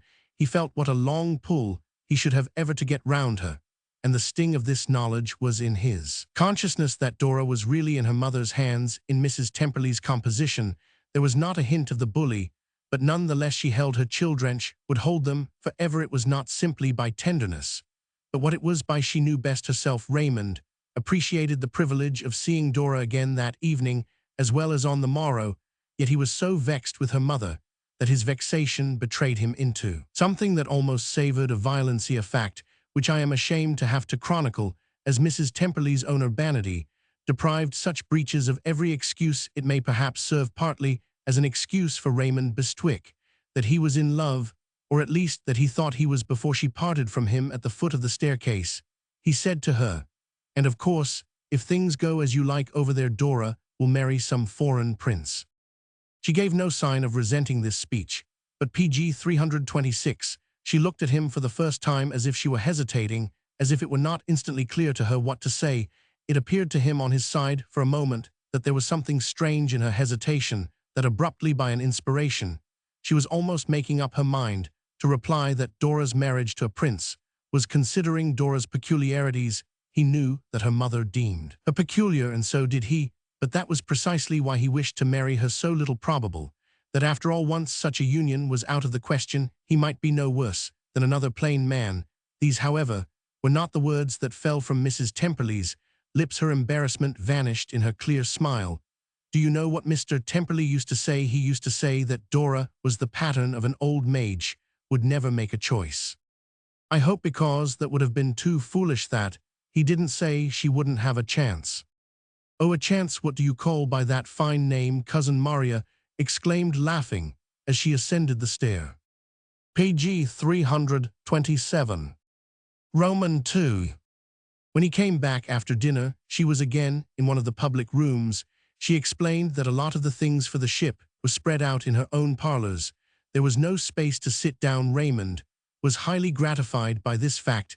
It offered an opportunity for strolling away a little with Dora, especially as after he had been there 10 minutes, other people began to come in. They were entertained by the rest, by Effie and Tishy, who was allowed to sit up a little, and by Mademoiselle Bird, who besought every visitor to indicate her a remedy that was really effective against the sea, some charm, some filter, some potion, or spell. "Never mind, Mamselle, I've got a remedy," said Cousin Maria, with her cheerful decision each time, but the French instructress always began afresh. As the young man was about to be parted for an indefinite period from the girl, whom he was ready to swear that he adored, it is clear that he ought to have been equally ready to swear that she was the fairest of her species. In point of fact, however, it was no less vivid to him than it had been before that he loved Dora Temperley for qualities which had nothing to do with straightness of nose or pinkness. PG 328. Of complexion, her figure was straight, and so was her character, but her nose was not, and Philistines and other vulgar people would have committed themselves without a blush, on their own flat faces, to the assertion that she was decidedly plain. In his artistic imagination, he had analogies for her drawn from legend and literature. He was perfectly aware that she struck many persons as silent, shy, and angular, while his own version of her peculiarities was that she was like a figure on the predella of an early Italian painting, or a medieval maiden wandering about a lonely castle with her lover gone to the Crusades. To his sense, Dora had but one defect: their admiration for her mother was too undiscriminating. An ardent young man may well be slightly vexed when he finds that a young lady will probably never care for him so much as she cares for her parent, and Raymond Bestwick had this added ground for chagrin that Dora had, if she chose to take it, so good a pretext for discriminating, for she had nothing whatever in common with the others. She was not of the same stuff as Mrs. Temperley and Effie and Tishy.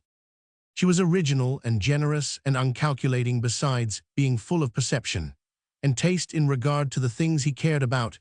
She knew nothing of conventional signs or estimates, but understood everything that might be said to her from an artistic point of view. She was formed to live in a studio, and not in a stiff drawing-room amid upholstery. Horribly new, and moreover her eyes and her voice were both charming. It was only a pity she was so gentle, that is, he liked it for himself. But he deplored it for her mother. He considered that he, PG 329, had virtually given that lady his word, that he would not make love to her, but his spirits had risen since his visit of 3 or 4 hours before it seemed to him, after thinking things over more intently, that a way would be opened for him to return to Paris. It was not probable that in the interval Dora would be married off to a prince, for in the first place, the foolish race of princes would be sure not to appreciate her, and in the second, she would not in this matter simply do her mother's bidding. Her gentleness would not go so far as that she might remain single by the maternal decree, but she would not take a husband who was disagreeable to her. In this reasoning Raymond was obliged to shut his eyes very tight to the danger that some particular prince might not be disagreeable to her, as well as to the attraction proceeding from what her mother might announce that she would do. He was perfectly aware that it was in Cousin Maria's power, and would probably be in her pleasure, to settle a handsome marriage fee upon each of her daughters. He was equally certain that this had nothing to do with the nature of his own interest in the eldest both, because it was clear that Mrs. Temperley would do very little for him, and because he didn't care how little she. Roman 999 Effie and Tishy sat in the circle on the edge of rather high chairs, while Mademoiselle Bird surveyed in them with complacency the results of her own superiority. Tishy was a child, but Effie was 15, and they were both very nice little girls arrayed in fresh traveling dresses, and deriving a quaintness from the fact that Tishy was already armed for foreign adventures with a smart new PG 330 reticule from which she could not be induced to part, and that Effie had her finger in her place in a fat red volume of Murray. Raymond knew that in a general way their mother would not have allowed them to appear in the drawing-room with these adjuncts, but something was to be allowed to the fever of anticipation. They were both pretty, with delicate features and blue eyes, and would grow up into worldly conventional young ladies, just as Dora had not done. They looked at Mademoiselle Bird for approval whenever they spoke, and in addressing their mother alternately with that accomplished woman, kept their two languages neatly distinct. Raymond had but a vague idea of who the people were who had come to bid Cousin Maria farewell, and he had no wish for a sharper one. Though she introduced him very definitely to the whole group, she might make light of him in her secret soul, but she would never put herself in the wrong by omitting the smallest form. Fortunately, however, he was not obliged to like all her forms, and he foresaw the day when she would abandon this particular one. She was not so well made up in advance about Paris, but that it would be in reserve for her to detest the period when she had thought it proper to introduce all-round. Raymond detested it already, and tried to make Dora understand that he wished her to take a walk with him in the corridors. There was a gentleman with a curl on his forehead who especially displeased him. He made childish jokes, at which the others laughed all at once, as if they had rehearsed for it jokes a la Porty of Effie and Tishy, and mainly about them these two joined in the PG 331 merriment, as if they followed perfectly, as indeed they might, and gave a small sigh afterward, with a little factitious air. Dora remained grave, almost sad. It was when she was different in this way that he felt how much he liked her. He hated in general a large ring of people who had drawn up chairs in the public room of an hotel. Someone was sure to undertake to be funny. He succeeded at last in drawing Dora away. He endeavored to give the movement a casual air. There was nothing peculiar, after all, in their walking a little in the passage. A dozen other persons were doing the same. The girl had the air of not suspecting in the least that he could have anything particular to say to Hero, responding to his appeal simply out of her general gentleness. It was not in her companion's interest that her mind should be such a blank. Nevertheless, his conviction that in spite of the ministrations of Mademoiselle Bird, she was not falsely ingenuous, made him repeat to himself that he would still make her his own. They took several turns in the hall, during which it might still have appeared to Dora Temperley that her cousin Raymond had nothing particular to say to her. He remarked several times that he should certainly turn up in Paris in the spring, but when once she had replied that she was very glad, that subject seemed exhausted. The young man cared little, however. It was not a question now of making any declaration. He only wanted to be with her suddenly when they were at the end of the corridor, furthest removed from the room they had left. He said to her, "Your mother is very strange. Why has she got such an idea about Paris?" Page 332. How do you mean such an idea? He had stopped making the girl stand there before him. Well, she thinks so much of it, without having ever seen it, or really knowing anything. She appears to have planned out such a great life there. She thinks it's the best place, Dora rejoined with the dim smile that always charmed our young man. The best place for what? Well, to learn French. The girl continued to smile. Do you mean for her shall never learn it? She can't. No, for us and other things. You know it already, and you know other things, said Raymond. She wants us to know them better than any girls know them. I don't know what things you mean, exclaimed the young man, rather impatiently. Well, we shall see, Dora returned, laughing. He said nothing for a minute, at the end of which he resumed, I hope you won't be offended if I say that it seems curious your mother should have such aspirations, such Napoleonic plans. I mean, being just a quiet little lady from California who has never seen any of the kind of thing that she has in her head. That's just why she wants to see it, I suppose, and I don't know why her being from California should prevent. At any rate, she wants us to have the best, isn't the best taste in Paris. Yes, and the worst, it made him gloomy when she defended the old lady. And to change the subject, he asked, aren't you sorry this last night, page 333, to leave your own country for such an indefinite time? It didn't cheer him up that the girl should answer, oh, I would go anywhere with mother. And with her, Raymond demanded sarcastically, as Mademoiselle Bird came in sight emerging from the drawing room. She approached them. They met her in a moment, and she informed Dora that Mrs. Temperley wished her to come back and play a part of that composition of Saint-Saëns, last one she had been learning for Mr. and Mrs. Parmenter. They wanted to judge whether their daughter could manage it. I don't believe she can, said Dora, smiling, but she was moving away to comply when her companion detained her a moment. Are you going to bid me goodbye? Won't you come back to the drawing room? I think not, I don't like it.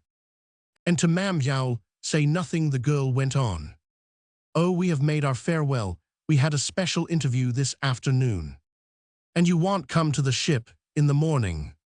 Raymond hesitated a moment. Will Mr. and Mrs. Parmenter be there? Oh, surely they will, Mademoiselle Bird declared, surveying the young couple with a certain tactful serenity, but standing very close to them, as if it might be her duty to interpose. Well then, I won't come. Well, goodbye, then, said the girl, gently holding out her hand. Page 334. Goodbye, Dora. He took it while she smiled at him, but he said nothing more. Was so annoyed at the way Mademoiselle Bird watched them. He only looked at Dora. She seemed to him beautiful. My dear child, that poor Madame Parmenter, the governess murmured. I shall come over very soon, said Raymond, as his companion turned away. That will be charming, and she left him quickly without looking back. Mademoiselle Bird lingered, didn't know why, unless it was to make him feel with her smooth, finished French assurance, which had the manner of extreme benignity, that she was following him up. He sometimes wondered whether she copied Mrs. Temperley, or whether Mrs. Temperley tried to copy her. Presently, she said, slowly rubbing her hands and smiling at him. You will have plenty of time. We shall be long in Paris. Perhaps you will be disappointed, Raymond suggested. How can we be unless you disappoint us? Asked the governess sweetly. He left her without ceremony. The imitation was probably on the part of Cousin Maria. Page 335. Roman 3. Only just ourselves, her note had said, and he arrived in his natural impatience a few moments before the hour. He remembered his cousin Maria's habitual punctuality, but when he entered the splendid salon in the quarter of the Parc Monceau, was there that he had found her. Established saw that he should have it for a little to himself. This was pleasing, for he should be able to look round. There were admirable things to look at even today. Raymond Bestwick was not sure that he had learned to paint, but he had no doubt of his judgment of the work of others, and a single glance showed him that Mrs. Temperley had known enough to select, for the adornment of her walls, half a dozen immensely valuable specimens of contemporary French art. Her choice of other objects had been equally enlightened, and he remembered what Dora had said to him 5 years before, that her mother wished them to have the best. Evidently now they had got it.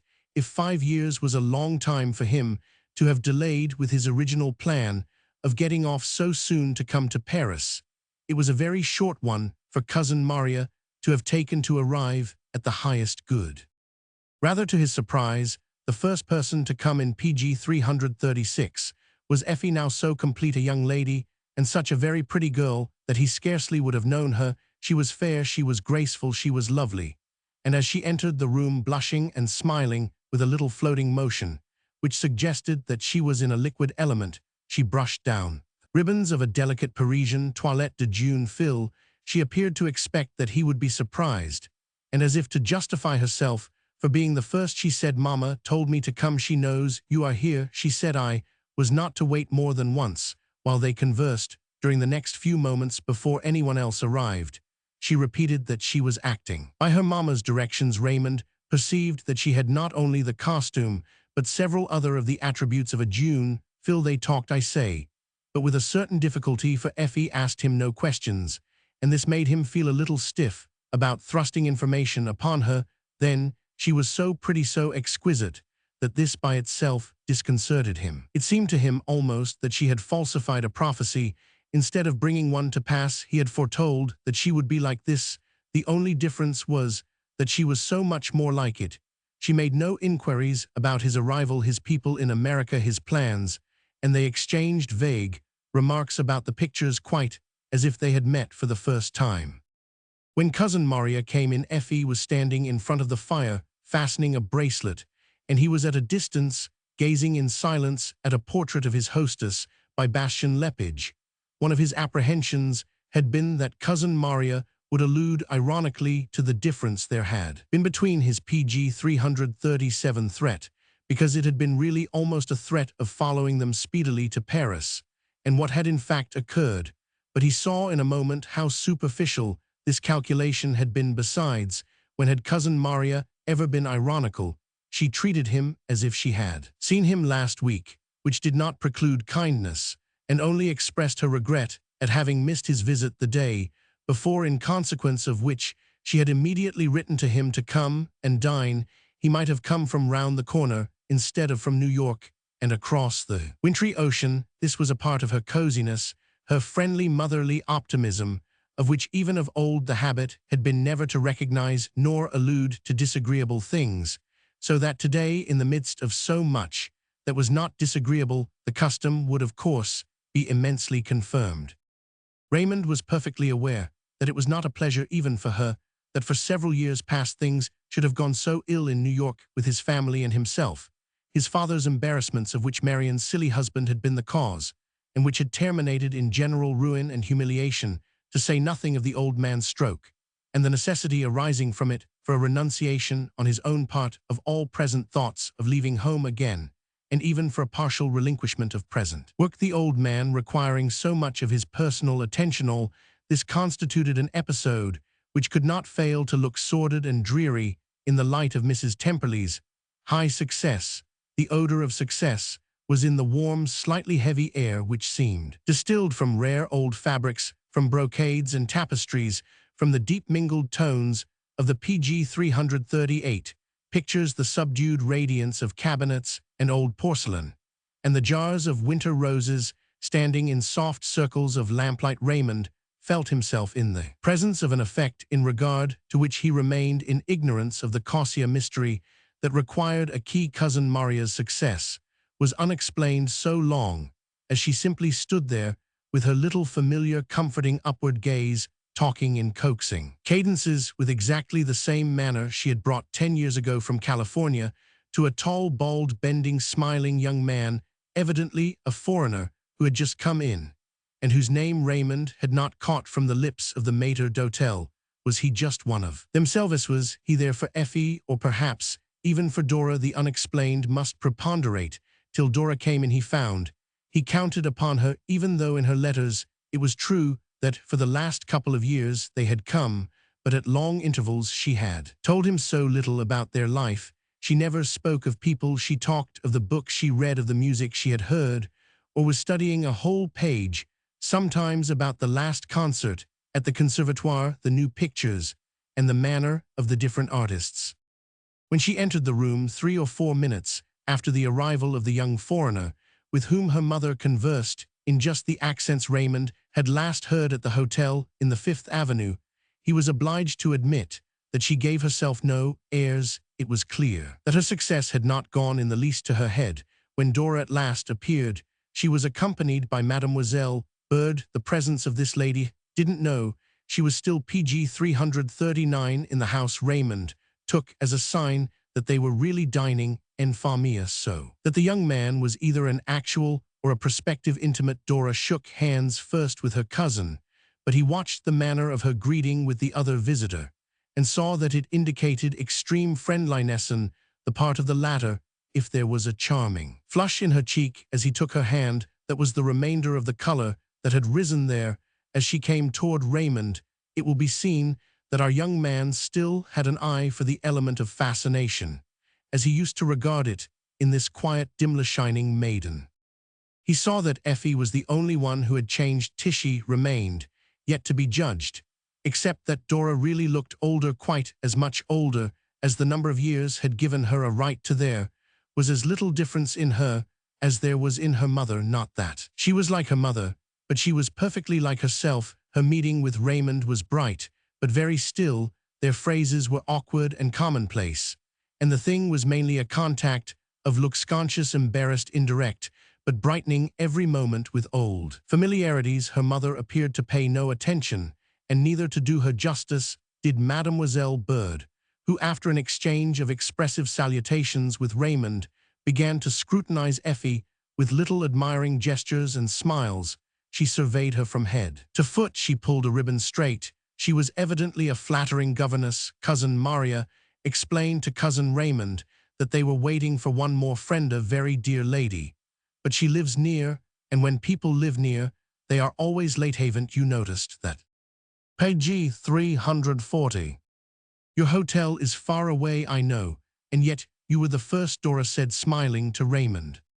Oh, even if it were round the corner, I should be the first. Oh, come to you, the young man answered, speaking loud and clear, so that his words might serve as a notification to Cousin Maria that his sentiments were unchanged. You are more French than the French, Dora returned. You say that as if you didn't like them. I hope you don't, said Raymond, still with intentions in regard to his hostess.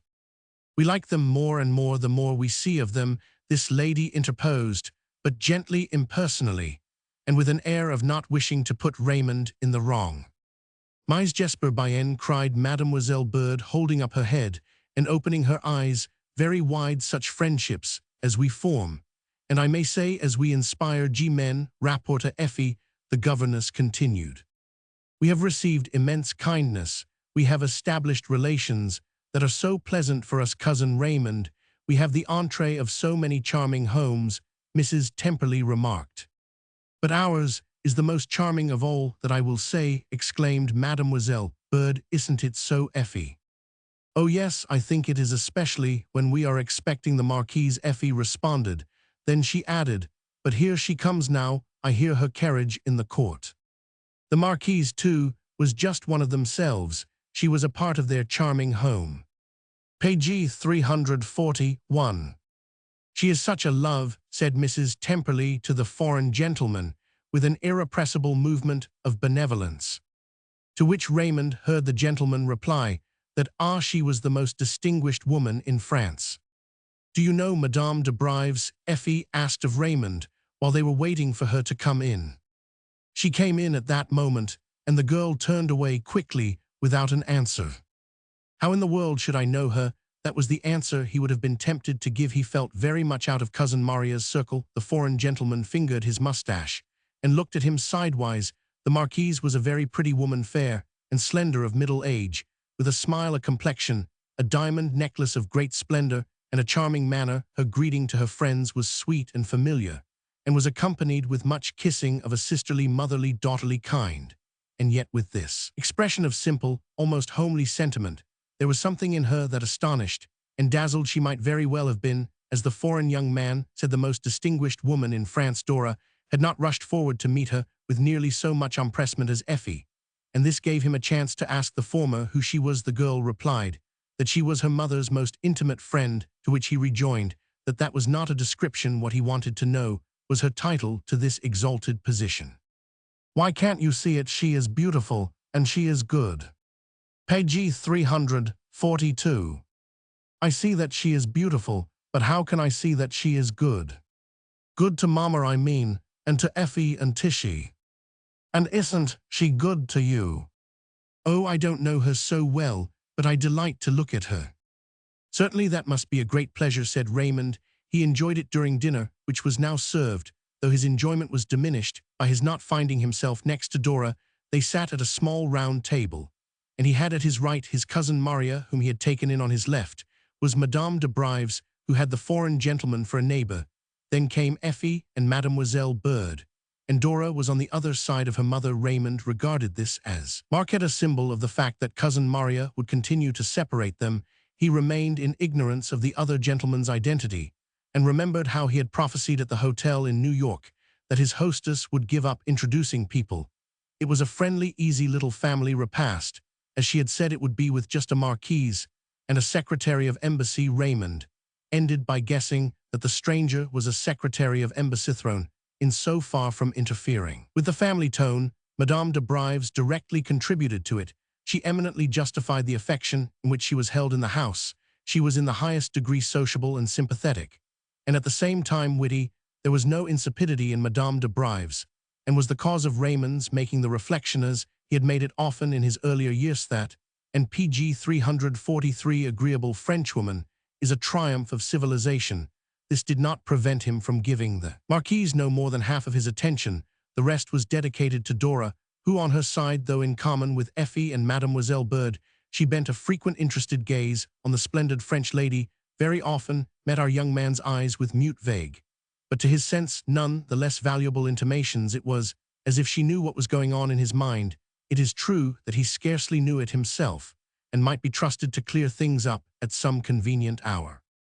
Madame de Brives talked across Raymond in excellent English to cousin Maria, but this did not prevent her from being gracious, even encouraging to the young man, who was a little afraid of her, and thought her a delightful creature. She asked him more questions about himself than any of them had done her. Conversation with Mrs. Temperley was of an intimate domestic order, and full of social personal allusions, which Raymond was unable to follow. It appeared to be concerned considerably with the private affairs of the old French noblesse, into whose conceal judge, by the tone of the Marquise. Cousin Maria had been admitted by acclamation. Every now and then Madame de Brives broke into French, and it was in this tongue that she uttered an apostrophe to her hostess. "Oh, you ma Tautibon, you who have the genius of good sense," and she appealed to Raymond to know if his cousin Maria had not the genius of good sense, wisdom of the ages. The old lady did not defend herself from the compliment. She let it pass with her motherly tolerant smile, nor did Raymond attempt to defend pg 344 her, for he felt the justice of his neighbor's description. Cousin Maria's good sense was incontestable, magnificent. She took an affectionate, indulgent view of most of the persons mentioned, and yet her tone was far from being vapid or vague. Madame de Brives usually remarked that they were coming very soon again to see her. She did them so much good. "The freshness of your judgment, freshness of your judgment," she repeated with a kind of glee, and she narrated that Eleanor, a personage unknown to Raymond, had said that she was a woman of Plutarch. Mrs. Temperley talked a great deal about the health of their friends. She seemed to keep the record of the influenzas and neuralgias of a numerous and susceptible circle. He did not find it in him quite to agree with Marquise, dropping the statement into his ear at a moment when their hostess was making some inquiry of Mademoiselle Berthethat. She was a nature absolutely marvelous, but he could easily see that to world-worn Parisians her quiet charities of speech and manner, with something quaint and rustic in their form, might be restorative and salutary. She allowed for everything. Yet she was so good, and indeed Madame de Brives summed this up before they left the table in saying to her, "Oh, you, my dear, your success, more than any other that has ever taken place, has been a succès de bon." Raymond was greatly amused at this idea of Cousin Maria's succès de bon. It seemed to him delightfully Parisian. Before dinner was over, she inquired of him how he had got on in his profession since they last met, and he was too proud, or so he thought, to tell her anything but the simple truth that he had not PG 345 got on very well. If he was to ask her again for Dora, it would be just as he was an honorable but not particularly successful man, making no show of lures and bribes. "I am not a remarkably good painter," he said. "I judge myself perfectly, and then I have been handicapped at home. I have had a great many serious bothers and worries." "Ah, we were so sorry to hear about your dear father." The tone of these words was kind and sincere. Still, Raymond thought that in this case her bonne might have gone a little further. At any rate, this was the only allusion that she made to his bothers and worries. Indeed, she always passed over such things lightly.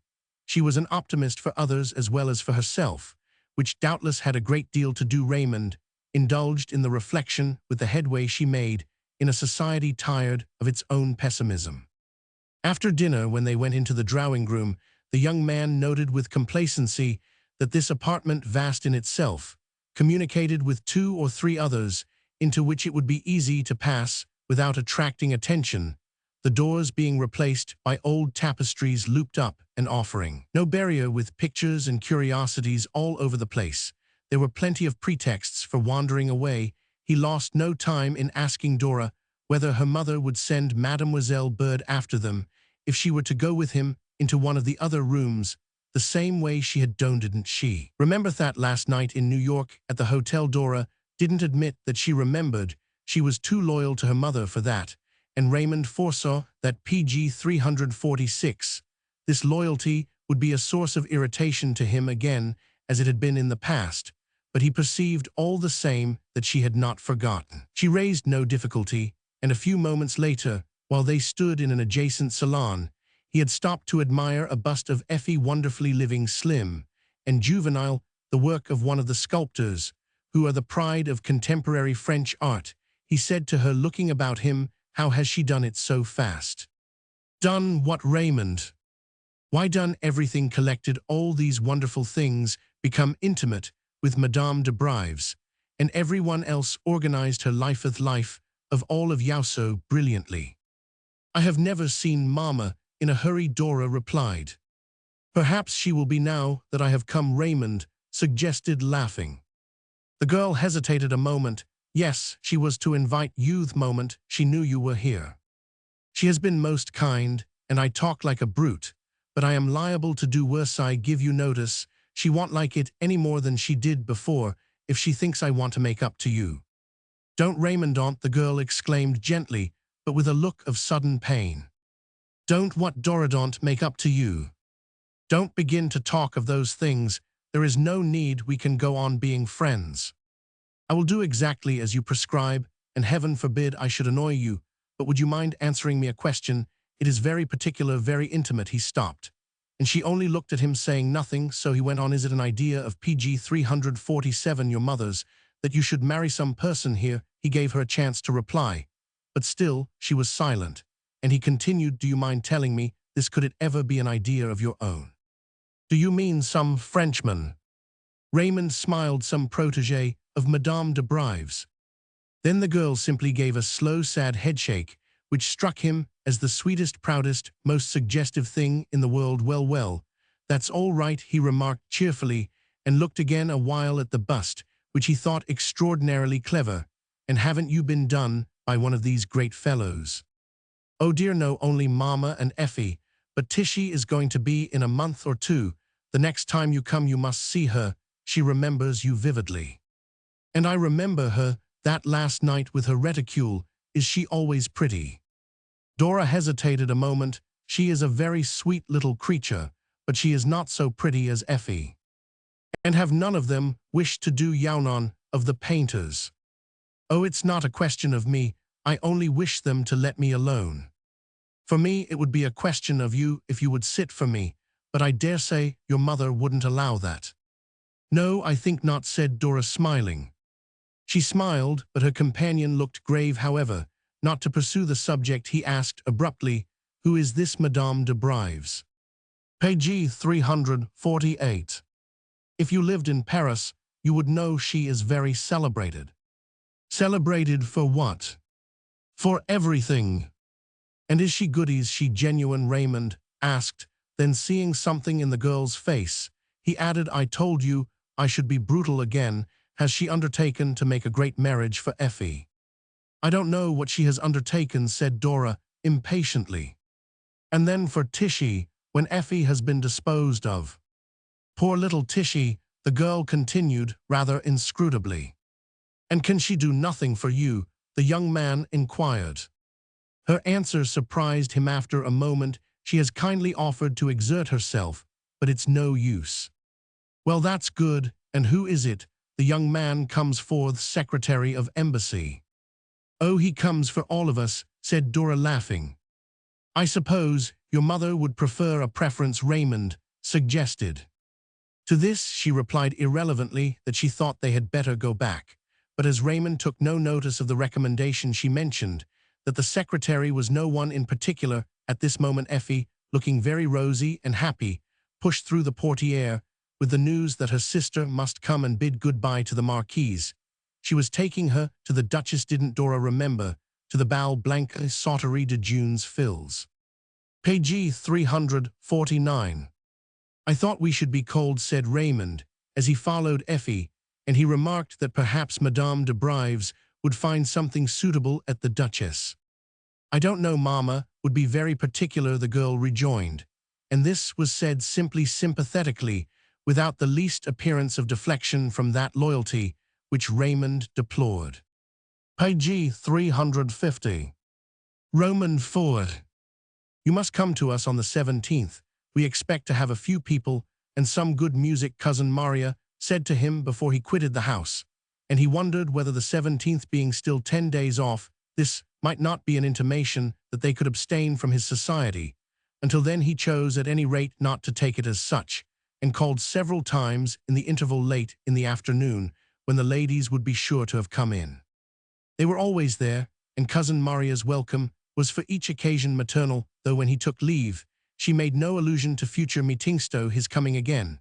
But there were always other visitors as well collected at tea round the great fire of logs, in the friendly, brilliant drawing-room, where the luxurious was no enemy to the casual, and Mrs. Temperley's manner of dispensing hospitality recalled to our young man somehow certain memories of his youthful time visits in New England at old homesteads, flanked with elms, where a talkative, democratic, delightful farmer's wife pressed upon her company rustic viands, in which she herself had had a hand. Cousin Maria enjoyed the services of a distinguished chef, and delicious PG 351 petits fours were served with her tea, but Raymond had a sense that to complete the impression hot homemade gingerbread should have been produced.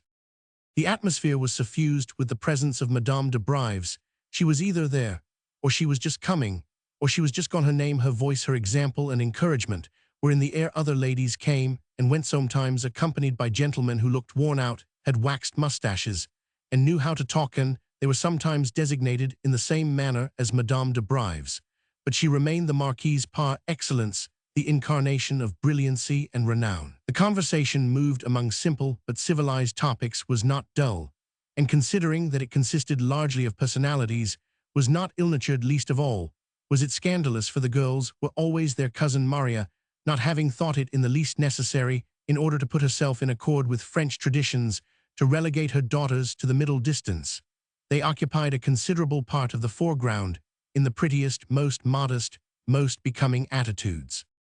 It was Cousin Maria's theory of her own behavior that she did in Paris simply as she had always done, and though this would not have been a complete account of the matter, Raymond could not fail to notice the good sense and good taste with which she laid down her lines, and the quiet bonhomie of the authority with which she caused the tone of the American home to be respected. Scandal stayed outside not simply because Effie and Tishy were there, but because even if Cousin Maria had received a loan, she never would have received evil speakers. Page 352. Indeed, for Raymond, who had been accustomed to think that in a general way he knew pretty well what the French capital was. This was a strange fresh Paris, altogether destitute of the salt that seasoned it for most palates, and yet not insipid nor innutritive. He marveled at Cousin Maria's air, in such a city of knowing, of recognizing nothing bad, all the more that it represented an actual state of mind.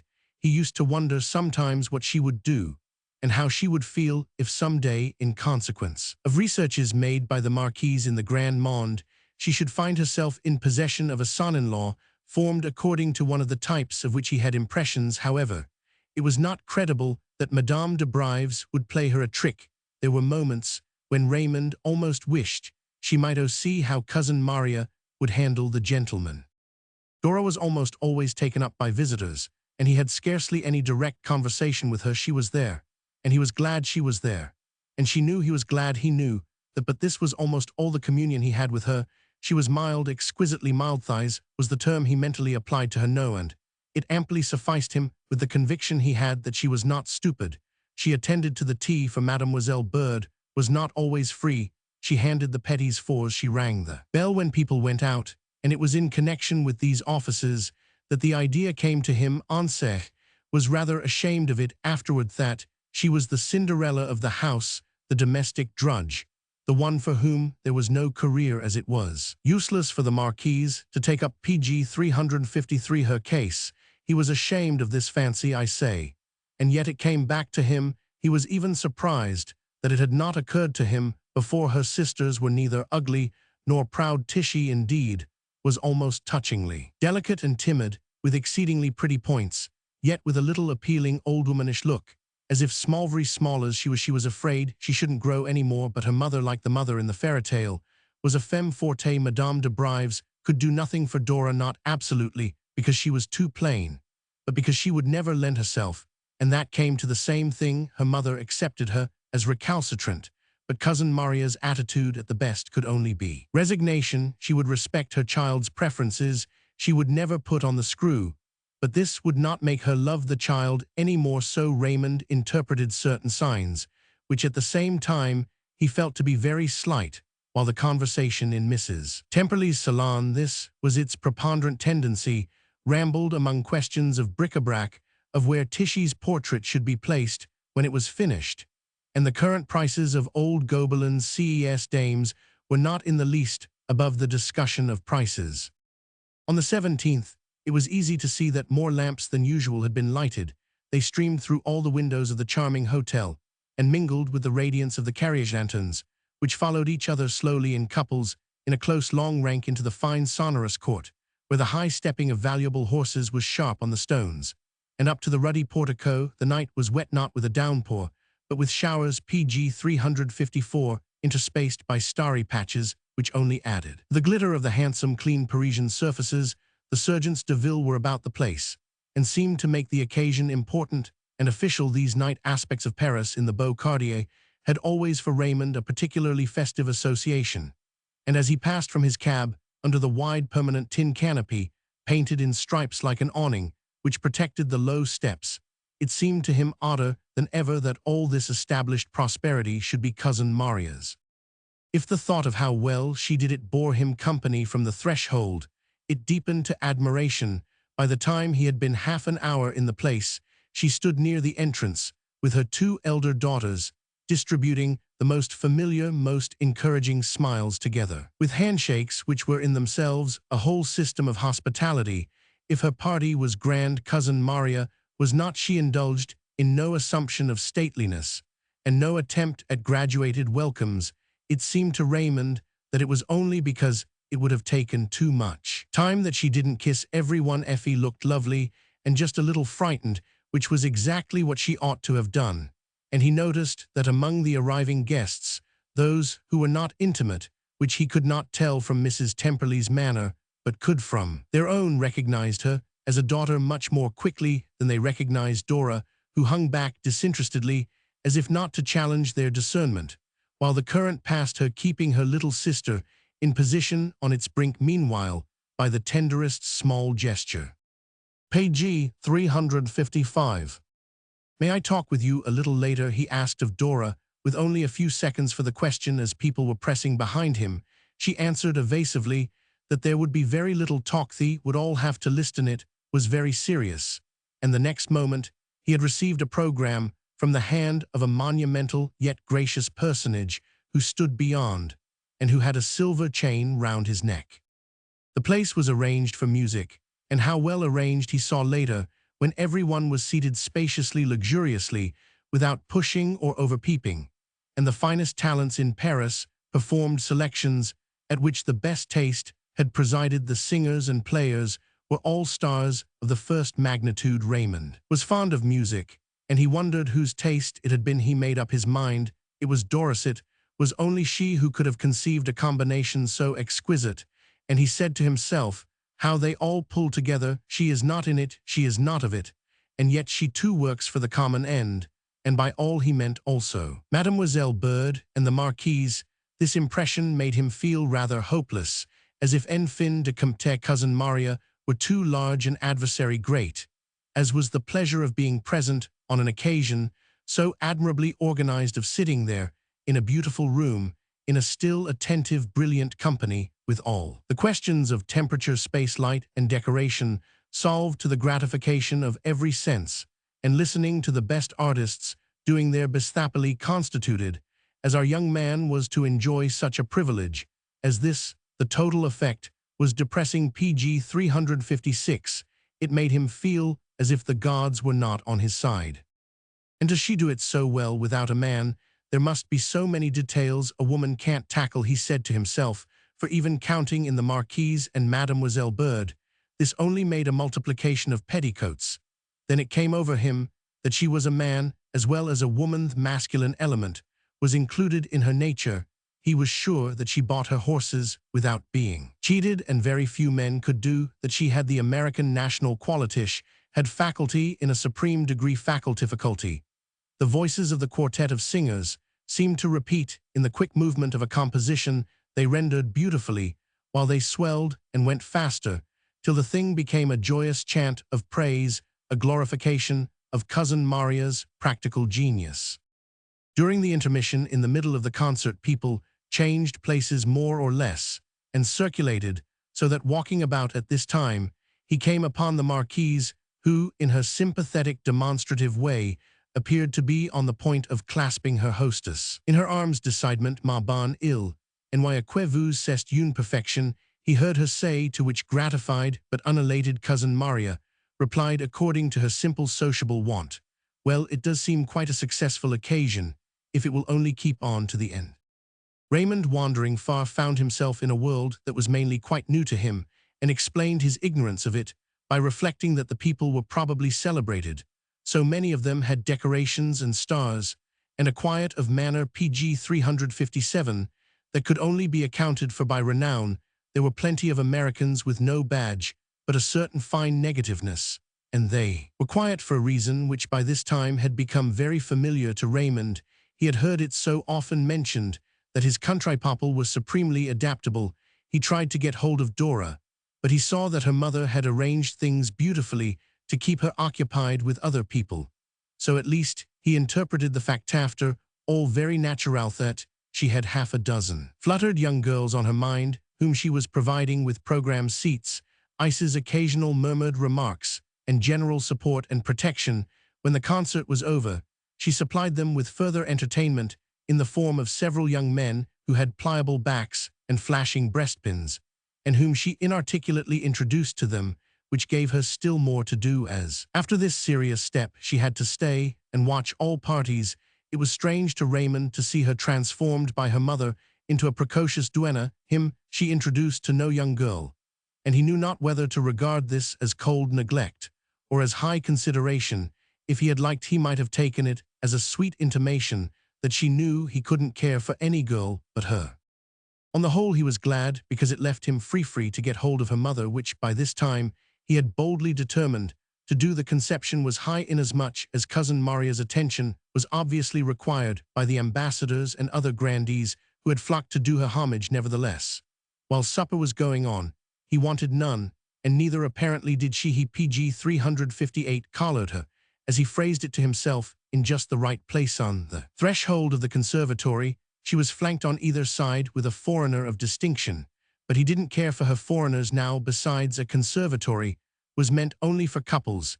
It was a sign of her comprehensive sociability that she should have been rambling among the palms and orchids with a double escort. Her friends would wish to quit her, but would not wish to appear to give way to each other, and Raymond felt that he was relieving them both. Though he didn't care when he asked her to be so good as to give him a few minutes' conversation, he made her go back with him into the conservatory. It was the only thing he had ever made her do, or probably ever would. She began to talk about the great Gregor. Anyhow, it had been too sweet of her to repeat one of her songs, when it had really been understood in advance that repetitions were not expected. Raymond had no interest at present in the great Gregorini. He asked Cousin Maria vehemently if she remembered telling him in New York that night at the hotel 5 years before that, when he should have followed them to Paris, he would be free to address her on the subject of Dora. She had given him a promise that she would listen to him in this case, and now he must keep her up to the mark. It was impossible to see her alone, but at whatever inconvenience to herself, he must insist on her giving him his opportunity. About Dora, Cousin Raymond, she asked blandly and kindly, almost as if she didn't exactly know who Dora was. Surely you haven't forgotten what passed between us the evening before you left America. I was in PG 359 love with her then, and I have been in love with her ever since. I told you so then, and you stopped me off, but you gave me leave to make another appeal to you in the future. I make it now. This is the only way I have, and I think you ought to listen to it. 5 years have passed, and I love her more than ever. I have behaved like a saint in the interval. I haven't attempted to practice upon her without your knowledge. I am so glad, but she would have let me know, said Cousin Maria, looking round the conservatory as if to see if the plants were all there. No doubt I don't know what you do to her, but I trust that today your opposition falls in face of the proof that we have given you of mutual fidelity. Fidelity, Cousin Maria repeated, smiling. Surely, unless you mean to imply that Dora has given me up, I have reason to believe that she hasn't. I think she will like better to remain just as she is. Just as she is. I mean not to make a choice, Cousin Maria went on, smiling. Raymond hesitated a moment. Do you mean that you have tried to make her make one?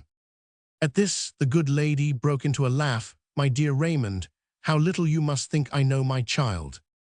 Perhaps if you haven't tried to make her, you have tried to prevent her. Haven't you told her, I am unsuccessful, I am poor? She stopped him, laying her hand with unaffected PG 360 solicitude on his arm. Are you poor, my dear? I should be so sorry. Never mind, I can support a wife, said the young man. It wouldn't matter, because I am happy to say that Dora has something of her own. Cousin Maria went on with her imperturbable candor. Her father thought that was the best way to arrange it. I had quite forgotten my opposition, as you call it, that was so long ago. Why, she was only a little girl, wasn't that the ground I took? Well, dear, she's older now, and you can say anything to her you like, but I do think she wants to stay. And she looked up at him cheerily. Wants to stay? With Effie and Tishy? Ah, Cousin Maria, the young man exclaimed, you are modest about yourself. Well, we are all together now. Is that all? I must see if there is enough champagne. Certainly you can say to her what you like, but 20 years hence, she will be just as she is today. That's how I see her. Lord, what is it you do to her? Raymond groaned as he accompanied his hostess back to the crowded rooms. He knew exactly what she would have replied. If she had been a Frenchwoman, she would have said to him triumphantly, overwhelmingly, que voulez-vous, elle adore sa mère. She was, however, only a Californian unacquainted with the language of epigram, and her answer consisted simply of the words, I am sorry you have ideas that make you unhappy. I guess you are the PG 361 only person here who hasn't enjoyed himself tonight. Raymond repeated to himself gloomily, for the rest of the evening, elle adore sa mère, il adore sa mère. He remained very late, and when but 20 people were left, and he had observed that the Marquise, passing her hand into Mrs. Temperley's arm, led her aside as if for some important confabulation, some new light doubtless on what might be hoped for Effie, he persuaded Dora to let the rest of the guests depart in peace. Apparently her mother had told her to look out for them to the very last, and come with him into some quiet corner. They found an empty sofa in the outlasting lamplight, and there the girl sat down with him. Evidently She knew what he was going to say, or rather, she thought she did, for in fact, after a little after he had told her that he had spoken to her mother, and she had told him he might speak to her, he said things that she could not very well have expected. "Is it true that you wish to remain with Effie and Tishy? That's what your mother calls it, when she means that you will give me up." "How can I give you up?" the girl demanded. "Why can't we go on being friends, as I asked you the evening you dined here?" "What do you mean by friends?" "Well, not making everything impossible." "You didn't think anything impossible of old," Raymond rejoined bitterly. "I thought you liked me then, and I have even thought so since. I like you more than I like anyone. I like you so much that it's my principal happiness." Page 362. "Then why are there impossibilities?" "Oh, someday I'll tell you," said Dora with a quick sigh. "Perhaps after Tishy is married, and meanwhile, are you not going to remain in Paris? At any rate, isn't your work here? You are not here for me, only you can come to the house often. That's what I mean by our being friends." Her companion sat looking at her with a gloomy stare, as if he were trying to make up the deficiencies in her logic. "After Tishy is married, I don't see what that has to do with it. Tishy is little more than a baby. She may not be married for 10 years. "That is very true. And you dispose of the interval by a simple meanwhile." "My dear Dora, your talk is strange," Raymond continued with his voice passionately lowered. "And I may come to the house often." "How often do you mean? In 10 years, 5 times, sir, even 20. He saw that her eyes were filling with tears, but he went on, "It has been coming over me little by little. I notice things very much if I have a reason. And now I think I understand your mother's system." "Don't say anything against my mother," the girl broke in beseechingly. "I shall not say anything unjust. That is, if I am unjust, you must tell me. This is my idea, and your speaking of Tishy's marriage confirms it. To begin with, she has had immense plans for you. All she wanted each of you to be a princess or a duchess. I mean a good one, but she has had to give you up." "No one has asked for me," said Dora with unexpected honesty. Page 363. "I don't believe it. Dozens of fellows have asked for you, and you have shaken your head in that divine way. Divine for me, I mean, in which you shook it the other night." "My mother has never said an unkind word to me in her life," the girl declared in answer to this. "I never said she had, and I don't know why you take the precaution of telling me so. But whatever you tell me, or don't tell me," Raymond pursued, "there is one thing I see very well, that so long as you want Mary, a Duke, cousin Maria has found means to prevent you from marrying till your sisters have made rare alliances." "Has found means," Dora repeated, as if she really wondered what was in his thought. "Of course, I mean only through your affection for her. How she works, that you know best yourself." "It's delightful to have a mother of whom everyone is so fond," said Dora, smiling. "She is a most remarkable woman. Don't think for a moment that I don't appreciate her. You don't want to quarrel with her, and I dare say you are right." "Why, Raymond, of course I am right. It proves you are not madly in love with me. It seems to me that for you I would have quarreled." Raymond, she interrupted with the tears again rising. He sat looking at her, and then he said, "Well, when they are married. I don't know the future. I don't know what may happen." "You mean that Tishy is so small she doesn't?" Page 364 groaned.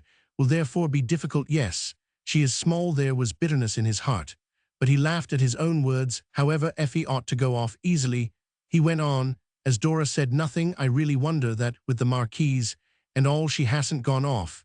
Yet this thing tonight ought to do a great deal for her." Dora listened to him with a fascinated gaze. It was as if he expressed things for her and relieved her spirit by making them clear and coherent. Her eyes managed each time to be dry again. And now, a somewhat wan, ironical smile moved her lips. "Mama knows what she wants, knows what she will take, and she will take only that. Precisely, something tremendous, and she is willing to wait. Well, Effie is very young, and she's charming, but she won't be charming if she has an ugly appendage in the shape of a poor, unsuccessful American artist, not even a good one, whose father went bankrupt for a brother-in-law. That won't smooth the way, of course. And if a prince is to come into the family, The family must be kept tidy. To receive him, Dora got up quickly, as if she could bear his lucidity no longer. But he kept close to her as she walked away. And she can sacrifice you like that without a scruple, without a pang. I might have escaped if I would marry, the girl replied. Do you call that escaping? She has succeeded with you. But is it a part of what the Marquise calls her succès de bonté? Nothing that you can say, and it's far worse than the reality, can prevent her being delightful. PG 365. Yes, that's your loyalty, and I could shoot you for it, he exclaimed, making her pause on the threshold of the adjoining room. So you think it will take about 10 years, considering Tishy's sizier, want of size? He himself again was the only one to laugh at this. Your mother is closeted as much as she can be closeted now with Madame de Brives.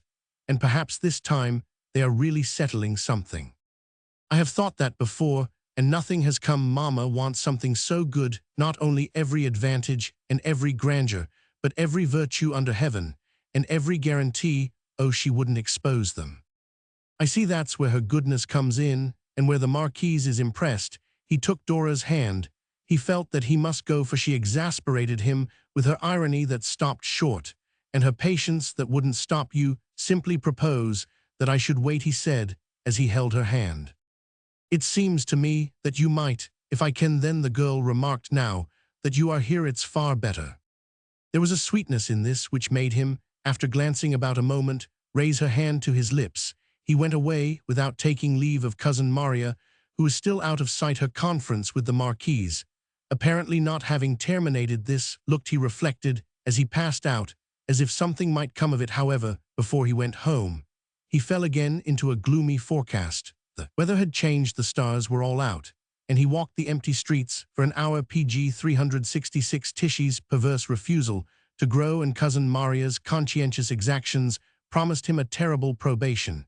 And in those intolerable years, what further interference, what meddlesome affective pressure might not make itself felt? It may be added that Tishy is decidedly a dwarf, and his probation is not yet over.